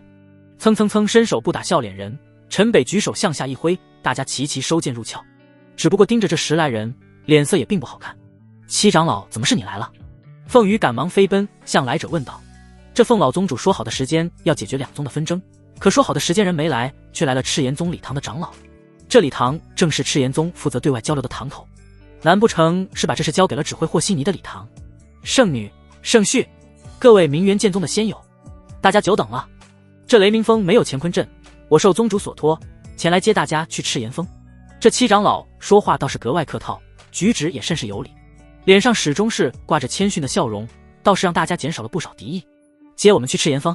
陈北也是不明白，凤老宗主没有出面，宗主这又是要唱哪出戏？对，接大家一道过去。七长老说着便翻手将飞舟取了出来，光华流转，一艘仙舟便呈现在了大家的面前。各位仙友请登仙舟。七长老，我大爷爷呢？圣女，老宗主重掌宗门，现正在赤炎峰等大家。啊，那我爷爷呢？这个被宗主罚去鬼渊司过去了。什么？鬼渊？凤羽听了七长老说到鬼渊，顿时打了个寒战，满眼不可置信。别说凤羽，连陈北听了都难以相信，这么个西周排名第25位的宗门，宗主更替竟然这么草率。凤老宗主道也是够手腕，直接把做宗主的这个亲弟弟给罚去什么鬼渊司过。听凤羽那惊呼声，这鬼渊也定然不是个什么好地方。明元剑宗的人，你看看我看看你，他们也没想到凤老宗主要给大家说法会玩这么大，第一时间居然把宗主给惩治了。诸位，今日宗主在赤炎峰定然会给大家一个满意交代，请吧。七长老说着便向大家伸手相邀，而此话一出，也是完全代表了凤老宗主的态度。那就有劳七长老了，我们走。陈北向着七长老施了一礼，向着大家一挥手，众人便纷纷登上飞舟。元婴修者对着大家以平起之礼相邀，别说倍有面子，这赤炎宗的礼堂还真是礼数周到了极点。赤炎峰，赤炎宗的主峰赤炎大殿之外的广场之上，聚集了上万人，人山人海。一座数十丈方圆的仙台耸立，一席宝座居中，两列仙位位列两边。凤老宗主此时高坐于宝座之上，俯览众生，紧贴高座两侧还有2席空位。再向两边，左手边10座仙位已坐上9人，右手边6座暂时还无人落座。仙台对面则是凌空束缚着100多人，身上道法纹缠绕，面无血色。从衣着上看，不但有弟子，还有执事的打扮。修飞舟带着道道流光落在仙台前的空地之上，在七长老的热情相邀下，明元剑宗这数百人纷纷下了飞舟。看到那束缚着的100多人，明元剑宗的人算是知道凤老宗主说的主持公道并非儿戏，大家就在此区域观礼吧。几位请随我上仙台。七长老收起了飞舟，让身边一众执事把明元剑宗的长老弟子都安排到了前排，自己则是带着凤羽邀请5位峰主还有陈北和林星上仙台。这不合适吧？我们就看凤老前辈给我们主持公道就行了。对，我们和门人在一起就行了。天元子和华清阳看着这场面多少有些怯场。是啊，凤老宗主重执赤炎宗，我们在下面观礼就行了。就连云寒也是觉得这规格着实有些浮夸，任谁都没有想到凤老宗主一天时间会弄出了这么一个宏大的场面。这仙台之上可都是赤炎宗的大佬，即便是当年明元剑宗的宗主都没有资格和这些人同坐一台。那怎么行？今日诸位才是主角，我们赤炎宗怎能失了礼数？快请登上仙台。七长老满脸堆笑的就拉起天元子和华清阳就往仙台上走。这看起来哪像是怒气冲天讨公道的局面，活脱脱就像是一行3个老友。走吧，韩姐，那我们就在赤炎宗做一次主角。陈北一开口，众女也跟着就登上了仙台。见过凤宗主，见过各位前辈。不管怎样，今天赤炎宗的礼数算是做到了极致，云寒他们自然也不能失了礼，向着凤老宗主和几位赤炎宗的长老行了礼。坐吧，这样便不担心我失言了吧？凤老宗主对着众人也是点了点头。只不过坐在这宝座之上的凤老宗主那威严气质完全和以前判若两人。陈北不由心中嘀咕，这宗主当的还真是够装啊。本来一个老顽童往这位子上一坐，立刻就变了身。圣女、圣婿，你们的位置在宗主身边，快落座，这马上要开始了。啊，这一人之下，万人之上。从这位子也能看得出，两人的身份已经是完全高于这些长老，足以见得凤老宗主对他们2个的重视。当众人皆落座后，古朴又悠远的钟声响起，上万人的现场顿时就安静了下来。赤炎宗传承万载，以浩然正气自傲，可我凤氏叔不理世事不过数十年，没想到族人竟是堕落如此，让我不得不再次执掌宗门。明元剑宗虽是罹难，但那是我赤炎宗圣女联姻宗门，是我亲自接回的客人。他们在雷鸣峰生活1年时间，竟是全员一直受到非人的待遇，手段之残忍，比之魔门都有过之而无不及。这般悲剧发生在我赤炎宗内，让先祖蒙羞。前宗主凤世松对宗门管束无方，撤去宗主之名，罚去镇守鬼渊10年。呼！此话一出，全场万人一片惊呼。宗主去镇守鬼渊还是10年，这等重罚真还是第一次听说。那地方哪是人待的地方？要说整个赤炎宗，可能最让人恐惧的就是鬼渊了。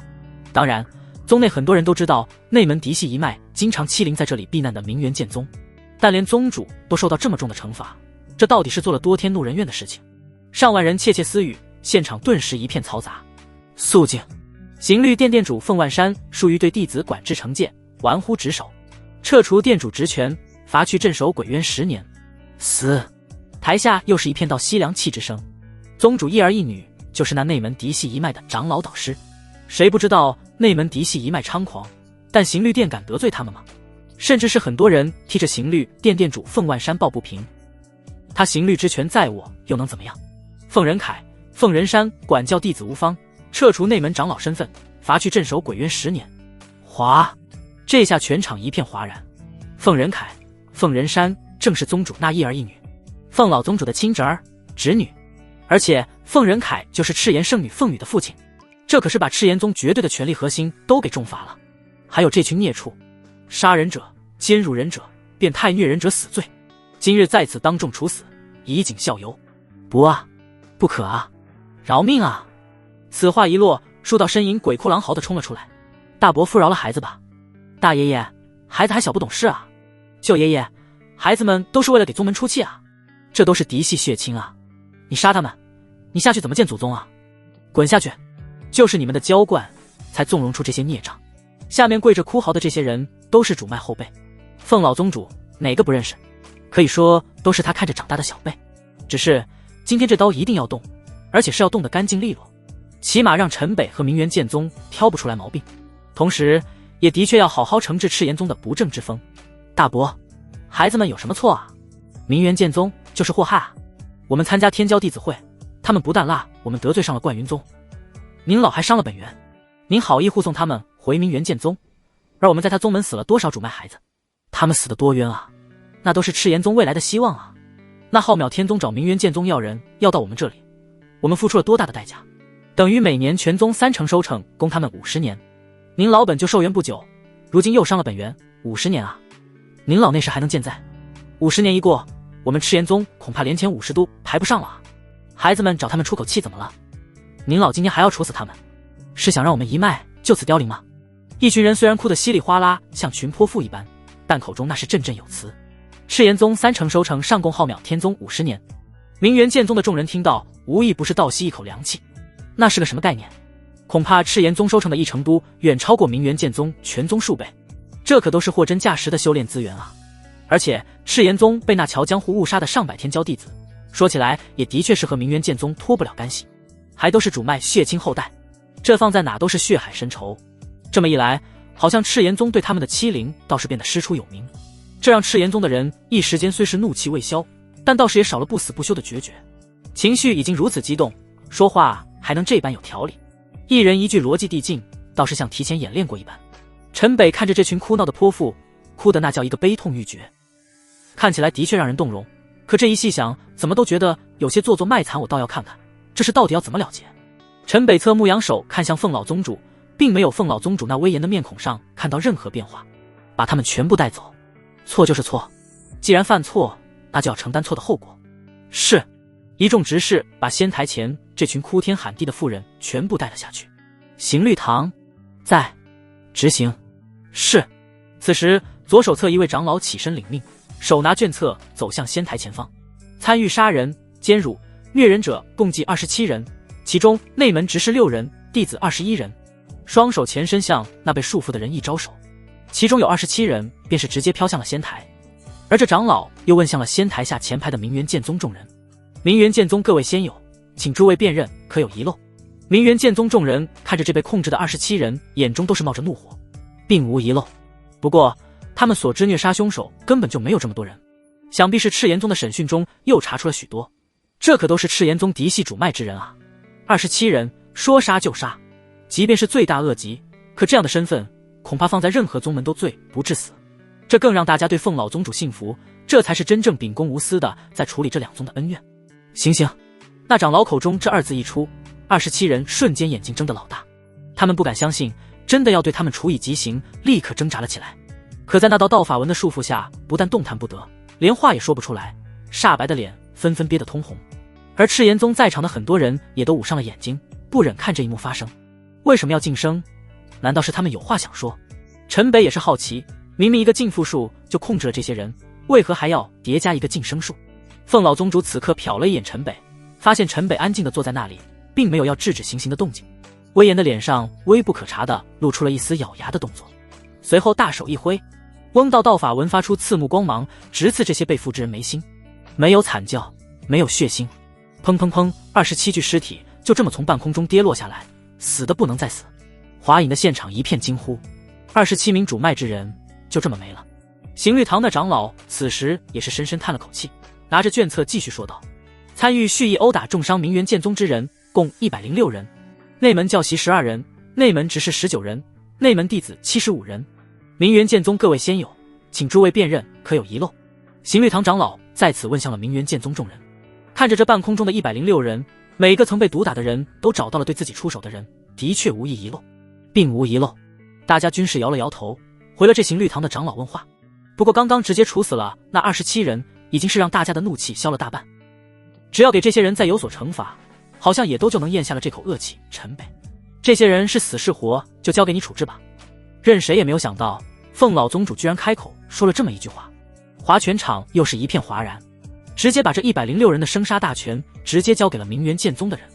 若是陈北开口要杀了这些人，那这主脉弟子先是在明元剑宗就死了上百人，刚刚又被杀了27人，再死了这106人，那嫡传主脉这后辈可真算是凋零了。的确是都有恶意打伤了明元剑宗的师生之罪行，这些人可罪不至死啊。其实凤老宗主又何尝不是在赌？以他对陈北的了解，陈北不可能做这般滥杀之事，既是给陈北出气，那就做得彻底。他相信刚刚那处以极刑的27人已经能让陈北消除大半怨气，而他亲手杀了那27名后辈，何尝不是心在滴血？赤炎宗的确是需要铁血手段，好好镇一镇不正之风。可27名主脉之人的处死已经足够，甚至也是到了凤老宗主的极限。其实，在动手的那一刻，他多希望陈北能开口阻拦他一下。好，既然交给我了，那我也就不客气了。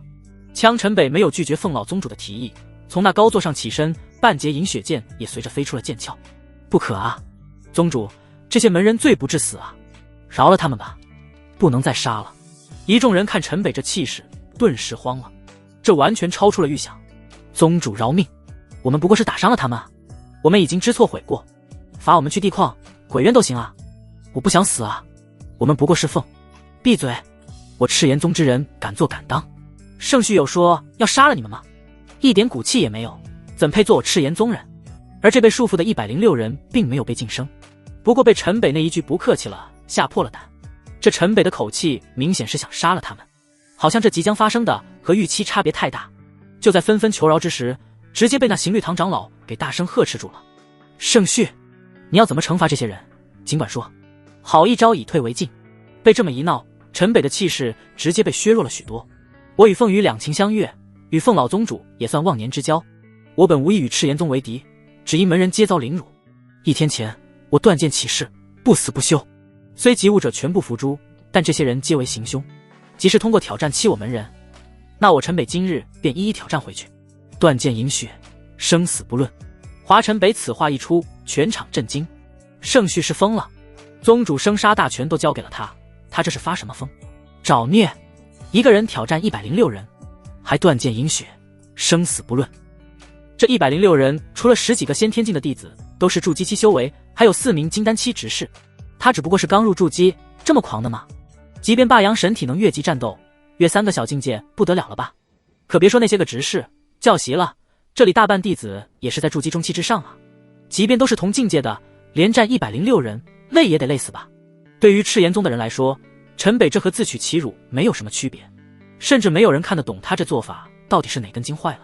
当然，所有人都知道霸阳神体对赤炎宗的重要性，也都想看看霸阳神体如何不凡。可这离谱的挑战实在让人惊掉了下巴。而明元剑宗的人可不一样，陈北这番话一出，他们的眼神皆是一片火热。断剑饮血，生死不论，这句话道出了多少明元剑宗人心中那份铮铮铁骨之情。面对强大的赤炎宗又怎样？众人皆是紧紧地握紧了拳头。冥冥之中，他们已经将陈北当成了明元剑宗的主心骨，甚至是凌驾于几位宗主之上，成为了他们心中的领路人。他们已经是不由自主地对陈北抱以无限信任。当然，他们也是亲眼看到陈北怎么教训曹长老的，也看到陈北断剑起誓时那令人胆战心惊的气势。即便是金丹期又如何？无畏无惧，战，战，战！一时间，明元剑宗那数百人战意高亢，高声呐喊：“卧槽！明元剑宗的人是都被虐傻了吧？这战的，战个鸡毛啊！他们都不知道死字怎么写的吗？尼玛，都跟疯了一样！”看着前排这数百打了鸡血一样的人，赤炎宗的人真像是看一群傻子一般。而台上的凤老宗主那是脸都绿了，他见到了过陈北出手，断剑饮血，生死不论。真是生死战的话，恐怕这106人也就能活下来那4个金丹期执事。不对，既然陈北敢说这话，凤老宗主都不敢想象，难不成陈北连金丹期都能拿下？这1年多他到底经历了什么？这特喵的离谱成这样，天道都不管的吗？陈北，我倒有个建议。凤老宗主也不管刚说不久是死是活都交给陈北的话，直接开口说道：“失言是小，这可关乎着100多条小辈的性命啊！”他是真怕陈北一个兴起杀疯了。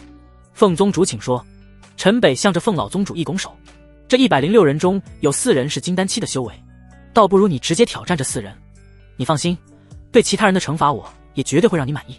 扑凤老宗主的话可是直接枪喷了赤炎宗的无数人，果然姜还是老的辣啊！原本陈北挑战全部，或许还能拼下一些垫底的弟子，宗主这倒是来了一招釜底抽薪啊！佩服，佩服！本以为宗主提这4个金丹期的执事是为了让陈北知难而退，哪想到宗主居然是直接让圣绪对上金丹期的执事，这是怕陈北死不掉吗？既然凤宗主说了，那就来吧。不过我也有一个要求，让他们一起上。陈北没有丝毫犹豫，就点了点头。扑陈北一句话，又一次枪喷了赤炎宗的无数人。一起上？一个刚入筑基期挑4个金丹期执事，而且是3个金丹中期，1个金丹后期，颠啊，太颠了！翁凤老宗主一挥手，这4位金丹期的执事身上的束缚法纹便随风飘散。他倒是很想看看陈北这是哪来的信心，对金丹期修者还主动要求1挑4。你们放手一搏，但不要伤了圣婿性命。是。4位执事到现在还是糊里糊涂的，上一刻自己的生死还交在了陈北的手里，这不知道陈北发什么疯，也不知道宗主跟着发什么疯，咋就成了这般局面？他们4个联手，加上本命法宝，估计面对金丹圆满之人都有一拼之力。联手对付一个刚入筑基的人，还要放手一搏。而陈北一踏断剑，便是直飞虚空，轰霸阳神体开体，如同一轮夺目骄阳，璀璨绚烂。这就是霸阳神体，这就是能让圣女修为突飞猛进的霸阳神体。这火阳之力，哇，真是又强又大。卧槽，你这是什么形容词？这气势一出，居然让我血脉奋张。不知道宗主会不会让圣婿以后也给我们提升境界？呸！你要点脸吧？你也不撒泡尿照镜子，这好事能轮得上你？操！那你还是个男的，你是在想什么？修得了宗主的首肯，这4位金丹期执事也没有犹豫，纷纷飞身而上，将陈北围在了中间。轰轰轰说罢4人不但是暴起气势，就连金丹法宝也是祭了出来。圣婿得罪！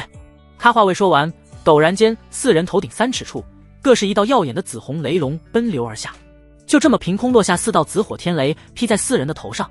陈北身影连闪，断剑便是连连洞穿了4人的右胸，血雾喷洒，4条黑黢黢的身影就那么跌落了下来。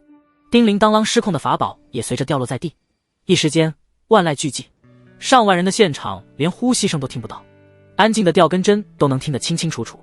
紫火天雷能毁筑基雷劫的神雷，别说什么筑基雷劫，对金丹期根本就没有威胁。那雷劫和陈北的雷劫能比吗？更何况那是以人之力毁天劫，这可是陈北如今的杀手锏，也是为什么陈北要求1挑4，境界差距太大，全靠这一手措手不及。要是一个一个来的话，即便是顺利干掉1个2个，那后面的也就能做足防备。而金丹期带着本命法宝的全力施为，他还真没有把握能扛得住。这样多好，4个外焦里嫩，一剑重伤，自己除了暴露可以使用这奇异的雷霆，也并没有暴露多少底细。随着陈北落下收剑，华顿时喧嚣之声直接掀翻了天。刚入筑基，秒杀4个金丹期修者，还是3个金丹中期，1个金丹后期，何况还是在4人都祭出了本命法宝的情况下，这是啥战斗力？有谁还会去计较什么抢攻不抢攻的事情？生死对决中，谁还会提前和你打招呼说我要出招了不成？何况面对的还是理论上根本不可能战胜的力量。明元剑宗的所有人都原地跳了起来，旋转跳跃，泪流满面。5位封主呆立在仙座前，看着陈北，恍若失了魂。这局面恐怕连如今的云寒对上都要一番苦战，而陈北出手就是秒杀。云寒和血妹想到陈北肯定有一拼之力，没想到是一击秒杀。紫萱却满眼都是崇拜，好像这完全是理所应当。而天元子和华清扬则是完全陷入了震惊，无法自拔。林星和凤羽的眼中却满满都是骄傲，这是他们的男人，宛如天外之仙，一击惊为天人。半晌，凤老宗主才合上了嘴，他没有认出那紫红色的雷霆到底是什么天雷，但他知道那源自陈北的神体，因为1天前陈北在雷鸣峰神体暴走之时，周身爆发出的便是这种雷弧，只是没想到这雷霆居然强到这个地步。不过凤老宗主也是疑惑，为何拥有霸阳神体的先祖没有留下任何关于雷霆的记载？可这一切都不重要，秒杀4个金丹期修者啊，这已经不能用越级而战来形容了。霸阳神体强大如斯，若是陈北到了元婴期，到了化神期，那将会强大成什么样子？好，霸阳再现，赤炎升天，先祖有灵啊！把这4人带下去医治康复后，遣去莽山守山，其他人进入地矿1年。陈北，不知我这惩罚你可还满意？陈北不知莽山是什么地方，也不知地矿是什么环境，但从这些人恐惧的眼神中就明白，那或许和鬼渊一样，一定都是赤炎宗镇守的险地。九州险地无数，每个宗门都有自己的险地要镇守。陈北也懒得多问，欺辱不负我身，我没法答复，那就要问我明元剑宗的人同不同意了。陈北没有直接回答凤老宗主的问题，他明白刚刚那一战再一次提升了自己在赤炎宗眼中的价值，有了价值，那就有了话语权，所以也并没有客气，转身环视仙台下那黑压压的人群，高声向着明元剑宗的众人问道：明元剑宗的同仁们，凤老宗主的为我们做的主，你们满意吗？满意，满意，满意。明元剑宗的阵营那是一片沸腾。陈北这一场胜利对于他们来说就足够了，什么屈辱磨难瞬间都烟消云散。有陈北在，明元剑宗何愁未来？他们要做的就是尽最大努力不给陈北添麻烦，让他能更加顺利的成长起来。而且凤老宗主说为大家主持公道，也已经做得无可挑剔了。对27名主脉后辈亲下杀手，上百欺人者全部发配显地。特别是那地矿，大家在赤炎宗待了1年多也有耳闻，地矿之中有无数尸魔，一入地矿便是无尽的厮杀，根本得不到一丝喘息。正常弟子入地矿历练7日便就是极限，1年之久还能活着出来多少？特别是连监管不严的宗主，宗主的一双儿女，刑律殿殿主都批发配去了鬼渊。如此严厉的宗内责罚，这在西周千宗怕也是头一次吧。而他们不过是群3等宗门的残部，还要怎么样？这已经是远远超出了他们的想象。我刚刚的语气好像是引导着大家说不满意的，这还让我怎么开口谈条件？这下陈北倒是愣住了。不过想想也就罢了，明元剑宗留在这里的却算是最好的选择。但现在已经是把赤炎宗搅和成这样，再提条件，这不是更招人恨吗？自己很快就要离开这里，在离开之前一定要确保门人在这里的安全，特别是自己的几位女伴都在这，更不能让他们身处危险之中。想到这还真有些犯难。虽然面上这事情就此翻篇，可实际上已经是把赤炎宗主脉的人得罪死了。要想保证大家的安全，不得不从长计议。另一边，凤老宗主看到沸腾的明元剑宗，那是不禁肉疼啊。为了稳住陈北这个上门孙婿，这付出的代价太大了。若不是霸阳神体，恐怕凤老宗主早就一巴掌给陈北拍死了。好，既然大家都没有意见，那这件事情就到此为止。明元剑宗在雷鸣峰生活，与我赤炎宗亲如一家，若是再有此类事情发生，无论是谁我必杀之。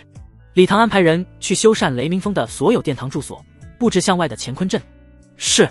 好，那接下来我们该谈一谈正事了。正事？刚刚那不算正事，当然是更重要的事情，那就是你与凤羽的婚事啊。今日双方师长都在，我们借此机会便把这个事情给敲定下来。凤老宗主说起婚事，凤羽小嘴一瘪，委屈的眼泪就落了下来。大爷爷的确是很疼爱他，可至亲都被大爷爷发配去了鬼渊，现在谈婚论嫁，凤羽心中难免伤心。可父亲母亲、爷爷还有姑姑他们都去了鬼渊，还有表哥。对了，大爷爷怎么没见到表哥？前面这个审判场合，凤羽也没多想，这一说到至亲，倒是想到了那个最宠爱他的表哥南清仓。这南清仓，凤羽也是给陈北介绍过。凤羽姑姑凤人山的儿子拥有延明灵体，不足100岁已是筑基后期，被誉为赤炎宗第一天才。在赤炎宗的身份已是和众位长老平起平坐，只不过因为是外亲，并没有赤炎宗的继承资格。但凤羽出生后，对凤羽倒是一直疼爱有加。凤羽对这个表哥向来一直也十分亲近，甚至凤羽的父亲和姑姑都有意向，未来凤羽有朝一日进入金丹期，就让南清仓和凤羽亲上加亲。哦，清仓外出历练去了。外出历练？昨天他不还在大殿？怎么走得这么突然？没和我打招呼就走了，这也不像他的习惯啊。你姑姑受罚，他不开心出去走走也很正常。不说这个，凤老宗主不想接着就南清仓的事情说下去，直接打断了凤羽的疑虑。今日定下你与陈北的婚期，择日我带你们去鬼渊见你爷爷他们。你要知道，我们赤炎宗修火，心中必须是浩然正气，此番出这般恶劣至极的事情，作为掌权者和监管者才应重罚。10年时间对修者来说转瞬即逝，也给他们都常常记醒。我知道了，大爷爷。凤羽擦了擦脸上的泪水，对着凤老宗主点了点头。他也明白大爷爷此番严惩是对宗门好，这种歪风邪气久而久之必成祸患。明元剑宗的各位宗主，不知你们对凤羽和陈北的婚事有什么看法？凤老宗主看凤羽乖巧地坐了下去，便问向了云寒等人。回凤宗主，这一切还要看陈北，我明元剑宗之人全力支持陈北的任何决定。云寒这话一出口，那就等于把陈北直接放在了明元剑宗掌权者的高度了。其他几位宗主皆是点了点头，认同了云寒的话。这明元剑宗早晚都是陈北的，现在陈北的实力已经到了这个份上，现在还不顺水推舟把大权交给陈北，恐怕以后陈北真会看不上。好，没想到你们明元剑宗如此开明。那陈北，你对和凤羽的婚事有何想法？凤老宗主对云寒的态度甚是满意，这分明就是在赤炎宗面前在给陈北长脸。我与凤羽情投意合，即便没有这联姻，我们此生也不会分开。陈北这话一说，凤羽顿时心中一阵暖流流淌，本还带着忧郁的美目也是深情地看向了陈北。不过，我代表的不仅是我自己，还有明元剑宗。目前我明元剑宗离难不过1年多，大丧10年不举喜，现在谈及婚事还为时尚早。何况我与凤羽的年纪也尚小。看陈北的意思，好像压根就没打算同意定下婚事。赤炎宗搞了这么大个阵仗，就是为了敲定霸阳神体在赤炎宗的身份，把陈北彻底和赤炎宗捆绑起来。这下倒好，陈北这是直接接下了明元剑宗代表的高度，当着赤炎宗上万人的面，开口就是推辞之语。关键这话说的还合情合理，也挑不出什么毛病，这让熟悉陈北的凤老宗主顿时上火，根本不知道这小子到底是要玩哪一出。想当初在万岭荒漠，这联姻还是陈北主动提出来的，没想到这突然就出尔反尔了。陈北，今日只定名分，不定婚期。凤羽是我赤炎圣女，这么没有名分与你一起，你把我赤炎宗的脸面置于何地？这不是都喊我圣婿了吗？这还要定什么？当然是签订婚约啊！呈上婚约。凤老宗主二话不说，直接就让人搬出了桌案，摊开了婚书，笔墨齐备。就这，弄了半天，凤老宗主就是要二人签个婚约。你以为呢？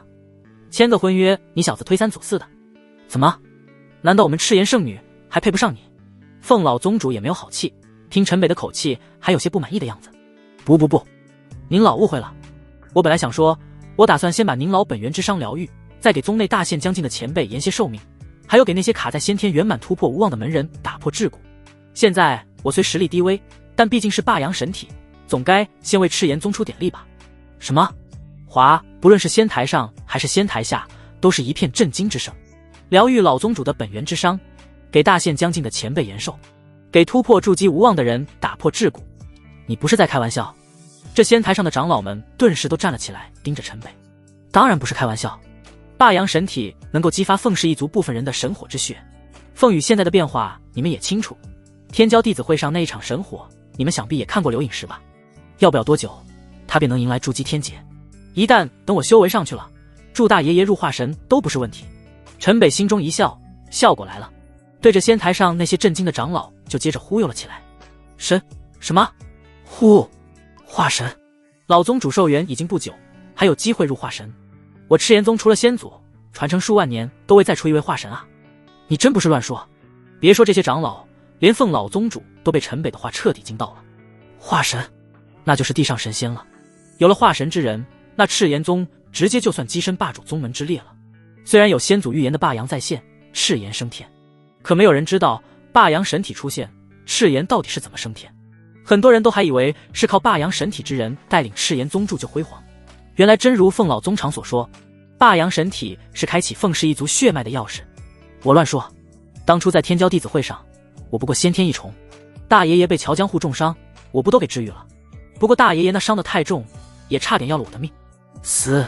这些个长老倒吸一口凉气，他们倒是都知道老宗主在天骄弟子会受伤，但具体怎么治愈老宗主也并没有说。陈北说的没错，那一次就连浩渺天宗的范老头都断定我必死了，可不但被陈北治愈，而让我多出了100年寿元。凤老宗主对大家点了点头，那次若是没有陈北，恐怕那时就已经陨落了。而凤羽想到那次，满脸羞红，他都不知道当时怎么会有那个勇气。再让他来一次，估计他还真做不到那一步。先天一重救元婴9重，起死回生，增100年寿元，谁听谁不懵，简直就像在讲神话一般。这不是老宗主亲口说，哪有人敢相信？那仙台下的人被这一波接一波的对话都震到麻木了。这是什么霸阳神体？这就是上天对赤炎宗凤氏一族的眷顾啊！只不过我现在刚入筑基，神体之威却是还有点拿不出手。19岁入筑基，以神体之威秒杀4位金丹联手，这叫拿不出手？真不知道你这是过分谦虚还是在显摆？陈北这句拿不出手，让众人听得脸都绿了。这还叫拿不出手？那这些修炼200-300年的筑基金丹叫什么？垃圾吗？效果不错。看着赤炎宗人的反应，大家对他的话那是完全相信了。陈北也算是吃了颗定心丸，一个婚约可不能让陈北安心。赤炎宗有谁不知道他和凤羽的道侣关系？明元剑宗不还是在雷鸣峰上被欺凌成那个样子？而只有霸阳神体对赤炎宗的利益足够大，那明元剑宗在这里才会足够安全。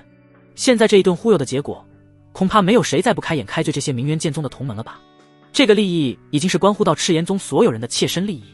修行之路，向上一步难如登天，谁不渴望强大？谁不祈求长寿？只要再施些手段，让赤炎宗看到些效果，那绝对会把明元剑宗这些人奉为上宾。只不过事实上，真凤血脉对陈北的若木丹田有非常大的滋养之效，而不是霸阳神体对真凤血脉有什么多大帮助。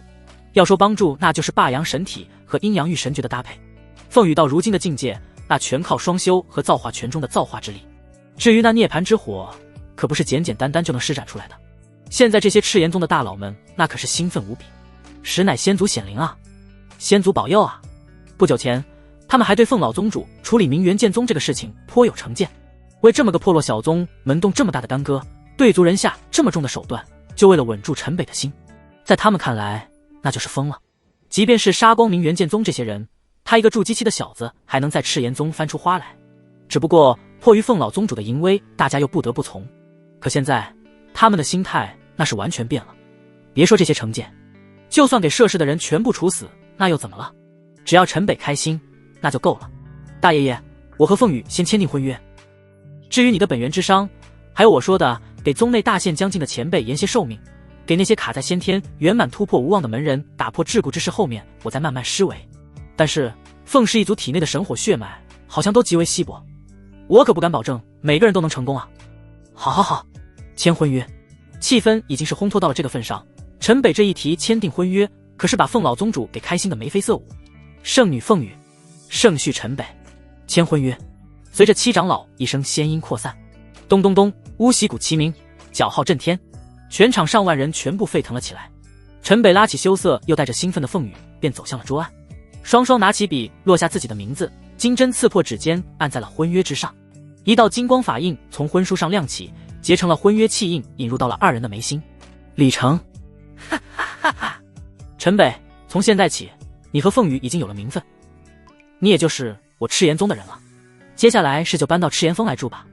大爷爷，我代表的是明元剑宗，自然是和门人住在一块。行，住哪不重要。七长老，在雷鸣峰为圣婿圣女修建行宫。是。一片欢天喜地。赤炎宗的人到现在才明白了老宗主的良苦用心，当初为啥要把这落难宗门带回宗内安排？这不就是圣婿入赘带的嫁妆吗？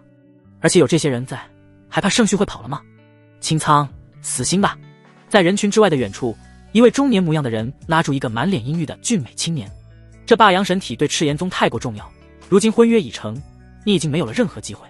爹，我不服，明明舅舅和外公早就答应了我和雨儿的婚事，赤炎宗本应该是属于我的，为什么要出现一个霸阳神体？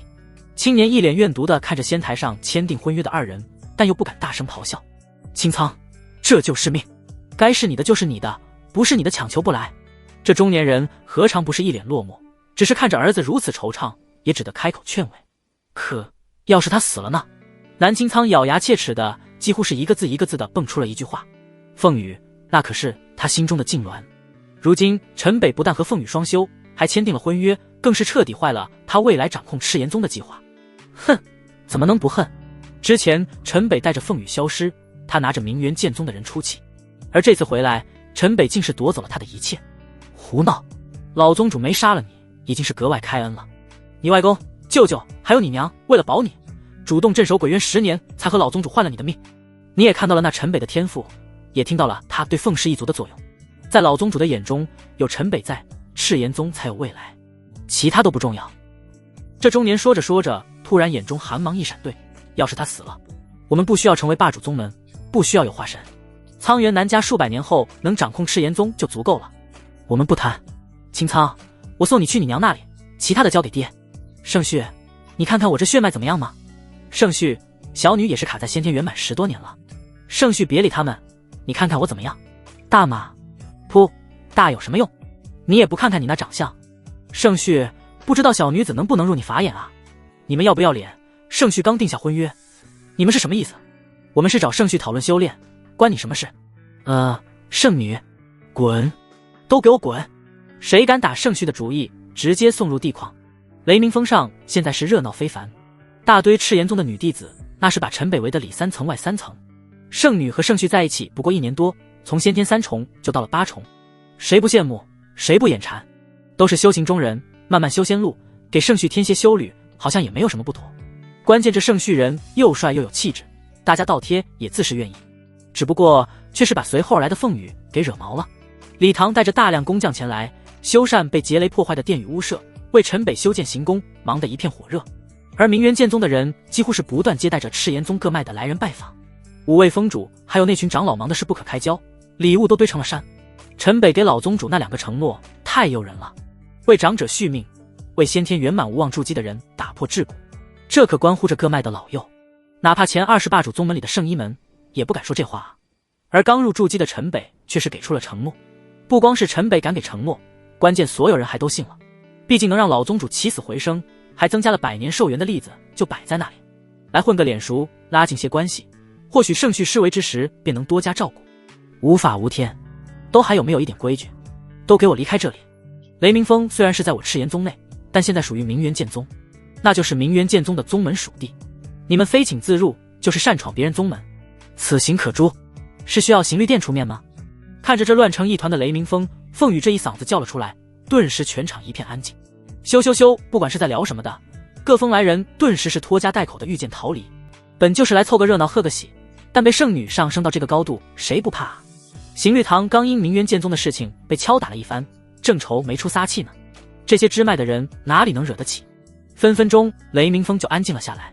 还有你们几个，怎么还不走？凤羽指着几个花枝招展的少女又叫了起来。很明显，打扮成这般模样来这里，就是没安什么好心。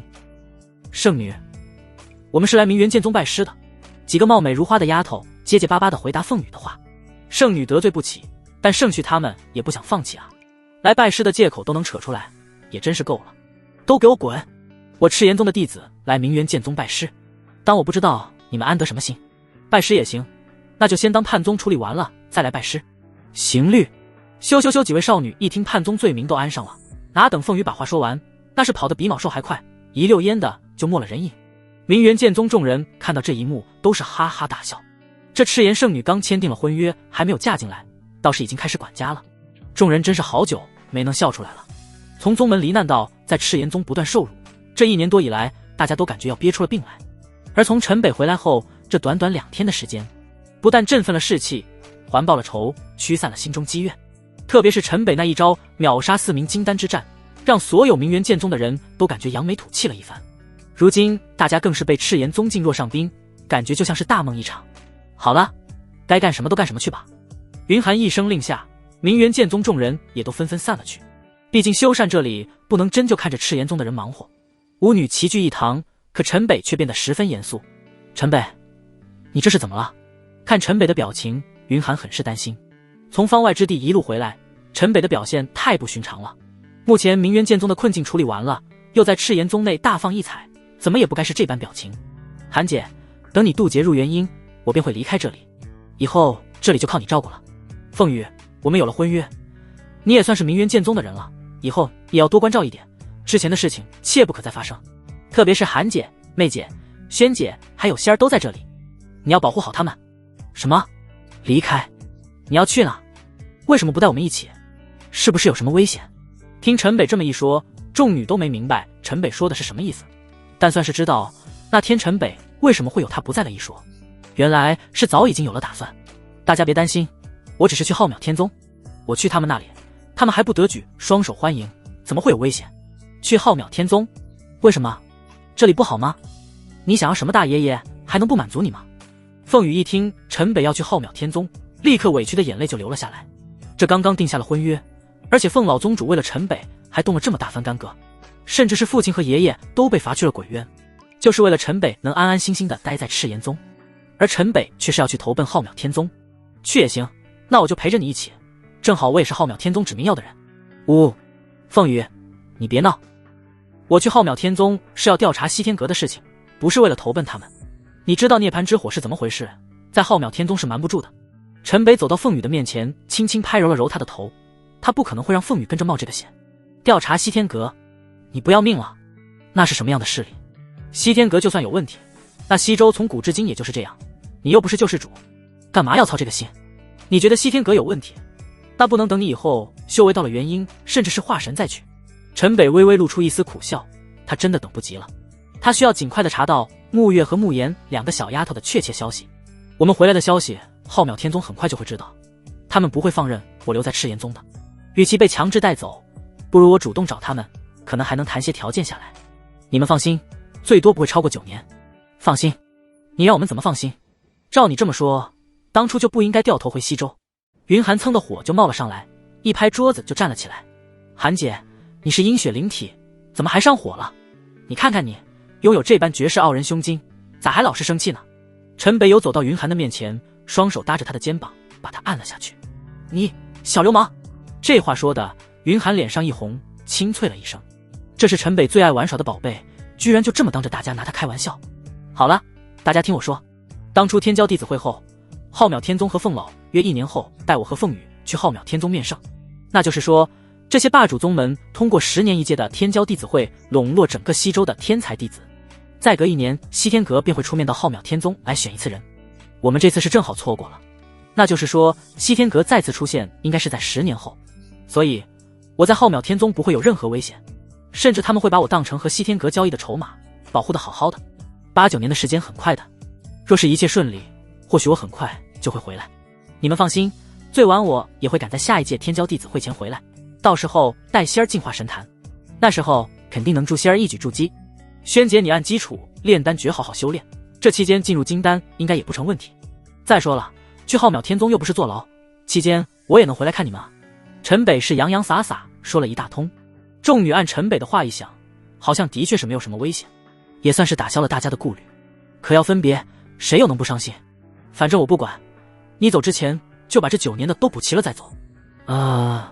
9年的公粮，还是5人份的。陈北听到这要求，老腰一颤。这个主意好，你想要去拯救世界，就要放着我们不管一去数年。凭什么？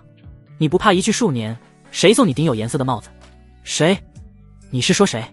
看陈北紧张的囧样，众女顿时破涕为笑。哈哈哈哈！我们谁都不会，我们只属于你。但你要是在外面沾花惹草，我们就不知道了。敢取笑我，看我不好好惩罚你们！一时间衣袍纷飞，乱花迷人眼。不是那里，阿这手误，手误！哈哈哈哈！迷音绵绵，香艳无比，又酣畅淋漓。落日融金，暮云合璧。陈北，你要的灵材都准备齐了。凤羽来到子轩的丹室，拿出一个芥子袋，交给了陈北。这么快就准备好了？陈北打开看了一眼，顿时眼睛一亮，转手便交给了子轩。真正的丹修，子轩修习基础炼丹术才算是踏出了第一步，而陈北现在是要手把手的教子轩真正的炼丹之术。凤羽，这段时间我要带子轩炼这些丹药，解决一些卡在先天圆满又筑基无望的人，还有给大爷爷准备修复本源的丹药。什么？靠丹药能打破桎梏，还能修复本源？我没有听错吧？那还是丹药吗？你们炼的是仙丹吧？凤羽按照陈北的要求准备了大量的灵材，这么大量的灵材可没少费精力。本只是以为子轩修习所用，心中还颇有怨言。听陈北这么一说，凤羽眼睛睁得老大。我能不能也学习炼丹？丹师几乎都是因炼丹而误了修行，故被称之为小道之术。可子轩自从跟陈北学了基础炼丹术之后，不但修为精进很快，整个人甚至还隐隐带着仙韵。而且这世上的丹药不过就是修行的辅助品，如今听的竟还能炼出这般逆天丹药。凤羽心中也顿生向往，这好像也不是不行。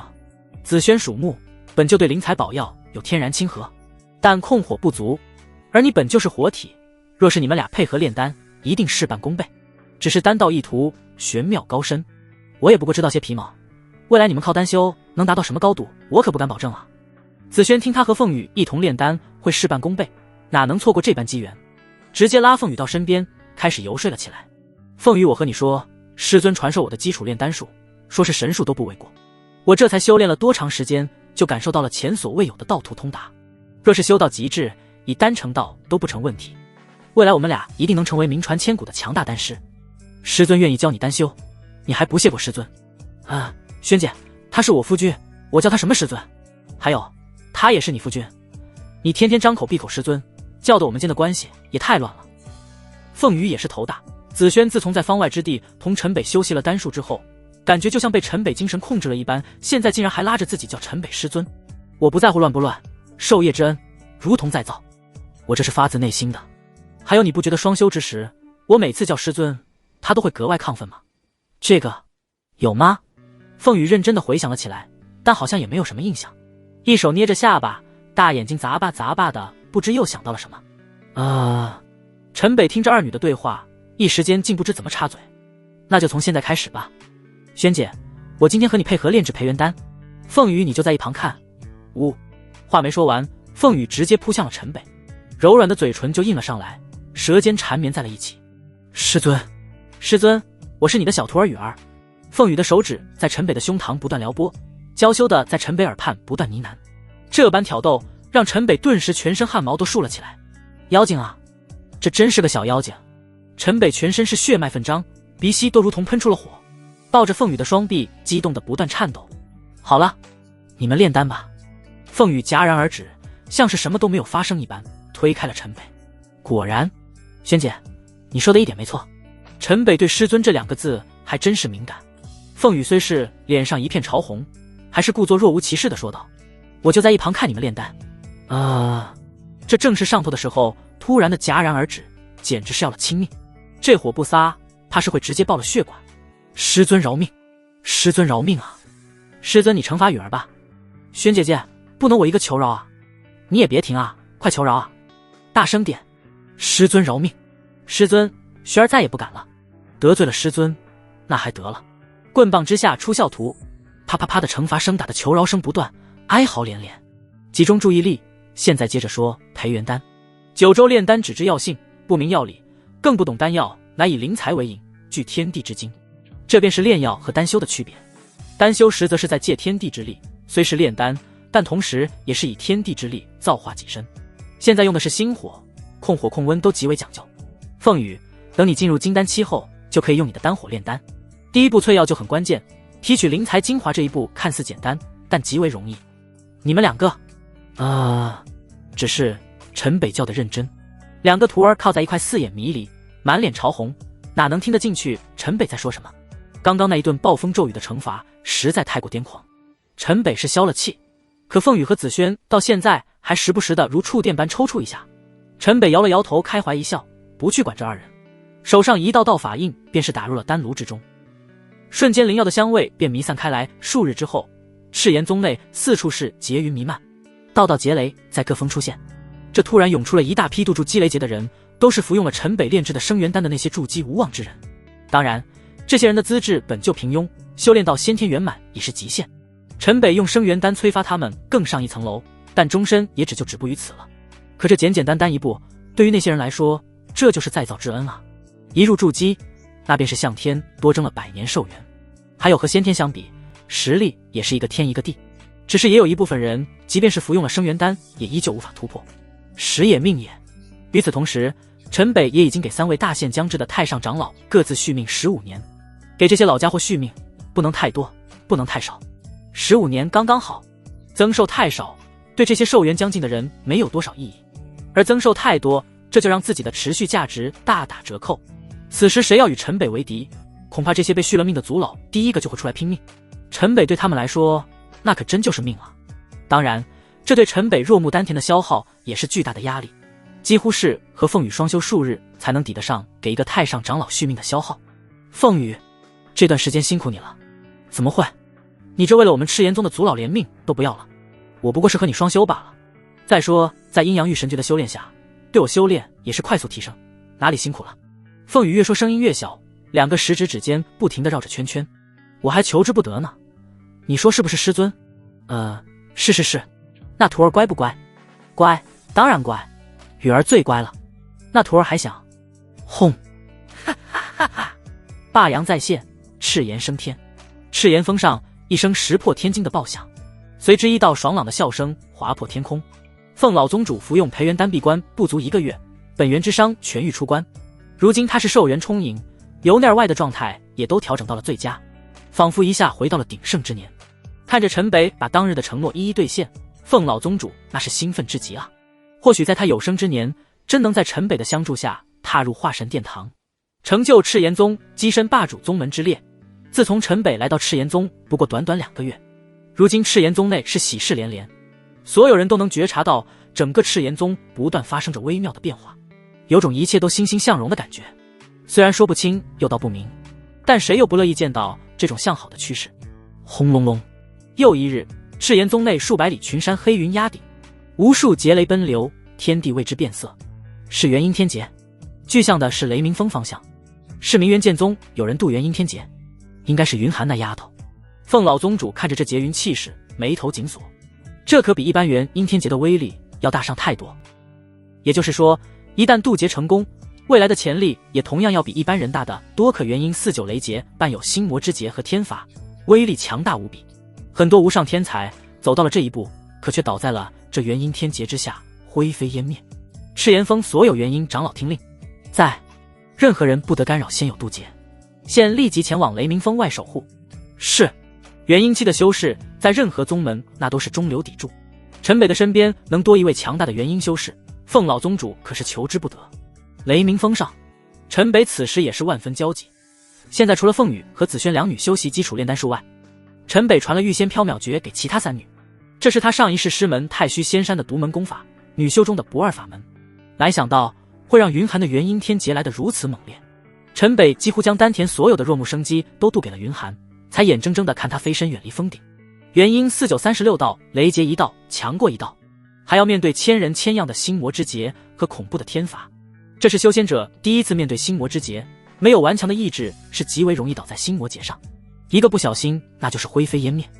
这也是为什么说元阴天劫是失败率最高的天劫，而且是一旦失败就生死道消。即便是在上界，那些一出生就带有仙根的人，也没有谁能保证能够安然度过。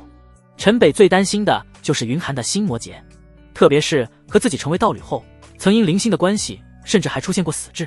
一旦心魔爆发，没有人帮的了，也没有人救的了，只能靠他自己破开心魔。整个明元剑宗的所有人也同样是紧张万分，纷纷望着那劫雷汇集的地方。一旦云寒渡劫成功，明元剑宗那就再次拥有了元阴期修士，以后不论到哪，三等宗门的头衔那是保住了。叮叮叮，就在所有人心系云寒渡劫之时，突然数道尖锐的破空声响起。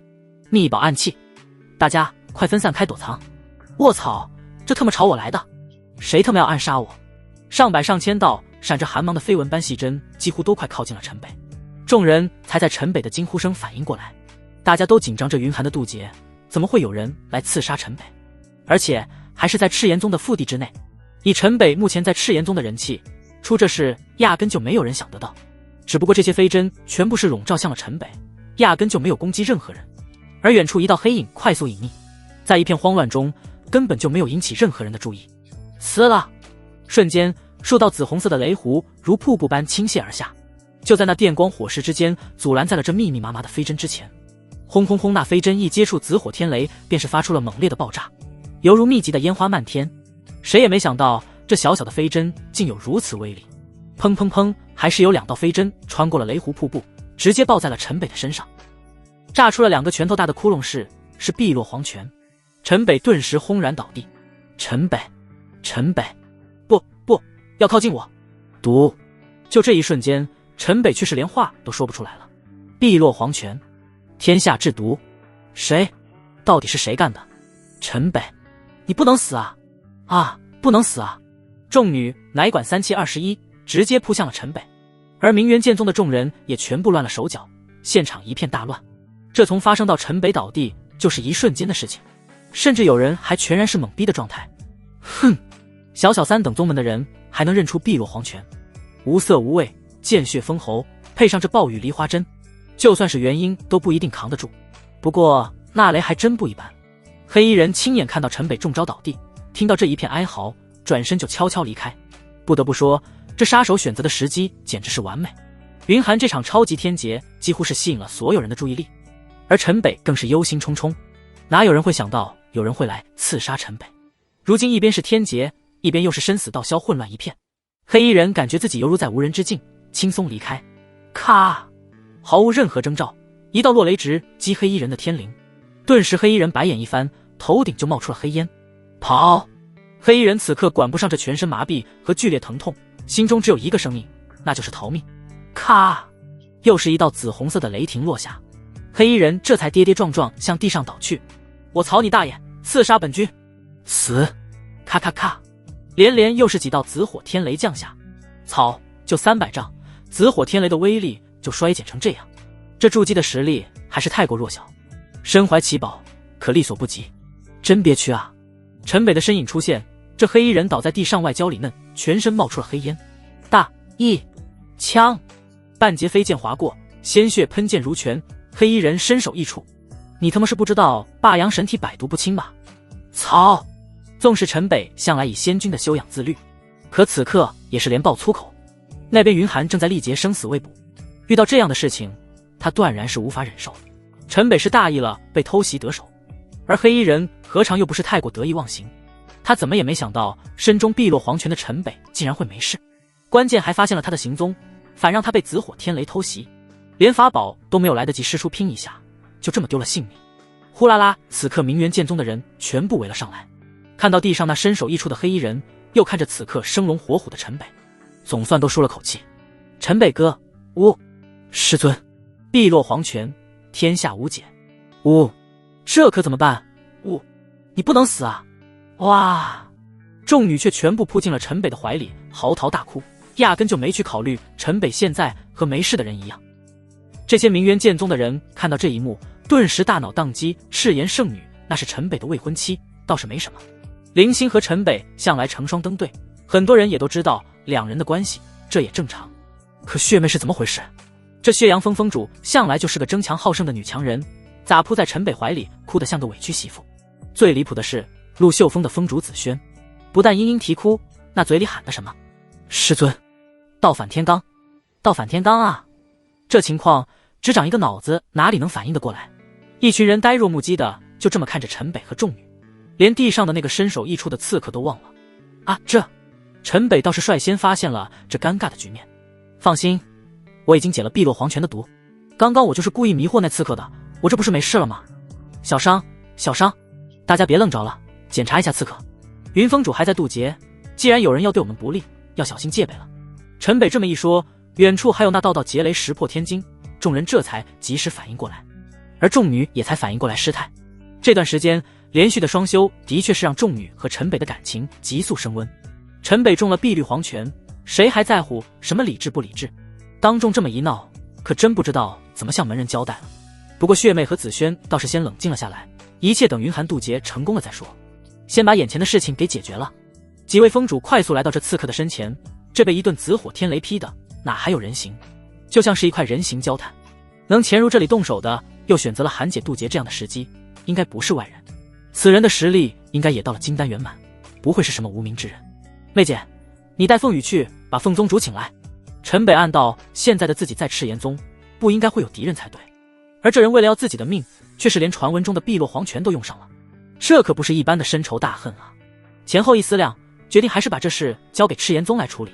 刺客到底是一个人还是一群，现在没有人知道，只有让凤老宗主辨认这刺客，抓紧消除隐患才是真的。关键云寒还在渡劫，谁要是有意用外力去干扰天劫，那后果完全不堪设想。大爷爷，你来了。孙旭，你没事吧？没事，霸阳神体百毒不侵，碧落黄泉对我无效，身上这就是皮外伤，没事就好，没事就好。凤羽找到凤老宗主说道，陈北遇袭，差点没把老爷子给吓死。如今的陈北那可是赤炎宗的绝世大宝贝，哪能出任何差池？看到陈北无恙，这也才算是放下心来。大爷爷，这是刺客的戒子带，我没有打开过，此人金丹之中有本命法宝，想必你应该能辨别出来。陈北递了一个表面已经黑黢黢的戒子带到凤老宗主的面前，不论是谁，敢在赤炎宗对你不利，那就是整个赤炎宗的敌人。凤老宗主接过戒子带，一道法力便扯开了戒子带，叮铃哐啷大堆的东西就全部掉落了下来，几乎堆成了一个小山。这刺客还真富有，这么多宝贝，这一堆东西都抵上一个小宗门的全部家当了。不少人看着这么一堆东西出现，满眼不可思议，一个刺客怎么会这么富有？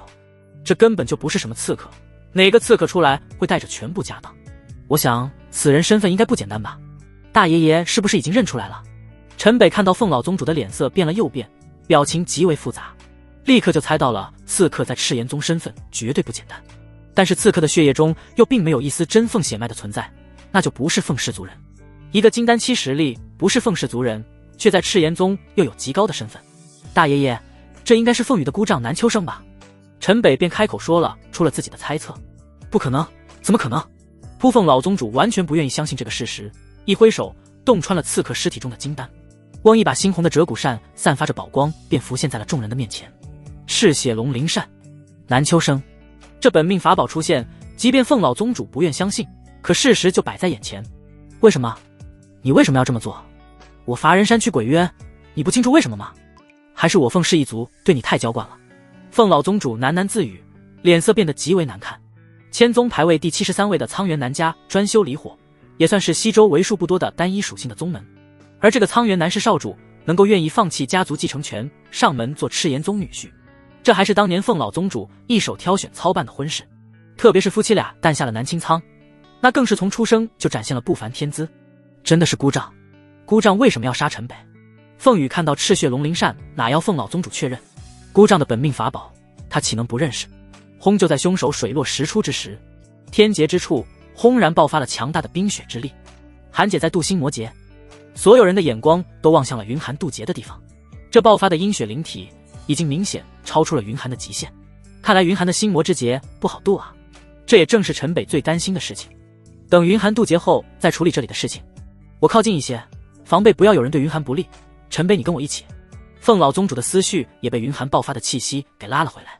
此时49雷劫刚过，进入心魔劫正是最危险的时候，而这里又刚刚经历刺杀，两边都有极大的风险。凤老宗主带着陈北直接纵身便飞向云寒。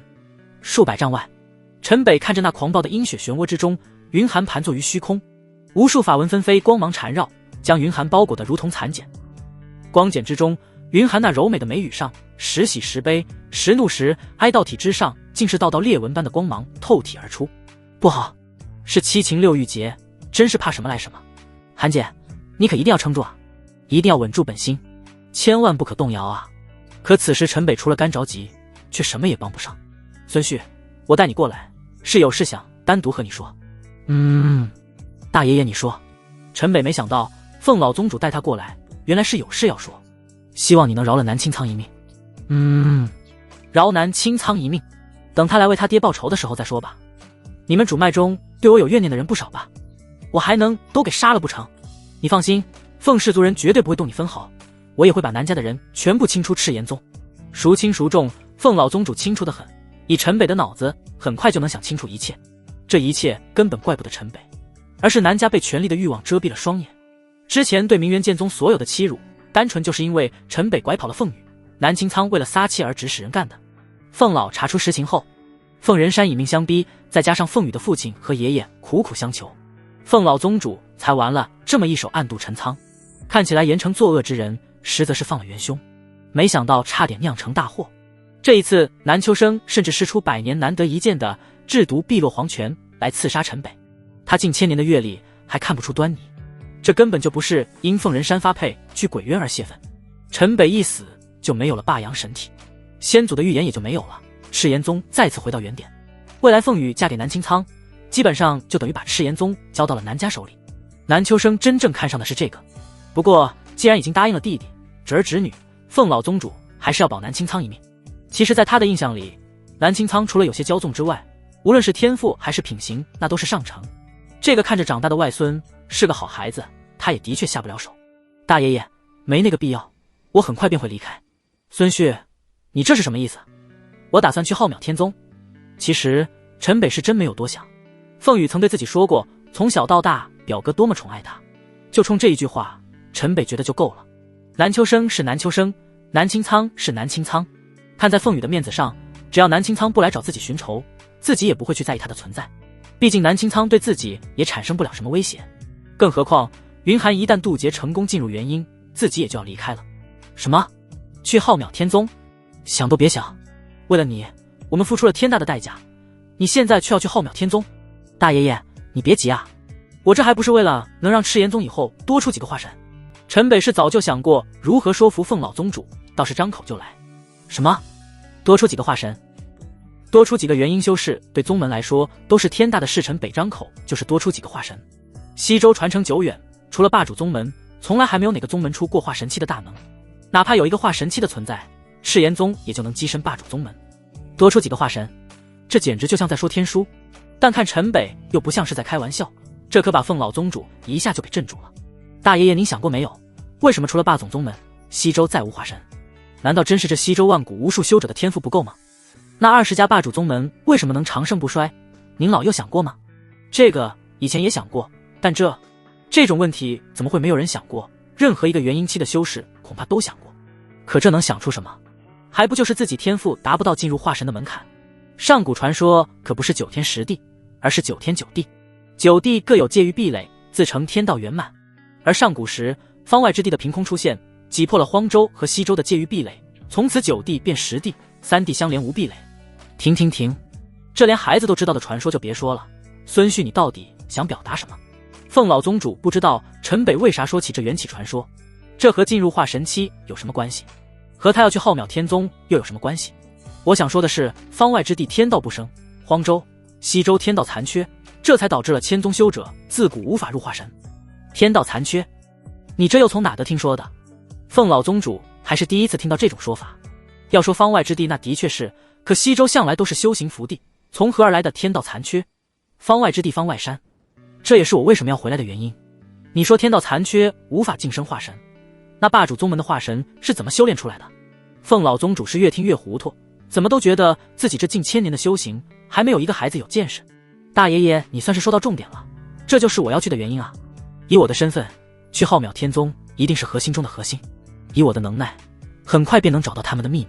可是别可是了，大爷爷，我一切都是为了赤炎宗。凤氏先祖不也说了吗？霸阳在现，赤炎升天。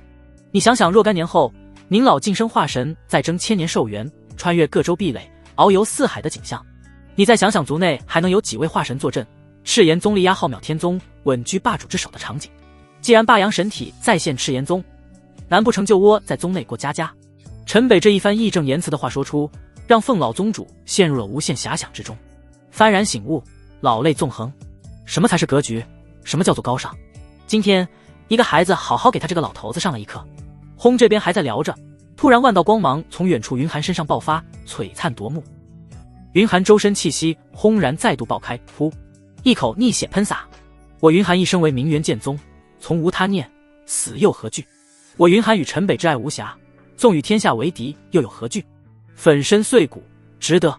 我道不为己，不负苍生恩。我爱天地间，无需世人念。一念心间，道心通达。不知云寒心魔之劫到底经历了什么，但此刻随着那口逆血喷出，全身气势火速攀升。呼，这么快破心魔劫？陈北看到云寒此刻的状态，不由舒了口气。本以为对于云寒来说最难的就是这心魔之劫，却在如此短的时间内就被云寒破了，这让陈北都感觉不可思议。特别是云寒服用魔元丹堕过魔，还因他和灵星的关系死过心，这都是心魔之劫中的死穴。可谁又知道云寒意志有多坚强，心念又有多简单？他拖着顽疾100年，甚至不惜服用魔元丹，从来不是为了自己，就是为了扛下明元剑宗这个重担。死他从来不怕，他不过是放不下风雨飘摇的宗门。这100年的坚持早就磨砺出了他的坚强意志。而自从陈北的各种搭配再到大被同眠，云寒早已完全打开了心扉。对陈北的爱，他已经是什么都不在乎，众女也早成了他最亲的人，心无杂念，所向披靡。你们怎能生出不伦之情？凤老宗主没去想云寒怎么这么快度过心魔之劫，却是震惊在了云寒冲天怒吼的话中。你们明元剑宗，耻辱，不知羞耻啊！不论之情，必遭天谴。陈北你糊涂啊！你与云寒有私，你怎么面对灵星那丫头？她可是神体啊！你！凤老宗主指着陈北的手指都被气得颤抖了起来。大爷爷你真是老顽固，什么不伦？韩姐虽比我年长，但又不是我师长，大点算什么？我们修行一途年龄算什么？强词夺理。灵星呢？凤老宗主真是胡子都气歪了。先不说天谴会不会降下来，单这般禁忌之情就会遭全天下人唾弃。明元剑宗可以不在乎，可赤炎宗在乎这张脸啊！希儿也是我心爱之人，您老不也说男人3妻4妾很正常吗？何况我们修仙一途，但云寒是灵星的师尊，那又怎么样？韩姐是韩姐，希儿是希儿，这就是2个人。只要我们不在意，何必在意别人的看法？大爷爷，修到一途本就寿元悠长，特别是在氏族仙门之中，辈分也早已乱了。你能确定赤炎宗的道侣都为平辈之交吗？你！凤老宗主被陈北的话噎得直翻白眼。的确，氏族仙门中很多平辈都相差数百岁，再加上许多旁脉外亲，根本连辈分都没法算得清楚。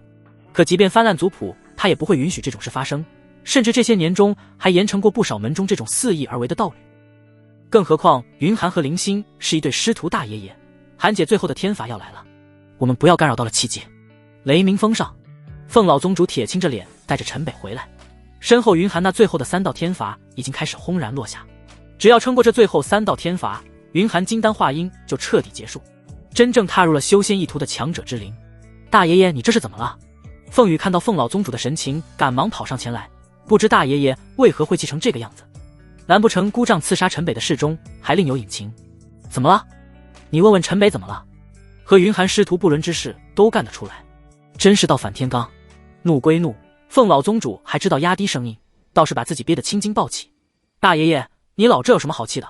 要说师徒，那我和韩姐还有媚姐、萱姐、林心还都要叫陈北一声师尊呢，是不是啊师尊？凤羽直接搂住了陈北的胳膊，这一声师尊可是叫得暧昧无边。噗，大逆不道啊，不知廉耻啊！听到凤羽对着陈北一声师尊叫出，凤老宗主终于是忍不住喷出了一口逆血。他怎么也想不到，这才和陈北签下婚约没多久的孙女，竟然会颠成了这样。大爷爷，李靖教导我们授业为师，能者为尊。陈北传授我和紫萱姐丹术，你服用的培元丹，还有那些打破筑基之固的生元丹，也有我的一点功劳啊。而且陈北传了韩姐、媚姐还有灵心仙法，也才让韩姐能够引来如此恐怖天劫。若按李靖所言，如此大恩，我们喊陈北一声师尊，不才是应该的吗？如今我们几人姐妹相称，情同手足，有什么不好？什么？那仙药是陈北教你们炼制的？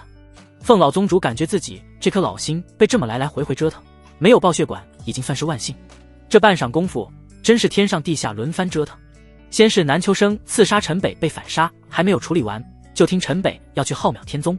刚听闻天道残缺，陈北要为他们寻造化之法，又得知了陈北的不伦之情。接着是孙女跟着发癫，没想到又爆出了一票女伴，他都差点没忍住一巴掌拍死这个混账孙婿。只不过在凤羽的话中，凤老宗主还是听到了让他震惊的点。他本还奇怪陈北是从哪获得的这些仙药，那培元丹和生元丹他也是第一次听闻，第一次见识，第一次尝试。就那药效来说，放在整个西周都称得上无上仙丹，没想到竟是出自陈北传授的2个丫头之手。还有传授云寒什么仙法，能引来这种威力的元婴天劫，这般相授，任谁来说喊一声师尊好像都不为过。要不然呢？不过我才刚刚接触丹修，未来的路还长。大爷爷，只要我们自己不在乎，何必要看别人的脸色？凤羽这一句不在乎，不论是语气还是表情，几乎都和陈北如出一辙。你们，唉，造孽啊！我就当什么都不知道。你们这事也不可再让其他人知道。凤老宗主长叹一声，事已至此，他总不能真的拍死陈北吧？特别是陈北对于赤炎宗的重要性不言而喻，而且这孙女凤羽好像压根就不在意这种事情，好像还不以为耻，反以为荣。除了当作不知道，还能怎么办？雨丫头，丹师为小道，会误了你修行，此途万不可选啊！大爷爷，要是这丹修不会耽误修行，反而更促进修行呢，那就当我什么都没说。哼！凤老宗主一拂衣袖，转身负手而立，望向了远处云寒渡劫的地方。没想到现在这孙女都敢扫自己的颜面了，居然还和凤羽生气了。轰！随着最后一道天罚之雷落下，10数丈粗的雷柱倾注而下，漫天符文纷飞，天地无数气机向着这天罚之下疯狂灌涌，久久不得停歇。轰！一道石破天惊的冲击波在这罚雷下冲天而起，顿时寒风凛冽，飞雪10里，一道长啸声划破长空，几乎盖过了罚雷。罚雷消散，劫云奔流而去，天空逐渐清明。哗！成了，成了！云峰主渡劫成功了，云峰主入元婴了。雷鸣峰上，这数百名元剑宗的人个个是喜极而泣，奔走欢腾，相互拥抱在一块。这个扛着顽疾硬撑着宗门100年的大师姐，不但摆脱了100年的伤痛，如今更是一举进入了元婴期。明元剑宗不但有陈北这等绝世天骄，还有云寒这般中流砥柱，一切苦难都成过往，辉煌未来昭昭可期。陈北就见云寒衣袂飘飘御风而来，没有和任何人打招呼，竟是直接扑到了陈北的怀里。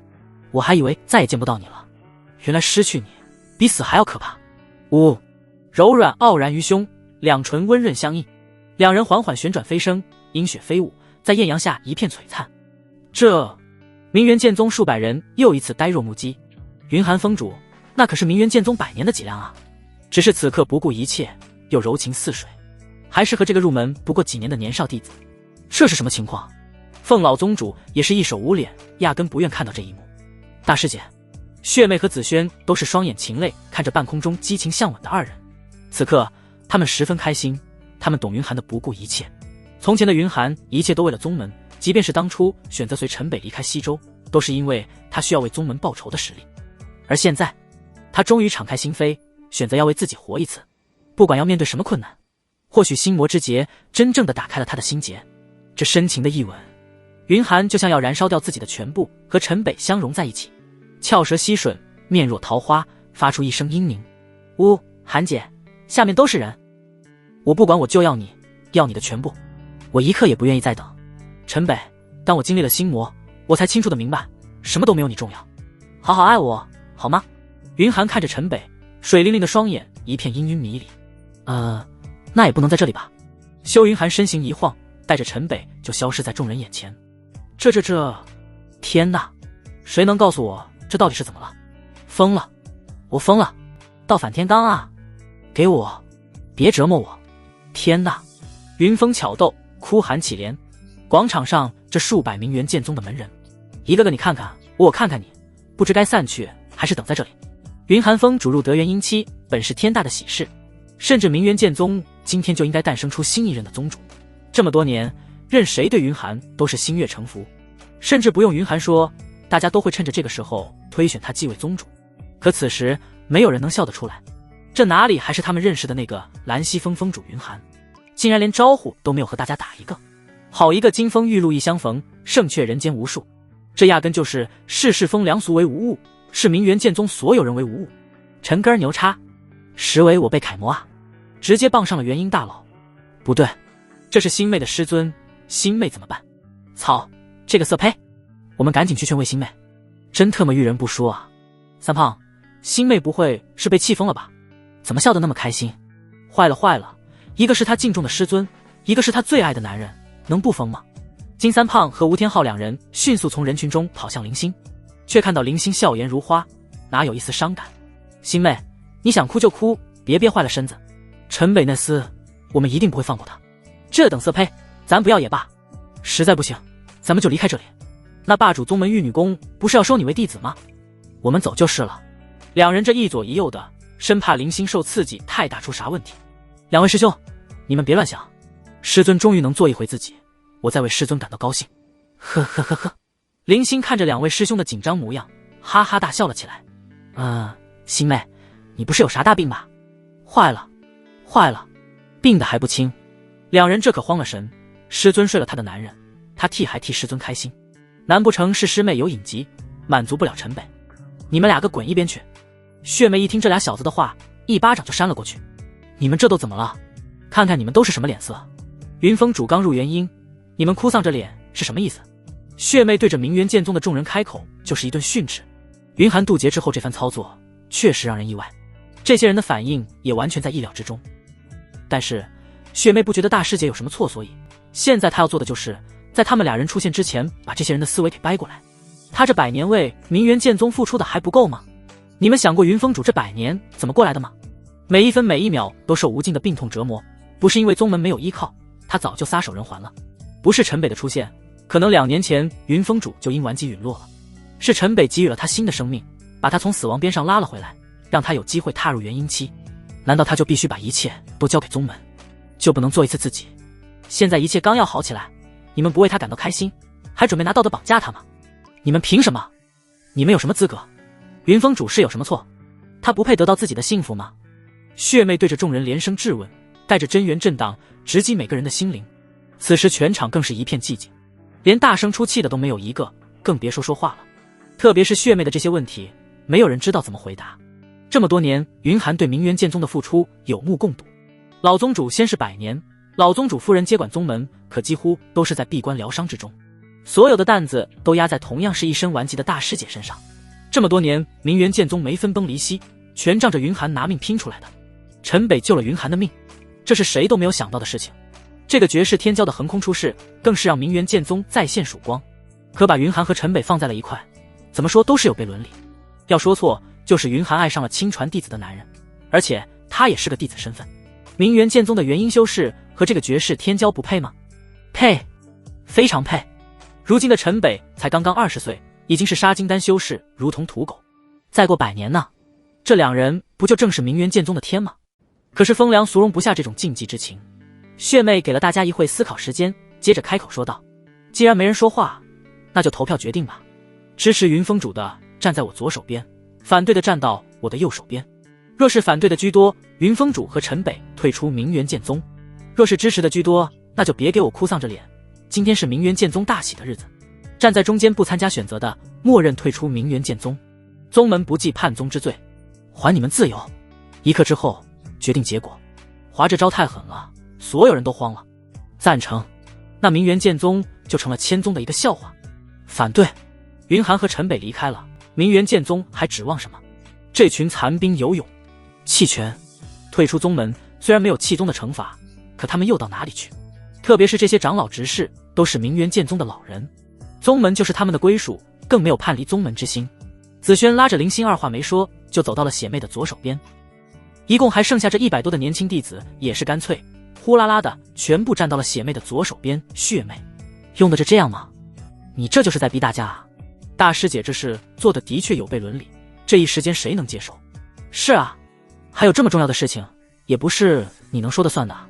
天元子和华清阳两位峰主也是急了眼，这一闹腾，刚刚才有好转的明元剑宗直接就陷入了分崩离析的局面，起码也要等大师姐出来给大家个交代吧。就这么草率的做了选择，这不就是胡闹吗？二位师兄，今天这事处理不好，我们明元剑宗也就只有直接散了。血妹扫眼直盯着两人说道。不知怎么的，这两位比血妹还强大的峰主却被盯得心中发毛。我血妹也是陈北的道侣，自是和大师姐陈北共进退。什么？血妹，你知道你在说什么？你们，我子轩也是陈北的道侣，也是和大师姐血妹陈北共进退。我林心也是陈北的道侣。噗，倒反天罡，倒反天罡啊！你们把明元剑宗的脸都丢尽了。你们3位峰主啊，和一个弟子滥情，这还是师姐做下亲传弟子的男人。血妹，他陈北是你封的弟子，你怎么下得了手？子轩，你一个丹师，向来身居陆秀峰，连人都不愿见，怎么会和陈北行这苟且之事？林心，陈北和你是天造地设的金童玉女，你怎能和这些200-300岁的老女人分享自己的男人？天元子和华清阳这是完全疯了，这真是连串的打击，劈头盖脸的就砸了下来。再强大的心脏也受不了被这么一顿狂轰乱炸。200-300岁老女人，天元子你去死！轰疯了，所有人都彻底的疯了。血红的剑气一出就朝着天元子劈了过去。天元子印象中血妹还是金丹4重，比自己低了1重，但有血阳灵体的加持，真正实力并不比他弱上多少。血妹此时这寒怒一击，天元子也不敢大意，反手挥剑全力防御。轰血红的剑气爆开，如同血浪风暴，吹得那些长老弟子根本就站不稳，而天元子却如破了洞的气球，喷洒着鲜血被轰飞了数里。这怎么可能？什么时候小师妹也变得这般离谱？华清阳看到天元子如此不堪一击，下巴都要掉在了地上。要知道天元子比他还要强上几分，这么看来自己就更不是血妹的对手。子轩，把天元子给我拖回来。好。子轩闪身而去，不过一转脸的功夫，真的得拽着天元子的一条腿给拖了回来，地上还留着一道醒目的血痕。所有人看着这个被血妹一招重伤的天元子，目瞪口呆。一刻时间就快到了，你们是都打算弃权了吗？所有人瞬间就全部站到了血妹的左手边，没有一丝犹豫。天元子，你怎么选？我支持大师姐。躺在地上的天元子一脸要死不活的样子，开口又是吐了口血。现在看来，血妹的实力都比他强的不只是一星半点。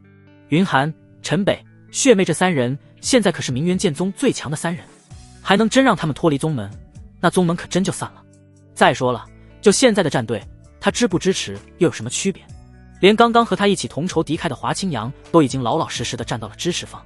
很明显，这奏是白挨了，还因口无遮拦得罪了2个师妹。今天明元剑宗大喜之日，也是云峰主脱胎换骨的大喜之日。既然都选择支持云峰主，那就给我想清楚了。等云峰主出来，你们还是这个死样子，别怪我对你们不客气。好好说不行，还非要让我动手，真是一群贱骨头。真是说100句不如打1巴掌。武力镇压果然是又快又有效，人就是这样，都是惯出来的。天元子，你不要躺在地上给我装死，刚刚说我老女人，这事没完。女人记仇，特别是这种话，估计血妹和子轩能记她一辈子。凤老宗主带着凤羽在一边看着这明元剑宗的闹剧，凤羽几次要冲上去，都被凤老宗主给拉住了。看着乱七八糟的关系，他都头大，可不想凤羽参与到明元剑宗的这般家事里去。足足2个时辰，连天都暗了下来，众人几乎是望穿秋水。云寒才和陈北联袂而来，恭贺云峰主金丹化阴，恭贺云峰主喜结道侣。众人现在是乖得很，看到2人的出现，齐声高呼了起来。连云寒都不敢相信看到眼前的这一幕。他虽已经想通和陈北的关系不再遮掩，但面对宗门的人，总还要想办法解释一番。可这一看，大家好像对这事并没有意见，就别什么云峰主了。大师姐，你如今已入元婴期，就接下明元剑宗宗主的重任吧，我们一起参见宗主。随着华清扬一声高呼，参见宗主，跟着下面的长老弟子们纷纷单膝而跪，一手按胸高呼了起来。轰云寒也没有客气，全身元婴气势大开。好，今日我就从已故师母的手中接过宗主的重任，一定会带大家重现明元剑宗昔日辉煌。如今我们身居赤炎宗，一切仪式减免，他日回我们宗地，再告慰老宗主的在天之灵。都起来吧。谢宗主，为了明元剑宗更好的走下去。的确，云寒现在登上宗主之位是再合适不过。这怎么可能？刚刚2个时辰，这云寒丫头就稳固了修为。凤老宗主感知到云寒那浑厚而又稳固的元婴气息，不由感到吃惊。立元阴天劫后，虽然境界一步登天，但也应该是身心皆疲才对啊。没有数日时间，根本就恢复不过来，更别说压制住这还尚不熟悉的元婴之力。特别是云寒的天劫还来得这么猛烈，大爷爷，这就是和陈北双修的好处。每个人的实力都在飞速增长。你看我现在都已经是先天9重了，若不是修习丹术耽误了双修，说不准现在都筑基了。这一次真正是让凤老宗主动心，想把全族的女人都交给陈北照顾。本来还忌讳什么伦理，现在被闹的也已经是破罐子破摔了。等到明元剑宗一顿寒暄完毕，凤老宗主这才带着凤羽走向了云寒。云寒丫头，恭喜你跻身元婴之列。多谢凤老宗主。云寒也是礼貌向着凤老宗主施礼。立元阴天劫本就九死一生，没有个安全的环境，更是容易遭人为破坏。能在赤炎宗平安渡劫，可以说他要成很大的情面。2个时辰，就韩姐一个人，他是怎么撑下来的？元婴期这么厉害吗？快说说啥感觉？凤羽则是有些顽皮的搂着陈北的胳膊，对着陈北眨了眨眼问了起来。啊，云寒你既继承了你们宗主之位，那客套话我也就不多说了。眼下陈北遇刺的事情还要处理。陈北，蓝秋生袭击你的事情，你有什么想法？死了的终究是凤羽的姑丈，一切谨遵凤老宗主的安排，我没有什么意见。如今韩姐成功金丹化阴，我也该去浩渺天宗了。陈北一拱手，把决定权交回给了凤老宗主。这么推了一手，他相信凤老宗主怎么的也不会再留隐患。马上就要离开赤炎宗，众女平安才是他最大的心愿。好，那就全部交给我来处理。现在有云寒丫头在，野雷明风也不会有危险。3天后，我带你和凤羽去鬼渊见他的父母和爷爷，此后便送你去浩渺仙宗。于情于理，在陈北去浩渺天宗之前，都需要去拜会一下凤羽的双亲。这3天时间也足够他来处理南秋生的事情。谢大爷爷。陈北一拱手谢过了凤老宗主，的确是需要走了。这在赤炎宗已经又耽搁了不短的时间，如今一切归于安好，他也可以放心的走了。不过这个3天一出，众女的脸色明显全是幽怨。这一别就是数年，正是情浓时，谁又能舍得分离？蛟龙洞天水潺潺，花颤枝头4、5枝，云峰交叠对相望，夜莺晚鸣整3日。所有的情愫都如火山般爆发，高亢而猛烈，没有任何保留。鬼渊，传说中的上古邪魔流放之地，万千恶灵汇集，即便是元婴期修士也不敢深入其中。距离赤炎宗有万里之遥，并不在赤炎宗的属地内。只因赤炎宗的火阳功法属性刚好克制这里的恶灵，在数万年前，鬼渊就被霸主宗门交给了赤炎宗镇守。不过此刻赤炎宗的非洲上却是莺莺燕燕，热闹非凡。大爷爷，有你这样玩的吗？凤羽嘴巴撅得老高，一脸不高兴，看着一群围着陈北的族中姐妹们，个个如开了屏的孔雀般争相斗艳。明元剑宗那么乱的关系你都能接受，这都是你的族内姐妹们，你计较什么？这些都是我精挑细选天资极佳的姑娘，陈北很快就要离开了，走之前让他们多和陈北亲近，培养一下感情。要是陈北看的上都给那了才好。凤老宗主捏着胡子说的煞有介事，和陈北双修就能变强，那这不过就是他的第一步计划。为了赤炎宗的未来，给陈北多塞几个道侣，这算得了什么？要是都还能开枝散叶，诞下拥有陈北血脉的后辈，那就更好了。万一再出现一个霸阳神体，那赤炎宗就彻底稳了。现在凤老宗主是已经把陈北当作工具人来看待了。你大爷爷，你不觉得离谱吗？雨丫头，这不都还是为了你着想？啥？为我着想？凤羽是真看不明白，大爷爷带着一批美人塞给陈北，怎么就变成为他着想了？以后你身边不多些自己人，怎么拼得过明元剑宗那几个？你年纪小，很多事现在还不懂，这后宫争宠可是一门大学问。那明元剑宗的几个丫头可都不是省油的灯，她们可是个个冰清玉洁跟正苗红的好姑娘，又不要名分，以后那可都是你的帮衬。凤老宗主这一番苦口婆心的开导，生怕凤羽误解了他的苦衷。冰清玉洁，他们冰清玉洁，能不能先让他们先把衣服穿好？大爷爷也不看看那几个，那是要陪陈北裸聊吗？你不说是族人，我还以为是你从青楼里请的花魁啊。这天气热，那州新殿中现在是香艳无比，乍一看还真以为是进了青楼。凤老宗主扫了一眼，都无奈的一手捂脸。他的确是安排这些小辈们无论如何也要拿下陈北，可没想到如今这些赤炎宗的小辈能浪到这个程度。好，我就看这些天在路上，他们谁有本事能拿下陈北。先不说这个事情，就姑丈的事情，到了鬼渊陈北该如何面对姑姑？凤羽不得不担心，虽然是姑丈南秋生刺杀陈北，但毕竟最后死的是姑丈。现在的陈北对于姑姑来说是杀夫之仇，对于表哥来说那是杀父之仇。而且不论是姑丈南秋生还是表哥南清仓，都十分得爷爷宠爱，这般深仇根本就无法化解。杀人者人恒杀之。凤老宗主瞟了一眼远处花丛中的陈北，屈指一弹，拉起了一道结界，正色对凤羽说道：雨丫头，你作为赤炎圣女，也该知道为赤炎宗承担起责任了，不能整天还这么没心没肺的像个疯丫头一样。有些事情不能看表面，特别是这次连我都被蒙在了鼓里。南秋生的野心非常大，他是想毁了霸阳神体，等南清仓娶了你，未来好侵吞我赤炎宗。啊，怎么会？这怎么可能？凤羽根本不敢相信自己的耳朵。万幸陈北没出事，还反杀了南秋生，要不然100年后我一旦撒手人寰，这还真成了我们赤炎宗的巨大隐患。我估计自从有了清仓这个骄子之后，南家就在谋划这件事了，而你正是他计划中的关键。可陈北的出现却彻底地打乱了他们南家的计划。就清仓拿明元剑宗的人撒气来看，他应该也是参与其中的。好在你姑姑还不知道南秋生身亡的消息，你可千万别提这个事情。等陈北见过你爹娘和爷爷离开后，我会再处理你姑姑和清仓的事情。雨丫头，你要知道，这个世界远不是你看到的这样，人心最不可测。即便对陈北的话，你也不能全信。他才20岁，你觉得他身上发生的很多事情合理吗？他这次去浩渺天宗也好，可以让你有时间好好冷静一番。毕竟未来赤炎宗是要交到你的手里，一切要以赤炎宗为重，而不是被感情冲昏了头脑。原来还有这事。花丛中的陈北嘴角微微向上一翘，直接左拥右抱的亲了起来，顿时引得一阵欣喜的尖叫。的确，凤老宗主再次小看了他。陈北只是在凤羽的身上留下了一点印记，就把结界中的对话听得清清楚楚。哈哈哈哈！姑娘们想不想玩点刺激的？厨子全都站出来。都是厨子。圣婿这是什么话？不是厨子哪有资格侍奉在圣婿身边？那好，我到房间等着。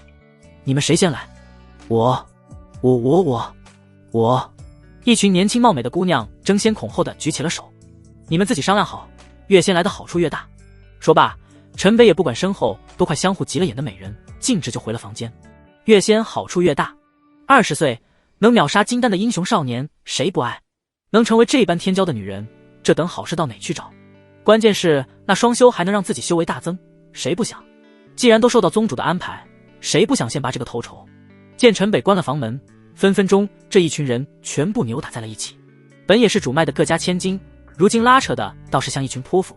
本就奔放的衣着，现在都被拽得衣不遮体，一副好春光。你们这是发什么疯？看看你们像什么样，还有点大家闺秀的样子呢。凤师的脸都让你们给丢完了，衣服都给我穿好了，成何体统？里面和凤羽还在聊天的凤老宗门看到这外面的情形，顿时撤开结界出来，闭着眼睛对着这群姑娘就怒吼了起来。一群姑娘慌忙整理好各自衣衫，挨排低头站在了那里。宗主，是圣绪让我们去他房间接受恩宠，我们就是再排个先后顺序。面对凤老宗主，这些姑娘们脸都羞得通红。那还愣着干嘛？那就按年龄大小一个个排好队，别让圣绪等久了，快点！凤老宗主一听缘由，心中一喜，看样子陈北是打算照单全收啊，这完全超出了他的预期，直接给大家定下了先后。是，顿时几个貌美如花的姑娘脸上就露出了笑颜，其中一个已经是直接飞奔向了陈北的房间。滚回来！这圣女，都给我滚回去坐好！凤羽一个纵身便堵在了众女的前面，就如一只母老虎一般，想染指圣绪经过我的同意了吗？哼！说完气鼓鼓的转身去向了陈北的房间。宗主，我们已经很努力才让圣绪动了心，可圣女……就见这群姑娘一脸委屈的看着宗主，眼泪都快流了下来。那就等着吧，这一路还有时间。既然圣绪有意，那就好办。谁能得到圣绪的欢心，回宗后重赏。还有，不要有谁觊觎圣女在圣绪身边的地位。你们以后即便得了圣绪垂怜，也是圣女的帮衬，明白吗？我们明白。一众美人纷纷点头应许。哐！就听到一声剧烈的摔门声，给这些个姑娘惊得心中一颤。即便都成了圣绪的女人，可这个圣女今后可不好伺候啊！这简直就是个一点就着的醋罐子。陈北，你是要干嘛？一点也不挑吗？我们这是订了婚约去见我爹娘，有你怎么玩的吗？还排队？你怎么不让他们一起上？我还在这里，你就这样哇！凤羽说着说着就嚎啕大哭了起来。我让他们挨个进来，又不是要和他们双休，你这么紧张干嘛？陈北摸了摸鼻子说道：的确，刚刚他就是做个试探，看看凤羽啥反应。要是凤羽没啥反应，陈北也就真的肆意妄为了。很明显，自己对凤羽的重要性肯定胜过了凤老宗主的那番话。不是双休，你让他们挨个进来干嘛？凤羽脸上挂着泪花赌气的直跳脚，就是想看看你怎么还不吃醋。陈北轻轻刮了一下凤羽的鼻子，嘿嘿一笑。啊，讨厌！凤羽一脸通红的直接扑到了陈北的怀里。你说我吃不吃醋吗？讨厌吗？师尊，是不是差点让你失望了？那你就惩罚雨儿吧，师尊，狠狠的惩罚雨儿。这次雨儿一个人接受师尊的惩罚，雨儿也要2个时辰。凤羽抱着陈北，整个人在陈北的怀里扭捏了起来。上一刻剑拔弩张的进来兴师问罪，这却转脸就跪了。真是小妖精啊！别要！之后的几天里，陈北和凤羽索性就在房间里开着结界，闭门不出。这也让外面一众姑娘傻了眼，这么狠的吗？几天时间，圣女怎么能够吃得消？这就不能雨露均沾一点吗？个个心里都是一片幽怨。别说得到圣绪垂怜了，这连面都见不到。宗主说的奖赏，看来是没有人能够得到了。轰！突然，快速飞行的非洲之外，劫云翻滚，筑基雷劫，难道是雨丫头？天哪，怎么可能？唰！凤老宗主发现了这对着非洲而来的劫云，顿时悬停了非洲。果然，陈北带着凤羽飞快地出了非洲。此刻的凤羽脸色还一片绯红，可身上已经在弥撒点点法文。陈北，此处是极乐宗的属地，我带雨丫头下去渡劫，你在非洲内照看一下大家。休话没说完，凤老宗主便带着凤羽御风而去。极乐宗，那个排名第5的霸主宗门。陈北还记得清楚，天骄弟子会上斩了的那个妖女，我杀乔楚的消息8成是他们走漏给乔江户的，不然绝不会那么巧。这么个双修宗门能排到霸主宗门第5位，倒是也挺让人意外。也难怪凤老宗主要他留下来照顾非洲上的这群姑娘，都是一群天赋极佳的处子美人。这要是被极乐宗的人撞见，绝对都就成了他们的财捕炉鼎。这一时回过神来，陈北感应到非洲之内，顿时大惊失色。谁下的药？周星殿内一片旖旎香兰，空气中充斥着粉红氤氲，一个个美人咬着嘴唇，眼神迷离，欲火焚身，一边撕扯着自己的衣裳，一边相互缠绕撩拨。草，这下了多大的伎俩！凤老宗主离开，不过就是转眼的功夫，而他在非洲甲板上愣神前后也就10几息。是谁？不如出来一见。陈北并没有感应到其他人的存在，能逃过他现在的感知，那来人可就不简单了。不过如此下作的手段都能试出来，这到底是要干什么？极乐宗没人，下了药就跑，神经病吗？陈北反复感知了数遍，非洲确实没有任何旁人的气息，顿时就觉得哪里不对。不过周兴殿中此刻的盛况可谓是百花齐放，妖艳至极。这种场面陈北还真是第一次见，谁又能做到心如止水？药性猛烈，众女已经开始出现了燃灵状况，再不及时救治，怕是一个个都会燃灵而亡。陈北心中一动，便直接冲杀了进去。随着陈北手印连连，道道法符纷飞，不断没入众女的体内。凤老宗主，您老也真舍得下本钱，给自己的小辈下这么重的药，我怎么能不随了你心意？碧落黄泉都伤不了我，醉仙散怎么可能影响到我？陈北思前想后，最终断定这药根本就是出自凤老宗主之手，难怪这么着急带凤羽去渡劫，还这么久不回来。看这情况，肯定是让凤羽直接在外面稳固筑基，给非洲上留下充足时间办事，还用什么极乐宗属地来误导？既然送上门，那就照单全收。不过他们却没有资格成为陈北的道侣，而是全都被陈北降下了御心术。从此之后，他们虽然并无任何异样，可陈北就成为了他们的唯一主人。就算陈北让他们立刻去死，都不会有哪个会皱一下眉头。这么一群忠心的属下，不但都是赤炎宗主脉的娇女，而且他们各家在赤炎宗内的关系也是盘根错节，这对留在赤炎宗的众女和明元剑宗更能增添一份保障。整整2天时间，凤老宗主御空而行，凤羽在一旁兴奋的御剑跟随，才算是回到了非洲之上。周兴殿的狼藉早已收拾得干干净净，那群原本只会围着陈北争宠的美人们，现在是个个盘坐于蒲团之上修炼，负手踱步的陈北还时不时的认真指点，这场面完全就是在教导弟子修炼。陈北，我成功筑基了。凤羽是二话不说飞扑到了陈北的怀里。师尊，还不奖励羽儿？奖励奖励。不，陈北说着就直接送上了一枚香吻。好了，大家各自休息吧。是，师尊。在陈北的一声令下，众美人礼貌向着陈北行礼后，各自起身后纷纷围向了凤羽。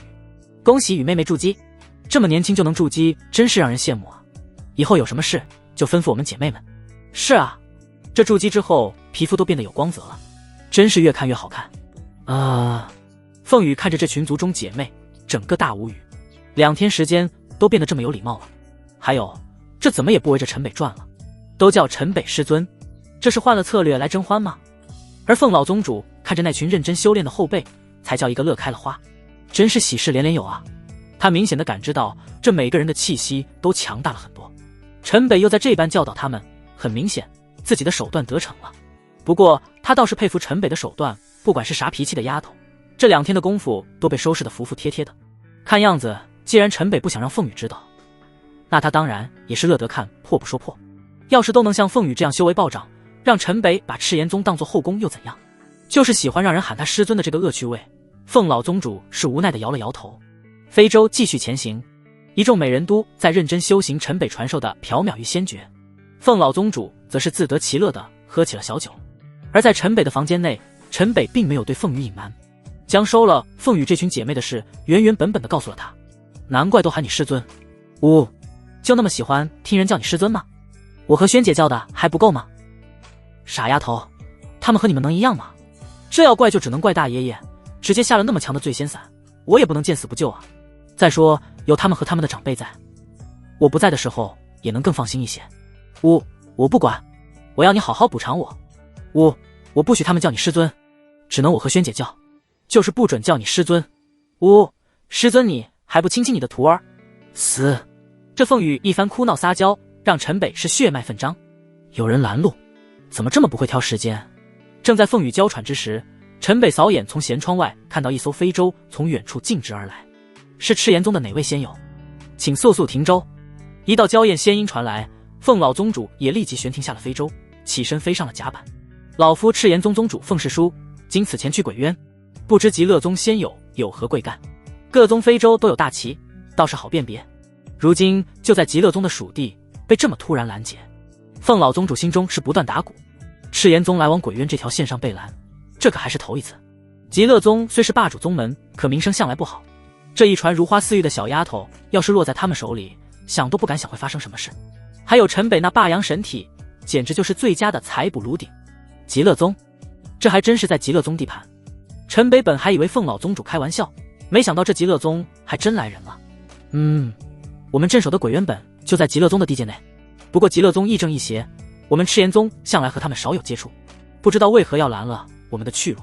凤羽口中带着呢喃之音，慵懒地抱着陈北，不舍这颗温存，但还是起了身。两人携手出了房间，便走到周兴殿。师尊，一群美人恭敬地齐齐向着陈北行礼。以后不准称呼他师尊，只有我能叫他师尊。雨妹妹，这是吃什么醋啊？我们都是姐妹，为何只能你称圣虚为师尊？对啊，雨妹，你身为圣女，这你还要争？是不是师尊？凤羽一拽陈北的胳膊，气得直跺脚。你们，陈北，你看看他们，这就是你说的听话？你听他们叫的多暧昧，就是在挑逗你。那雨妹妹说我们怎么称呼圣虚？好了，大家别闹，看外面到底出了什么状况。原来是凤老宗主，奴家正赶往赤炎宗，没想到在这碰见凤老宗主。那极乐宗飞舟中花瓣纷飞，一道粉红丝带飘出，凌空铺出了一条天路，赤裸的粉嫩玉足轻点，亮影随风，云纱飘扬，伴着花瓣飞了出来。绝美玉姐风情万种，一笑倾国倾城。原来是花仙子，凤某有礼了，不知仙子欲去我赤炎宗为何事？凤老宗主赶忙施礼。别看这花仙子如此妩媚娇艳，实力却不比凤老宗主低，在极乐宗众长老中，实力绝对排得上前5。鬼渊出事了？什么？鬼渊出了什么事？还请仙子明言。鬼渊出事？鬼渊会出什么事？花仙子何时以这么凝重的表情示人过？凤老宗主一听花仙子的语气，心中便是咯噔一声。近日我极乐宗属地内不少地方上报出现恶灵屠戮生灵，我便去了鬼渊查看，可鬼渊入口外数百里全部已成为死地，无数恶灵汇集。你宗镇守之人应该已经全部遇难。凤老宗主还请节哀顺变。全部遇难？怎么会全部遇难？花仙子此话一出，凤老宗主如遭雷击。数月前他刚把弟弟、侄儿侄女发配至此，还有数百族人在此镇守，这股力量可是赤炎宗不可或缺的底蕴。全部遇难，这要他怎么向族人交代，怎么向祖宗交代？不会的，我胞弟凤氏家元婴后期，我赤炎宗有10位元婴，100位金丹在此镇守。怎么会？怎么会？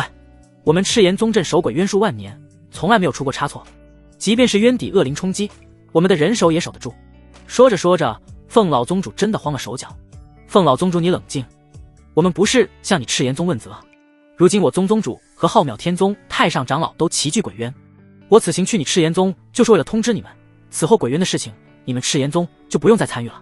花仙子还以为凤老宗主失态成这样，是因为害怕会被霸主宗门追责，赶忙就劝慰了起来。我们也在扑杀鬼渊的恶灵，若是遇到你宗门人，会让他们立即赶回你赤炎宗。现在的鬼渊情况很恶劣，恶灵一旦入内，我们根本追不进去。那鬼渊地底不知何时生出了一座恐怖的鬼刹，鬼刹外的结界几乎笼罩了整个鬼渊，就连我们宗主都无法破开。这已经不是你们赤炎宗能插手的事了。正好再次碰到你，我也不用再前去你们赤炎宗，就此别过。如今我极乐宗境内恶灵四处祸害人间，我还要赶去扑杀。花仙子说完，拈手一指礼，伴着花瓣飞舞，便要退回非洲。花仙子请留步。凤老宗主顿时喊住了就要离去的花仙子。凤老宗主还有什么事？我能不能去鬼渊看上一眼？我的至亲全部在鬼渊镇守。说到此时，凤老宗主也是老泪纵横。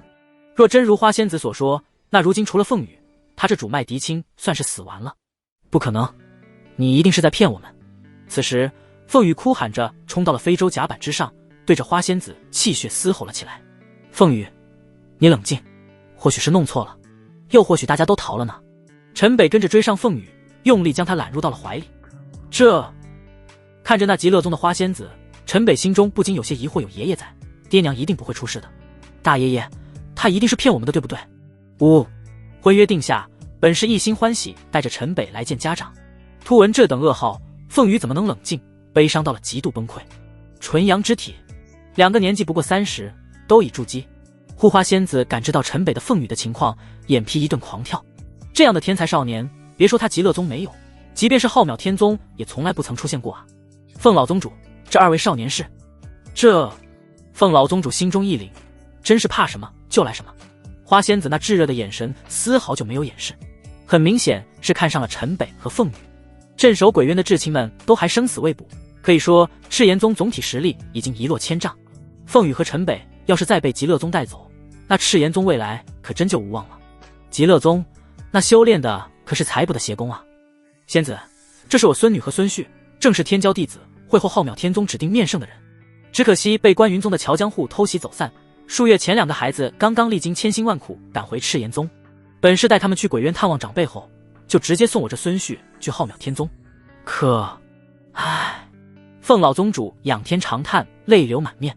凤老宗主，你宗门人或许只是走失，并未全部陨落呢。小丫头，不要太难过，可能是我没有发现他们呢。毕竟我也不知事发之时是什么情形，而且你宗公法本就对恶灵有克制。凤老宗主，你不是想去鬼院看一眼吗？正好我们边走边说。花仙子隔空一伸手，漫天花瓣伴着法纹飞舞，非洲一阵扭曲，便被他收了起来。随即身影一闪，便登上了赤炎宗的非洲上。这，凤老宗主一时头大，花仙子是压根没打算放弃两个孩子啊。这凤羽和陈北还有浩渺天宗的关系能够做挡箭牌，可这么一登船，周兴殿还有那么一票天资卓绝的丫头，那可好不容易都被陈北拿下了。这要是被极乐宗给掳走，那真就得不偿失了。别这了，我们出发吧。据说西天阁这次带走了一个了不得的神木少年，西天圣尊对浩渺天宗甚是满意，所以有没有这两个孩子，浩渺天宗也无所谓了。花仙子看着陈北和凤羽是越看越满意，连话都不由自主地多了起来。神木，陈北还第一次听这么个称呼，难不成是木属神体？那还真是极为少见。凤老宗主此刻也没法子，硬着头皮请花仙子进入周兴殿。宗主，我爷爷是出事了吗？我三爷爷也在鬼院。宗主，到底发生了什么？宗主，我们一支叔伯都在鬼院。他们，宗主，这些主脉的姑娘的，基本上家中都有长辈在鬼院。外面的谈话他们也都听见了，只不过他们还没有资格面见极乐宗的长老，未曾出去。可凤老宗主一进周兴殿，一群人纷纷便围了上来。而花仙子看到周兴殿中这一群惊慌失措的美人后，眉头不由皱了起来。好了，具体情形到了鬼院就知道了，大家各自回房等候。凤老宗主第一时间就把大家打发回房，都在极乐宗长老面前晃悠，他可是不能放心。是。陈北心中一动，众女纷纷一脸悲痛地向凤老宗主和花仙子告退散去。有意思。陈北有些好奇的又看了眼花仙子，便也带着凤羽回了房间。凤老宗主，你们赤炎宗怎能如此胡来？见众女退下，花仙子面露不悦，向凤老宗主问道：胡来？不知仙子何意？凤老宗主倒是被花仙子问得莫名其妙。刚刚这群孩子个个都是绝佳的修行苗子，还未入筑基，居然全部破了处子之身。若不是我知你赤炎宗底细，就你带着这一群孩子出行，我都以为你是个合欢老魔。还是你们赤炎宗现在已经堕落如此不堪？花仙子一点也没有客气，满满都是责问之意。这些孩子都是我后辈血亲，花仙子，你这玩笑有些过了。凤老宗主被质问的真是头大，还合欢老魔堕落不堪？西周谁不知道合欢邪道都是源于极乐宗？这花仙子是怎么好意思问出这般问题的？又想到陈北，只要是和他双修就能变强，也实在是邪门的很。难不成陈北还和极乐宗有何关系？还是陈北懂得极乐宗的秘法？天下女修本就示弱，这些孩子资质本就难得，筑基之前失去处子原因，以后道途也就有限了。你们赤炎宗女子全部在这般年纪就破了身子，难道是你们有意为之？在你们眼中，女修男不成就是你们修行的附属和玩物吗？花仙子越说怒气越大，她虽身在极乐宗，很多是身不由己，可打心眼对视女性为玩物的做法深恶痛绝。看到连赤炎宗都是这般龌龊行事，不由对这世上女子鸣不平。道途有限，凤老宗主心中一惊，他只知女子脱凡之前破身便难入仙途，而大多筑基都是100岁之后，筑基前破身也是正常之事。赤炎宗不是研究男女之事的宗门，连凤老宗主都是第一次听的这种说法。那凤羽可是先天3重之时就被陈北给霍霍了，现在看似修为大涨，难不成以后想到这里，凤老宗主立刻变了脸色？这花仙子这道途有限是什么个有限法？几乎不可能金丹化阴。花仙子还不知华老宗主怎么突然这般紧张，那眼神似乎变得都要吃人。什么？他凤老宗主手上一抖，狠狠地扇了自己一个耳光。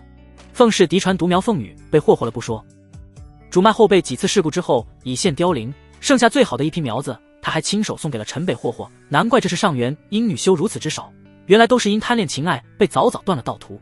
仙子不知可有什么补救之法？筑基前处子元因一失，断然无回天之力。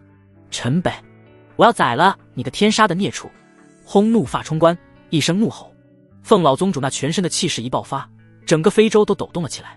我去，大爷爷这是在发什么疯？陈北听到凤老宗主的咆哮，赶忙拉着凤羽跑了出来。陈北，你害了凤羽！我害凤羽？我没听错，大爷爷，陈北怎么会害我？陈北猛圈，凤羽一样猛圈，不知凤老宗主这是哪根筋搭错了。筑基之前施了处子元婴，便再无金丹化阴的可能。陈北，你断送了雨丫头的前程，断了我赤炎宗的嫡脉正统啊！雨丫头，我可怎么向你爷爷和爹娘交代啊？唉，凤羽既然元婴无望，那你们就早日诞下子嗣，从头开始吧。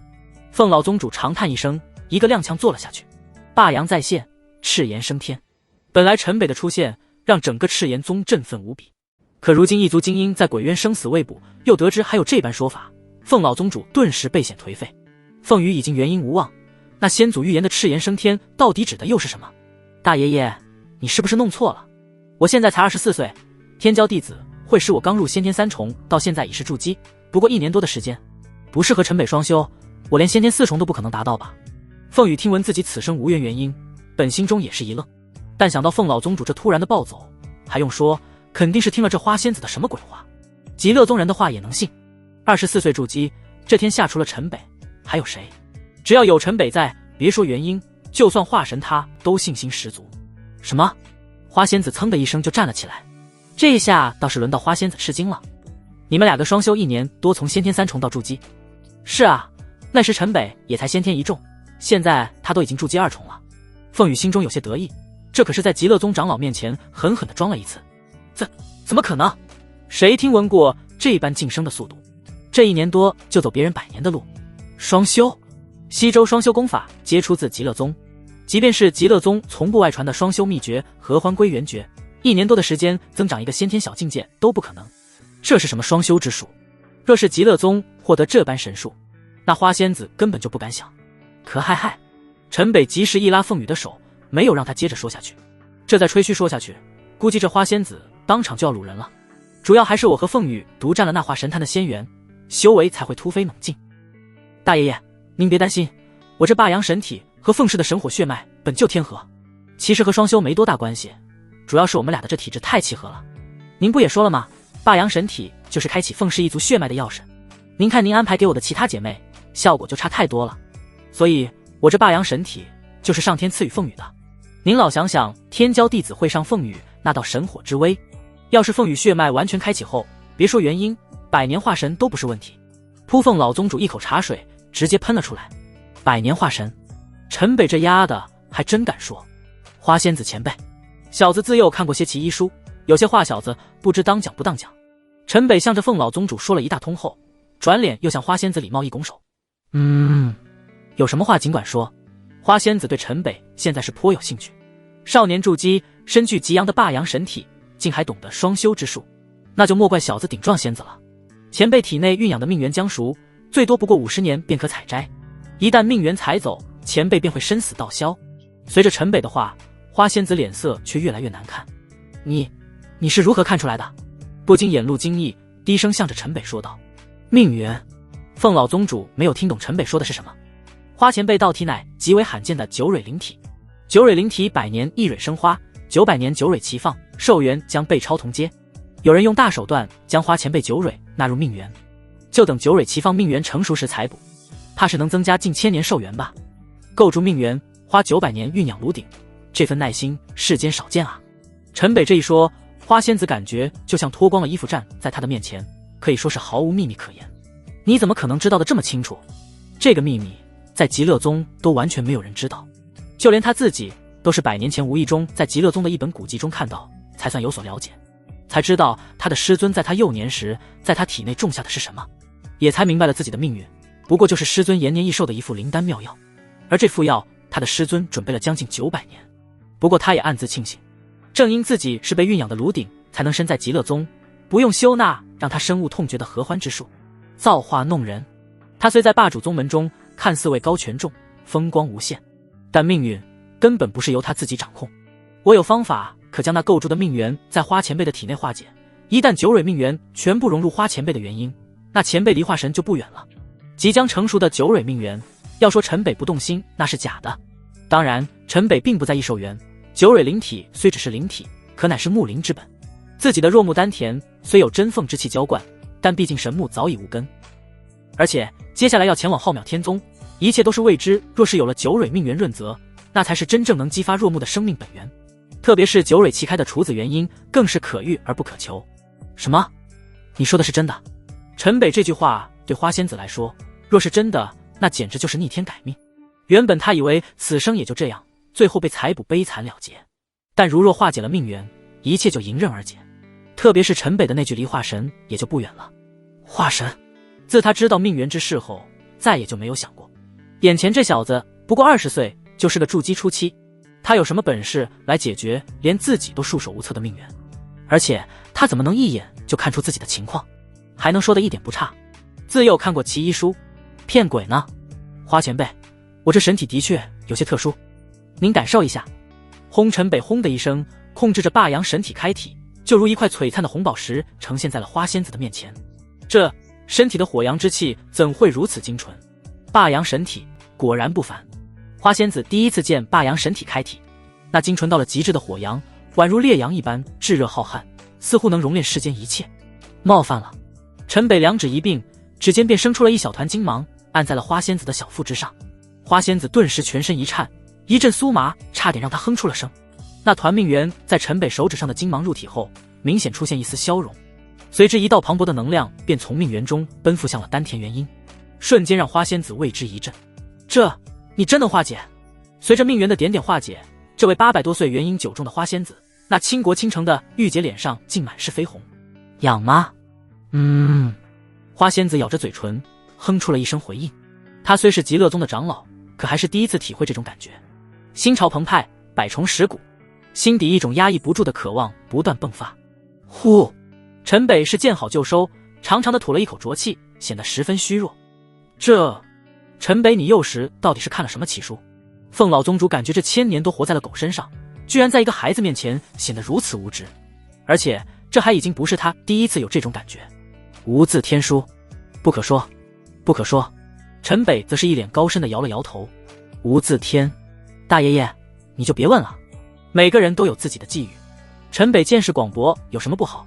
凤羽开口就打断了凤老宗主的疑问。在方外之地时，陈北遭那誓言反噬的状况还历历在目，他可不想陈北在凤老宗主的追问下再出什么状况。一旁的花仙子坐在桌前，双腿紧并，不断地调整着呼吸，生怕那让自己都感到恐惧的欲念压制不下去。我怎么感觉自己越来越邪恶了？嘿嘿。而陈北偷瞄了一眼花仙子的反应，心中暗暗一乐。其实这命缘消融哪会那么容易？陈北刚刚是施展了几个叠加仙术，这才让他显得如此疲惫，只不过还用上了上界合欢仙骨催情的小把戏，这才让花仙子的感受如此欲罢不能。花仙子前辈，我没骗你吧？我的神体可能是消融你命缘的唯一办法了。对于花仙子来说，那羞人的感觉让她感到羞愧。人家陈北好心为自己诊疗消耗成这样，自己却是对这个后辈少年生出了那种欲念。说吧，你想要什么条件？话都说到这份上了，花仙子也不是不明事理的人，仅仅是这一丝消融感觉都像是要了陈北半条命，而要想体内这个即将成熟的命缘全部消融，怎么可能会简简单单？一丝命缘消融带来的能量就如此澎湃，那命缘若是全部消融的话，随即想到了陈北所说的化神有望，想到师尊花了将近900年将他酝酿成命缘炉鼎的命运，此时好像什么代价他都能够接受。那个花仙子小子，我如今实力低微，霸阳神体的威能体外效果太过有限，若想彻底解决问题，可能需要和我双修香当长一段时间。噗！无耻！陈北你疯了，他是极乐宗的长老，你还真是个色胆包天的小混蛋。花仙子虽是十分气恼，但毕竟是极乐宗的长老，面上对这种事情云淡风轻，对着陈北嫣然一笑百媚生。这种满脑精虫的少年，极乐宗倒是多了去了，即便是那些长老不也是一样，甚至是宗主不也是把自己酝养成一个9蕊命缘炉鼎？这样俊秀的纯阳体少年，那要是在极乐宗里可是个抢手货，真的能将命缘化解，就是给了这少年，好像还是自己赚了。不过花仙子转脸对着凤老宗主却是一声怒斥，顿时又变得面若寒霜。凤老宗主，我是极乐宗的长老，怎么了？你这话里有话是什么意思？凤老宗主刚刚一时气急脱口而出，极乐宗那采捕的邪功他可没少听闻。陈北这柱机器的小身板对上元英9重的长老，花仙子，陈北还是个孩子，面对你这般仙姿定然是把持不住，冒犯到你这赫赫有名的极乐宗长老，还请你大人有大量饶过他吧。总不能当着花仙子的面对陈北说，你特么分分钟就会被吸干吧？此刻凤老宗主心中可是把陈北骂了不知道多少遍，这小子还真是如花仙子所说，色胆包天。不过20岁，身边已经有了这么多女人，不久前还刚刚收了一群赤炎宗的小丫头，霸阳神体的精力这么旺盛吗？要和极乐宗的长老双修，脑子里到底是装的什么？极乐宗的女人都想上，那花仙子的确是美艳至极，但那是极乐宗的长老啊，那特么不脏吗？而且现在是什么时候？鬼渊那边现在族人还生死不明，这小子却还一心想着女人看样子。之前陈北的话，凤老宗主是没有听懂。花仙子是一个孕养了将近900年还未被采捕的炉鼎，当然是至今冰清玉洁。他老人家倒是把这个千娇百媚的花仙子当成了老妖婆。我饶过他，我说要怎么他了吗？花仙子轻笑了起来，掩饰自己的那一丝尴尬。要说把持不住，刚刚陈北那一番诊疗下，差点把持不住的倒是他自己。我也是就事论事，并无冒犯花仙子前辈之意。其中情形，前辈想必自知甚详，小子也无需多说。大爷，您老放心，凤羽不存在你说的未来不可金丹化阴，只会更好。凤羽，我们回房吧。我相信在鬼渊镇守的族人一定吉人自有天相。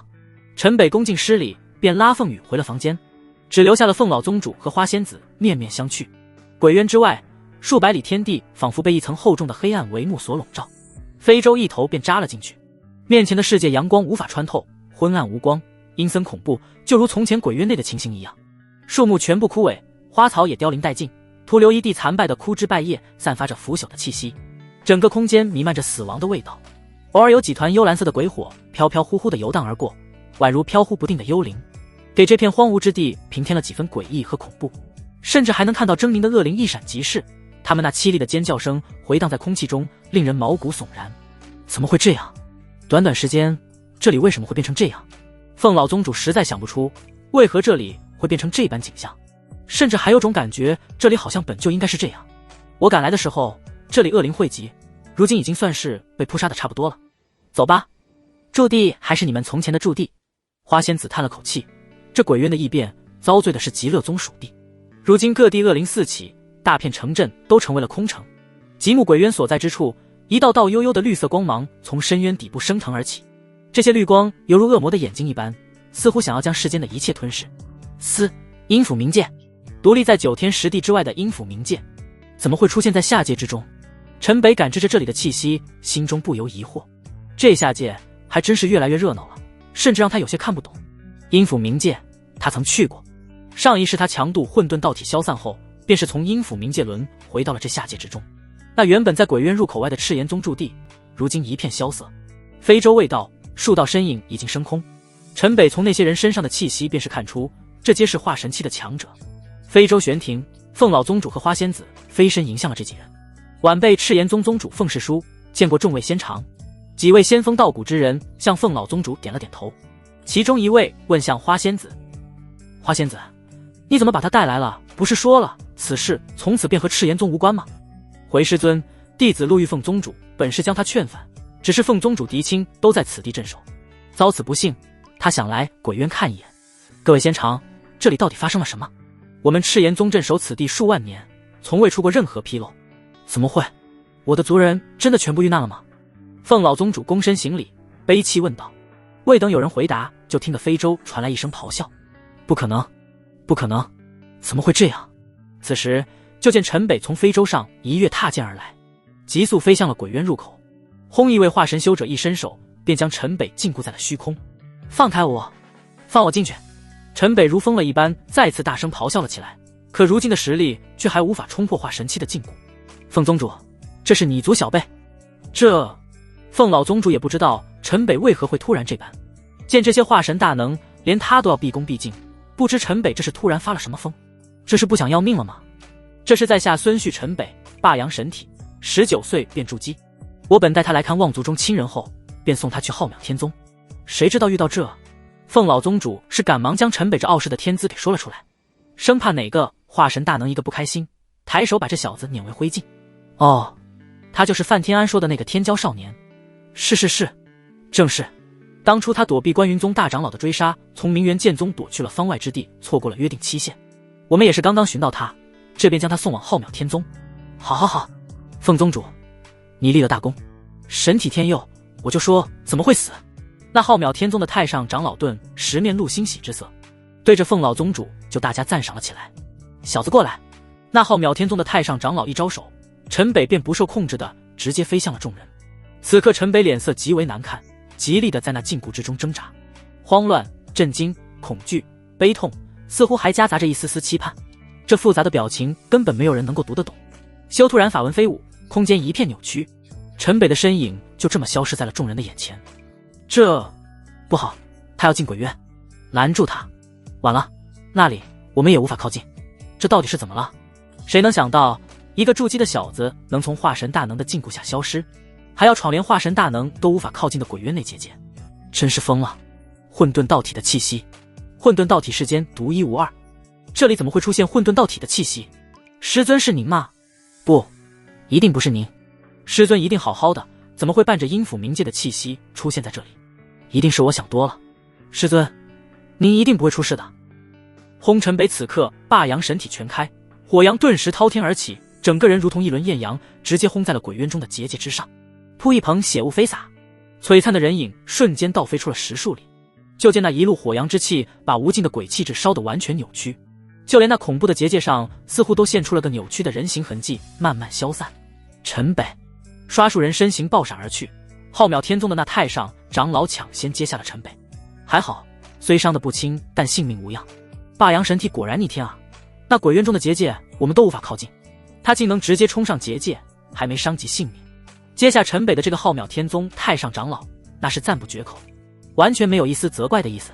凤宗主，你宗向浩渺天宗50年的供奉全部取消，择日会有重赏送至你宗。明阳，这里暂且交给你们极乐宗，我带这小子先回浩渺天宗疗伤。紧接着，这浩渺天宗太上长老对着凤老宗主还有极乐宗各自吩咐了一句，翻手取出飞舟，抱着昏迷的陈北闪身便化为一道流光，消失在众人眼前。这一切来得太过突然，出乎所有人的意料。非洲中的凤羽甚至连道别的机会都没有，而花仙子也傻眼了。那陈北可是他摆脱命运的唯一机会，他的选择都还没来得及做，这人就被带去了浩渺天宗。若想再见，不知是何年何月，甚至此生还有没有再见的机会都很难说。凤老宗主没有管陈北被带离之事，而是飞向了那鬼渊入口处，向那结界之内看去。就见无数恶灵在结界中游荡，渊底深处隐约可见一座鬼刹耸立，幽绿带着猩红的光芒闪烁。不过只是看了那鬼刹一眼，几乎就让凤老宗主心脏骤停。那心悸的感觉竟是让修炼火阳的凤老宗主不停站立，全身冰凉。这到底是什么？赤炎宗镇守鬼渊数万年，可这结界、这鬼刹全都超出了他的认知。名扬仙长，您老见识渊博，不知能否为在下解惑一二？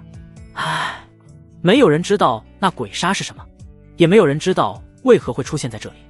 我们推测，应该是这鬼刹的突然出现，导致鬼渊底部的那些恶灵短时间全部涌出，才导致你们赤炎宗镇守之人连逃离传讯的机会也没有。这怎么会这样？凤老宗主即便不愿相信，但他也明白这些族人怕是已经凶多吉少。渊底世界的恶灵有多恐怖，他深有体会。但是他们从不会主动离开渊底，就像是被禁锢在其中一样。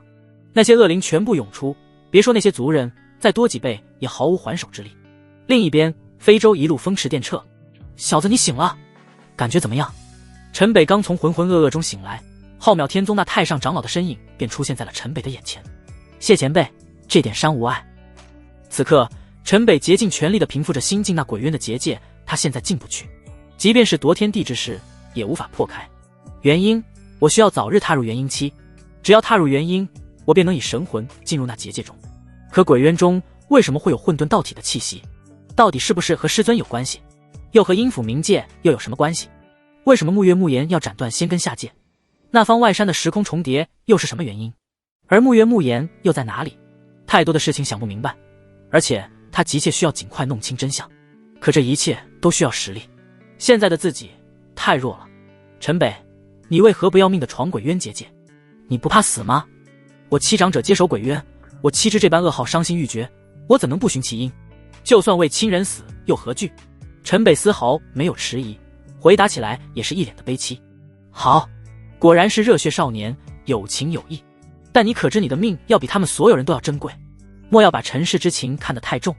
修仙一途与天争命，随着修为增长，总有亲人跟不上你的脚步，生离死别未来是常有之事，你虽年少，也要须知惜命。这太上长老对陈北的话甚是满意，赤子之心可见品行，随之便开始对陈北说教了起来，一开口便是说个不停。没想到一个堂堂浩渺天宗的太上长老竟然是个话痨。是，前辈教训的是，不用前辈的叫，我名孟玉，乃浩渺天宗太上长老，你称我孟长老便是。孟长老，小子有一事请教，不知当讲不当讲。你现在已经是我浩渺天宗的人了，不用拘谨，有什么疑惑就问吧。不知孟长老可知，当初天骄弟子会时，方外之地有个叫太虚仙宗的宗门抢夺了上古妖劫山，当然我还为此去了一趟方外之地。小子躲避关云宗追杀时，曾深入方外之地，看到数百里奇异天地，连天都被打破了，还有无数妖物。不过太虚仙宗已经成为废墟，难道是孟长老出手所伤？你小子也太看得起我这老头子了，不过这是真是不说不来气啊！我赶到方外之地时，看到的情形应该和你后来看到的一样，不过当时他们人还没有离去。那个太虚仙宗实在是太狂妄了，不知他们用了什么手段，打碎了上古妖劫山，才导致了上古妖劫山的天地和方外之地的天地重叠在了一起。那上古妖劫山可是我们西周上古传下来的历练至宝，就那么被他们给毁了，还说那里以后留给我们西周小辈历练，简直就是耻辱，活脱脱的就是对我们整个西周的羞辱。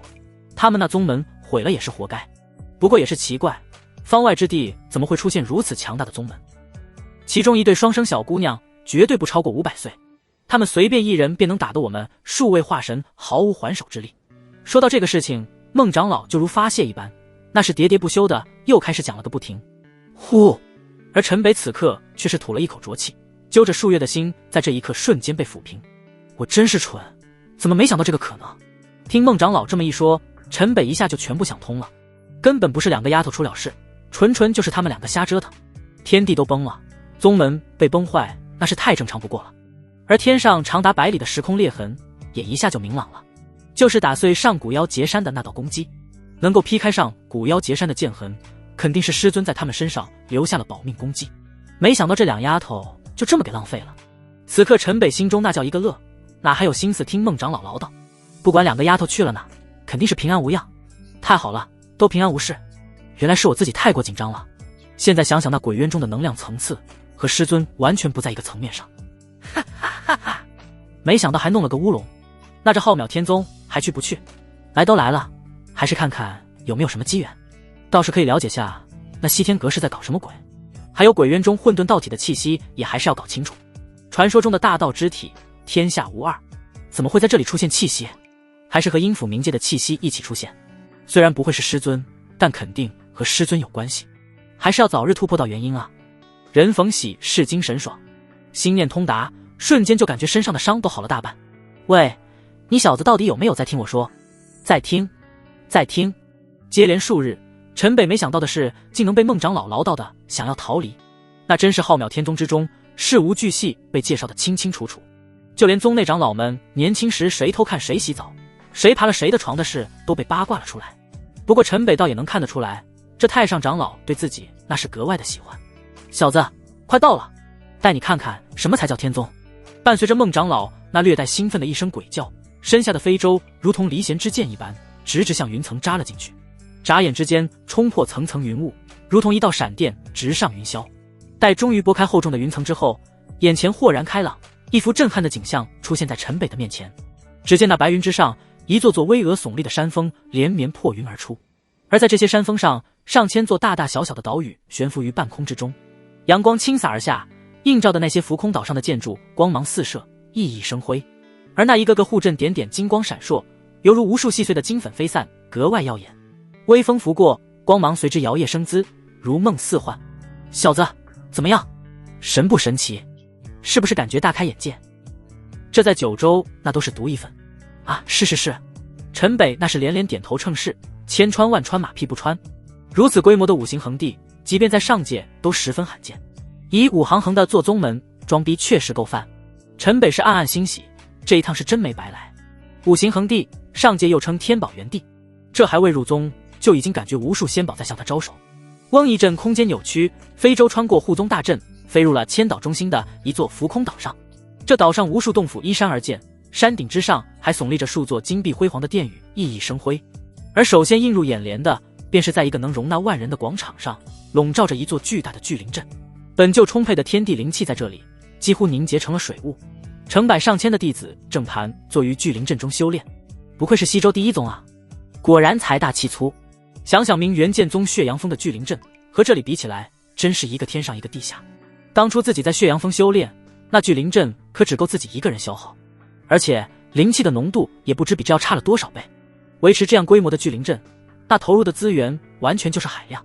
这里就是浩渺天宗的内门了，没见过这般规模的聚灵阵吧？这在内门不过就是最差的一个公用聚灵阵，你以后压根用不到。走，带你去长老殿。孟长老听陈北那赞许声，顿感满意。浩渺天宗对于所有第一次来的人留下的必然是震撼，也是让天下天骄趋之若鹜的底蕴。咔！孟长老捏下一块阵盘，当山顶之上2道钟声便随之响起，是长老召集令。咻咻咻数道身影从各个地方御空而来，直飞山顶长老殿。孟师祖回来了，师祖降临我们内门长老殿，还真是稀客。这怎么还带了个小子？唉，这不是天骄弟子会上的神体小子吗？还真是。哈哈哈哈，原来你小子还活着，太好了。不对，这1年多不见，已经筑基了。我的天，我没记错，你小子到现在才20岁吧？范天安和几个参加了天骄弟子会的长老纷纷迎了上来，感知到陈北身上的筑基气息，纷纷一脸震惊。范天安，这孩子暂时就交给你内门了。还有赤炎宗的50年供奉取消，你安排送去天级奖赏。这什么？这是你当初办事不力，倒是把屎盆子扣在赤炎宗的头上。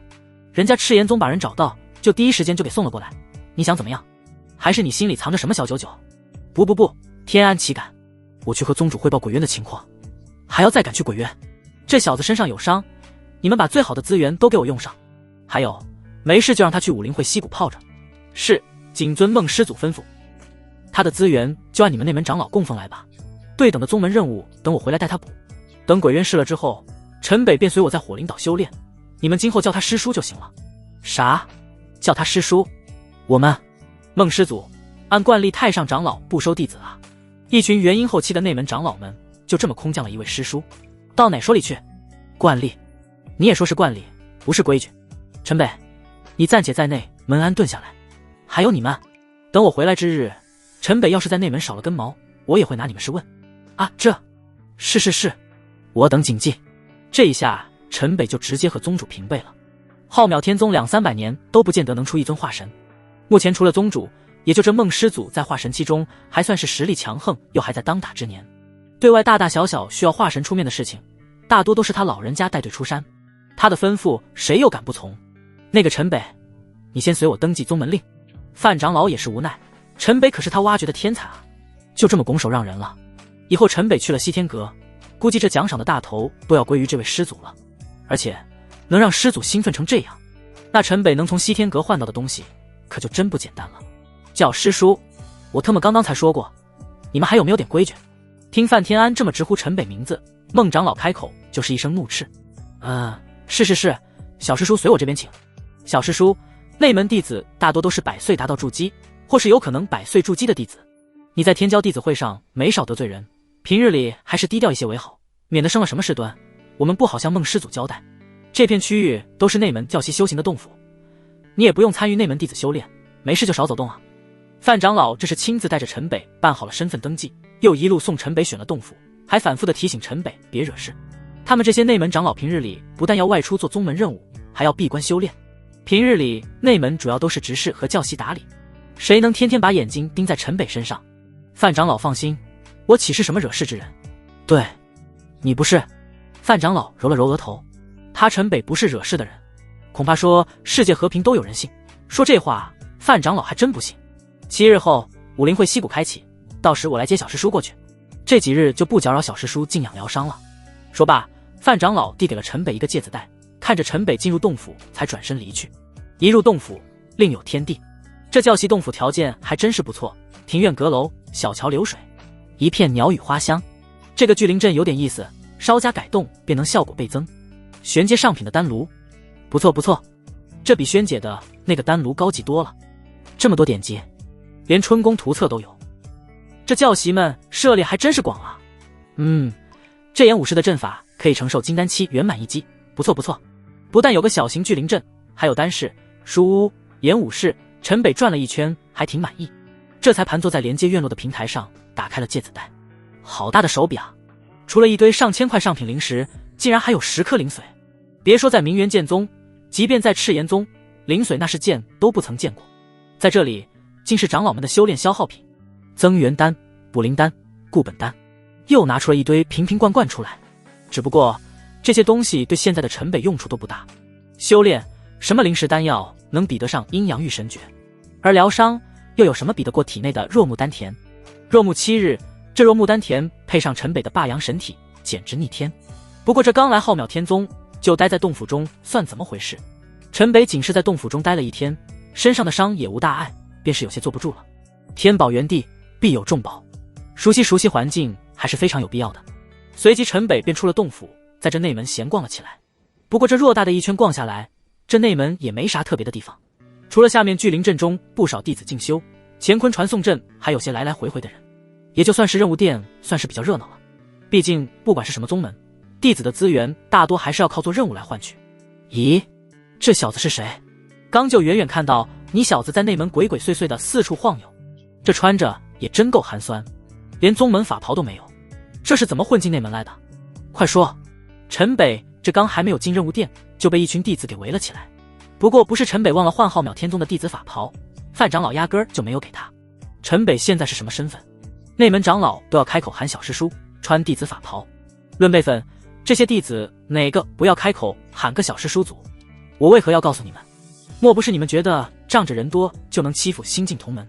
陈北抬眼扫了下这群围住自己的弟子，神色淡然地接着说道：我答应了范长老不惹事，你们最好别离我远点。你还答应了范长老不惹事？怕不是偷溜进来的奸细吧？老实交代。那群弟子哄笑起来，其中一人嘲讽了起来。陈北无奈地摇了摇头，正欲解释，突然一道轻柔的声音传来：你们这是在干嘛？众人回头，只见一绝美彩衣仙子飘然从人物殿走了出来，纤纤悠然，身姿婀娜，一声仙音如天籁，一袭霓裳轻拂，如仙气缭绕，如梦似幻。顿时个个收起了嚣张嘴脸，纷纷正色向仙子行了一礼。这可是所有内门弟子心中的女神，多看一眼都觉得自惭形秽，简直美到让人窒息。苏师姐，这小子行迹可疑，根本不是我们内门弟子，我们怕是进来了奸细。奸细？大摇大摆进入我们内门，你们不长脑子的吗？我看你们是闲着没事，打算欺负新人师弟吧？这苏师姐对着这群弟子就训斥了起来。内门这些个弟子们什么德行，她这个做师姐的倒是知道得清清楚楚。苏师姐又打量了陈北一下，微微一笑，百花失色。道师生的俊俏，你应是刚入宗门吧？能直接进入内门，想来也一定不凡。小弟弟，是哪位长老引你入内门的？有没有身份令牌？小弟弟，仙根，身具五行之力，这不会是传说中的五行横体吧？陈北也不在意什么小弟弟不小弟弟的称呼了，此时眼神是直勾勾地看着眼前的苏师姐。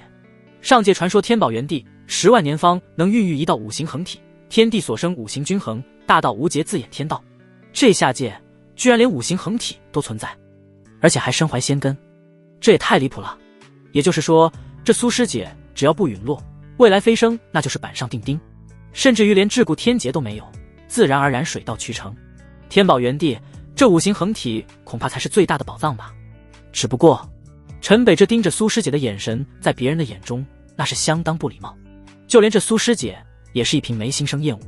小子，你那是什么眼神？胆敢亵渎苏师姐，找死！有种和我们上仙斗台，看我不好好教训你这个登徒子！就见这群弟子那是一个个义愤填膺，剑拔弩张，若不是内门禁止弟子间私斗，可能都已经大打出手了。仙子息怒，我自幼在世俗学了点观相封剑，见仙子面相特别，不忍多看了几眼。陈北哪里看不出，此刻这苏师姐对自己心生厌恶，赶忙拱手解释了起来：你他妈还能要点脸吗？屁大点的年纪，把世俗搭讪的伎俩用到了我们天宗内门，是不是马上还要说你会摸骨？岂有此理，岂有此理！惹我们苏师姐不悦，不管你是什么身份，今天你都别想好好离开。众人看到苏师姐脸色不悦，顿时个个对着陈北那是怒火中烧，就好像陈北对他们做了什么天怒人怨的事情一般。好，那你便说说，都看出了点什么？若是说不出一二，今日我就带师长惩戒一番你这个孟浪之徒。这苏师姐也有几分怒意，眼前小子不过20左右的年纪，那带着侵略的眼神，还有这般轻佻的话语，确实让他十分厌恶。陈北双手掐指，双目微闭，嘴上念念有词，活像个世俗中的神棍一般。一番摇头晃脑，便是对着苏师姐说了起来：我观仙子印堂泛五彩灵光，本应是福泽深厚，气运过人，日后必超凡入圣，受万人敬仰。这番操作可是把当年在陵南城见着的算命先生的样子学得惟妙惟肖。呸！我当能说出什么道道？原来就是一番阿谀奉承。我们苏师姐还需要你在这溜须拍马？就你这水准，还扯看相这种把戏，真不知你哪来的勇气。听陈北的话一出，一圈弟子甚是鄙视。这般话术在仙门说来实在是幼稚至极，但这五行冲顶成煞，实乃不祥之兆。仙子不但没有双亲，而且这天煞还遮蔽天机雷劫不至。相术所称此为业障，仙子如今筑基期修行，资源消耗极大，却收效甚微。即便仙子能同阶无敌，但业障不破，前途堪忧。说到此处，陈北一时摇头唏嘘不已。短短几句话，让这苏师姐听了脸色是变了又变。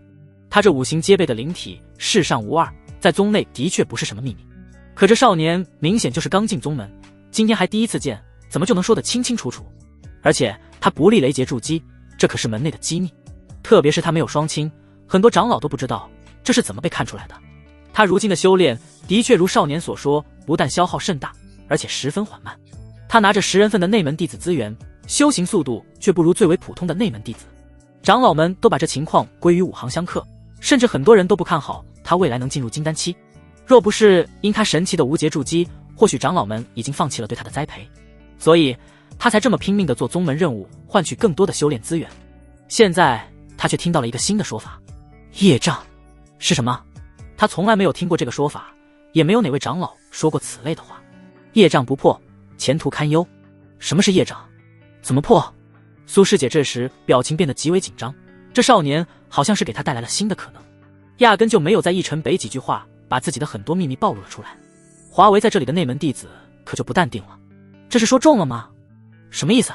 苏师姐克死了父母，雷劫不至，那就是苏师姐没有机会踏入金丹。业障，难怪我入内门数10年，我都赶上了苏师姐的境界，师姐还是踏步不前。我擦，这同阶无敌是怎么看出来的？尼玛，这小子还真是个神棍不成？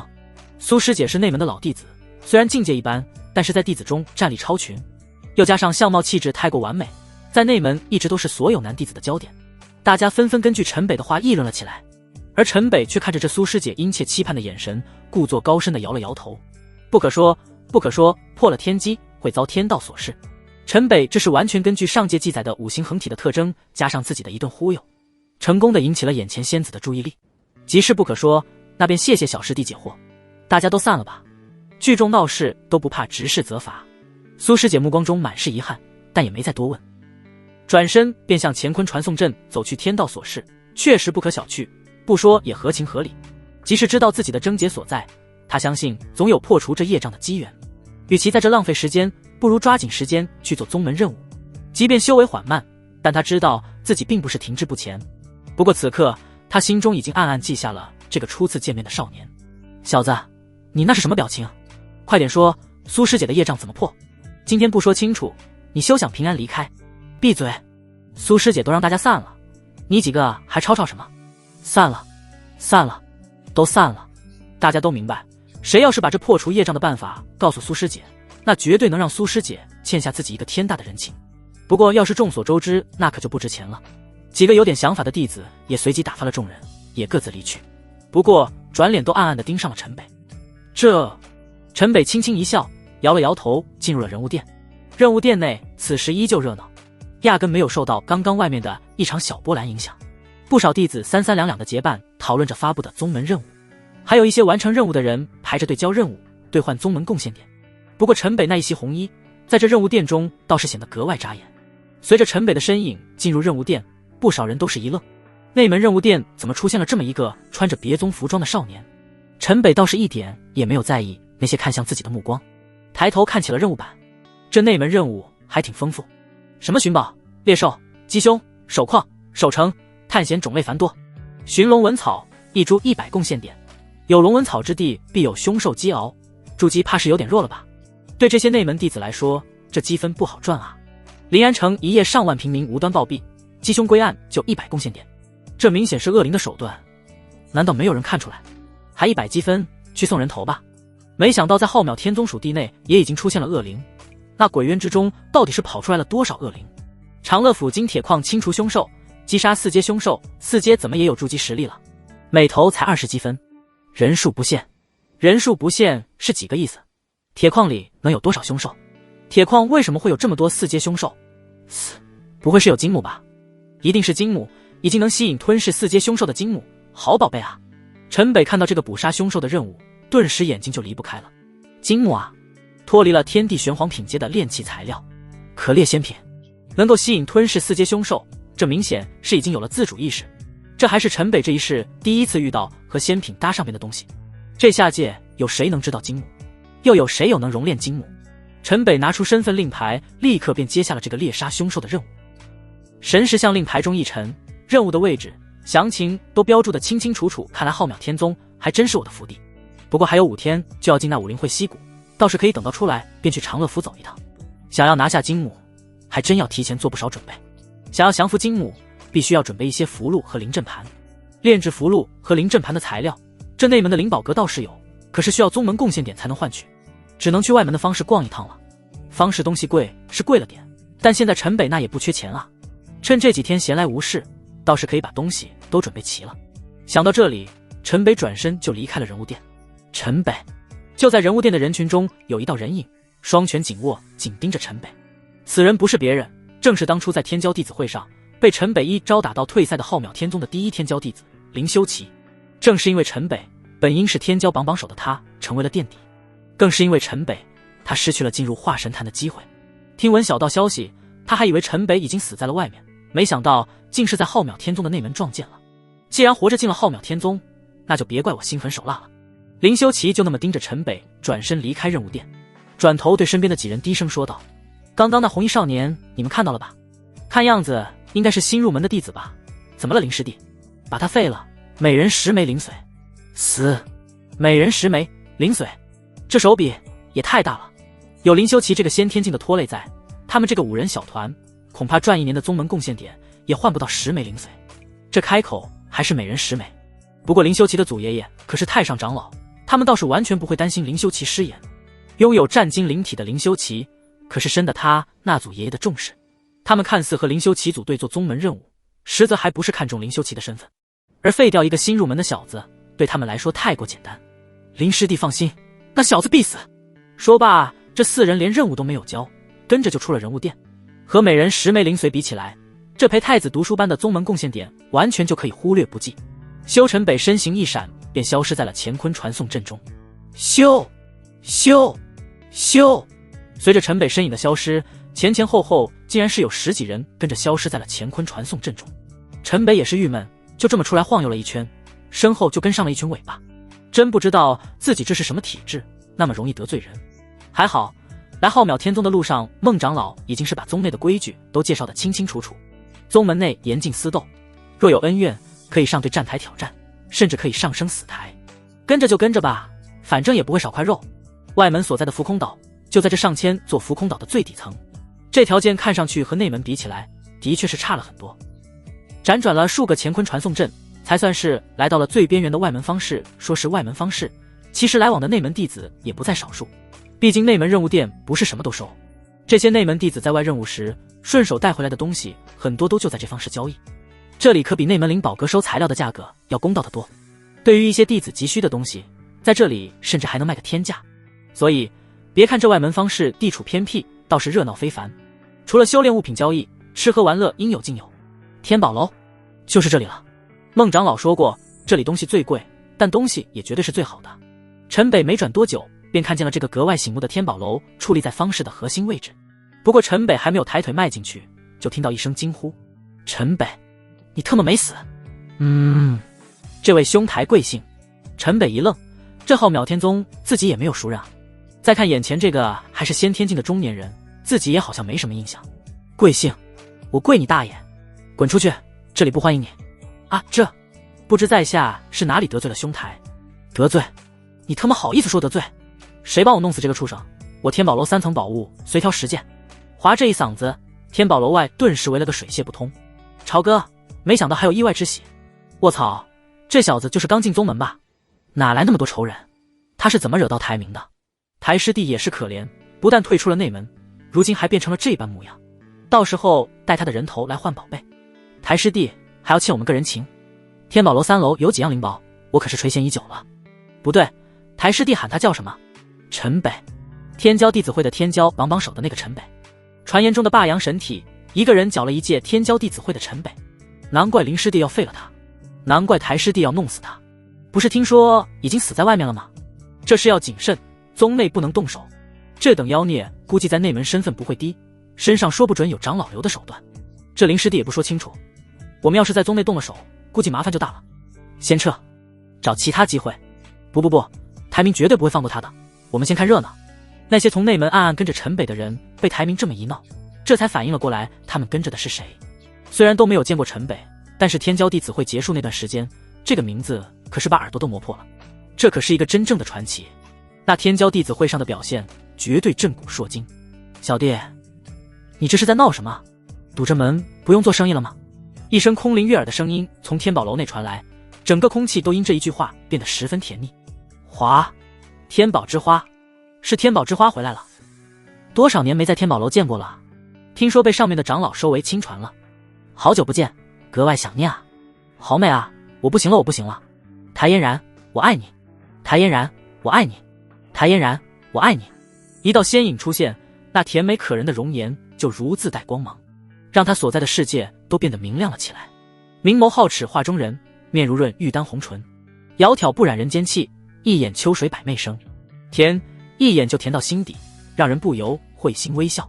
整个方氏的年轻人瞬间就疯狂了起来，哪还有人管什么陈北不陈北的，却是成了天宝之花台嫣然的大型粉丝见面会。就连已有不少道侣的陈北也眼前一亮，太甜了，好喜欢。姐，这就是把我害成这样的那个王八蛋。那台明一把就拽住了陈北，好像姐姐来了，他就有了天大的靠山一般。姐，陈北看着这个含糖量爆表的仙子，咋也没有想到这会是一对姐弟。命脉杂乱，生命力枯竭。随着和台明一接触，陈北发现了这台明的具体情况，不怪这台明恨他，这还真是自己造成的。台明当初可是浩渺天宗进入化神坛的独苗，差点死在了陈北的乾隆极渊阵中。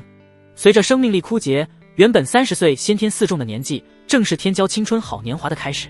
可如今不过2年，已经像是年岁近百。那杂乱的命脉不用想，就是吞服无数天才地宝又无法补给生命力而导致的。你就是陈北，把我弟弟害成了这样，你和我们台家之仇不共戴天，去生死台吧。这台嫣然开口便是要和陈北一决生死，看来对自己的实力倒是有绝对的信心。对于这个害弟弟成这般的人，唯有一死方能泄恨。不过即便这么板着脸，依旧甜的让人如沐春风。上生死台，上生死台。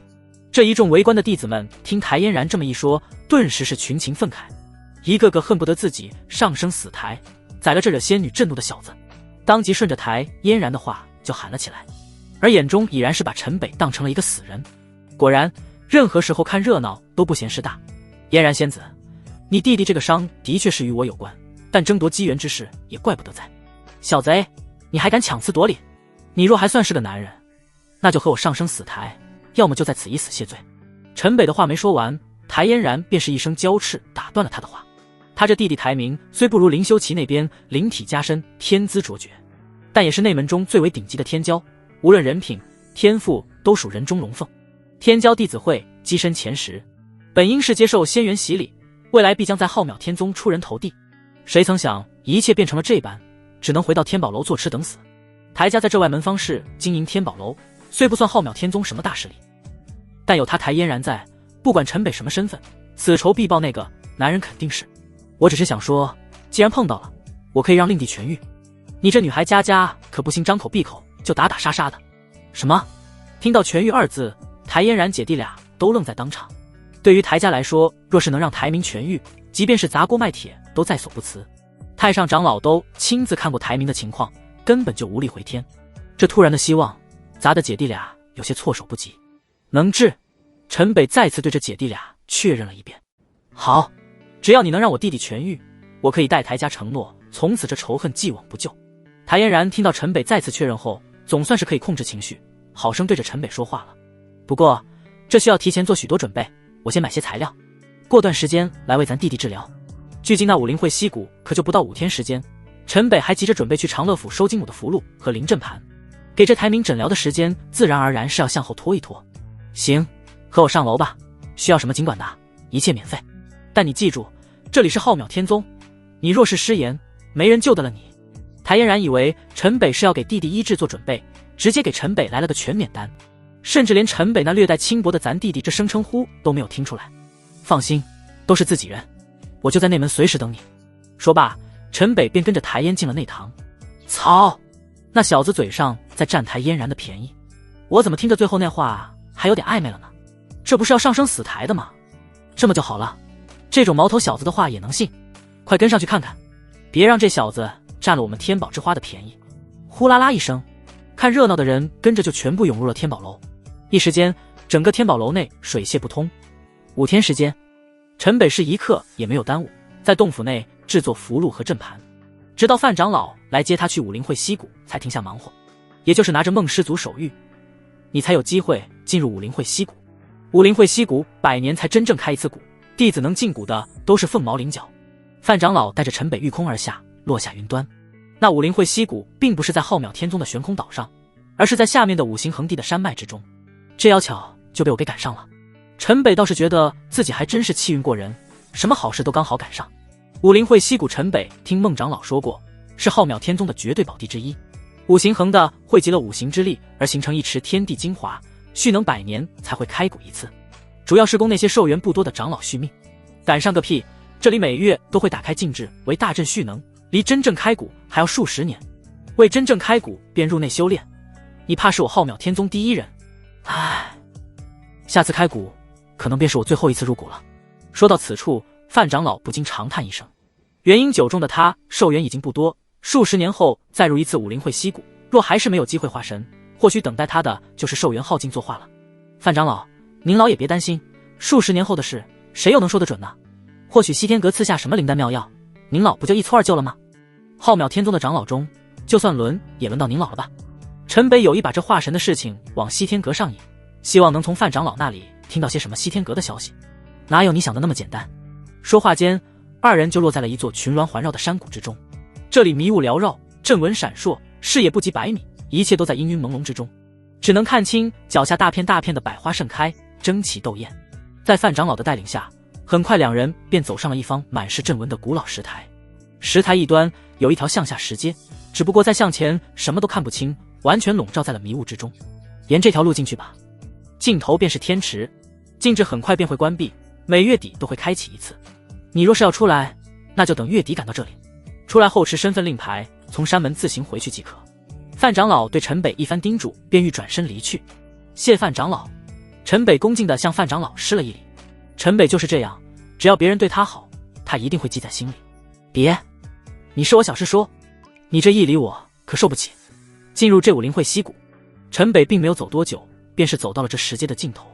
而眼前氤氲之中，一池精华焕发着五彩光华，把这天池上空映照的一片绚丽。与其说是一池，倒是说一个小湖泊更为恰当。在这氤氲之中，根本就看不到边。呼，那拥有五行横体的苏师姐，要是有机缘能在这里修炼，或许可以1日千里啊。陈北一个深呼吸，感知着全身每一个细胞都在欢欣跳跃。武林会溪即天地五行精元，这是五行横地中不可多得的逆天仙元，在上界怎么可能会留下一池？但凡有那么一瓶汇集而出，也会被人取得干干净净。比起上界的竭泽而渔，浩渺天宗这般做法倒是让陈北称赞。不过在上界，谁又能一家独大护得住呢？当然同是五行横地，这下界和上界的也不可同日而语。即便如此，一人独享这一壶五行精元也实在奢侈。这可是炼丹的好东西啊，这要给萱姐和凤羽多准备一些。陈北是将戒子袋中准备的装五行精元液的东西全部取了出来，灌了个盆满钵满之后，就地便盘坐于天池边，抛空所有杂念，排空浊气，用心沟通着这天地间的五行精元。只不过瞬间，那氤氲便围绕着陈北形成了一个漩涡，天地间的气机就这么不断涌入身体，不断洗刷着肉体真元。四肢百骸，五脏六腑，若木丹田经脉都焕发着勃勃生机，而这一入定就是3日。呼，如此全身心极致松弛的感觉实在是难能可贵。仅仅这3天的入定，陈北已经感觉到筑基3重的壁垒就已经完全松动，松开鬓发，褪去衣衫，扑通一声跃入池水畅游了起来。3天的准备，与天地中5行金元沟通，一入天池之中，整个人就如同与这一湖5行金元融为一体，磅礴的能量源源不断地融入身体，汇入若木丹田，而若木丹田之中的火阳之气也开始了风卷云涌，以那紫火天雷的雷合为中心，形成了一个暴风眼，就如同暴风雨来临，天雷滚滚，积云化雨。我怎么感觉紫火天雷的雷合隐隐有要为我凝聚金丹之势？我这还不到筑基3重，这是不是有点太着急了？没想到这一世修炼比前世还要离谱。陈北一个身前如蛟龙般在水底飞快游窜，在水底一个翻身又加速向着水面冲去，爽啊！伴着水花四溅，光着屁股的陈北从水底冲天而起，一声长啸直入氤氲迷雾。啊！突然就听下方传来一声甜腻惊呼：无耻小贼，去死！轰！湖面5行金元顿时凝成一道水箭，直冲陈北而去。啊，这里还有人！烈阳斩！轰！陈北赶忙一手遮住命脉，一手化剑斩出一道狂暴剑气，将那水箭一斩而碎。哗啦啦，水箭破碎，那5行金元如同大雨滂沱落下，浇得水中美人更显狼狈。扑通！陈北顺势一头便扎入湖面，这才把头露出水面。台仙子，你怎么在这里？不过陈北惊讶归惊讶，刚刚居高临下可是一览无余。这个台嫣然在水中可是和自己一样一丝不挂，该看的不该看的都看的是清清楚楚，真不愧是含糖量爆表的天宝之花。就那一眼看的陈北是血脉奋张，水下船桨一横摇摆不停。陈北，你这个淫贼！台嫣然此时是怒火中烧，委屈的银牙都快被咬碎。武林会溪谷没有宗主或太上长老的手谕，任何人不准入内。你居然敢偷潜入这里，去死！轰！台嫣然一挥玉臂，湖面顿时波涛汹涌，10数道水箭从4面8方再次刺向了陈北。小丫头脾气还挺大，不过我好喜欢。缩地成寸！轰！陈北身影一闪而逝，本身所在的位置被10数道水箭轰出了数十丈激浪，而陈北却是施了这仙法，直接出现在了台嫣然的面前，咫尺之间赤裸相对。啊！又是一声惊叫，几乎刺穿了陈北的耳膜。定身术！陈北伸手在台嫣然胸前一点，指尖一软，台嫣然便被定在了湖水之中。淫贼，放开我！陈北，你一定不得好死，谁也救不了你！救命啊！人虽然动不了，可台嫣然那是闭着眼睛不停叫嚷，委屈的眼泪更是哗哗的往下流。这可是让陈北一阵头大，台嫣然那委屈的样子顿时让他感到心碎。他也不知道怎么台嫣然会出现在这里。停，不要叫了好不好？这里除了我们俩没有第3个人了吧？说到第3个人的时候，陈北不自信的又加了一个吧。范长老可是说了，他是为正式开谷便入内修炼的第1人，这转脸就出现了第2个人，还有没有第3个人，他一时间也不敢确定了。要是被人撞见这个场面，怕是自己真脱不掉淫贼这个头衔了。放开我，我要杀了你！我师尊一定！呜！就在台嫣然继续嚎叫的时候，一片温润便印在了他的唇上，顿时台嫣然全身就如触电一般，这可是他的初吻，就这么被眼前这个小流氓给夺走了。而此刻整个人都被陈北拥在了怀里，肌肤之间一片温热。美人如玉，君子好逑。台嫣然那让人心疼的模样，实在是让他那颗悸动的心没能忍住，而一种异样的感觉也直袭台嫣然的心头，让本还暴走的他就那么呆住了。这天旋地转的感觉他还是第一次体会，这个20岁的小男人霸气壁咚，还真让他有些陶醉。浓浓的男子气概好像就这么进入了他的心，这一吻让一切变得风平浪静。陈北能清晰地感觉到台嫣然的紧张、局促、娇羞和慌乱。好了，咱不闹了好不好？嫣然，是孟长老让我进来修行的，他说这里不可能有其他人，我真不知道你会在这里。双唇松开，陈北满眼柔情地盯着台嫣然的双眼，连称呼都变成了嫣然，就好像两人本就亲密无间一般。你放开我！而台嫣然这时说话也变得细若蚊蝇，满面娇羞。好，那说好我们不闹了。陈北指尖在台嫣然胸前一点，便解开了她身上的定身术。轰！突然一条水龙将陈北缠绕，远远抛飞。台嫣然双手捂胸，飞快遁走。她的衣物同样也在池边，不过是在天池的另一边。陈北，今天这事就当从来没发生过，我们也没有见过。你若不能让台明痊愈，我们永远都是生死仇敌。只留下了满含幽怨但依旧甜腻无比的仙音飘荡在这湖面之上，听得陈北满心震颤，汗毛都竖了起来。怎么能这么甜美，连生气都这么让人喜欢？扑通，随着水龙消散，陈北一头又扎进了水中。有想法归有想法，可这一壶五行精元实在难得。平心静气后，陈北便沉入水底继续修炼了起来。对于陈北来说，目前没有比提升境界更重要的事情。虽说阴阳玉神诀的作用下，双修的速度很快，可和直接吸收炼化五行精元比起来，那还是要差了不少。不过多了台嫣然在这里，陈北倒是不寂寞，除了修炼，陈北就会凑到台嫣然那里去。数月过去，虽然台嫣然对他依旧很是排斥，可很明显两人已经熟络了太多。陈北，你能不能少来打扰我修炼？嫣然，我可是在指导你修炼啊。你现在吸收五行之力快多了吧？怎么能好赖不分呢？我又不需要你感激。你到底什么时候出去为我弟弟医治？你什么时候出去我就什么时候跟你一起去啊。可师尊让我在这里静心闭关，突破到筑基中期才准出去。筑基中期起码要10年吧。你别老是来打扰我，能不能离我远点？10年？10年你弟弟命脉完全定型，那可真就无力回天了。他这辈子不但无法筑基，而且寿元也不太多了。什么？你说的是真的吗？台嫣然在遇到陈北之前，以为弟弟就只能那样等待终老了。可人一旦有了希望，再变绝望，那就让人无法接受了。听陈北这么一说，顿时花容失色。你那么美，我还能骗你不成？你试试。陈北心中一笑，这台嫣然还真是少见的傻白甜，还真是越单纯的姑娘越好骗啊。陈北自然地拉起了台嫣然的手，若木丹田中一丝生命力就传到了台嫣然的体内。这怎么可能？你是再度你的生命力？既是答应要治好咱弟弟，我可是一直在蓄积让咱弟弟痊愈的力量，一点都没有敢耽搁。你也明白恢复生命力有多逆天，我争取来这里修炼也是为了咱弟弟啊。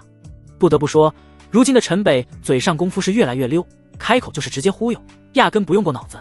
这一世自从开启了双修之路，好像开窍的不仅仅是那一方面，简直是路路通畅，脱胎换骨。可师尊的命令，我不得违抗。台嫣然一撅小嘴，脸上尽是为难之色，眼看着眼圈一红就要落下眼泪来。嫣然，是不是你突破到筑基中期就行了？台嫣然瘪着嘴点了点头。哎，让你1年到筑基中期也不是没办法，只是我这亏吃的。陈北叹了口气，好像心里经过了激烈的斗争，才努力说了出来。1年筑基中期，这对台嫣然来说就是天方夜谭。在武林会溪谷中借助五行之力修炼，他的师尊推算都至少要用10年时间。1年，这能是陈北吃点亏就能办到的？难道是传说中的传功贯体？那可是会毁了施法者的根基。不到必死之境，谁也不会选择通过这种方式把自己的修为转移给别人。如此大义之举，难道这是要把命还给台明吗？台嫣然压根没去想去给台明治疗，陈北为什么一定要和他一起出去？陈北，你能说出这话，就足以证明你本性善良仁厚。我也明白，当初化神坛中之事一定不是你有意为之。我也知道你身怀神体，天资不凡，对我们浩渺天宗也极为重要。你愿意用你的命来换我弟弟的命，有你这句话也就够了。人各有命，或许那就是弟弟的命吧。台嫣然悠悠叹息，那忧愁黯然的模样看得陈北不由心碎。嫣然，没你想的那么严重。我是说，如果你愿意和我双修，1年时间你便能突破到筑基4重。双修？滚！陈北，你这色胚，我要杀了你！1年后，一对金童玉女携手出现在了通往浩渺天宗浮空岛的山门外。仙子甜美到让百花失色，少年俊秀如皓月当空。嫣然，我们到了。陈北，我还想和你单独待一会儿，好不好？好，谁让你那么美，都听你的。不。台嫣然俏脸一红，踮脚便吻上了陈北，两人紧紧相拥，就像融化在了一起。浩渺天宗浮空岛，除了太上长老，谁都没有资格直接穿越护宗大阵入宗，而这山门外的乾坤传送阵便是进出浮空岛的必经之路。平日里这里都是熙熙攘攘的行人，不知今日为何连个鬼影子都没有，这才让台嫣然那么放心大胆的和陈北在这独享一回温存。你们2个是谁门下的弟子？光天化日成何体统？小师妹，你！山门外乾坤传送阵法芒一亮，一群数十位青年便出现在了山门外。不过这群人刚出现，就远远看见了这对情不自禁的小情侣，而为首的一位青年身形一跃，便来到了2人面前。就见这青年面目狰狞悲痛，双眼都冒出了火。师兄，你们这是出去做任务吗？谭嫣然看到来人，俏脸还带着红晕，便甜美一笑迎了上去。很显然，他和这个青年十分熟悉。他是谁？那青年一指陈北，全身筑基圆满的气息陡然释放，杀意滔天。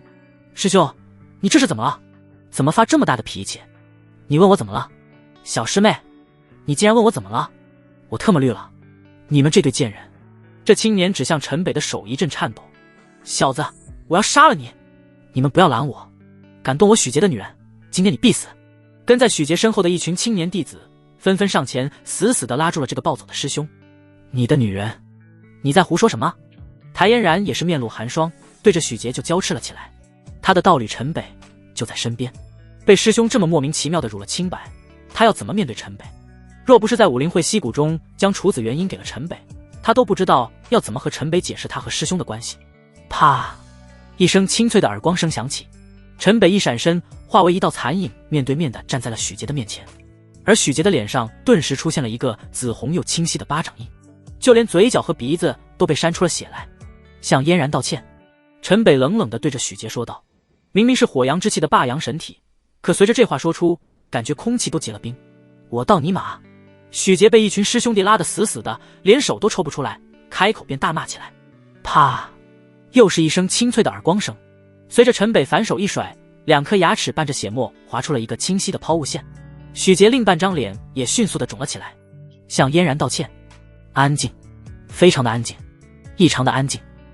许杰，浩渺天宗弟子中的领军人，浩渺天宗弟子中的剑修第一人，宗主唯二的亲传弟子，浩渺天宗史上第一个150岁以内便达到筑基圆满的弟子，当年差点就被西天阁选走的人，也是第一个以弟子身份担任宗门执事的人，在山门前被人啪啪打脸，这出手的还是个众人见都没见过的羸弱少年，连牙都打飞了。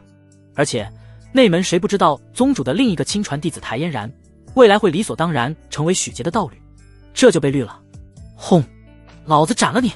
如此近的距离，许杰以指为剑，一道凝实的剑气直接就斩向了陈北。不要啊！谭嫣然吓得顿时大乱了方寸。陈北现在和他一样，都是进入了筑基四重。虽然21岁筑基四重的确让人不可思议，但许杰的实力他清楚得很。许杰全力以赴的话，对上金丹一重那都有一战之力。砰！就在许杰的剑气贴上了陈北的脖子的那一刻，陈北是大力沉的一脚直取许杰裆部。啊！伴着一声蛋打鸡飞的鬼叫，许杰如同离弦之箭般直接被踢飞了出去，剑气在陈北脖子划过，眼看身手扭曲分离，不过只是斩上了陈北的虚影。要说生气，陈北能不生气？当着自己的面说谭嫣然是他女人，自己的女人就是陈北的逆鳞，容不得被人占任何便宜。即便是嘴上说，那也不行。这数十人目瞪口呆，谁也没想到会是这么个结局。我们走。陈北向着谭嫣然一伸手，谭嫣然乖巧地挽上了陈北的胳膊，看着陈北的眼神中满满都是崇拜和爱慕。两人看都没有看那数十人一眼，直接穿过众人就进入了乾坤传送阵，好像这些人在他眼中就像空气一般，压根不值一提。身份令牌向传送阵中一输，两人身影便消失在了山门外。许师兄！众人扭头目送陈北和谭嫣然消失，这才纷纷回过神来，冲向了远处的许杰。惹不起，他们谁都惹不起。宗主的亲传弟子间的狗血爱情是他们能掺和的，刚刚那小子不管是谁，也肯定不是他们能惹的。能让谭嫣然乖得像只小白兔一样，好像许杰都没有那本事，更别说能够完全无视许杰暴怒一斩，一脚能踹飞这个浩渺天宗第一弟子的实力。这么多双眼睛亲眼见到许师兄戴绿帽还被揍，他们可想而知，以后是肯定不会再得到许师兄的器重。此刻许杰的哀嚎声响彻天地，双手武当在地上卷曲的像只虾米，脸也肿得像猪头一般。许师兄，我们现在还下山吗？你们这些废物！啊！龙川，送我回天花峰。死！其他人赶去伤魂火海支援。啊！疼！王八蛋！我一定要杀了你！出了内山门的乾坤传送台，面前是一圈通往各浮空岛的传送阵。走吧，我们去天宝楼。陈北分辨了一下去往外门的传送阵，便拉着谭嫣然走了过去。看着陈北面色还有些不悦，谭嫣然小心翼翼地拉着陈北说道：陈北，你听我解释，我和师兄的关系不是你想的那样。谭嫣然怕陈北误会他和师兄的关系，急得又是哭了起来。自己把人都给了陈北，现在还害怕被他误会，一时间台嫣然心中也很是委屈。都怪师兄，说的那是什么胡话啊？不是我想的那样，我本只是以为你们就是师兄妹们关系，你却说不是我想的那样，那到底是哪样？陈北突然一搂台嫣然的纤纤细腰，对着台嫣然的耳朵一边吐气一边问道。那炙热的鼻息扫过，让台嫣然浑身连连颤抖，汗毛都竖了起来，顿时脸上一片潮红，娇羞地对着陈北胸口捶了起来。你讨厌我就喜欢你这么在意我的样子。不，陈北伸手勾起台嫣然的下巴，眉梢轻挑，居高临下便亲了上去。陈北，你才21岁，别装出一副成熟油腻的样子好不好？还怪好笑的，你不觉得是我吃了你这嫩草吗？哈哈。这去天宝楼，去天宝楼。台嫣然破涕为笑，花枝乱颤，像个小兔子一般，挣脱陈北跑了出去。一入外门，两人终于后知后觉地发现不对劲了，怎么会这么冷清？陈北记得上次去外门方士，经过这外门主岛时，那可是热闹得很。如今偌大的外门主岛上，不管是聚灵场、演武场，还是仙斗台，到处冷冷清清，是出了什么事吗？从没见过外门出现这般情形。快，我们去方士看看。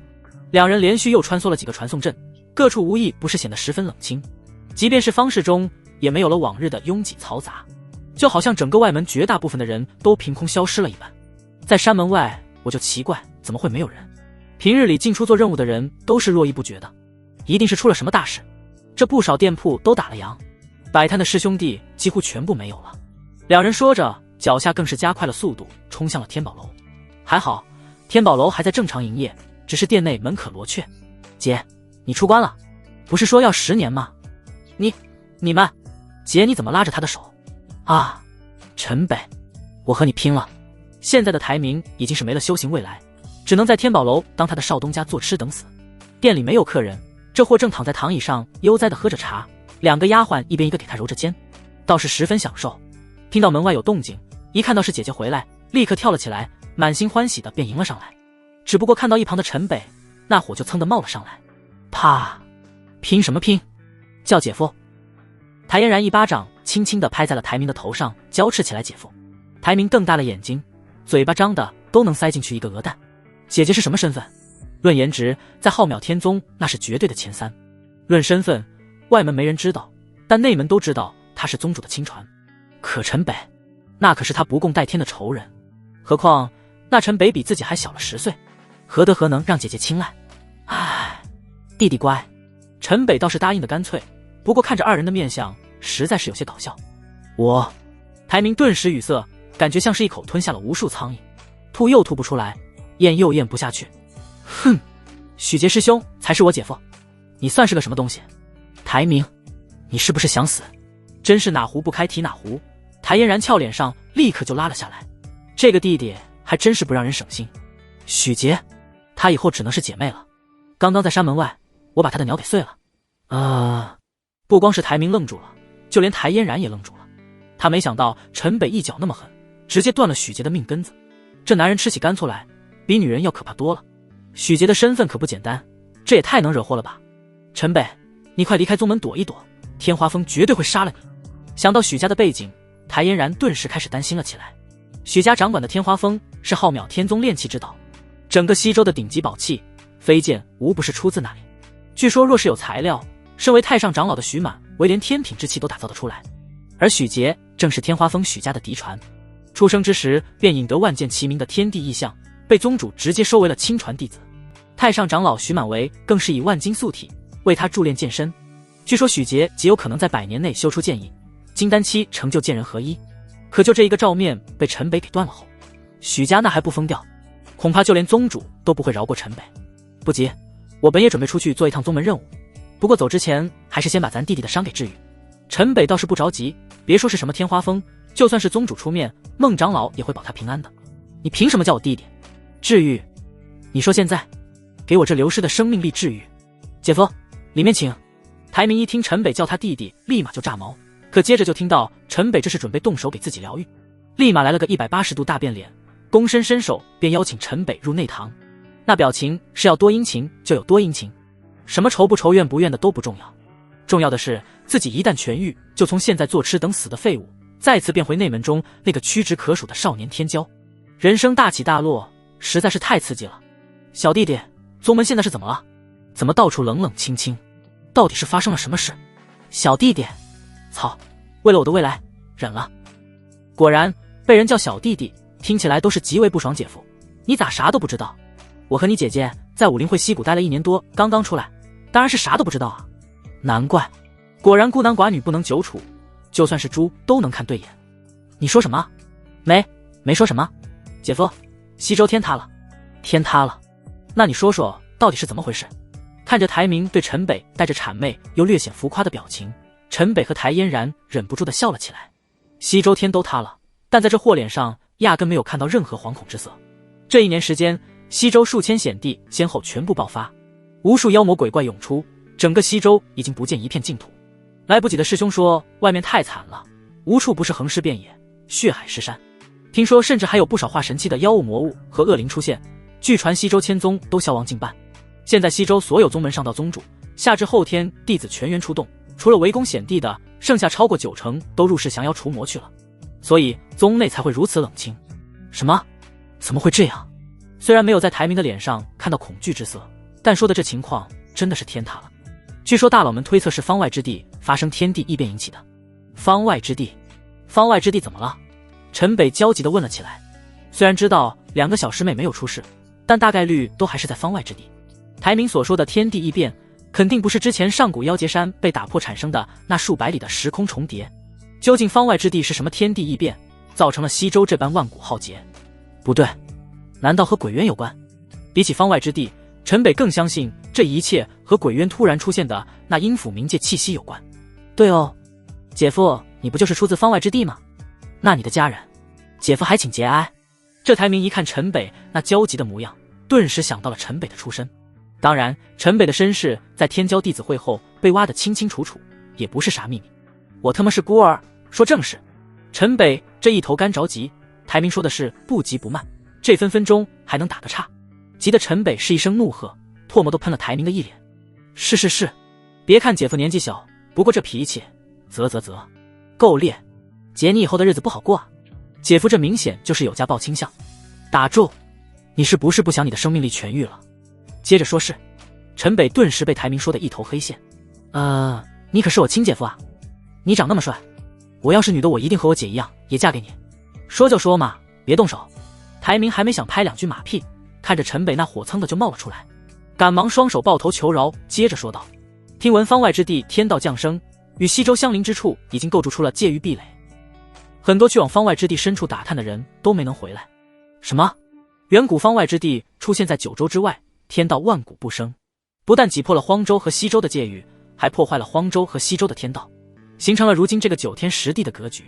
这个亘古不变的格局究竟是出现了多少年，压根就没有人能够说清楚。而现在方外之地突然在这么短的时间内自成天道，并且构筑出了界域壁垒，即便是曾身为上界仙君的陈北都无法解释这到底是怎么回事。大难将至，人间浩劫，妖魔现世，9州涂炭。陈北口中不断重复着这句话，希望从中能找到什么答案。当初在方外之地御云宫之时，就打探到沐月、沐言2个丫头散播的这句话，而且在西周千宗天骄弟子会时，沐月出现时又说过这句话。那他们断了仙根下界，就是因为这句话。难道是师尊推测到下界有此劫难，才让2个小师妹下界的？一定是，要不然他们怎么会出现在方外之地，还在那建立什么太虚仙宗？很可能方外之地藏着连他都猜不透的秘密，而有了完整天道的方外之地会变成什么样，陈北也猜不到。涉及天地生灭造化万物的大道层面，别说是他，即便是他师尊也没有这个能力。大难将至，人间浩劫，妖魔现世，9州涂炭。陈北，这是什么意思？是你在哪听过的预言吗？台嫣然听着陈北口中喃喃自语说的这句话，和弟弟描述的西周情况不正是刚好吻合吗？嫣然，或许这场浩劫才刚刚开始。台明，西周都成这般模样了，有没有听说西天阁出面？西天阁，并没有。我甚至都怀疑西天阁是不是就是宗主和太上长老画的饼。到底有没有西天阁存在，谁见过？姐姐，你是宗主亲传，传言上四面圣你见过吗？陈北没想到这台明看似老六，但思路倒还真挺清晰，敢推断，敢质疑，连奉老宗主都一直当作传说的西天阁。虽是身在霸主宗门内，这些弟子接触不到也很正常。没有，只是听说带走了一位神木少年。台嫣然也是摇了摇头，西天阁面圣，他还没有那个资格。神木少年，上次陈北就听花仙子说被带走了一位神木少年。陈北其实还蛮好奇的，到底是什么样的人会被西天阁看中。在来浩渺天宗的路上，就听孟长老一路唠叨，倒是没有来得及问这事。嫣然，你对神木少年的事知道多少？我也不清楚，不过好像听师尊无意中说过虞山古族立了大功，很有可能出自虞山古族吧。台嫣然皱着眉思索了半天，也只是说到了他的一丝猜测。虞山古族，虞山古族，难道是和树妖共体已经妖化了的洛凡离？神木少年明明已经妖化成为了树妖，还神木少年？西天阁，你们究竟是个什么存在？西周如今已经深陷浩劫之中，不见你们出现救众生于水火，带走一个化妖之人，还美其名曰神木少年。不过不管你们是人是鬼，那洛凡离必死，你们可别让他提前挂了。陈北此时稍加思索，便猜测到了那神木少年是谁。不过现在还不是他关心西天阁和洛凡离的时候，自己的女人可都还留在赤炎宗内，如今西周已经乱成这样，他们的安危才是陈北最担心的。台明，有赤炎宗的消息吗？赤炎宗？卧槽！赤炎宗？姐，你被这渣男骗了，他和赤炎宗的圣女有一腿。当初赤炎宗老宗主在天骄弟子会时就说圣女被他搞大了肚子，算算时间，现在估计孩子都能到处跑了吧。陈北，你还是不是人？你为什么要祸害我姐？我跟你拼了！姐，你别拉我，你怎么还护着他？你不是肚子也被搞大了吧？你疯了吗姐？你可是前途无限啊，怎么能耗费先机生育？你不能自断前程啊，我们台家未来可都在你身上了。翁台嫣然抬手，一道气息涌入台明的体内，台明头一歪便晕了过去。陈北这可是被这个小舅子闹得一头是汗。好在这一年来在武林会溪谷中花前月下，两人除了探索天道之合，有着大把的时间了解各自的过往。除了关于转世重生的事情不能说，陈北倒是把从方外之地灵南城一路来到浩渺天宗都和台嫣然说得清清楚楚。小弟够强，征服的也够彻底。陈北这一路的过往更让台嫣然为之动容。要不突然来了这么一手，陈北还真不知怎么收场。嫣然，我把咱弟流失的生命力疗愈后，就要赶去赤炎宗。如今在这浩劫之下，我怕那边会出什么意外。嫣然，你知道的，我……台嫣然的食指轻轻按在了陈北的嘴唇上。陈北，不用和我解释，我就在这里等你。不论是1年、10年还是100年，只要你心里记得，在这里还有人等你就行了。你若陨落，我不独活。真爱如此，夫复何求？陈北直接就吻上了这个甜美到让他心醉的仙子。这一吻，如痴如醉，紧紧相拥，仿若要将这心上人融入自己的身体。乖乖等我，我会伴你一生一世，即便9天崩塌，我们也不会生死相隔。翁一道结界挥出，台明就凭空消失在了这境世之中。情到浓时，有声胜无声，跌宕起伏，甜腻醉人癫。把天宝楼围起来，苍蝇也不准飞走一只。是。呼啦啦，一群人将天宝楼围得水泄不通。砰！只见一中年修士一掌拍下，整个天宝楼便塌了一半。卧槽，怎么回事？谁他妈敢拆我天宝楼？咻！天宝楼中一时间也飞出数道身影，为首的正是台嫣然和台明姐弟俩。此时台明已经恢复回了朝气蓬勃的天骄之姿，一脸怒气地看着这眼前的一片废墟。谁他妈找死嘛！我去，是天花风气师，这来的可也真够晚。姐夫你倒是跑了，我们被你害死了啊！看到围着天宝楼的这群人，不论是台嫣然还是台明都不陌生，正是天花风许家的人。台明顿时就闭上了嘴。翁来人金丹威压肉眼可见的直接照向了天宝楼的众人。陈北在哪里？把人交出来，饶你们不死！天花风为首的中年面色极为阴冷，压根就没有把台嫣然这个宗主亲传看在眼中。许之士，你也太狂妄了，这就是你和宗主亲传说话的态度吗？你找陈北拆我天宝楼又是何意？连宗规都不遵守了吗？今天不给我台家一个交代，那就到宗主那里评理。台嫣然并不惧怕他们在宗内这般行事，天花风已是犯了大忌。其实弄清许杰身份后，陈北不是不担心天花风的人来找事，只不过台嫣然有着宗主亲传的身份，在浩渺天宗内还有什么好担心的？只要他不在，谁又敢把台嫣然怎么样？评理，就算宗主在又怎样？台嫣然，你公然背叛杰少爷，纵奸夫行凶，罪该万死！拿下台嫣然这个贱婢，押入剑冢4剑，等祖上和宗主回来治罪。是。在这许执事的威压下，几人直接拿下了台嫣然。你们天花疯了吗？敢囚禁宗主亲传？谁给你们的胆子？台嫣然断然没有想到，天花峰的人竟然完全没有忌惮他宗主亲传的身份，竟然直接控制了他。谁给我们的胆子？你说是谁？陈北不死，浩渺天宗从此没有天花峰。台嫣然，没有节少爷，你那宗主亲传的身份，在我们天花峰看来一文不值。咻！那许执事一伸手，直接又把台明吸到了面前。台明，不想看你姐姐死在剑冢吧？陈北在哪里？说。台明这是真的害怕了，现在天花峰的人连宗主的面子都不看，一旦姐姐被关入剑冢，受那万千剑魂所噬，能不能撑到宗主回宗都是问题。陈北半个时辰前刚刚离开宗门。台明，闭嘴！台嫣然一看弟弟要老实交代，一声呵斥打断了台明的话。半个时辰前，山门早已经封锁，他跑不掉。押台嫣然回天华峰。走，你们几个随我去山门。一听说陈北半个时辰前刚刚离开，许执事倒是没有再追问。许杰被送回天花峰，第一时间就派人封锁了山门。天花峰也查清了陈北的身份，若不是天花峰许家太上长老不在，很多事情不好决断，也不至于到现在才出现在了天宝楼。走到这一步，就说明天华峰已经决定破釜沉舟了。不好了，三哥，这边刚要鸣金收兵，突然一位身着气势的人慌慌张张地御剑而来，对着许执事就大声喊了起来：师弟，你这是怎么回事？守在山门外的5师叔、7师叔还有几个师兄弟全部陨落。什么？你再说一遍。许执事压根不敢相信自己的耳朵，2位师叔、几个师兄弟全部陨落。2位师叔都是金丹后期，那几个师弟也是已经进入到了金丹期，全死了。在山门外，5师叔、7师叔还有几个师兄弟在山门外全死了。来人便又再次重复了一遍：是什么攻上了山门？妖、魔、凶兽、恶灵。为何护宗大阵没有被攻击？不知道，并没有发现任何一类踪迹，他们全部遭到雷击而亡。执法殿已经赶了过去。什么时候的事情？就刚刚发现。怎么会这样？雷击，不论是魔物还是恶灵都惧怕雷霆，那就极有可能是妖物所为。数位金丹在山门外不知何时陨落，并且一点没有惊动到宗门，这事也太过蹊跷。不管怎么猜测，天花峰的人也猜不到陈北的头上。而台嫣然趁着这一片慌乱中，赶忙传音到了台明的耳中：小弟去赤炎宗找陈北，告诉他千万不要回来。陈北向台嫣然说过自己的紫火天雷之威，在赤炎宗之时，陈北已经不是一次施展，也算不得是什么秘密。不过在浩渺天宗，却只有台嫣然知道。照这次情况看来，天花峰已经完全失控。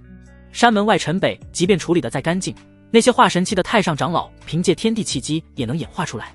杀了这么多人，若是陈北出现在宗门，绝对是必死无疑。而他自己，他相信天花峰即便发了疯，也不敢真把自己怎么样。只有等宗主师尊回来，再想办法化解陈北的事情。而此时的陈北早已消失在浩渺天宗之下的穷山峻岭之中，一入5行横地之中，便身形不断闪烁，急速远匿。如今的陈北多少有些后悔走得太急，身上只有当年血妹赠他的那把隐血剑，当初在赤炎宗被自己给断了。一把断剑，御剑飞行消耗太大，根本不能长时间御空。而从浩渺天宗去往赤炎宗这数万里的距离，靠这么一路而行，要到何年何月？1个月时间匆匆而过，一路疾行的陈北才算是离开了那5行横地的范围，踏入人间，方看到这世间已同炼狱，大小城池如今几乎都成了断壁残垣，白骨成山，横尸遍野，整个世界无处不充斥着腐臭血腥的味道，随处可见一些小兽撕咬着腐尸，偶尔听到幸存之人的哀嚎。这些已经毁灭的城池，陈北很容易看得出来，并不是由妖魔鬼怪所毁，而是在人无差别的攻击下，所有一切灰飞烟灭。不用想，在这浩渺天宗的属地中，修者为了清除这些异类，根本就不在乎凡人的生死。当然，这些凡人在他们的眼中和蝼蚁也并没有什么区别。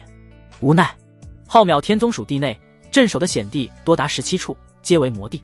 魔碎气而化，4人4兽，不但嗜血残暴，还会释放大量碎气魔化生灵，扭曲心智。碎气侵蚀草木皆为魔，更不用说那些心有恶念的人类。17处险地齐齐爆发，即便是西周第一宗门想要压制也极为困难，要不也不至于宗门90%以上的人全部出动。而这些较为靠近宗门的地方出现魔物，为了以绝后患，几乎是被尽数毁灭。可对人间而言，这就是末日，没有选择，无法反抗。越行越远，越是让陈北触目惊心，无数的杀戮毁灭也不断的出现在眼前，而越来越多的魔物和堕魔的修者、凶兽四处横行。救命！即残日斩，这已经不知道是陈北帝多少次出手，火阳滔天，身如一道火焰鬼魅冲向了呼救的地方。轰，剑气如虹，手起剑落，一头身高3丈的魔化凶兽大力金刚猿被陈北斩成了2段，轰然倒在了地上。顿时那灰黑的魔气和碎气便从金刚猿尸体上席卷而出，一双猩红的眼睛逐渐褪去了血色。轰！陈北一挥手，无数火阳之气便笼罩了过去，炙烧的这些魔气噼啪作响。多谢前辈救命之恩。这凶兽大力金刚原本就有着筑基期的战力，加上魔化的加持，筑基之内基本难有敌手。而此时这幸存的1男2女3名修者死里逃生后，全部力竭地瘫坐在地上，大口喘着粗气。你们几个后天境对付魔化的大力金刚猿，你们是找死吗？我们怎么敢对付这等凶兽？我们是去长乐府寻求天宗庇护，碰到了这发了疯的凶兽。长乐府，陈北一感应身份令牌，此地距离他接下的长乐府的任务地却是不足千里。看前辈如此年少，便有此般法力，想必是来自天宗吧。求前辈能护我宗妇孺前往长乐府。求前辈。说着，3人对着陈北便跪拜了起来。你们怎知长乐府没有尸首？数月前，各地仙鹰笼罩，告知天宗驻守长乐府，号令各地自行前往。那怎么就你们3人？我们昌都清风门之人一行本有数百，只是路上不断遭遇魔物袭击，便由师长引开魔物，而如今只剩一群妇孺躲于山间。其中一名女子悲戚地说道：今日若不是遇见前辈，我们便也就此丧生了，还余下不足100名妇孺，恐怕再没有机会撑到长乐府。陈北心中一片黯然，浩渺天宗属地数万里，就算全宗出动不过数万人，要是遍布在属地中，完全如沧海一粟，护能护得住多少地方？而且还有大量的门人在强攻那17处险地，这样集中驻守或许是最好的办法了。在这等乱世浩劫下，这个叫清风门的小宗门其实也挺让陈北意外。他们不是大难临头各自飞，而是人人不顾个人安危，以身隐魔，守护妇孺。特别是全宗都是这等品行的修士，那更是难能可贵。如此德性相承，不得不让陈北动容。长乐府，陈北也的确是要去一趟，不单单是因为已经到了此地，打算顺路去收了金铁矿中的金木，更是因为他需要一把飞剑赶路。虽是护送清风门的人会耽搁一些时日，但若是不救，陈北的确于心不忍。沉默片刻后，便向3人说道：好，那我便护送你们一程。3人听到陈北答复，眼中顿生希冀，又是连连叩首。当陈北看到这几十妇孺的时候，心中不得不再次感叹，的确就剩下些炼体，甚至是还未炼体的孩子、妇人还有老者。这3个后天境的青年都已经算是这里的最强者。这清风门一路上等于是耗尽了数百修士的命，最后护下了这群凡人妇孺。这世间竟能做到如此仁爱无私，一门忠烈，配享太妙。一路上陈北全程铺开神识，带着他们小心避开魔物。然而越接近长乐府，陈北心中不祥之感就越发浓重。当他们终于远远看到长乐府城之时，只见城墙破损不堪，府城上空到处溢散着暗黑的魔气，还有无数魔人魔兽在城墙外不停相互厮杀，横尸遍野，血流成河。长乐府也沦陷了，我们不该来啊，我们就应该陪着门人死在清风门，至少也是死在故土。历尽千难的这些清风门妇孺满脸绝望地瘫坐在了地上，只有一个10岁左右的小女孩如瓷娃娃一般虔诚地睁大了那双水灵灵的眼睛，遥望清风门的方向吟唱了起来：清风魂兮无悲已动，身即死兮神已灵，鬼雄莫忘归清风。随着那小女孩声声吟唱，原本那对黑葡萄般的眼眸变得如同像一对幽蓝的蓝宝石镶嵌在眼眶内。陈北感知到天地间出现了成千上万条灰色气机，汇成一道道人形，竟是参拜向了那小女孩，最终消散在这天地之间。小月儿又患魔怔了，快叫醒她，这下坏了，又不知要昏迷多少天。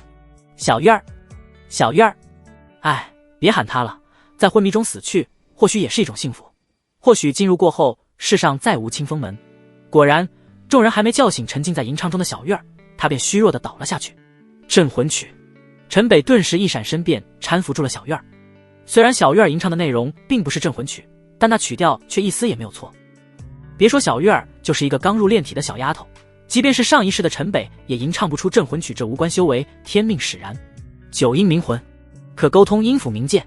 陈北顿时想到了上界的一个特殊的群体——阴冥使者，众仙皆称为鬼差，夺生死，定轮回。虽然人数极少，但无人敢去招惹。可这小院只有那一双瞳孔在吟唱时变蓝，陈北并没有感觉到还有任何异样。除了长得像个精致的娃娃，一切都是普普通通，没有特殊体质，没有强大的精神力。九阴冥魂不应该是这个样子啊！小院怎么会吟唱这个曲子？陈北赶忙问起了清风门的这些人。回先生，小院当初是门主去万藏天坑中采药带回来的锅，听门主说，他就是听到这个曲子才发现了小院。没人知道为什么一个婴儿会出现在万藏天坑，更没有人知道一个婴儿为什么会哼唱出曲子来。而且我们这些年怎么学也学不会。还有更诡异的，这丫头从小就说她能看见已经死去的人。门主说小月儿能在那里活下来，说明命有吉象，有她在，一定会为有我们清风门驱灾避祸。可如今万藏天坑是什么地方？陈北不能确定这小月儿是不是九阴冥魂，可不得不追问清楚。单就那几句镇魂曲就超度了万千亡魂，这能力太过让人匪夷所思。若真是九阴冥魂可沟通阴府冥界的话，那对陈北来说就太重要了。鬼渊结界中就是阴府冥界的气息，关键那里还夹杂着一丝混沌道体的气息，那一定是和师尊有关。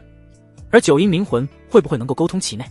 万藏天坑离我们清风门不远，传说是上古众生埋骨的，据说含冤惨死之人尸体葬于其中，便不生冤魂，所以那里也是昌都出了名的弃尸之地，其中尸骨如山，含冤惨死之人尸体葬于其中，便不生冤魂。陈北顿时心中一凛，那哪是什么万藏天坑，那就是万怨极阴地。而小月儿很有可能就是由万古积怨所化，和浩渺天宗内门大师姐苏瑶一样，是由天地所生。那小月儿很有可能就是九阴冥魂，只是为何无法感知，陈北暂时还不清楚。这小月儿他是一定要带走，不过剩下这些清风门的人该怎么办？陈北犯起了难。如今他还急着赶去赤炎宗，这数十副如带在身边的话，何年何月才能赶到？斟酌片刻之后，陈北拿出一张符箓，对到了那个后天境的青年手上。你们藏于此处，如遇任何危险，立刻引动符箓，我便会赶来救你们。现在我先进长乐府城看看。是，还请前辈小心。那青年接过符箓，立即就抱拳作揖。在这青年眼中，陈北既是这么说，那就是说明并没有打算抛弃他们。这无疑给了他们这群人一丝求生的希望。修陈北脚踏半截引血剑，飞身便是冲向长乐府城。无数魔化士兵、魔化修士、魔化凶兽从四面八方如潮水般向着陈北涌来，对着天空上的陈北不断发出嘶吼。陈北双手一展，两手之上紫红色的雷霆顿时从身体内澎湃而出，瞬间凝聚成两个巨大的雷球。轰，两个斗大的雷球落入这些魔物之中，万雷奔腾，雷火冲天，瞬间爆炸的冲击波横扫数里魔物，残肢漫天飞舞，魔气滔天而起。轰，此刻陈北霸阳神体开体，火阳风暴直接席卷了那滔天魔气，一时间如同烈日照耀的，让人无法睁开眼睛。陈前辈真乃是绝世天骄，这气势年纪轻轻比起门主都不知强大多少倍，我们或许真的有救了。清风门众人看到陈北大发神威，不由暗自感叹，而很多人在那耀眼的光芒中把目光转向了昏迷中的小月儿。或许真如门主所说，有他在，一定会为右清风门驱灾避祸。修城外这一番大战不过瞬间，城内却是出现了上百御剑修者直飞而来，而这些人身上大多穿的都是浩渺天宗的弟子法袍，只不过这些人早已堕魔，如今都已经成了魔人。去死吧，血，新鲜的血液！哈哈哈哈！死！一个个全身散发着强大的魔气，一道道卷着魔气的剑气，刺啦啦的腐蚀着空气，铺天盖地的斩向了陈北。都还存在意识，只是变得无比残暴。嗜血，九阳追日！陈北一声大喊，无尽火阳汇入半截银血剑中，一道数丈的火焰剑芒如同实质般映照苍穹。不过比起以往，如今多了无数紫红雷弧，噼里啪啦的以自身为中心，汇集成了一个巨大的雷火囚牢。此时陈北身形如同一道红芒，眨眼便冲入这群御剑魔人之中，快得甚至连虚影都看不真切。火焰剑芒所过之处，那些卷着魔气的剑气纷纷破碎消散。陈北每一次身形闪动而过，都带起一片血雾，血雨滂沱，魔气弥漫，都被那雷火囚牢瞬间炙烧成虚无。但这些魔人仿佛不知疼痛一般，依然疯狂地扑向陈北。小师弟，城内有魔王，不可恋战，速撤往东南金铁矿，等待宗门增援。就在陈北大杀特杀之时，突然听到一声传音入耳：“小师弟。”这声音是苏瑶。